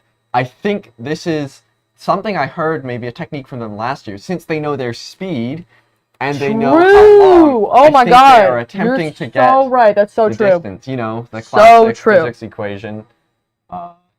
Listen, V equals D over physics was T. never my strong suit, so Uh-huh. that's why I choose to play we with molecules. see some instead. coal here. Coal has been revealed. Oh, they're putting the cover back on. Oh, easy. Easy. It's on a little bit of an angle. It's a little bit precarious. As long as it's not touching the floor, right? Yeah, no, I don't think that's... It's like artist rendition of what I can see right now. I just saw a hydrophone being The cover airlifted on is another like- screen. Cover's like Shark Tech possibly lining up for this it's on a bit jellyfish. of an angle. Hopefully they can, you know, I'd release like the to jelly. see them attempt again with their container. It's such a fun. It's just a silly task. Like, Yeah. why is the jellyfish Okay, in there? Why they just? so I'm not sure. I think Hammerhead might have been tether pulled to the surface based off the speed I saw them going at. This could okay, here's my theory. This could be completely wrong. I think power got cut off, Something. indicating a leak in the enclosure. Based off also this angle, this is sort of the angle you hold because normally this end is where your wires come in. So you hold it at this angle so that your fancy electronics, which are sort of in that end, don't get wet until you can get this end cap off. I'm not sure they had the hydrophone. Whoa, okay, no, we're going back. It's fine. Hopefully it is fine. I know they have holes in there, because the frame is made out of PVC, I know they have holes in there to help with their buoyancy. Hopefully no holes in the electronics tube, though. I agree, because that would be not fun. Shark Tech still working on that jellyfish. And Cardinal, I think they lifted up the hydrophone and put it back. Maybe that was accidental. I believe they might have, unless it was like not fully in there, and the pilot was like, yeah, we'll keep working on it. All the way back down? Mm-hmm. I'm wondering if they have slowly to but surely. I think they can do it. OV40, Shark Tech spinning around, hopefully going for another attempt at the Medusa jelly retrieval. 4 minutes, 30 seconds left on the clock. A bit of an unseen angle we've never seen before. Usually teams will approach from this side, however they're trying to knock it from another side. It's hard to tell sometimes. It is hard to tell. Whoa! I didn't know Shark Tech could do this. Yeah. Like they're pulling the acrobatics. Is this whoa? There looks to be something in their thruster. I don't know if it might like tape or something, but it's something kind of like, yeah, you can see when the camera angle's on a certain point, I could see things moving that were not propellers. I feel it, yeah. Okay. However, that could be my eyes, it could be the quality of the camera. The only people that know that for certain are the members of Holy Heart themselves. This is a new task. We have not seen this before. Oh my god! Attempting the epoxy patch. Now this task is brutal, folks. This involves attaching a piece of cloth to a point, to a part of the Okay, let's solar panel. Hopefully we didn't jinx it by talking about it. It seems they're having some difficulty figuring out how to mount it. Listen. Is the claw maybe seized You can see a tiny little bit of Velcro there, and it attaches to a part of the frame that's kind of corroded, and then this little piece of cloth lays on top, and it seals it up nice and protects it. Yeah, I'm not sure about this claw. We have about 3 minutes left on the clock for the final run here. They may be having some difficulty, but they can overcome it. They can definitely put it back in the water. I'm absolutely positive they can. And even if they're having difficulty, they can sure as anything attempt it, you know? Mm-hmm. You won't know if you don't try. Shark Tech. Oh, they did move the PCO2 sensor. God love them! They figured it out! They got the hydrophone. That's a tricky one to... Good on you, boys. Figured it out. And, sometimes, it, all the squares kind of blend into one another at a certain point. Like, it's all PVC. It always has been. And it's just... Exactly, yeah. But it's important to know, they've done a lot of runs, and they've been at this for a while now, and they've, it's been a long day, and stuff starts to blend together. I don't think this is quite... Oh, they're coming around to push from the other side, I believe. Mm-hmm. They want to make sure that the hydrophone is fully in the square, and they pulled the pin with 2 minutes left on the clock. It is fully in the square, though. I'm not sure, because the hydrophone must be fully inside of that square, and it's kind of sitting on top. So I'm not sure what the ruling is. Hopefully, on top is not inside. Hopefully, when they return to the surface, they can confirm the judges on top is not inside. That's ruling. Well, that's what the judges say. So, exactly. In order to secure those points, they must do it that way. Pin. I don't know what happened to the epoxy patch. I suspect it is now debris, but I fly high attempting epoxy patch. We haven't seen any other team attempt that task. But wow, that pin, easy. Easy money. Maybe they can catch the epoxy patch on the way back up. Maybe. Let's see. 1 minute 15 left on the clock for the final run for these teams. Are they going for... Oh my god, they're going... Shark Tech! Going for a fish. I wonder how they're doing that. They just grab the whole thing and just yoink it over to the surface. I mean, we've seen teams do that unintentionally. But look, you can see this sort of angle. I think they're angling their bot so they can get one of those fish. They're using the bot's ability to approach on a upward angle. Mm-hmm. Oh, a fish has escaped. It's escaped containment. Going on a quest like Finding Nemo. Yeah. And maybe they... Oh, they have a net. Oh, they have like a net or a stick or something. It's kind of hard to... Oh, they do have a net on the surface. They also have a stick along there. Kind kind of hard to tell there where the I didn't notice the surface of the water, or is that the that might be the tether. I think that might be. I think that's the tether. You're definitely right about that net, though. Yeah, there's a net. It thought the tether was a stick. My bad. Oh, There's a look bit of at glare on the that. screen. Look at that! Oh, they're That's trying to run. Whoa! Hi. It goes up. Kind of waving. That's unreal. Hopefully they can get that one ping pong ball to secure a victory in the next 3 seconds. But it looks like they have not, and that is time. The foghorn is sounding up here in the flume tank, which means those 15 minutes are up and your 5-minute teardown period has begun. I also just realized that this live stream is probably like 18 seconds delayed for the people down in the flume or in the viewing area. So Yeah. if you've ever been confused, probably you figured it out, but that's why. That is what that horn means. I think the sonar sound, like the... That's the 10-minute. That's like 10-minute, 5-minute, I think 10 seconds for the So, yeah. Setup period? Great attempts by all these teams. O'Donnell Absolutely. didn't quite get in the water, but they were ready. They were ready. They made it out, which is Life jackets, hard hats, paper towel. They were prepared. PPE on, ready to go to work. Probably the wise decision there not to toss it in. And you know, it's a wise decision, helping support us and create a wonderful opportunity for these students and for people who love marine robotics. So thank you so much to these wonderful sponsors, Newfoundland Labrador government, specifically the Department of Industry and Technologies, the Atlantic Canadian Opportunities Agency, Marine Technology Society, Ecuador Marine Institute, Moreland University, Hibernia, Oceaneering, Synovus, Energy NL, DOF, not sure, Cook, GRI Simulations, 709, Cahill, Deep Trekker, ASI Group, Kraken Robotics, Seymour, Subsea Imaging, Subsea 7, Voviz, T-Carta, and Angler Solutions. That is the first time I've read out all of them. I probably spoke very fast, but I think, said all of them. Kraken and Subsea might be the same company now. I think I saw that on LinkedIn. I think there's an Nope, Keith acquisition. says no. Nope, okay. Keith works there. He would know. Thanks, Keith. Okay, but next up, for our second last run, Woo! we have Esports Finest Gert, Pasadena Puffins, Husky Marine, and Heritage Robotics. And that starts at about 5:30. Teams are tearing down. They'll be heading out in a second, and then they'll start setting up. We'll see you then.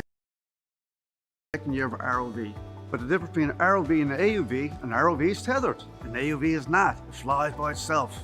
You do mapping, you do seabed scans. It's just a step up from the ROV program. And you come back for your 4th year, or you can do it online and get your Bachelor of Technology. It's a wonderful program. It is a world-class institute. When the kids leave here, they leave with 100 hours flying time on a stick. They know how to fix an ROV. They know how to work in that environment. That's what the Marine Institute is all about, the real-life experience.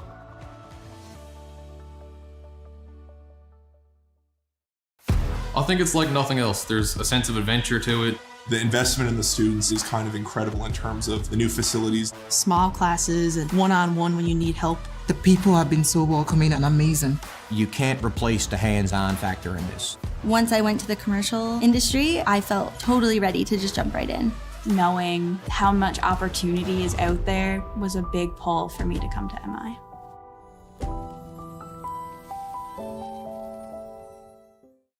I would say come to the Marine Institute because you're right on the water. What a great place to come to a marine school. The facilities are amazing. It is a world-class institute. You can really go anywhere with the kind of training that you receive from Marine Institute.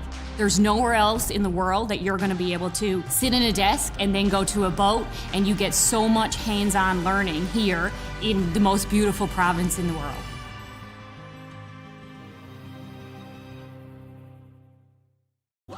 The diploma programs at the Marine Institute are typically 3 to 4 years long. Almost all of them include work term components, which is a big aspect for the Marine Institute. It's all very practical. You actually get to do what you are learning in the classroom. Marine shipping industry is so broad. There's so many different sectors that you can go into and specialize in, and the training that we receive here is second to none.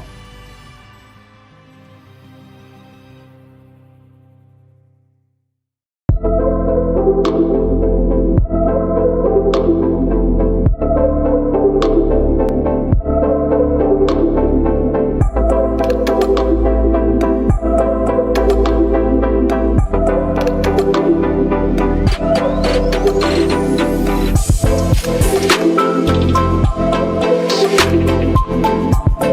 right back.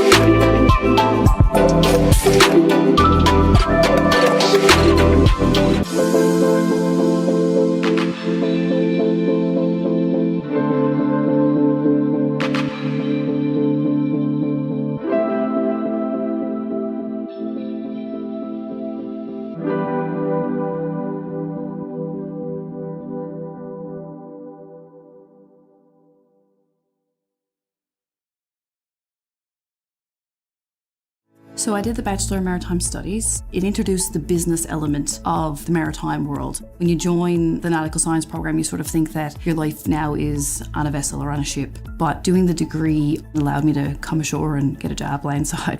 You're getting a formal degree from a well-recognized university. You can do this while you're online. So you can log into your course wherever you are in the world. This allows you to keep working, gaining experience while doing your degree.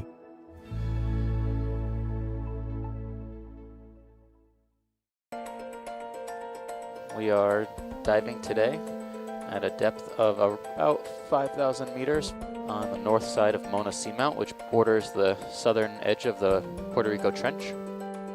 We're not sure what to expect during this dive.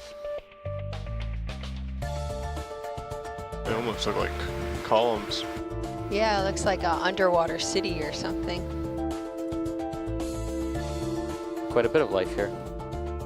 This includes sponges and corals and some anemones, a couple of polynoid polychaete worms, and a couple of fishes. These depths generally are pretty poorly explored, some of the most unexplored on Earth.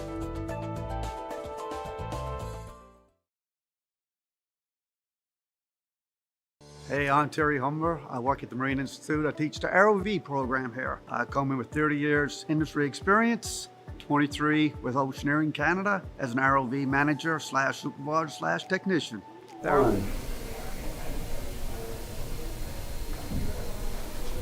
We are here with O'Donnell High School and are mourning the loss of Ice 5. What exactly happened, guys? So we managed to get everything working somewhat to a degree better than any other run today. And I decided to test the motors before we got in. I then turned left and the entire system died. Definitely a valiant effort for ROV and a great symbol of what MATE represents, the innovation of working to prevent floods, how to react when floods happen. On a more positive note, let's talk about your bot. Your manipulator, for example. It's a very, it's different than ones that we've seen in the past. You guys, it looks like it's a single piston pneumatic actuator. Yeah. Where did the design come from that? Or the design process for building it that way versus what we've seen from teams in the past? We just recycled the claw, but for the pneumatics, we just we got them new. Nice. Yeah. Sweet. Any future improvements for the build next year? Learn how to properly waterproof it and get a new tube, because this one's been through everything basically. So it's pretty beat up. So yeah, work on waterproofing it. It has epoxy all over it, like paper towel on the inside, which it did help a little bit. But I mean, the internals are probably cooked now. yeah, too. probably. So need you need like new hopefully there's a everything good at this budget point. next year. So Yeah, that was one question that our commentators had. They were very confused about what was at the front of your dome. But yeah, there we have some nice paper towel. Doing its job, hopefully. More than it should have to. being put through everything. It might be the most overworked part on your bot currently. Maybe. It's incredible design. You know, standard bluer box thrusters is something that we see from a lot of different builds. You guys have a very different thruster design as well. You guys almost have standoffs going from the front and back of the thruster guard. Is that a design that you guys came up with in-house, or is that one that you guys had worked on or found and incorporated into your build? For the layout or the thruster guards? The thruster guards. I think they were all for but we did have to fix up a couple of them for this year's competition. Mhm. They had to be redone, Okay. but the design was previous. All right. Thank you very much, guys. Thank you.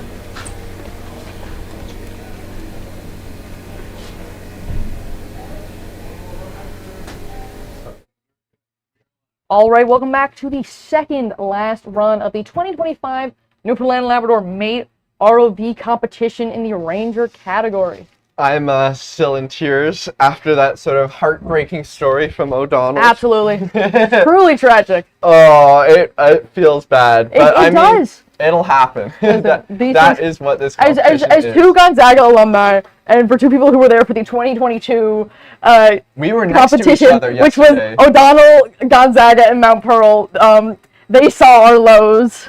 We and were we know actually, what it's like. Last year, we were in the pits together, Really? trying to fix our bot. We were on the table next to them, trying to fix our burnt speed controller. They had a pie and some flooding.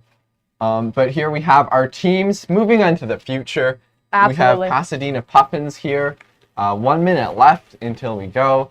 Again, they had some trouble with the electronics. If you remember, this is the team who has to look at this very neon view. Yes, Actually, I just saw the camera view in the screen, and it looks normal. So maybe it'll be fine. Mount Pearl up next with Husky Marine. Now, they've had a lot of issues recently, so hopefully the pretty pink princess can rise to the top of the royal kingdom of Mate ROV, you know? I like reclaim the throne or whatnot. The pretty pink crown. Okay, if this was like looks based, I don't know. I think I might give it to Husky because they look sick. And then over here we have Heritage. Hopefully their first two runs they got caught on the wind turbine. I think it has it out for them. But Heritage Collegiate is not a force. It's a force to be reckoned with. It's not someone to doubt, to overlook. Yep. Okay, and here is the 15 time starting now. Starting now. Looks like Heritage is still getting some connections up, probably waiting to get control of the claw in order to put They're the team with the PCO2 really sensor in. nice camera GUI, which stands for graphical user interface. And you know, it's important when you're piloting to have multiple views. MPSH still on the surface, it looks like. I think they have a camera though, so that's pretty big. That's good. See, other teams, Pasadena, and I believe that is. Okay, here's the Pasadena's view. This looks pretty good compared to.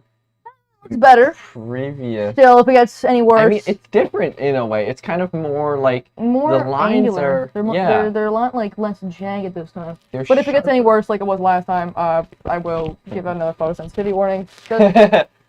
Just you know, for safety reasons, right? You know, we don't want anyone. Looks like though that they're going for this cap. They're going for the cap. They're correct, and they can go for the power connector there as well. Look at this focus on the pilot. Absolutely locked in, I believe laser focus. It might be. I think they're switching out pilots, so it might be his first time flying it, and I think he's doing great.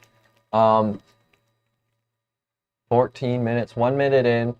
We got the cap first try, lined it up, grabbed it, and we're on the way up. Absolutely master pretty class. efficient. An absolute master class of execution here from the Pasadena Puffins. And it's their first year competing, apparently. Or I believe it is their first year competing. Yeah. Both them and their junior team, their scout team, I believe. Yeah. First year. I do believe Pulling it up. They might Don't be... drop it here. This is a crucial step. Ooh. Oh, for a second, I mixed up which end was which, and I thought they lost it. See, that's the complimentary, you know, dump it out into the water. Thank you very much. Appreciate it. I know it's a bit damp up there Whoa, on deck. look at Gert go. Okay. You go, Gert. Okay. Isn't Go-Gurt a thing? Like yogurt? Favorite yogurt, I think. Anyways, that's besides the point. But Gert has come on. Sorry, I was waiting. Because Gert has had troubles releasing props before, but right there, slid out of there, no problem at all. This movement is looking really great, actually. From I wish we had the live stream chat, because we had it be filled with "Go Gert, go!" The people love Gert, and Bert, and I think Squirt is the tether apparently. Yurt is the sadly deceased. Another moment of silence for Yurt. Okay, moment's over. We have going for the jellyfish task.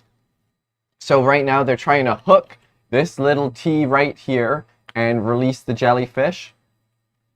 Trying to hit the clear screen button here. Wait, have they removed one of their tools? I believe they have. Because they used to have 3. They used to have 3, you're correct. Huh. Mm-hmm. Do you think that counts as a haircut for Gert, or what do you think? Either that or a manicure, not sure. Maybe a tonsil removed? Why would that be tonsils? I don't know. Fair point. It's the first dentist thing I could think of. Heritage, down here they have the PCO2 sensor in place. I believe, oh, it is fallen over though, so they might be able to fix that. Yeah, they're going to have to readjust it if they want to get those full marks. Looks like they are gunning it towards the cargo container. Maybe they're taking a little look at the ship, seeing if they can kind of assess the situation. Whoa, get any look at them measurement going details. sideways. That's kind of Very nice sideways movement, I will say. It's very smooth. So they aren't doing vector thrust for this. They just have a 5th thruster in the middle for going sideways. Yeah. Wow. I didn't know that. It's pretty It cool. moves like it has vector thrust. Husky is in the water! They have reached Let's into go. the water. Okay, not fully in the water. Mm-hmm. And I think they're being careful in case there's a flood. Yeah. But getting the bot wet is like huge, you know? Mm-hmm. This is one small step for man, one giant leap for bot kind. exactly. Pasadena here almost got the hydrophone in place. This is some precise stuff here. Pasadena is absolutely making waves here, people. Yeah. They are going absolutely nuts. Okay, you got it. Ah, see, look. Oh, it's almost. Is it maybe dropped from the claw? No, they still have it. Oh, this is perfect. Okay. That's it right there. Now they just have to release They got it. Look at that. Now, are they Neat. going for the pin as well? The pin is quite precise. Mm-hmm. Especially with a hook tool like theirs, it might take a little bit of extra precision because the hook that they have is kind of one like this. Whoa, we are back to crazy camera photosensitivity warning for anyone who Not as bad as it was during the second run, though. No, but still, you know, no one take any chances. Mm-hmm. Heritage Robotics was to be, unless they did a water sample, They not might sure. have just taken a water sample. I didn't know that their bot had that Neither did ability. How's Gert doing? Gert has released the jellyfish. And is heading towards The jelly Gert. Wow, this is a great jerk. run. Okay, so in the interview, right, they were talking about the ordering of the tasks, and I think they've That's nailed important. it. That's because important. this is the object that really likes getting stuck on So the you want to do Gert's that. tusks. You want to do that at a certain point where it's you're able to go back up to the surface, and you don't want to, you know, cause yourself any issues or any problems by and wasting your time by. Well, not wasting your time. You need to go back up to the surface eventually, but time loss is the better term. Yeah, well, and I think it's difficult to do these tasks when you have a giant container lid attached to your robot. and Exactly. your It causes tool. lots of drag, causes lots of headaches. Oh, did they get it? Wow, that was a very Gert maneuver. Big U-turn, straight on. This lid is determined. Yep. Come on. Whoa, that circle. It's kind of hard to keep a straight face when I keep looking at it and going, go Gert, in my head. Yeah, Gert's a great name. Pasadena Gert's a great name. looks like they accidentally knocked the hydrophone out, probably while trying to get the pin, but they've moved it back. And Gert has the lid. The lid is stuck on Gert. Things are... This is a Kind of going as predicted. They're making their way probably back up to the surface. because they now. anticipated this. No, I don't They think did. so. Or where are they? I wonder where they're headed. I'm pretty sure their next location. Husky Marine. I want to know how the pretty pink princess is doing. The pretty pink princess of Mount Pearl. It hasn't sunk to the bottom. I don't know the bottom. I hope That's good. there's not any catastrophic issues because apparently Husky Marine is out of the water currently and on a deck. Hey, well, you came, you did get into the water. Mhm. That's what's important. Hopefully there has not been anything too. No one is holding the bot at a weird about a angle. weird angle, so but they're all that's kind of probably good. They're all kind of gathered around in a suspicious manner. What is Gert gonna get this here?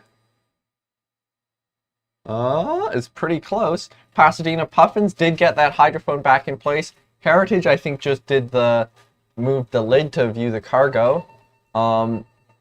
And I think, what do you think Pasadena is going for right What do you now? think Pasadena's going for? Pasadena looks like they could be going for I think it's probably this cupboard, but I'm not sure if that's already removed. The cupboard's already been removed. Yeah, that was so their I'm first thinking step. either the pin or perhaps the With the way they're angled right now, they might be doing the shipwreck. You're correct. I think they might be going for that lid there.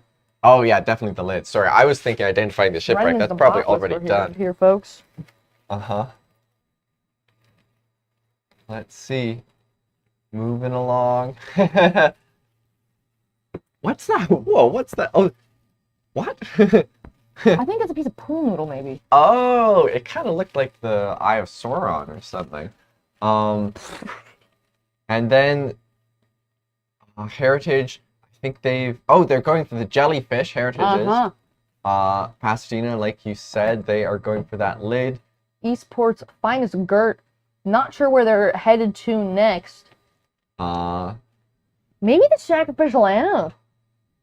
Whoa, that would be crazy. I don't think they've even tried that one. I don't know if they have. However, I am worried because they look like they're going to get caught up in the tether. I was hoping we wouldn't see another one of the. I think the tether might be right in their face, actually. Oh no, this is the death spin. You can see here there is a loop around that tether. It's so this is over. It's loop so over, Gert. Never over for Gert. Never say that. Let's see. Probably trying up top. They're probably discussing strategies. Going forward is sketchy though. They are trying to do more loops. Back it up, put it in reverse. Whoa, Pasadena! Look at that. Rips that cover off. It's wheat. Who would have guessed? Who would have guessed? We have 4 options here. I wouldn't, because I actually forgot where everything was. You see those bubbles raising to the surface? It's kind of cool. Can they get it back on? This is tricky with the hook tool that they have. They might have to move away and reposition. I'm not sure. Ooh, but they're showing us that, you know, they're it's pretty efficient with the hook. Moving on to a different. Sometimes task, it's worth it to put it down and go do something else. Something that'll get you more points. Heritage Robotics aiming to pick up the hydrophone. They've knocked it off the stand there, which gives them a few points. And they're trying to take that hydrophone right here and put it in this little square here. This is a classic. I believe they have successfully done this before. I wouldn't be able to say which run. We've seen a lot of bots and a lot of runs today. I should have maybe been keeping better notes, but always look back at the live stream. They've got it now, though. Looks very controlled. Slowly, slowly, slowly. You don't want to overshoot. You don't want to undershoot. You want to get right in that square, and you want to make sure to remove that pin, release the hydrophone. Heritage, one of their strengths is their cameras, right? They have 3 different views that the pilot can see at all times, which I think helped out a lot with this sort of task. We have tether managers, you know. I mean, sometimes it's tough as tether manager because you just gotta you can't do it. You got the bot. You wanna tell them and be like, no, you're tangled up. Is this? I can't tell if Gert's done another loop around. No, Gert is unlooping. I think right now they figured out the issue. Turn around. Heritage got the hydrophone in the hydrophone square. I believe actually we watched that. Yes, we did.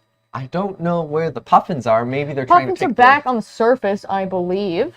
Oh, there we go.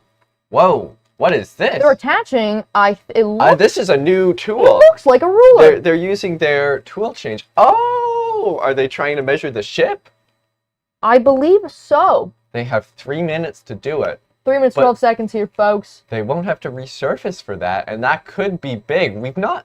Well, actually, I don't know. Some of the teams could have measured it. We saw a team earlier. I forget their name. I'm terribly sorry to that one team who had a reference object. It might have been Heritage, actually. It could have been. I'm not completely sure. Now, I'm not sure how they're going to use this ruler because they can't go sideways. Maybe get really close. Yeah, it's pretty scary though because you don't want those deductions. Yeah. Gert, Gert, it might be over. Gert we're so over, Gert. Trying to think of word so over, but make a plain words with Gert, but it's not working out. Yeah, Gover is the best I think we can get there. So Gert over. over. I don't know. Anyways, Heritage here still Maybe esports got a better idea for that. Hydrophone. Oh, you can see that pin is almost all the way out. They are trying so hard. This can be got replaced so once far. the pin is out, I believe. Pin is, you can see the shadow of the pin. It's Absolutely. like, it's out of one end of this black piece of plastic. Still in enough to keep it from floating up, though. This is just enough to be a nuisance. Yeah. However, it looks like they've grabbed a decent hold of it. I don't. Can they remove it? They have hold of it. Oh yeah, they definitely. Oh, or maybe not. It's hard to tell. I think the angle that this has gone to is also not favorable for them. Okay, is this? We have a view of them from the surface. Imagine trying to pilot this from the surface. This is why you need cameras. Exactly. Because they provide a point of view that otherwise, if you had your head in underwater and you're looking at what was going on, you wouldn't be able to see very well. Okay, Pasadena. That's definitely a ruler. 100% it's a ruler. I like how that's still a hook, but they just got a ruler on the end. Yeah, they must have made that during one of the breaks. I don't think I saw that last night. So they have to measure the length of this. And if I remember, it's something somewhere along the lines of a bit over a meter. It's in the wheelhouse of a meter-ish. Bit over a meter, maybe a bit under a meter. You know, you got that uncertainty in there as well. I think you have to be within 5 centimeters for full points. There might be more. Maybe, I'm not exactly sure on that ruling. This ruler, though, so one thing you can do here is, this is what I would try to do, is I would get that ruler close, I'd measure a section, and then I'd try to scale that out and convince the judges that that is an accurate way of measuring things. I have done that sort of thing before. It didn't really work, but... They got 20 seconds left on the clock. All the teams here have done absolutely incredible this evening. I think Gert is trying to take revenge on this base, the base of the... Revenge of the Gert. Pasadena, surfacing again. 5 seconds. I don't know what they're bringing up here. I'm not sure either. Oh, I think they're just like, you know... They're just coming back up for fun, you know? They're like, they're helping us out. Helping us out, helping out the divers, you know? The wonderful divers who are spending their weekend here with us at the Marine Institute. So thank you to them. Thank you to all the volunteers for helping make this event possible. Your work is very much appreciated and very important. We have, I think a diver will be rescuing Gert. I'm not sure if each of these loops is like tangled. I think it might be, which is really unfortunate. I think it might just be a couple. I think here we have 2 loops around. I don't think the rest are looped. But probably turn the bot off. Diver will come help out. It's actually, I think this is the 3rd diver recovery, maybe more. Maybe. However, maybe more. There's still 1 round left. 1 round left, yes. The last one of the 2025 Newfoundland Labrador Mate ROV competition. And that one, ladies and gentlemen, everyone who has been watching here with us today, that starts at 6 p.m. Newfoundland time. So at Station 1, we're going to have Where's Waldo from Trafalgar Castle School for their 3rd and final run. Rural Ravaders from Charlottetown Rural High. Station 3 is going to have the Heart Innovators from Holy Heart of Mary. And at Station 4, we have FACC from the Frown Avenue Community Center. We'll see you guys in a bit. Marine Institute that gives people the awareness to work in the offshore industry, working on a remote operated vehicle. East Coast Newfoundland is very busy at the moment. Worldwide, the ROV industry is booming. In the ROV program, we work with simulators to teach the people how to fly the ROV, which is very important. Then we have a workshop environment where the people are used to work on an ROV so they can actually fix it and maintain it to fly it. We do missions, how to use a manipulator to fix a subsea wellhead, or use a torque tool, or use a cutter, or a subsea dredger. The mission is real life work. It's work that has been done in the past and is training these individuals how to do the work in the future. The underwater vehicle program is the 3rd year, picked up after the 2nd year of ROV. But the difference between an ROV and an AUV, an ROV is tethered, an AUV is not. It flies by itself. You do mapping, you do seabed scans, just a step up from the ROV program. And you come back for your 4th year, or you can do it online and get your Bachelor of Technology. It's a wonderful program. It is a world-class institute. When the kids leave here, they leave with 100 hours flying time on the stick, They know how to fix an ROV. They know how to work in that environment. That's what the Marine Institute's all about, the real life experience.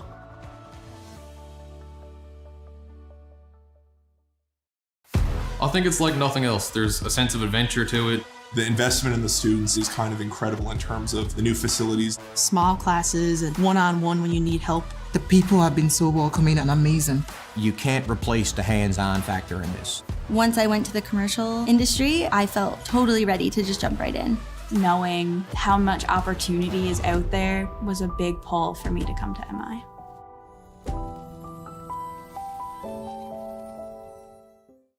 I would say come to the Marine Institute because you're right on the water. What a great place to come to a Marine school. The facilities are amazing. It is a world-class institute.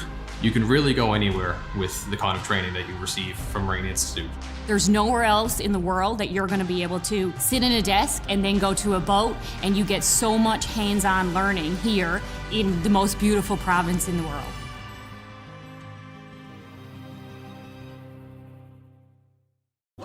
The diploma programs at the Marine Institute are typically 3 to 4 years long. Almost all of them include work term components, which is a big aspect for the Marine Institute. It's all very practical. You actually get to do what you were learning in the classroom. Marine shipping industry is so broad.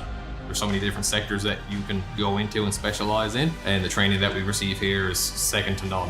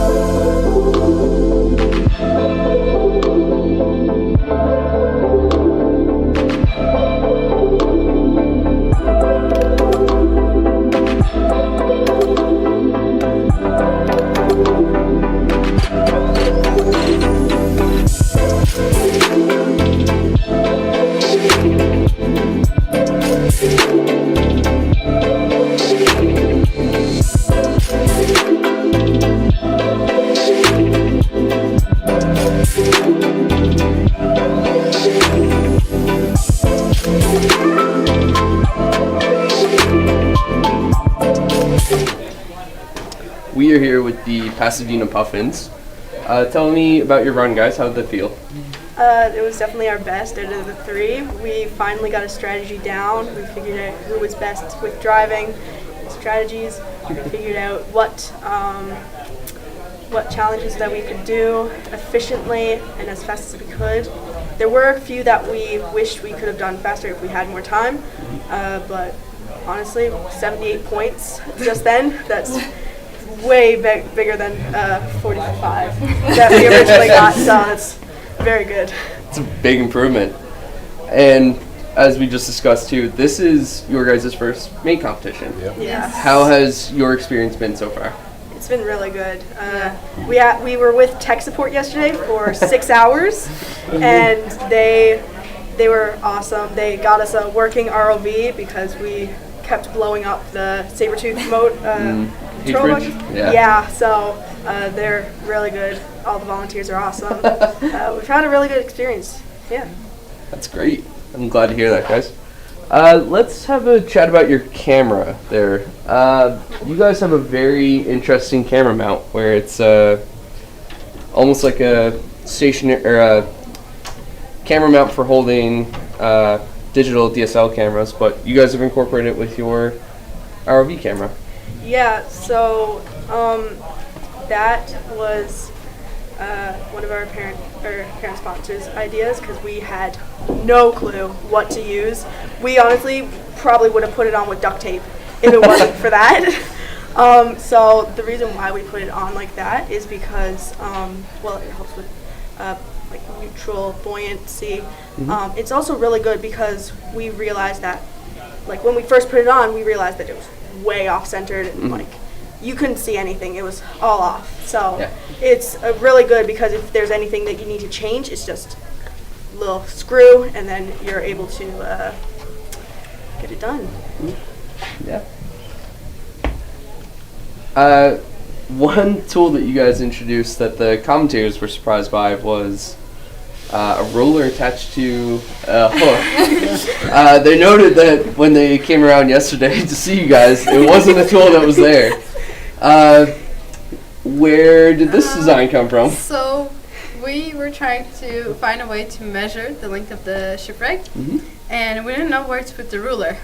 So this was the longest hook that we had, and we decided to just put it on. There was already a hole in here, so we just put it through with some hot glue and estimated the length.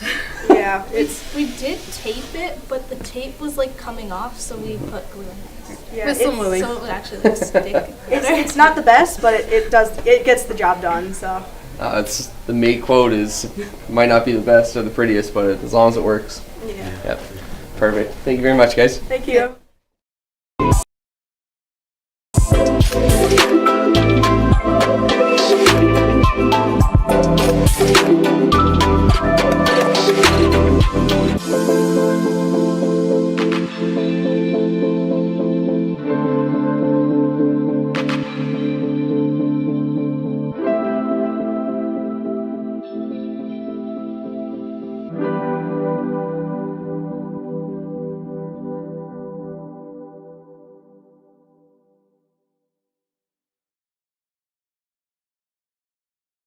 So I did the Bachelor in Maritime Studies. It introduced the business element of the maritime world. When you join the nautical science program, you sort of think that your life now is on a vessel or on a ship. But doing the degree allowed me to come ashore and get a job landside.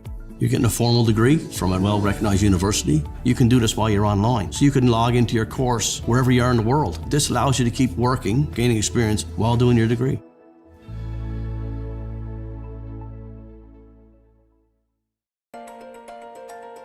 We are diving today at a depth of about 5,000 meters on the north side of Mona Seamount, which borders the southern edge of the Puerto Rico Trench. We're not sure what to expect during this dive. They almost look like columns. Yeah, it looks like an underwater city or something. Quite a bit of life here. This includes sponges and corals and some anemones, a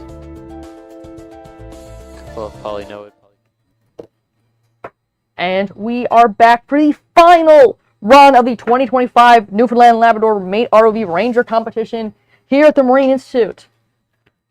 I kind of wish, and I kind of don't, that like we had like another set of runs, because I want to see all of these teams sort of perfect their strategies, but also it is, around 6. Yeah. So at station number 1, we got Where's Wallow Trafalgar Castle School. This is their final run, even though they were pretty early in the rotation. And that is because the bot was in Toronto this morning and only got in, the bot was in Toronto and only got in like 9:30 this morning, so they couldn't compete in the 9:30 bracket. I also think that they, since their last run, they have been down at the tech support station.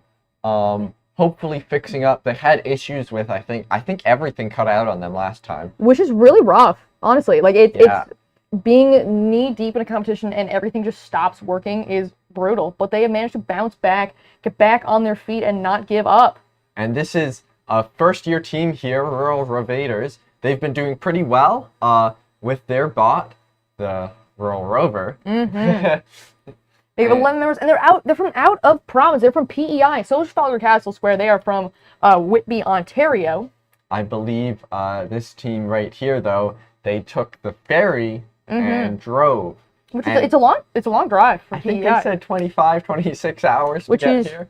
That's dedication right there. That is, yeah. Besides all the time they put into it, they also had to put in a lot of time to get here, and that's probably true of all of the out-of-province schools, and a lot of the improv schools from out of town. Yeah. Like their team from Labrador, they had to fly all the way in from Labrador. Totally. Here are the Haute innovators. They didn't have to come too far. Just down, well, just down a couple roads. Across town, kind of. Yeah, you can see here in this picture. Is Captain. They got 14 members and 2 cameras. You can see a profiler. Maybe you can't. And a robot here in their picture. We haven't seen their profiler go in the water, but it does look sick. So I would like to see it. I would like to see the captain in action, yeah? Mm-hmm. And this is the last run of the day. Everyone's excited. Everyone's excited to see what is going to come later today. And I think we have one more team here. Exactly. Last but not least, the FACC, the Froud Avenue Community Center. The first year in the Ranger competition. We never got to get many fun facts about them because they were not present when we were going around gathering those fun facts. Yeah, that is my bad. I think I left it too long. That's all right. There's a lot of... we did end up getting whisked away to a million different other things yesterday after after Scout. These things can get pretty chaotic, but... Absolutely. Team's here, and they're driving. And, you know, that's what's important. Who cares if we get our facts? They're here, and they're... They are the spotlight. We are merely those who are providing a detailed play-by-play and translating all the robotics jargon into understandable terms. Okay, right here we have one deck cam, and it is... Oh wait, no, we have 2, I guess. Yeah, we got Rural Ravaders. They got the Kraken. They got the Kraken plushie from one of our sponsors, Kraken Robotics. Kraken. I got one right here in my pocket. Uh-huh. I believe the Kraken's name is Inky the Kraken. I could be wrong. I have to fact check that. Yeah, we're looking over to the people beside us. They're not looking at us, so... Keith has not confirmed nor denied the Kraken's name, so... right, but the time has started. This is no time to talk about Kraken's names. You can see there, the pilot for Holy Heart set a timer. As well, that's smart. Whoa, this thing is spinning around. This is the PCO2 sensor again. They're trying to put this down in a square at the bottom. I believe... Yeah, they're making their way down slow and steady. That is their game plan here. Exactly. You can't have this tip over. Oh, Rural Ravaders also doing the same thing. Rural Ravaders diving straight in. And they got it. Invaders, like you just said. Trafalgar Castle Square, they had a lot of issues. I don't know if you mentioned that already, but hopefully they were able to alleviate some of those issues. Some of them were kind of a, like, you know, some scary? Decent. I mean, everything cutting out isn't great. Hopefully it was like a fuse or something. I do too. I think we'll see them make their way down in a bit. I don't think they'll be in instantly, but I hope that we can see them in. I think you're right. 1 minute has come and gone. That felt like a blink of an eye here, folks. Rural Ravaders and Haute sort of doing the same tasks here. Yeah, they're kind of mirroring one another on the same wavelength. Exactly. Ravaders just got that hydrophone in, looking for that pin. Haute still lining up the hydrophone. It's kind of fun that we can see these two side by side. Yeah. Haute has removed the hydrophone from the pin, while the Rural Ravaders are going to remove the hydrophone from the base. And the Ravaders are looking. Ooh, that is a lot of bubbles coming from Holy Heart. Whoa. Oh my gosh. But they're still moving. This looks really bad, though. It really does. Do they have tubes, though, for buoyancy? I don't know. Something is... It's exciting, whatever's happening. Exciting may not be the right word. It's, I'm hoping... Oh, No, we're moving. We're not dead in water. I hope not. I think it might be the camera tube. Oh, yeah, look. Yeah, oh, no? Maybe? I'm hoping they have buoyancy tubes, and it is one of those that is leaking. I really don't... Where's Waldo? Down in the pool. Where's Waldo? Same exactly. FACC. All 4 bots are currently in the playing area.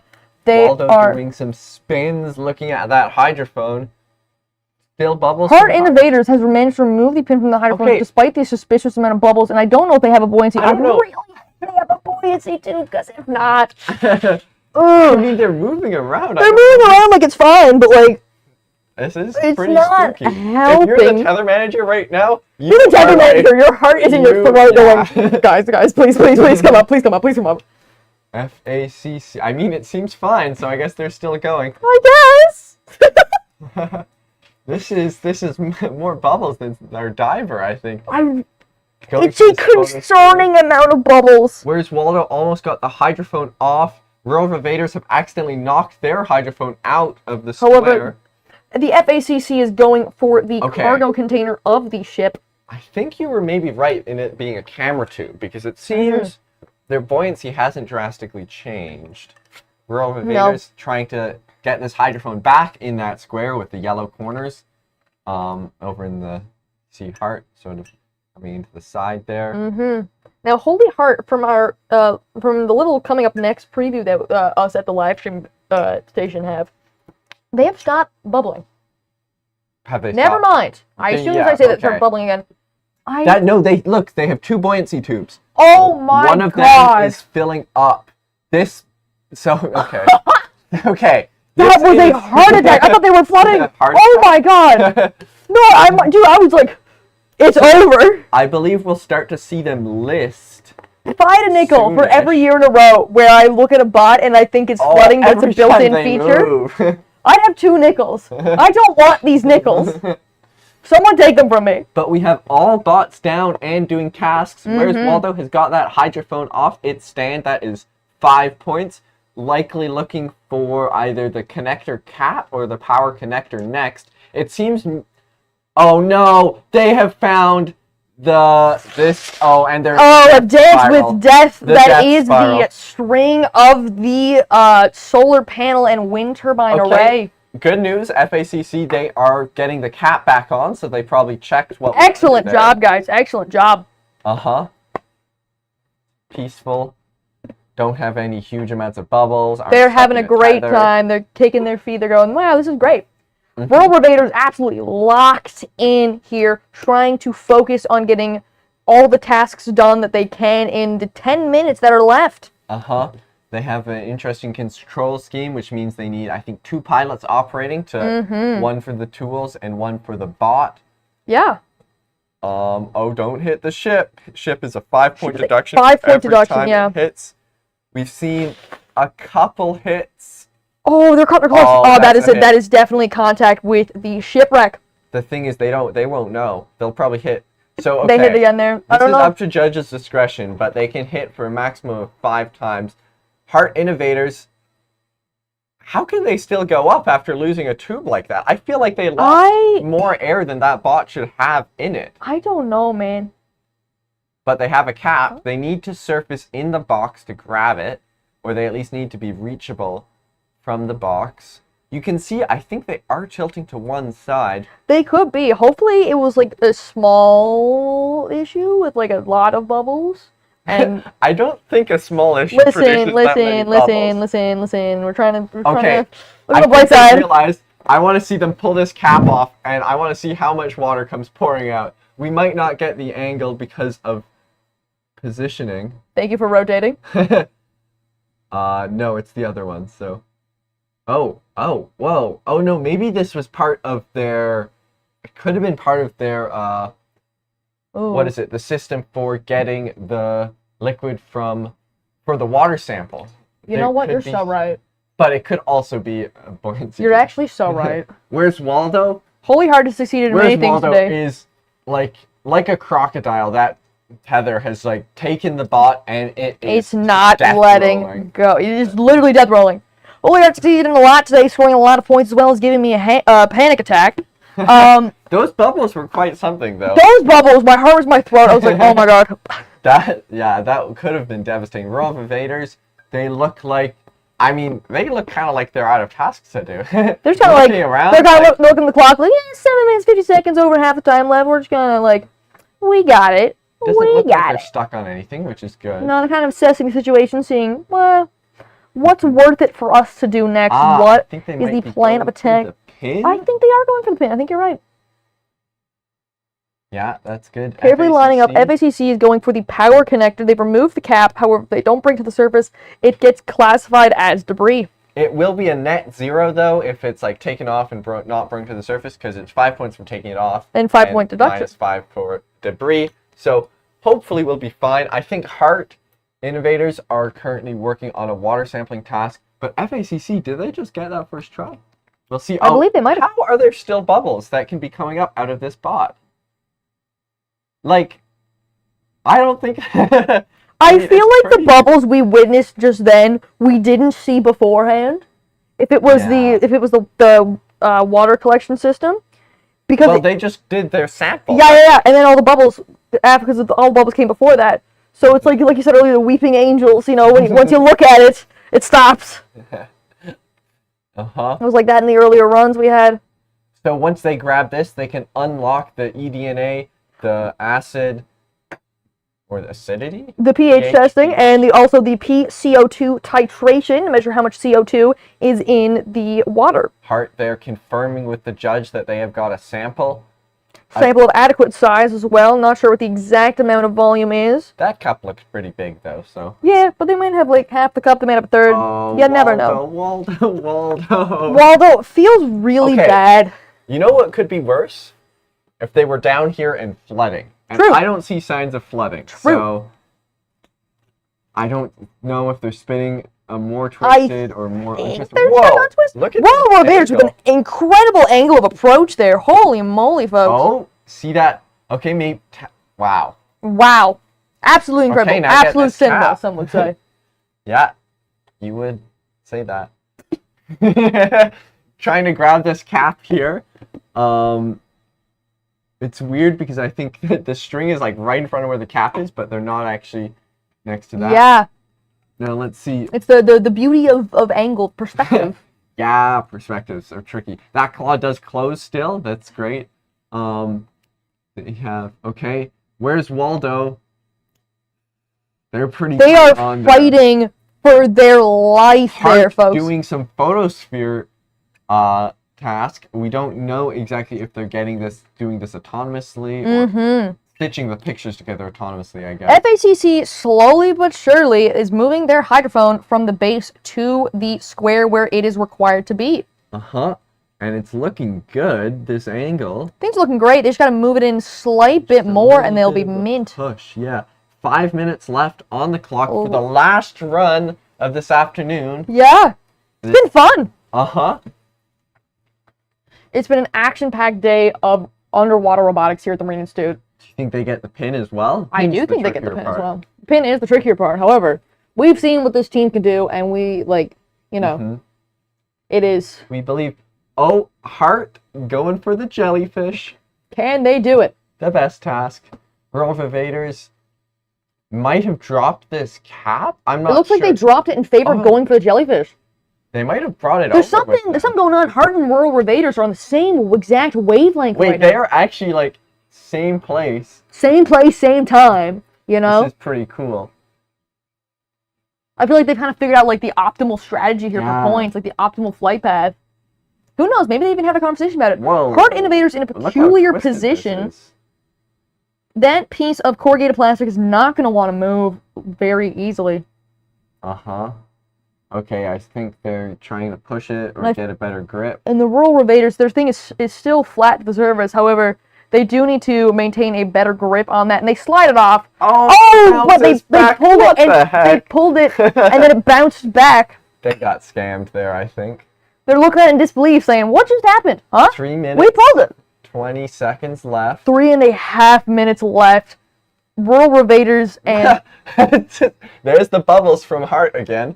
I really, really hope that is not as bad as my brain is telling me it is. We'll see if they can ascend after this. Rural Invaders No, it looks like they can. pulling the pin and holding it back fully, releasing the water wiggler into the environment. Hart just has this weird angle here that's causing problems. It's the way the pin is angled. It is, we'll do a quick little sketch for the people at home.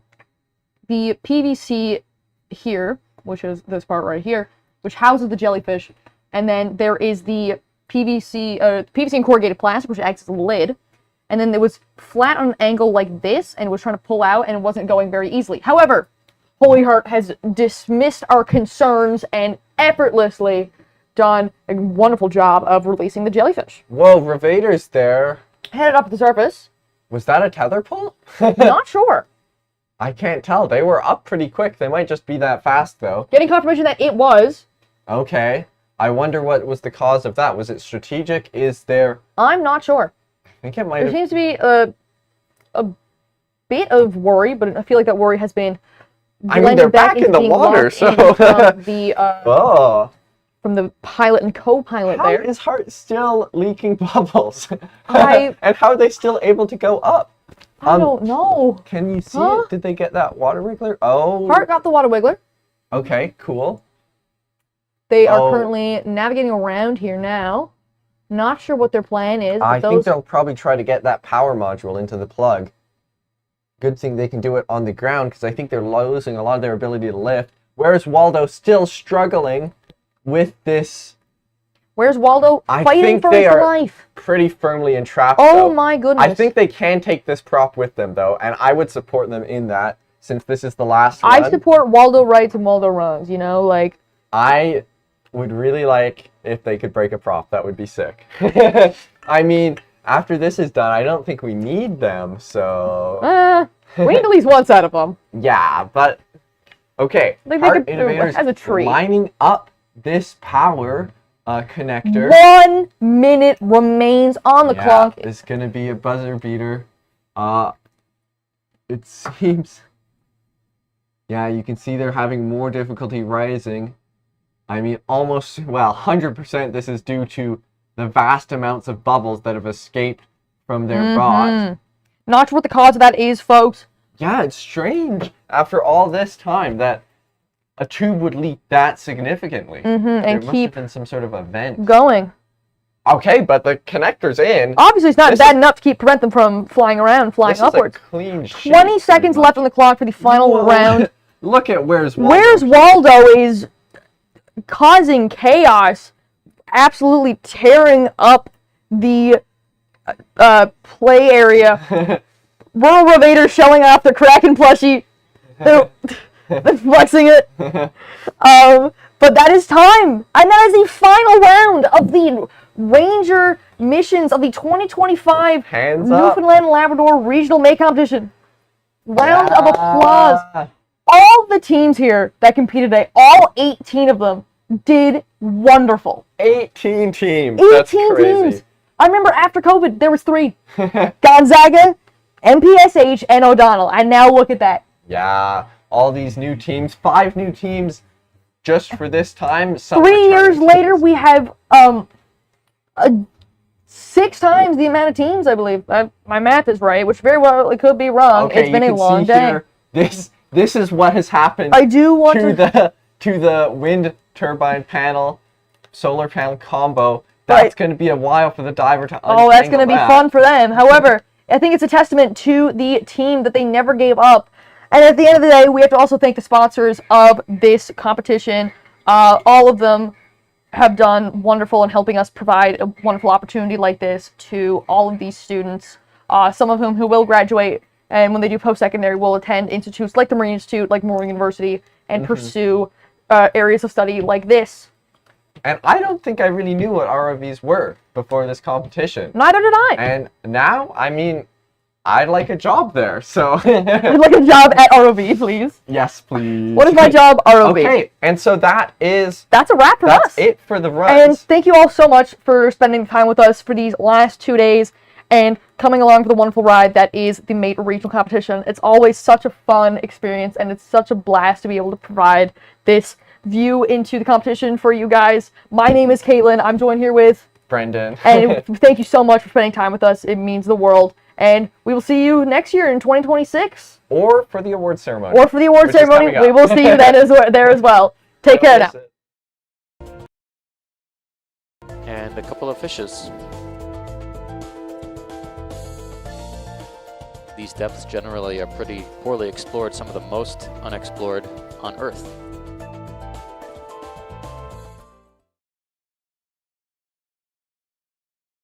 Hey, I'm Terry Humber. I work at the Marine Institute. I teach the ROV program here. I come in with 30 years industry experience, 23 with Oceaneering Canada as an ROV manager / supervisor / technician.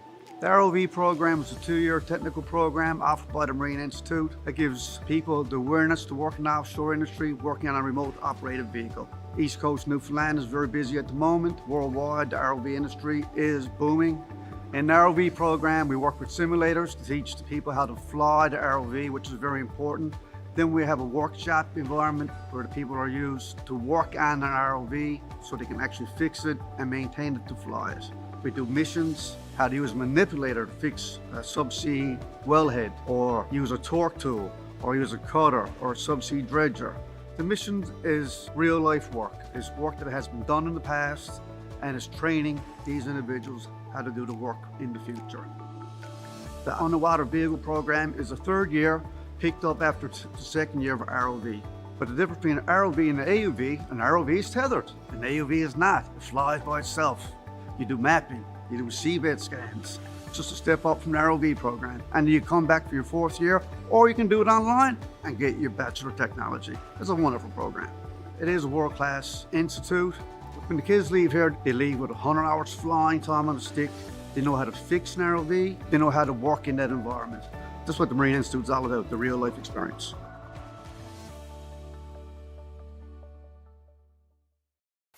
I think it's like nothing else. There's a sense of adventure to it. The investment in the students is kind of incredible in terms of the new facilities. Small classes and one-on-one when you need help. The people have been so welcoming and amazing.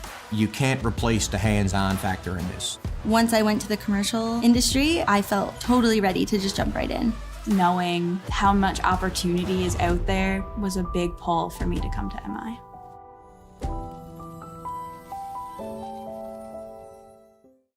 I would say come to the Marine Institute because you're right on the water. What a great place to come to a Marine school. The facilities are amazing.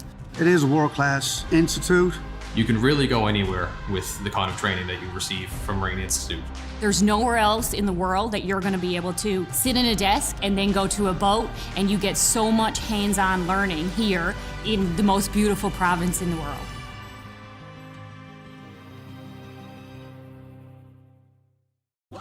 The diploma programs at the Marine Institute are typically 3 to 4 years long. Almost all of them include work term components, which is a big aspect for the Marine Institute. It's all very practical. You actually get to do what you're learning in the classroom.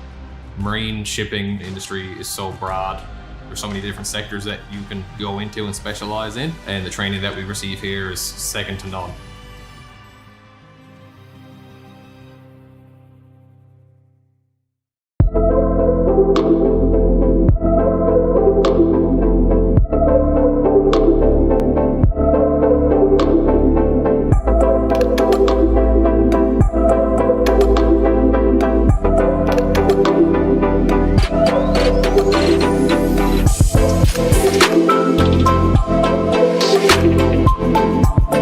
Thank you.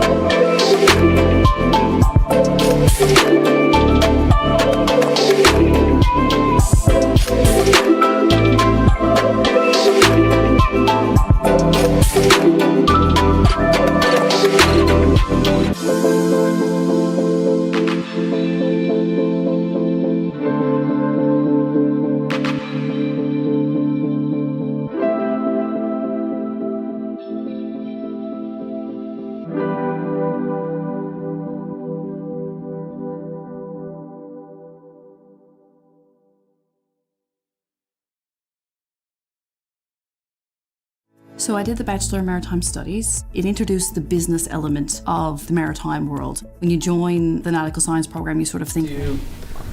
We are here with Holy Heart. Tell me guys, how did you feel about your final run? We felt really good. It was our best run of the day, and it's been the best in our 3-year history. We've been really excited. We were really excited about the last one, and now we got even more. So even more excited. Wicked. There was a lot of confusion with your bot about the bubbles that were coming out of it. We weren't sure if it was a variable ballast or what was the root cause for them. Well, What is the pneumatics? I would say. No, I was gonna say it's the there's just a lot of no. When the claw was open, just a stream of bubbles. But when the claw was closed, no bubbles. I didn't notice that. So there may be a pneumatics leak somewhere because we were losing PSI. Yeah, we were losing a lot of PSI. There is a lot of air that comes from in between the gaps in the aluminum, but that. I don't think. Yeah, I don't know if you get enough bubbles from. I didn't realize, but yeah, considering we were down to 10 PSI by the end. Yeah, I'd say it was definitely a pneumatics leak by the sounds of it. It seems to be. Let's talk about your vertical profiler. Clearly a very intricate design, stabilized with feet. Yeah. And what can you tell me about it? What was the design process? Yeah, so the design process, it runs on a buoyancy engine, and it has like multiple batteries. We programmed it in order to get to 2.5 meters and collect the data. But unfortunately, we ran into some issues at the very end, and we had to leave it. And now we've completely focused on the ROV, and this is our best run so far. And with the fact that we got only those points with our ROV, that's impressive. Yeah, I was just watching you guys' run. You were really fast and efficient. It seemed like you guys had a really good game plan going into it. What has been your favorite thing about the competition this year? I was gonna say this is mine and Kenneth's 3rd year in the competition. Yeah, and it's just I like the atmosphere. I don't know. Yeah, I really like the competition and like the creativity of all the ROVs that people have created. We can get a lot of ideas for like next year's team and all, and like that. and it's great with all our hard work coming together, and getting a good result is always satisfying. Yeah, for sure. I guess last question, any new design changes that you guys plan on implementing next year, or just go big or go home year, or are we looking at just upgrades for the current bot? I'm not going to be here next year, so it's not really my decision, but these 3 will be, if you guys want to take it away. I would definitely say within like maybe the next couple months, I'd definitely say we want to get the float getting going. But other than that, I think with the frame, with buoyancy, we want to add some like tubes maybe at the top where we can add some water to adjust the buoyancy a little bit easier. But I think along with the new team, we'll definitely find things that we can improve on. We are actually getting a custom PCB for just after this competition exactly. We couldn't get it ordered in time, but that will be a big improvement for Worlds. If we go. If we go. I like the confidence. Yeah. Gotta have confidence. Awesome. Thank you very much. Yeah. Thank you. Thank you. Doing the degree allowed me to come ashore and get a job landside. You're getting a formal degree from a well-recognized university. You can do this while you're online. So you can log into your course wherever you are in the world. This allows you to keep working, gaining experience while doing your degree.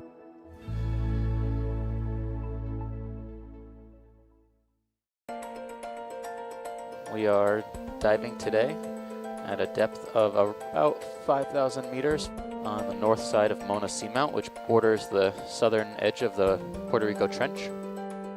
We're not sure what to expect during this dive. They almost look like columns. Yeah, it looks like an underwater city or something. Quite a bit of life here. This includes sponges and corals and some anemones, a couple of polynoid polychaete worms, and a couple of fishes. These depths generally are pretty poorly explored, some of the most unexplored on Earth.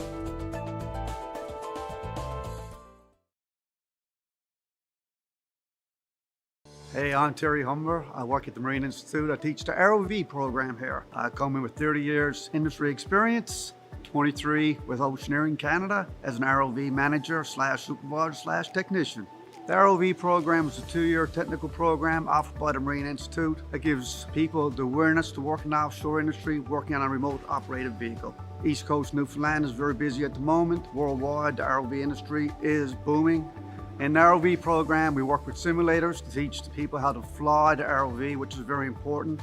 Then we have a workshop environment where the people are used to work on an ROV so they can actually fix it and maintain it to fly it. We do missions, how to use a manipulator to fix a subsea wellhead, or use a torque tool, or use a cutter or a subsea dredger. The mission is real life work. It's work that has been done in the past and is training these individuals how to do the work in the future. The underwater vehicle program is a 3rd year, picked up after the 2nd year of ROV. But the difference between an ROV and an AUV, an ROV is tethered, an AUV is not. It flies by itself. You do mapping, you do seabed scans. It's just a step up from the ROV program. And you come back for your 4th year, or you can do it online and get your Bachelor of Technology. It's a wonderful program. It is a world-class institute. When the kids leave here, they leave with 100 hours flying time on a stick. They know how to fix an ROV. They know how to work in that environment. That's what the Marine Institute is all about, the real life experience.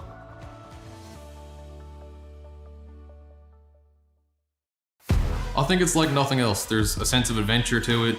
The investment in the students is kind of incredible in terms of the new facilities. Small classes and one-on-one when you need help. The people have been so welcoming and amazing. You can't replace the hands-on factor in this. Once I went to the commercial industry, I felt totally ready to just jump right in. Knowing how much opportunity is out there was a big pull for me to come to MI.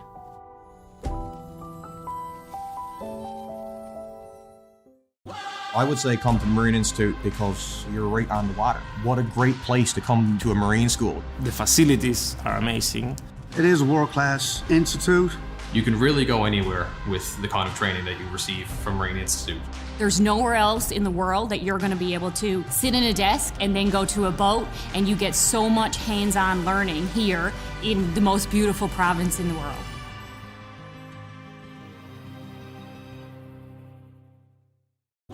The diploma programs at the Marine Institute are typically 3 to 4 years long. Almost all of them include work term components, which is a big aspect for the Marine Institute. It's all very practical. You actually get to do what you were learning in the classroom. Marine shipping industry is so broad. There's so many different sectors that you can go into and specialize in, and the training that we receive here is second to none.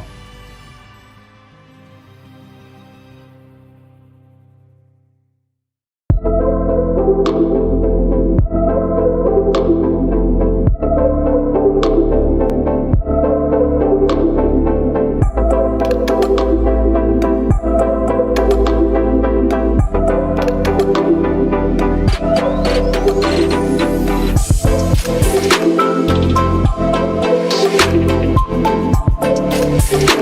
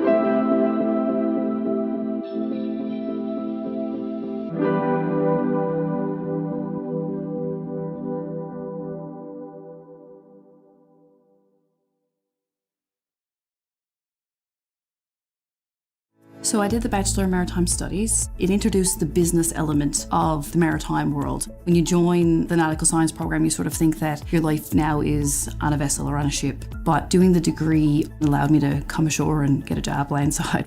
You're getting a formal degree from a well-recognized university. You can do this while you're online. So you can log into your course wherever you are in the world. This allows you to keep working, gaining experience while doing your degree.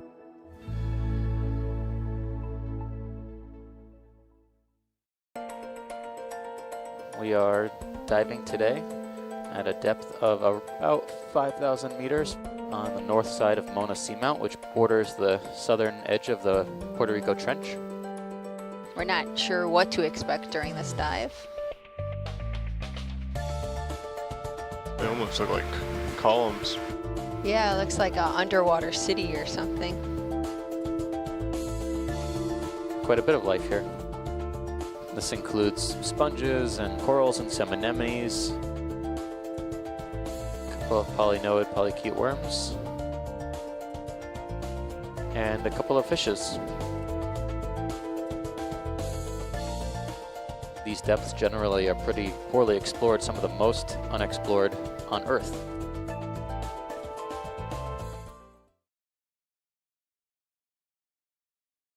Hey, I'm Terry Humber. I work at the Marine Institute. I teach the ROV program here. I come in with 30 years industry experience, 23 with Oceaneering Canada as an ROV manager / supervisor / technician.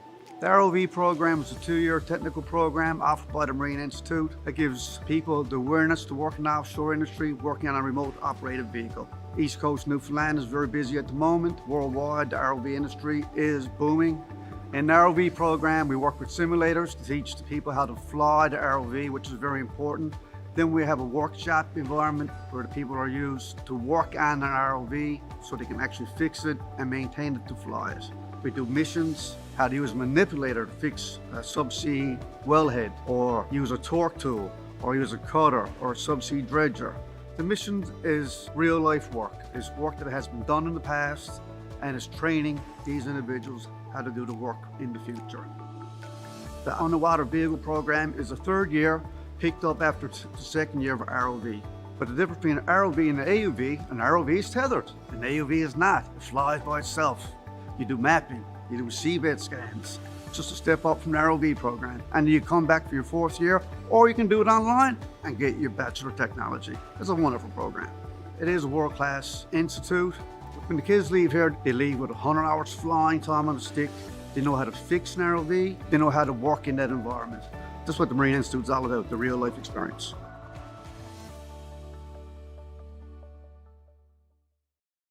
I think it's like nothing else. There's a sense of adventure to it. The investment in the students is kind of incredible in terms of the new facilities. Small classes and one-on-one when you need help. The people have been so welcoming and amazing. You can't replace the hands-on factor in this. Once I went to the commercial industry, I felt totally ready to just jump right in. Knowing how much opportunity is out there was a big pull for me to come to MI.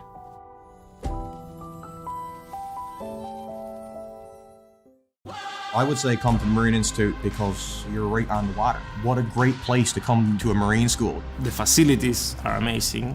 It is a world-class institute. You can really go anywhere with the kind of training that you receive from Marine Institute. There's nowhere else in the world that you're going to be able to sit in a desk and then go to a boat, and you get so much hands-on learning here in the most beautiful province in the world.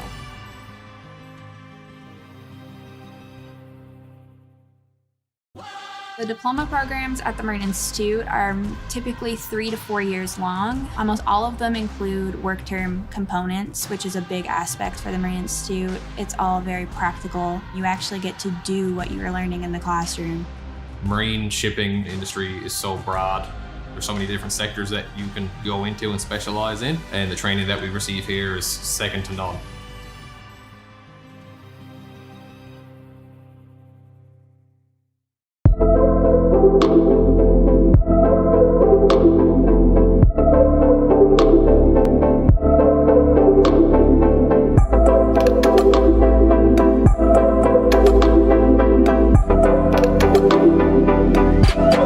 We'll be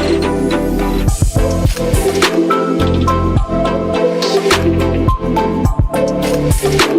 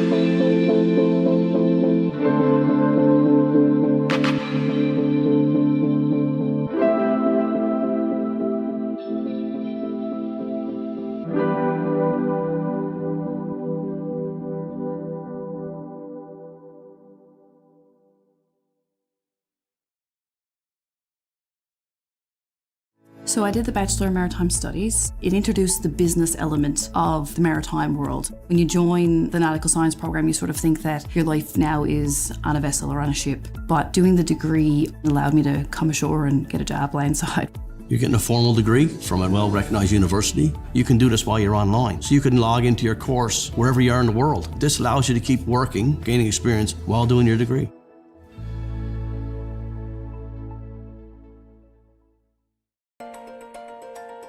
We are diving today at a depth of about 5,000 meters on the north side of Mona Seamount, which borders the southern edge of the Puerto Rico Trench. We're not sure what to expect during this dive. They almost look like columns. Yeah, it looks like an underwater city or something. Quite a bit of life here. This includes sponges and corals and some anemones, a couple of polynoid polychaete worms, and a couple of fishes. These depths generally are pretty poorly explored, some of the most unexplored on Earth.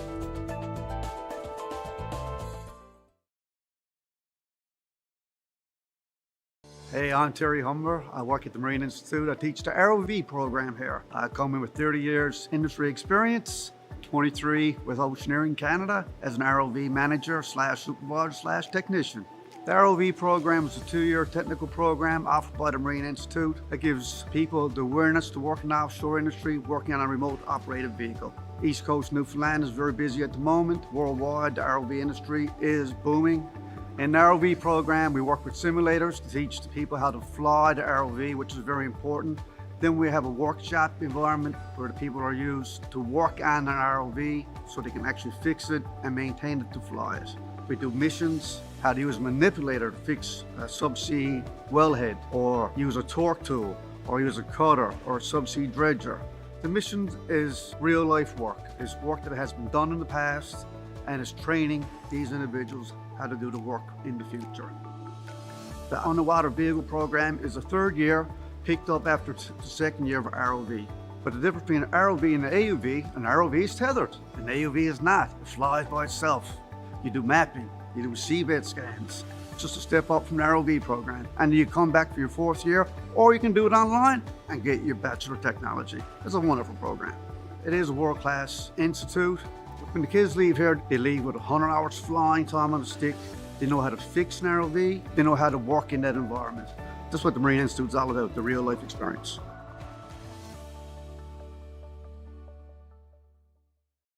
I think it's like nothing else. There's a sense of adventure to it. The investment in the students is kind of incredible in terms of the new facilities. Small classes and one-on-one when you need help. The people have been so welcoming and amazing. You can't replace the hands-on factor in this. Once I went to the commercial industry, I felt totally ready to just jump right in. Knowing how much opportunity is out there was a big pull for me to come to MI.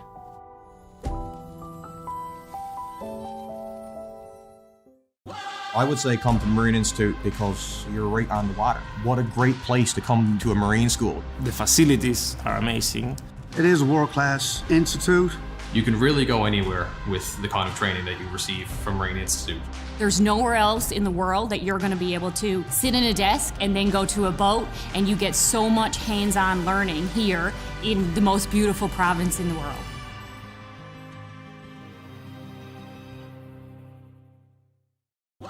The diploma programs at the Marine Institute are typically 3 to 4 years long. Almost all of them include work term components, which is a big aspect for the Marine Institute. It's all very practical. You actually get to do what you're learning in the classroom. Marine shipping industry is so broad. There's so many different sectors that you can go into and specialize in, and the training that we receive here is second to none.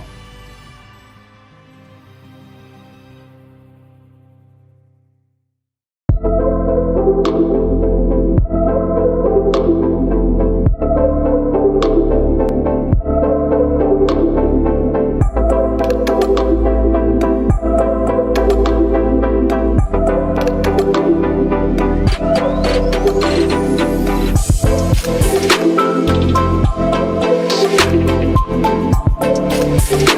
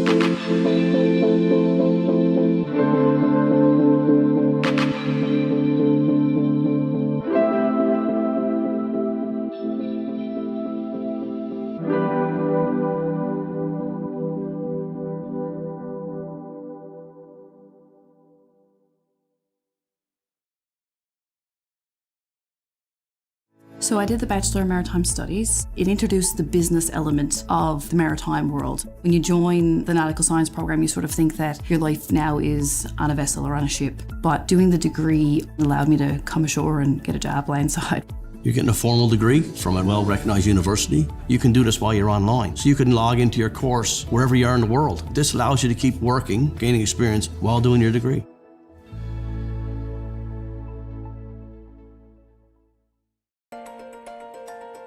We are diving today at a depth of about 5,000 meters on the north side of Mona Seamount, which borders the southern edge of the Puerto Rico Trench. We're not sure what to expect during this dive. They almost look like columns.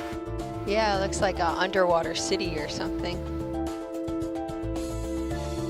Quite a bit of life here. This includes sponges and corals and some anemones, a couple of polynoid polychaete worms, and a couple of fishes. These depths generally are pretty poorly explored, some of the most unexplored on Earth.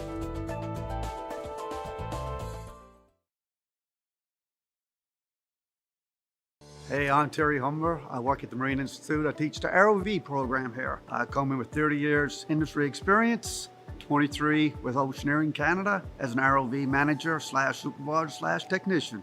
The ROV program is a 2-year technical program offered by the Marine Institute that gives people the awareness to work in the offshore industry, working on a remote operated vehicle.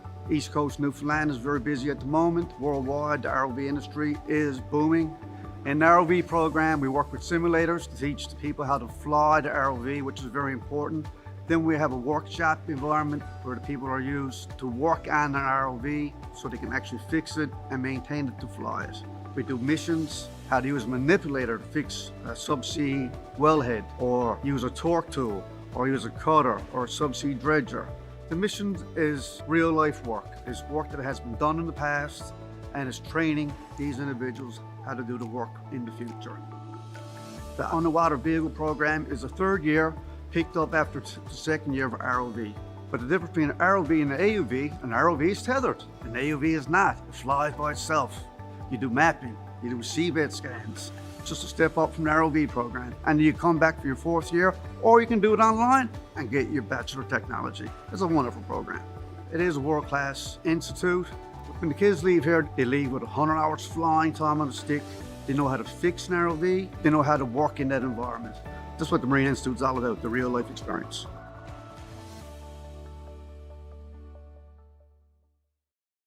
I think it's like nothing else. There's a sense of adventure to it.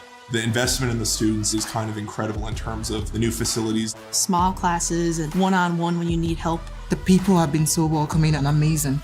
You can't replace the hands-on factor in this. Once I went to the commercial industry, I felt totally ready to just jump right in. Knowing how much opportunity is out there was a big pull for me to come to MI.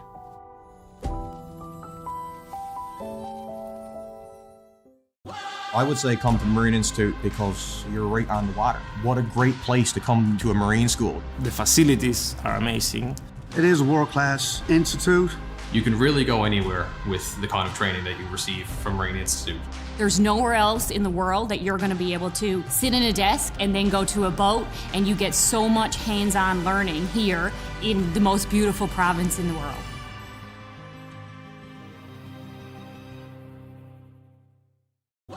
The diploma programs at the Marine Institute are typically 3 to 4 years long. Almost all of them include work term components, which is a big aspect for the Marine Institute. It's all very practical. You actually get to do what you're learning in the classroom. Marine shipping industry is so broad. There's so many different sectors that you can go into and specialize in, and the training that we receive here is second to none.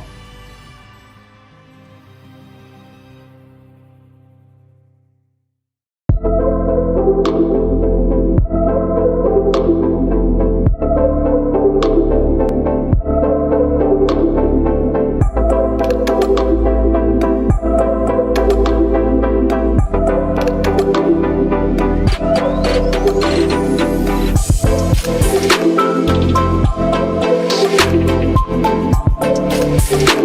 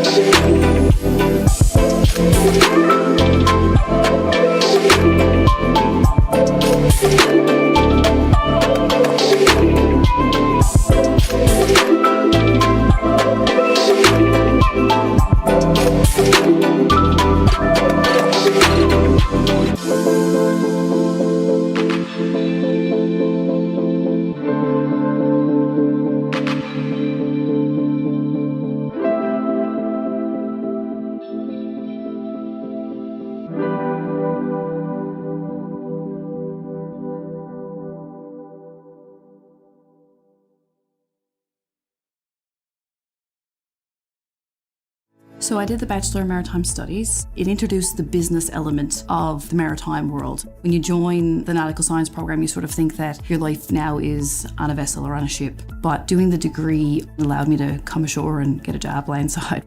You're getting a formal degree from a well-recognized university. You can do this while you're online. So you can log into your course wherever you are in the world. This allows you to keep working, gaining experience while doing your degree.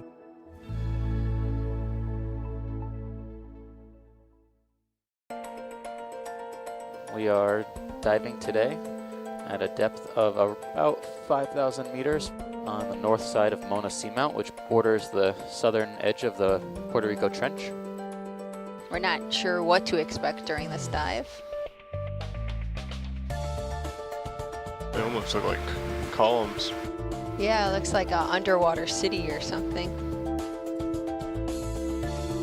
Quite a bit of life here. This includes sponges and corals and some anemones, a couple of polynoid polychaete worms, and a couple of fishes. These depths generally are pretty poorly explored, some of the most unexplored on Earth.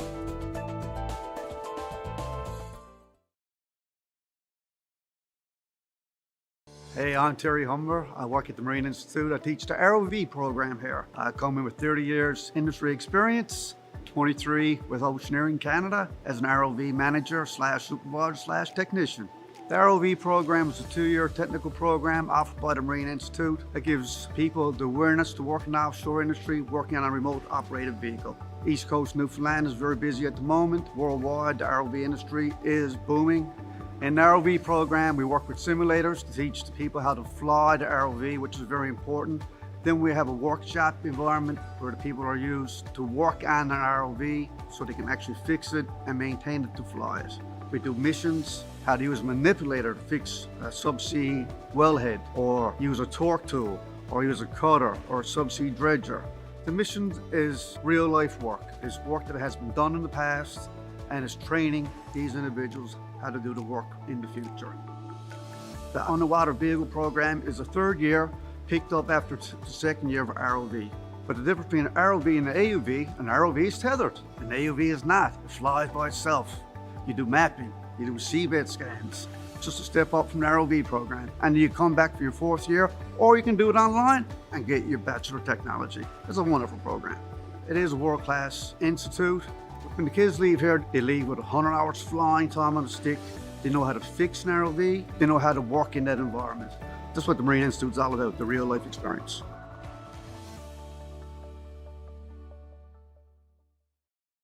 I think it's like nothing else. There's a sense of adventure to it. The investment in the students is kind of incredible in terms of the new facilities. Small classes and one-on-one when you need help. The people have been so welcoming and amazing.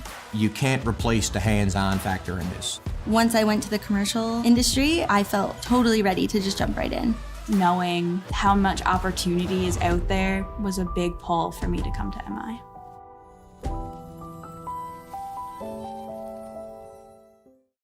I would say come to the Marine Institute because you're right on the water. What a great place to come to a Marine school. The facilities are amazing. It is a world-class institute. You can really go anywhere with the kind of training that you receive from Marine Institute. There's nowhere else in the world that you're going to be able to sit in a desk and then go to a boat, and you get so much hands-on learning here in the most beautiful province in the world.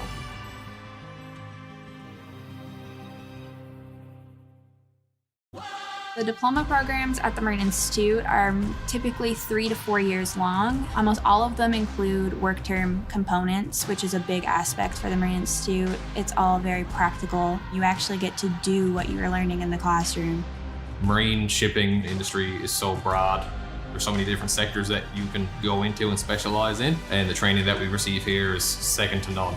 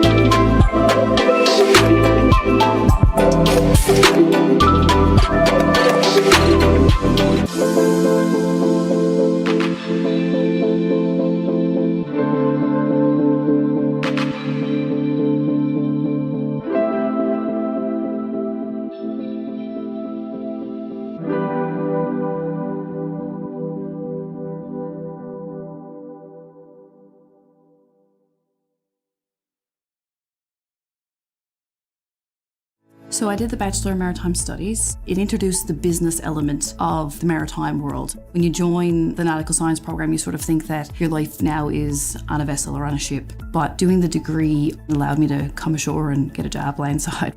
You're getting a formal degree from a well-recognized university. You can do this while you're online. So you can log into your course wherever you are in the world. This allows you to keep working, gaining experience while doing your degree.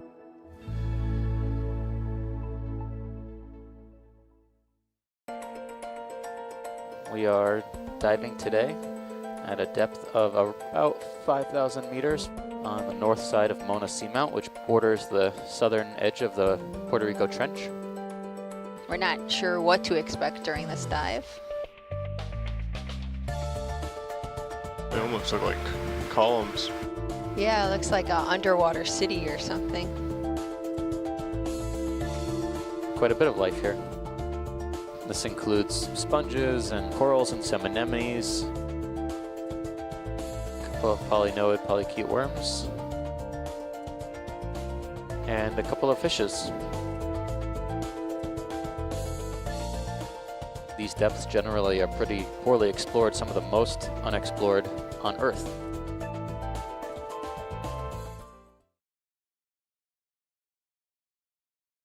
Hey, I'm Terry Humber. I work at the Marine Institute. I teach the ROV program here. I come in with 30 years industry experience, 23 with Oceaneering Canada as an ROV manager / supervisor / technician.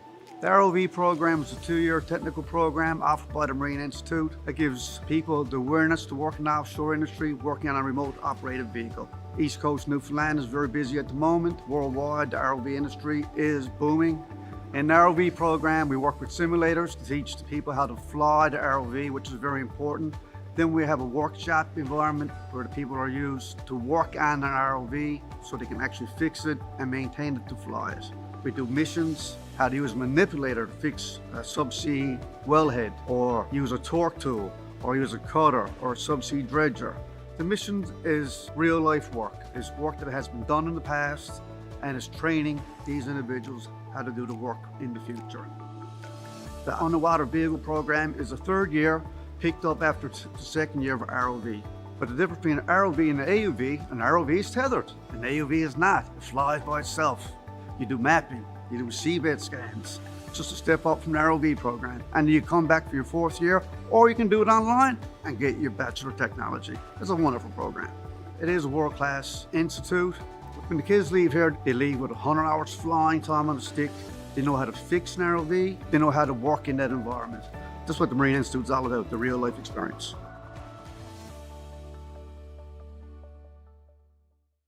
I think it's like nothing else. There's a sense of adventure to it. The investment in the students is kind of incredible in terms of the new facilities. Small classes and one-on-one when you need help. The people have been so welcoming and amazing. You can't replace the hands-on factor in this. Once I went to the commercial industry, I felt totally ready to just jump right in. Knowing how much opportunity is out there was a big pull for me to come to MI.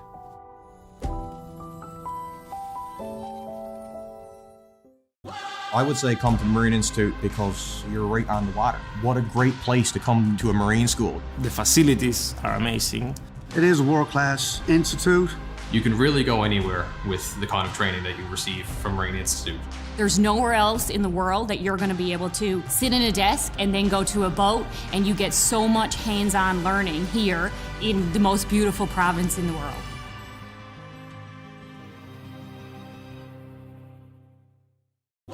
The diploma programs at the Marine Institute are typically 3 to 4 years long. Almost all of them include work term components, which is a big aspect for the Marine Institute. It's all very practical. You actually get to do what you were learning in the classroom. Marine shipping industry is so broad.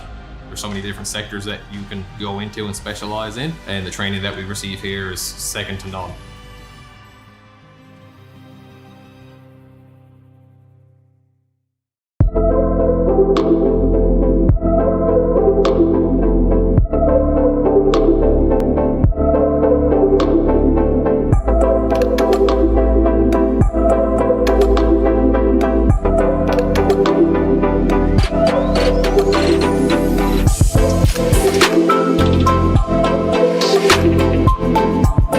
We'll be right back.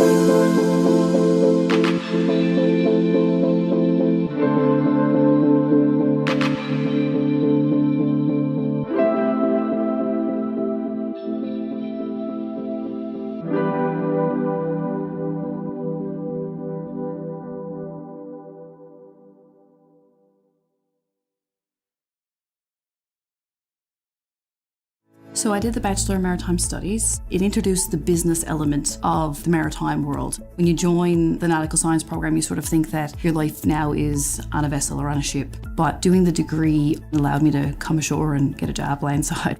You're getting a formal degree from a well-recognized university. You can do this while you're online. So you can log into your course wherever you are in the world. This allows you to keep working, gaining experience while doing your degree.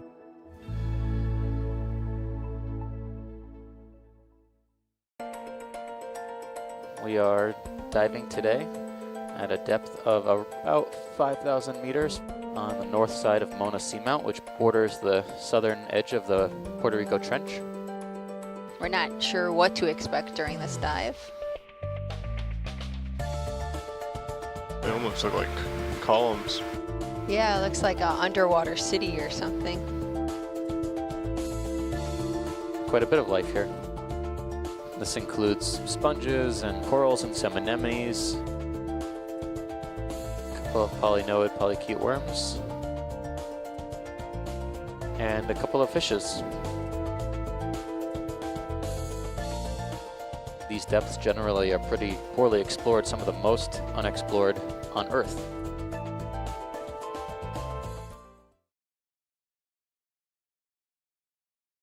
Hey, I'm Terry Humber. I work at the Marine Institute. I teach the ROV program here. I come in with 30 years industry experience, 23 with Oceaneering Canada as an ROV manager / supervisor / technician. The ROV program is a 2-year technical program offered by the Marine Institute that gives people the awareness to work in the offshore industry, working on a remote operated vehicle. East Coast Newfoundland is very busy at the moment. Worldwide, the ROV industry is booming. In the ROV program, we work with simulators to teach the people how to fly the ROV, which is very important. Then we have a workshop environment where the people are used to work on an ROV so they can actually fix it and maintain it to fly it. We do missions, how to use a manipulator to fix a subsea wellhead, or use a torque tool, or use a cutter, or a subsea dredger. The mission is real life work. It's work that has been done in the past, and it's training these individuals how to do the work in the future. The underwater vehicle program is a 3rd year, picked up after the 2nd year of ROV. But the difference between an ROV and an AUV, an ROV is tethered, an AUV is not. It flies by itself. You do mapping, you do seabed scans, just a step up from the ROV program. And you come back for your 4th year, or you can do it online and get your Bachelor of Technology. It's a wonderful program. It is a world-class institute. When the kids leave here, they leave with 100 hours flying time on a stick. They know how to fix an ROV. They know how to work in that environment. That's what the Marine Institute is all about, the real life experience.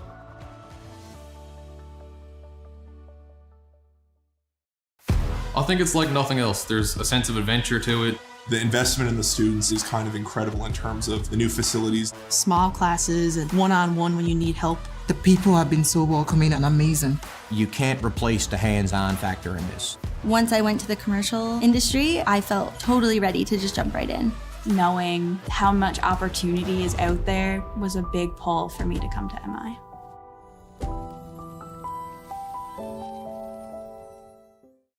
I would say come to the Marine Institute because you're right on the water. What a great place to come to a marine school. The facilities are amazing.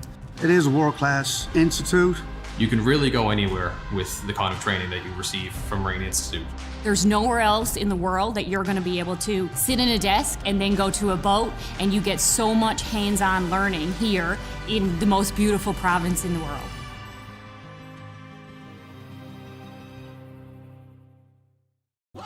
The diploma programs at the Marine Institute are typically 3 to 4 years long. Almost all of them include work term components, which is a big aspect for the Marine Institute. It's all very practical. You actually get to do what you're learning in the classroom. Marine shipping industry is so broad. There's so many different sectors that you can go into and specialize in, and the training that we receive here is second to none.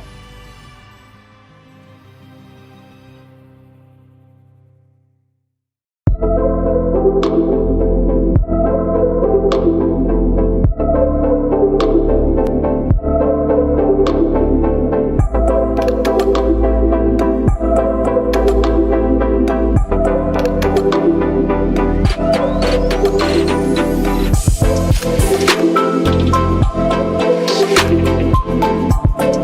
right back.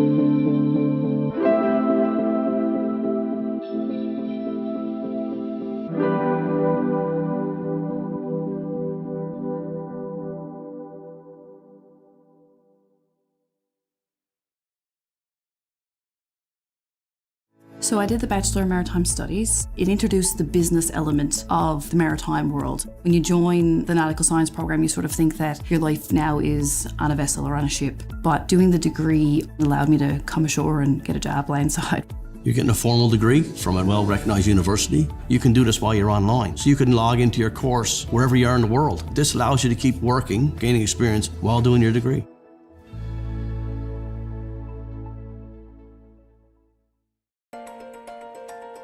We are diving today at a depth of about 5,000 meters on the north side of Mona Seamount, which borders the southern edge of the Puerto Rico Trench.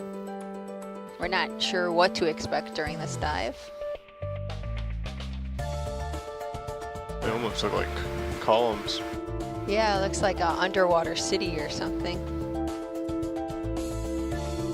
Quite a bit of life here. This includes sponges and corals and some anemones, a couple of polynoid polychaete worms, and a couple of fishes. These depths generally are pretty poorly explored, some of the most unexplored on Earth.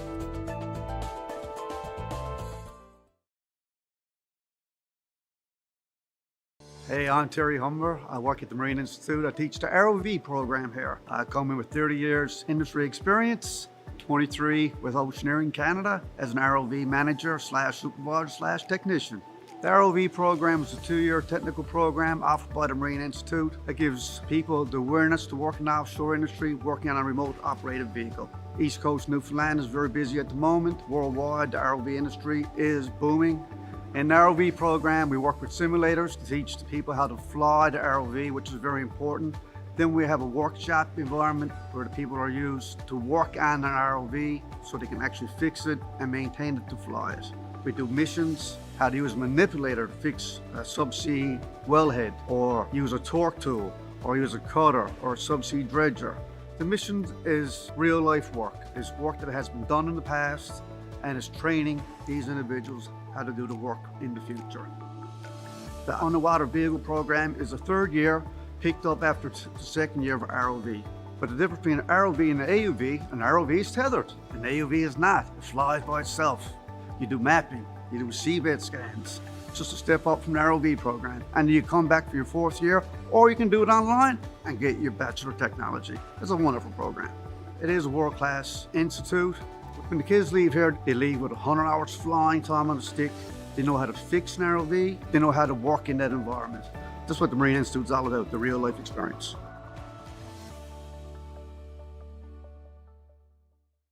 I think it's like nothing else. There's a sense of adventure to it. The investment in the students is kind of incredible in terms of the new facilities. Small classes and one-on-one when you need help. The people have been so welcoming and amazing. You can't replace the hands-on factor in this. Once I went to the commercial industry, I felt totally ready to just jump right in. Knowing how much opportunity is out there was a big pull for me to come to MI.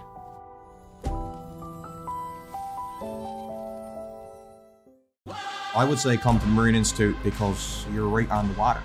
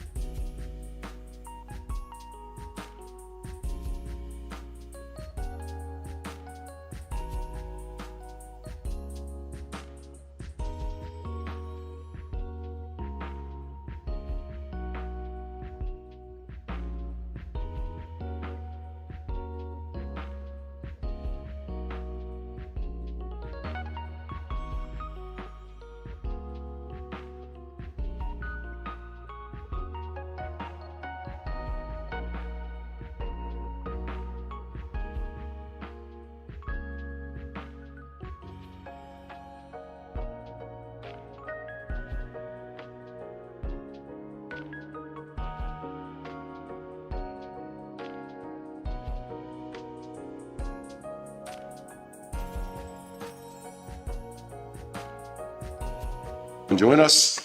And even though we talk about maybe regionals in Nova Scotia, and we have some friends down actually from Rimouski in Quebec, they're going to do regional next year as well. So you're always welcome to come to St. John's for the regional. I don't know if you're really allowed to go to two, but you'll have to pick one. Who had fun today or over the last 2 days?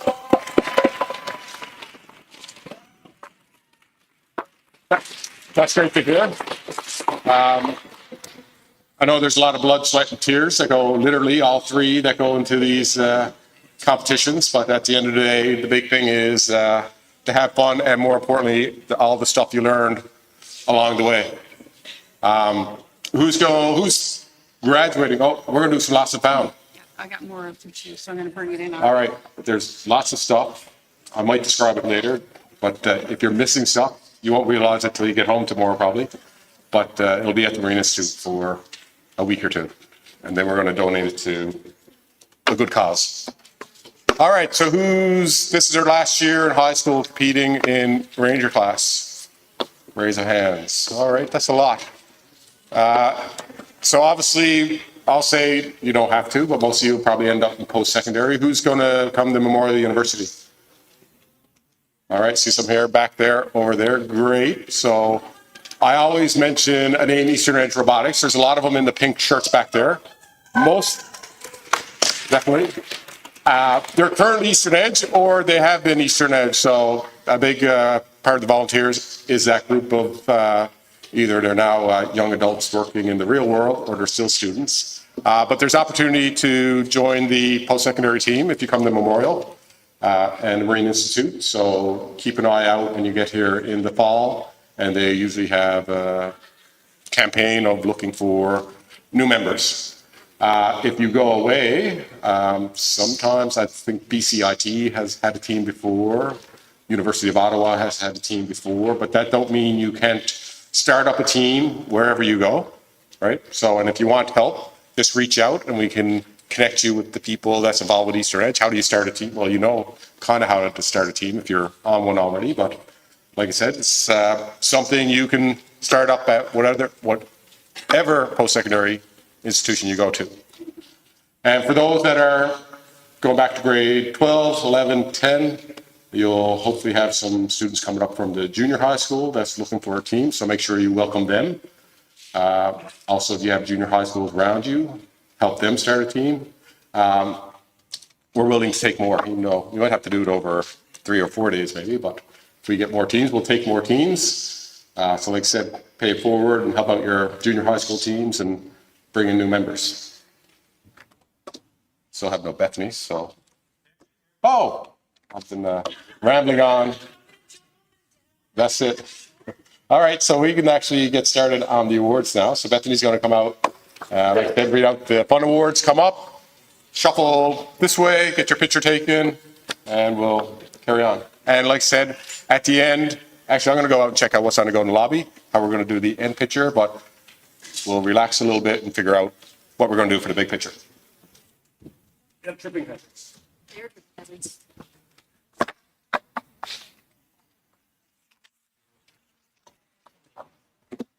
Okay, everybody. Did everybody have a good day?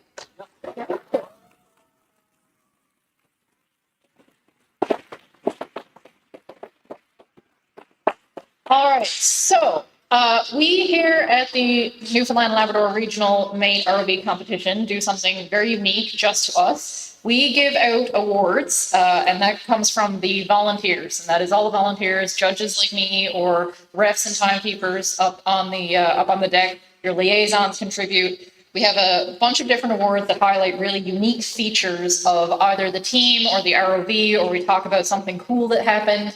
And they're all named after, we call them offish awards, but they're all named after ocean creatures.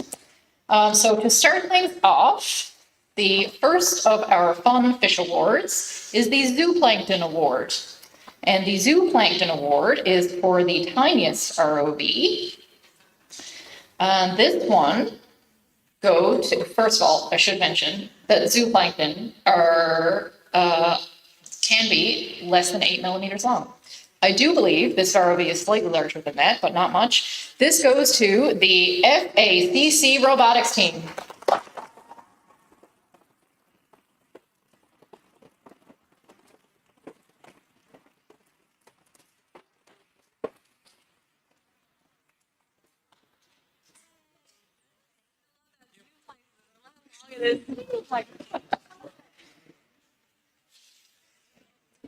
All right. I need to get these in order. So next up, we have the Swordfish Award. And this is named, of course, after the swordfish, whose bill is about 1/3 the total length of its body, which it uses to capture prey by slashing it around and stunning them. We give this award out for the most elegant tool, and this award for their sailor vertical float that looks very much like a Saturn rocket goes to the Haute innovators.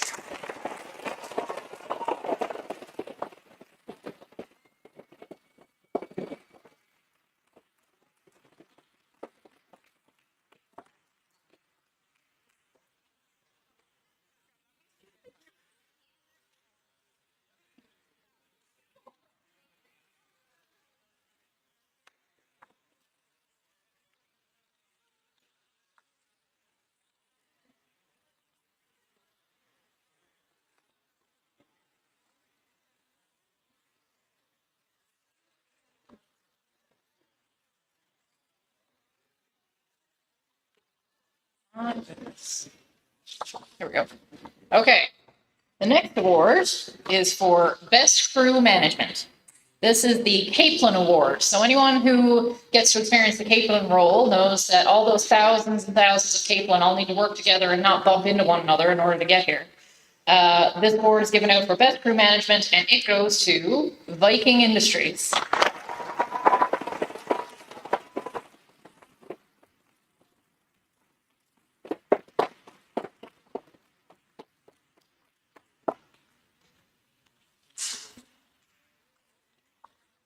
So next up, we have the Humpback Award. The Humpback Award is the Team Spirit Award and is named for one of the most charismatic whales in the entire ocean. This award goes to a team that really, saw the best that they could in a really poor moment. They held a little funeral and moment of silence for their ROV after it flooded. And that's pretty good team spirit. If you're willing to celebrate the life of your ROV that way, that's great. This award goes to OD4D.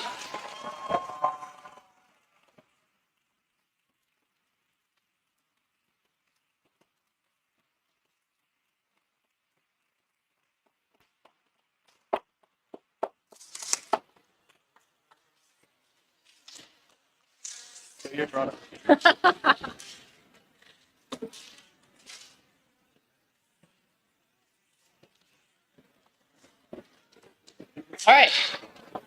So next up, we have the Sawfish Award. Now, a sawfish, if anyone knows, has a very distinctive tooth-edged snout, which actually is called a rostrum. And that is used to strike and impale the fish's prey as it swings it through a school of fish. We give out this award for the best adaptation of an existing object. And according to some of the folks on the deck, I was told that one of the teams was using drink cups for their thruster guards, and I thought that was pretty cool. So that goes to the Megalodon Mechanics.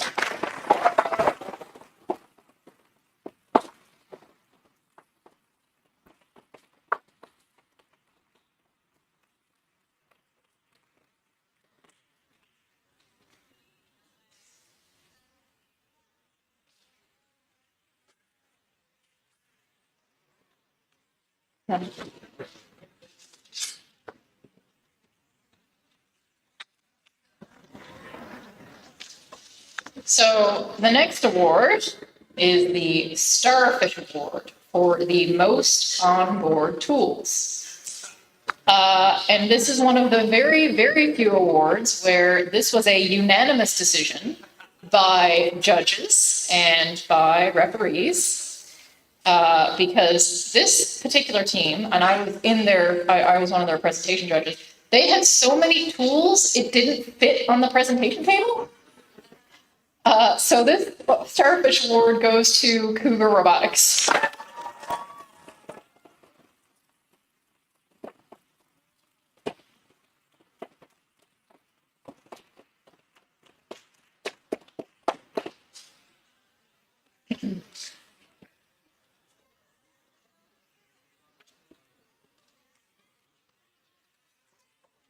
So next up, we have the Lobster Award, and this Lobster Award is given out for pincer technology, and that is in honor of the fact that a lobster actually has 4 claws. One of it is its crusher claw, and you can actually tell if a lobster is left or right clawed by whichever one is bigger. This again was this team had a lot of nominations for this one for their field swappable and flexi pincer. This goes to Husky Marine.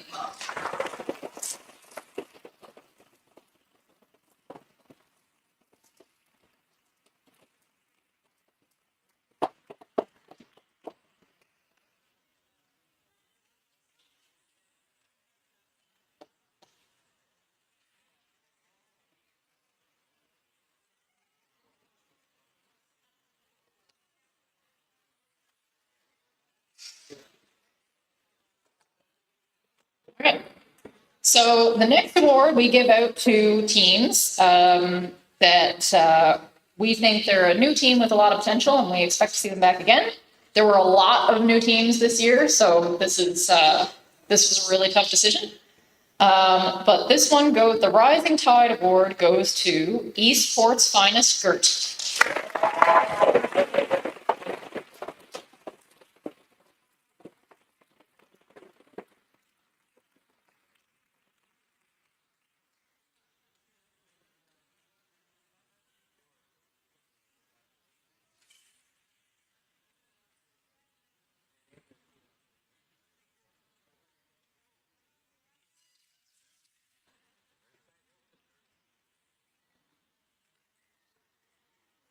All right, next up, we have the Sea Lion Award.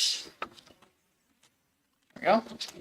The Sea Lion Award. I don't know if anyone has ever been to a zoo or a marine park, but I can tell you that sea lions talk a lot.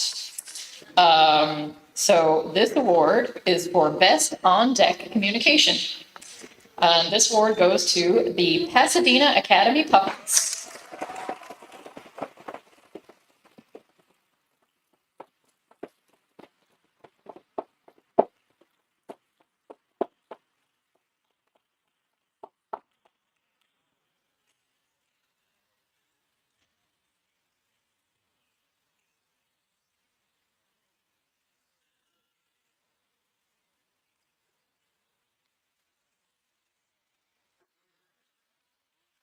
The next award is the Wolffish Award for the most ferocious. This award goes to a team with a particularly terrifying pincer tool, Concord Robotics.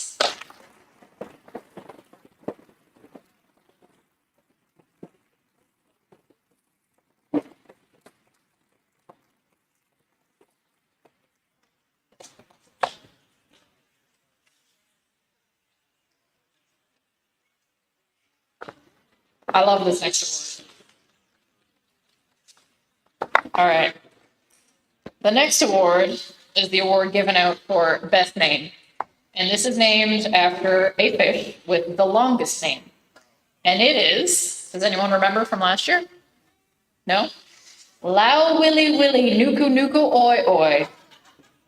And that translates to a fish, long-snouted fish that looks like a willy willy leaf.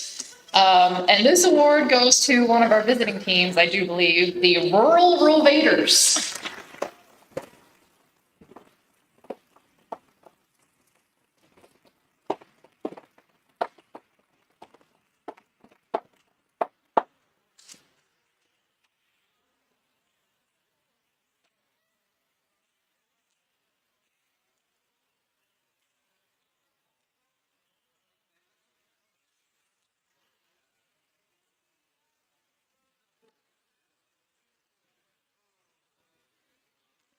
All right.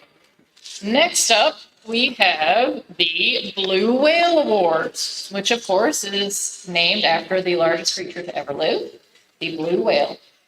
This award, and I unfortunately did not get a chance to write down what the actual dimensions of this ROV are, so I would like to read it out, but This award goes to the Tricentia Timberwolves.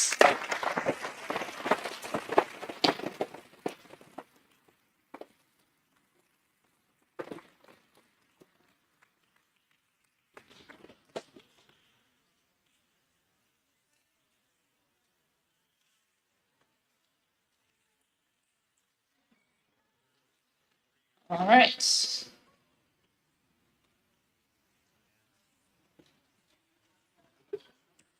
Okay, next up, we have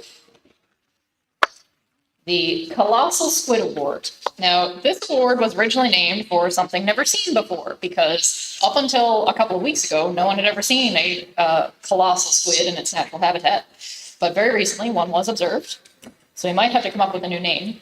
But this one is named as, this award is for something we've never seen before. And this particular team actually used an FTC robotics kit to build their ROV, which is definitely something we've never seen before. This award goes to Roncalli Robotics.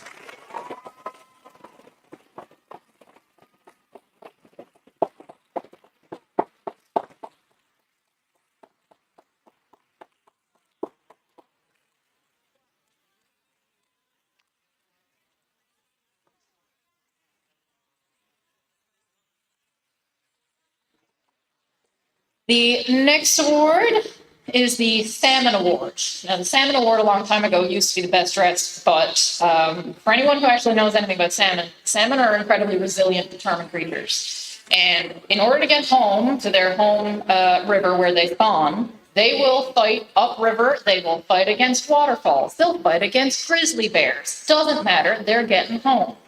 So we give this out to the most resilient team. So this particular team didn't have a working ROV as of Thursday night. And they managed to get here with an ROV that got in the water today, which was pretty impressive. They never gave up. This one goes to, and I love saying their name, the boy's boy.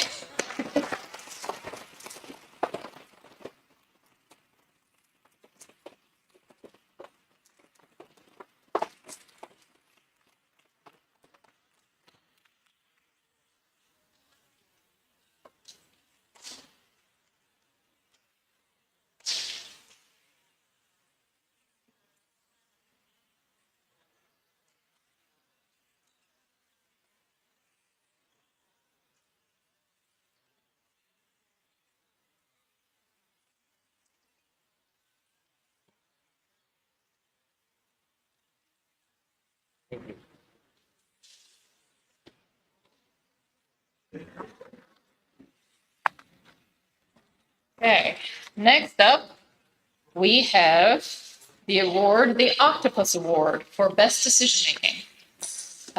So octopus are incredibly, scarily smart. And they can figure their way out of lots of puzzle boxes. So this award is for Best Decision Making. And this award goes to a team that knew, they did a lot of future planning.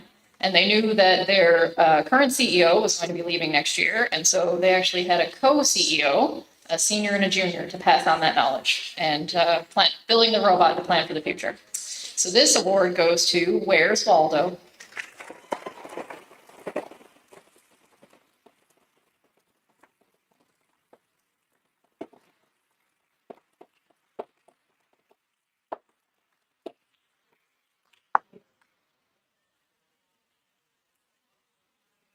Next up, we have the Angelfish Award.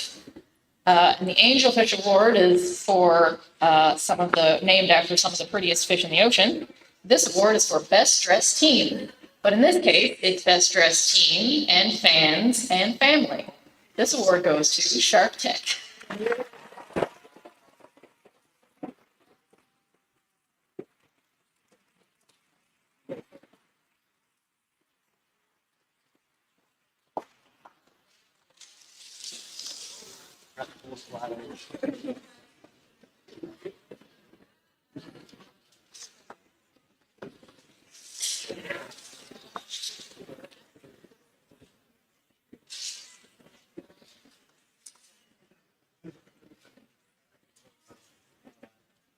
So the next award is named after something you've probably never heard of before, maybe. It's a siphonophore. Now, the most well-known siphonophore is the terrifying Portuguese man-o-war. And the Portuguese man-o-war is not actually a single organism. It's actually called a colonial organism. So it's a bunch of different organisms that all work together to function as a single creature. This award is given out for the most impressive control system, and it goes to Heritage Robotics.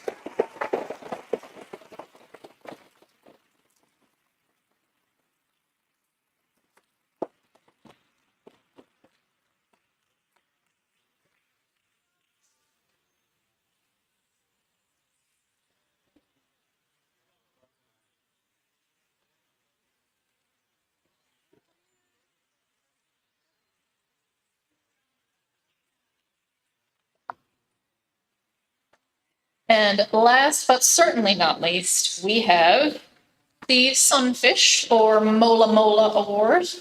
Has anyone ever seen a sunfish before? Yeah? Okay, they're pretty unique looking fish, right? They're mostly head with like this funny flapper fin thingy on the back. So we give this award out to the team with the most unique feature. And I was really surprised to read this in the comments. We had a team with a cannon. That's neat. So this award goes to Hammerhead.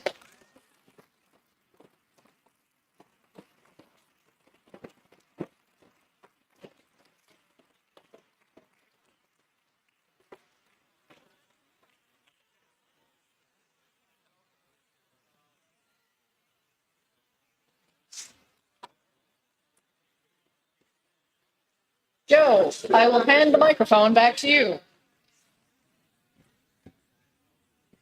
All right, I'll quickly introduce Anthony Randall. He's going to come up and give out the presentation awards for the presentation anchor. You'll all notice Anthony from, he was lecturing you intently on the pool deck before all your missions to make sure you knew all the exact rules.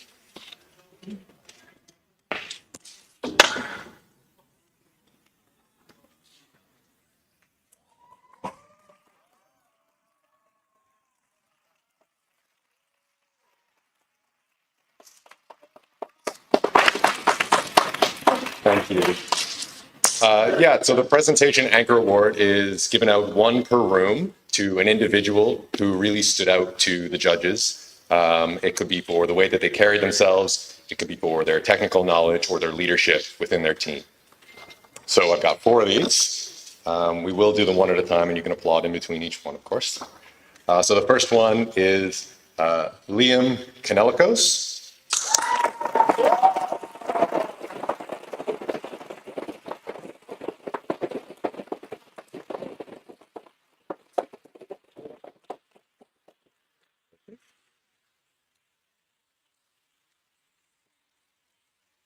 The second presentation anchor award goes to, I'll wait for the photo actually.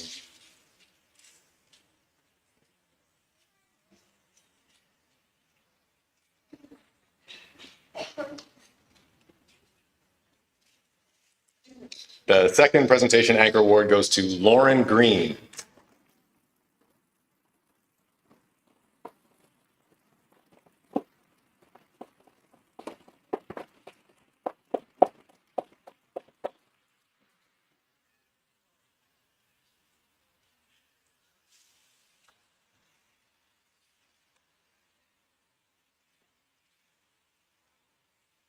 The third presentation anchor award goes to Mark Spurl.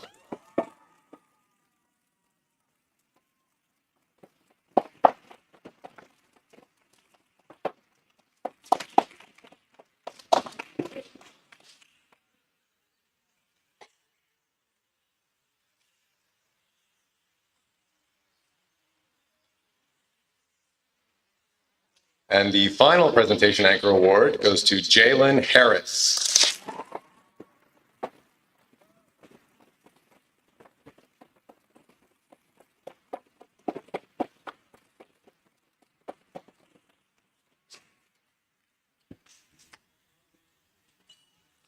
Joe just left, and I don't know who's up next.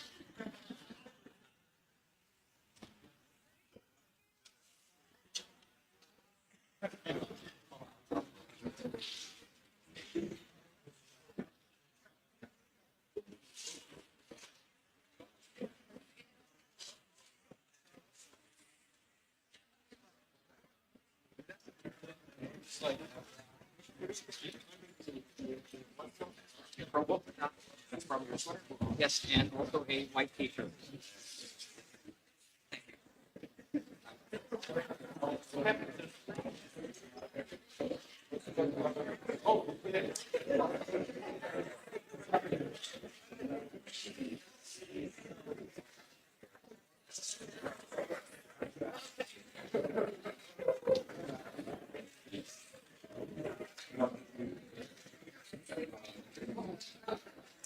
Hello.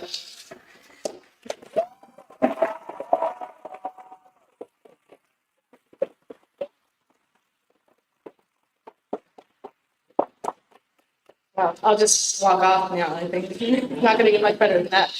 My name is Michaela. I'm going to hand out some additional awards, some special awards. The first one is for the best pilot. So normally this is a single award, but the pilots that we're going to give this to also share a single controller. So I think they're pretty used to having to share one thing. So these pilots actually, I've heard on deck control, one of them controls the up and down, the other controls the left and the right, and they squish in a box and apparently don't talk, just communicate telepathically.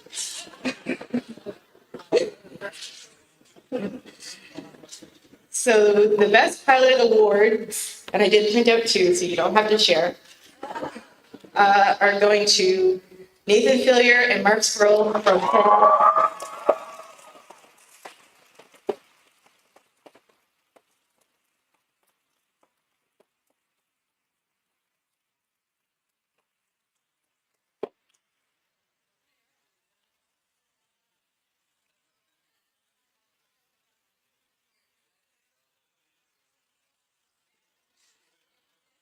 Our next award is our Trailblazer Award.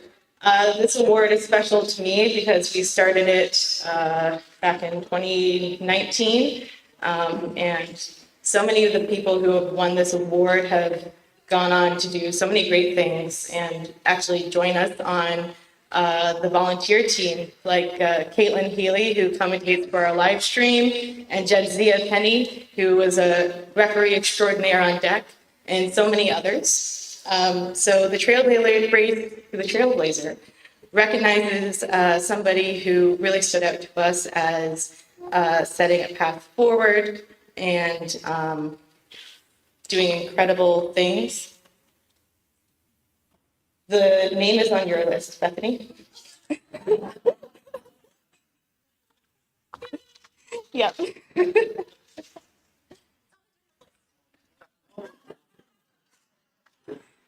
So. Is the other one on the list as well? Yeah. We'll take this opportunity for Lost and Found. Sweater. We have blue t-shirt. A beige Under Armour hoodie. A black Under Armour, looks like wind jacket. And a power supply. From the Plume Tank. Okay, so this might be ours. I was going to say that might be ours. If I come grab it now or grab it on the way out.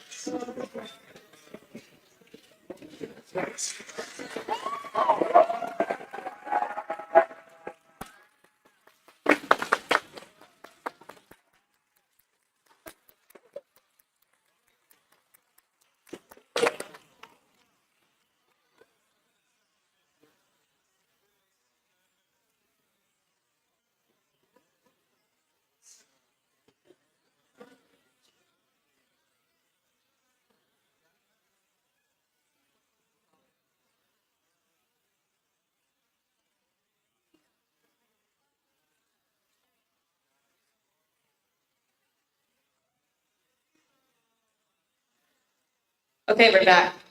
Now that we've built up so much suspense about the Trailblazer Award and recognizing excellence in somebody who's blazing a path forward, the award is going to Opera Hodler.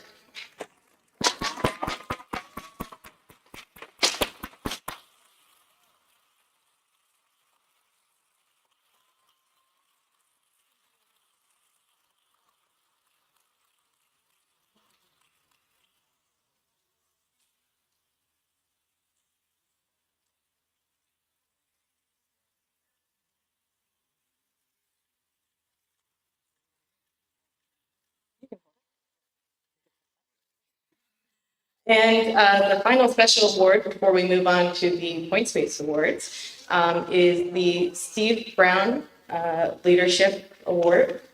Steve Brown was a competitor in the ROV competition. Excellent young man who really stood out to everybody who met him, and very passionate about robotics. So this award has been set up in his memory. It recognizes somebody who is very dynamic, somebody who shows excellent leadership on their team, which is so many of you, but we have to pick a person. So in recognition of this person's excellent leadership, somebody that I've seen around the competition for a while now, and I see mentoring younger teams as well. That is Natalie Mitchell from Holy Heart.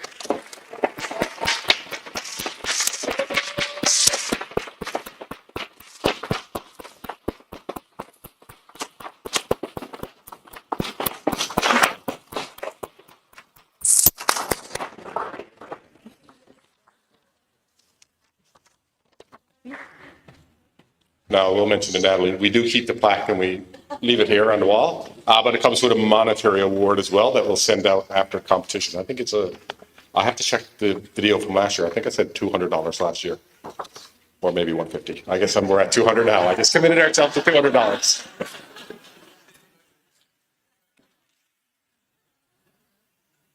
Yeah, you can get back on.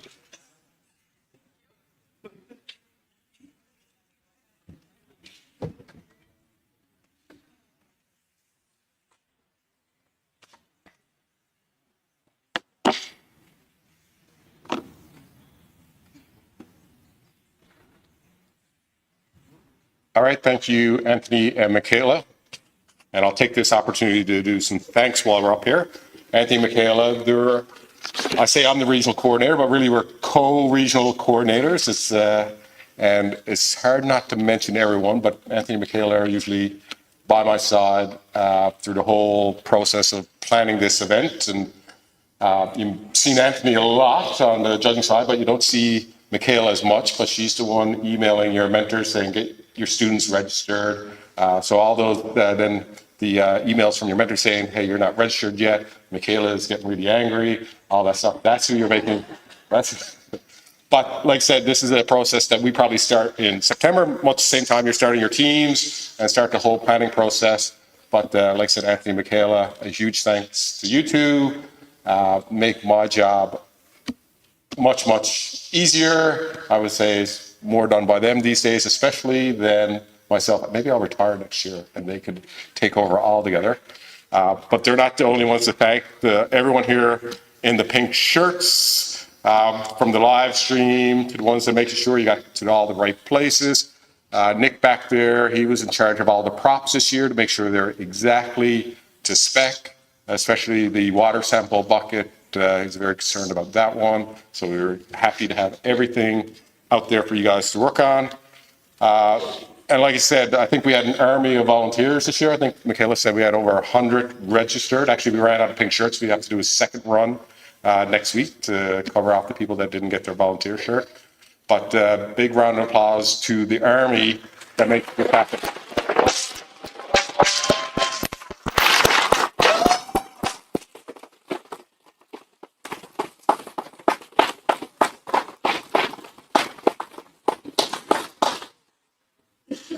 And they're still volunteering after. We have to put all this stuff away at the end. So it's only another 2 hours of volunteering, and then you can have tomorrow off. All right. Another group to thank is if maybe they're sitting next to you or behind you is your mentor, and also your parents or guardian that got you to school to make sure you're there for a robotics club or whatnot. But they put a lot of time and commitment into making sure you had these opportunities, had the ability to get to those opportunities. Your mentors probably spent a lot of, I'm going to say, unpaid hours after school, on the weekends and all that stuff, making sure you guys had a robot to compete with this week, and that you'll have one to compete with again next year. So give your parents, mentors, and guardians a huge round of applause.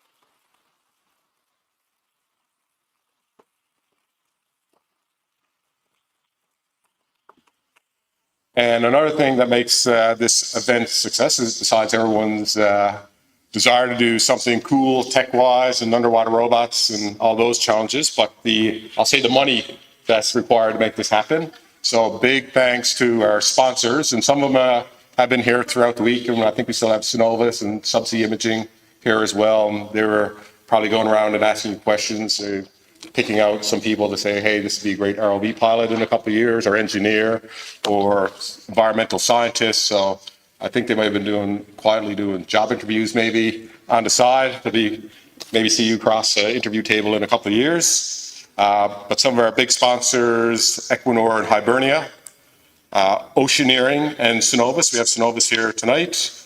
DOP, Sonardyne, Cook, Cal, GRI Simulations. Anyone get down on the simulators today? ROV simulators? So that's GRI, local company. Subsea 7, ASI Group, Kraken Robotics, Angler Solutions, T-Carta, like I said, Subsea Imaging are here.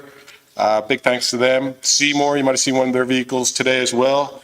Deep Trekker, Voice. Where did Petros go? He was supposed to be at my sponsors table. Is he gone? Petros is also a graduate of the Marine Institute ROV program, so it's great to see the life cycle. Actually, he used to be on the Eastern Edge team. He was also a student. Then he went off and became a responsible adult in society. And full circle, came back. It's hard to tell, is he a volunteer or a sponsor? He's a little bit of both. Energy NL, and then we have provincial government, Atlantic Canada Opportunity Agencies, and then the Marine Institute and Memorial University. So like I said, all the financial contributions from chicken burgers to blown fuses, they're responsible for paying for all that stuff. And a lot of the parts are expensive, and I'm sure you've done a lot of fundraising home. I've seen on some of your posters a lot of local support as well, so it's great to see your local communities and local businesses also supporting, make sure long journeys, gas money, hotel costs, and all that stuff. So all those sponsors as well, a huge round of applause.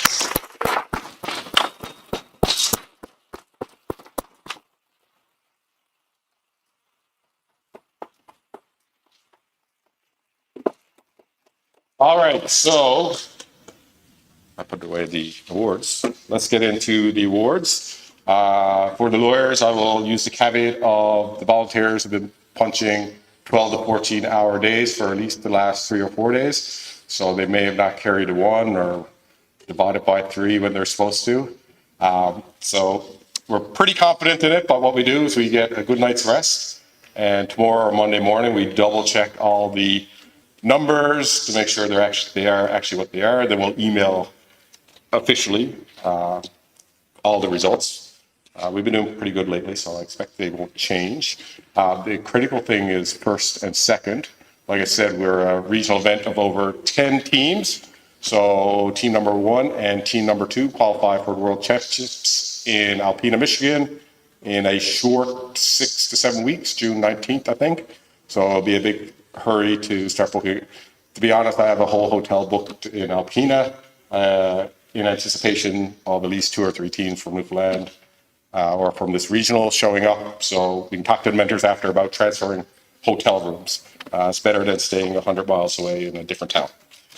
So anyways, we've got some stuff to do, bookings and all that stuff. So hopefully we can firm it all up. On Monday, like I said, the grand prize, $25,000 for each of those top 2 teams to help you with the logistics and the transportation costs of getting to northern Michigan. All right, so let's start off with marketing display, and we have a tie for 3rd place. One of the reasons why we print them off on cardstock. All these, anyone that has an award that looks kind of like this, that gets turned into a nice plaque. I'll hand them out. Oh. Turns into a nice plaque. We mail them out in the next week or so. So in 3rd place, we have OD4D, O'Donnell High School.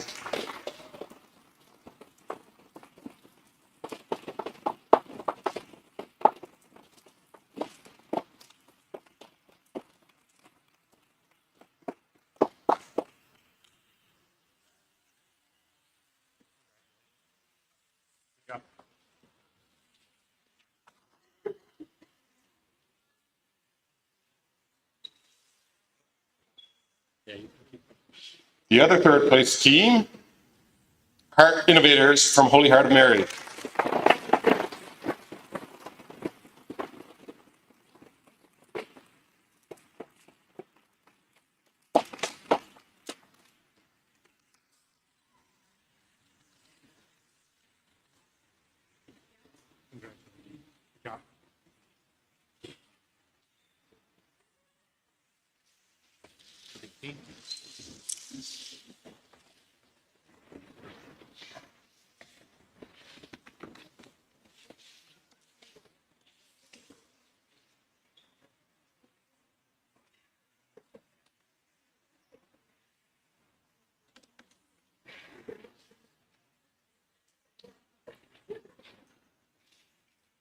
And the second place team for marketing display is Heritage Robotics, Heritage Collegiate.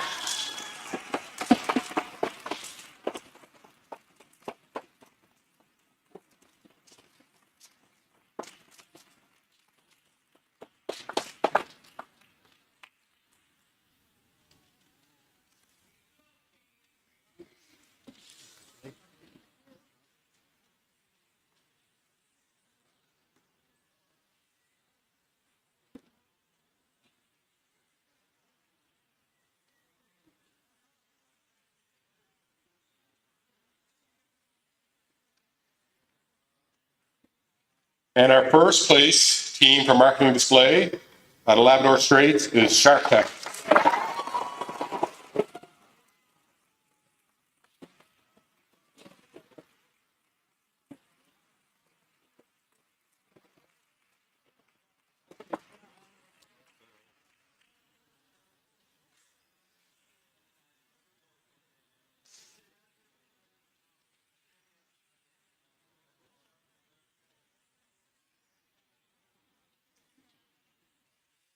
So on to engineering presentation. In third place, you can stay there at the Labrador Straits Academy, Shark Tech.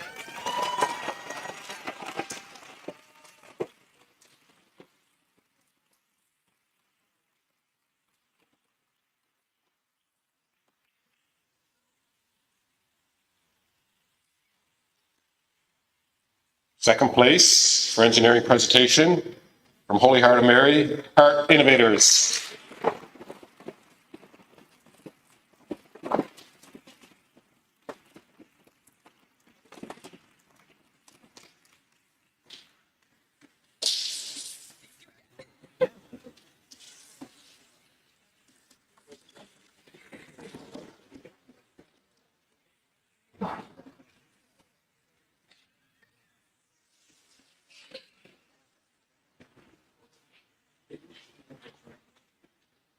And first place for engineering presentation at a Gander Collegiate, the Concord's Robotic.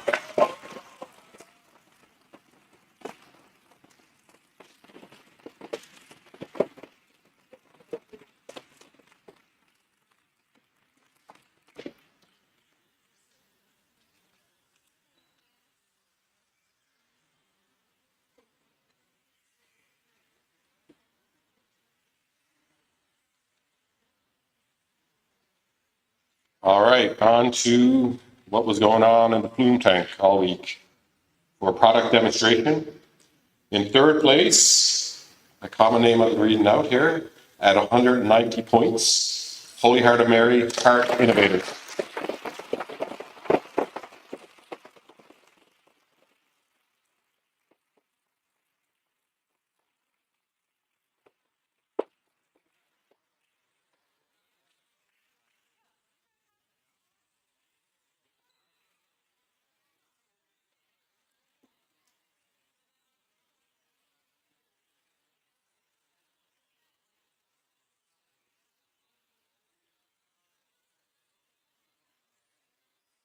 Second place for product demonstration at 210 points at a Labrador Straits, Shark Tech.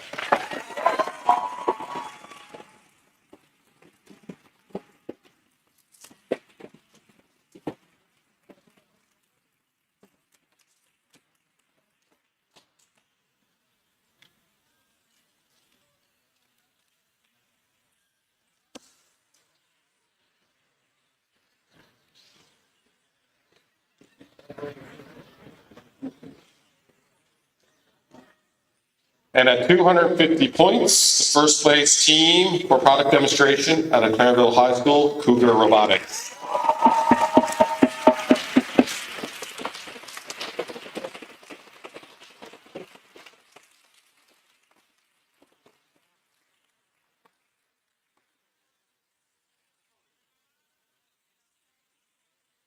So before we do overall, one thing, if you didn't get your poster display upstairs, make sure you grab that on the way out.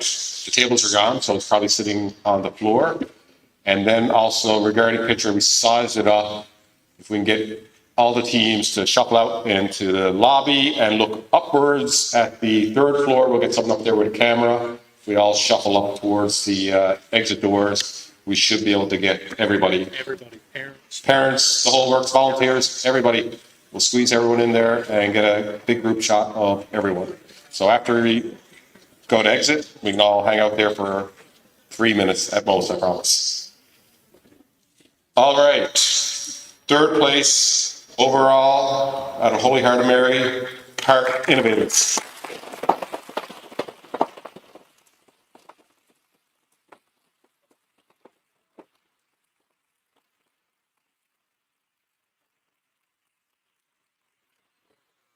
So we'll also get all your score sheets scanned over the next week and sent out, and a tally of all the points. We'll get that done up in a reasonable format and get that out to you as well, so you know how you performed in all the sections of the this week's competition. So all that stuff will trickle out over the week next week. For the second and first place team that I'm also going to call out is, since you're qualifying, Worlds requires a technical documentation. So that's one thing we don't do here at the regionals. So that's the report. So you're going to have to start working on technical documentation. And Eastern Edge alumni, I will say, are always very supportive of, hey, if you've got a draft and you want them to review it, I'll offer up their services. Oh, they're finally nodding. Yeah. They'll help out a lot, type thing. So don't be afraid to reach out if you need some guidance. So mentoring, extra mentoring, that's what we'll call it. All right, so the first team to qualify for the World Championships in Alpena, Michigan. In second place at Labrador Straits, Shark Tap.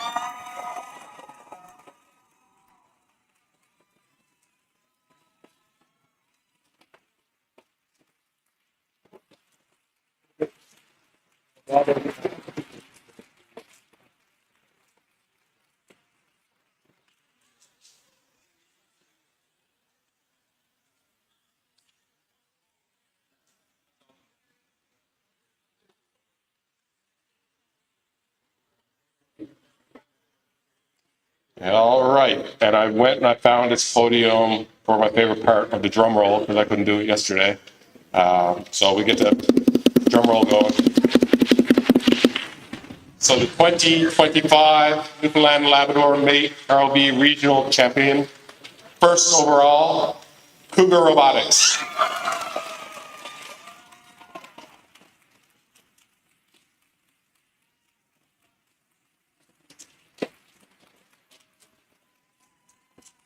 Wow.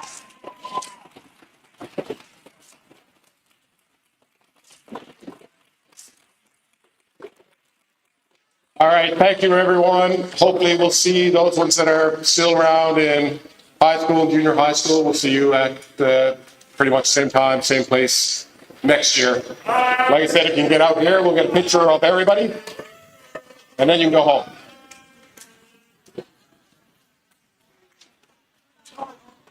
And I have 2 sweaters still up here.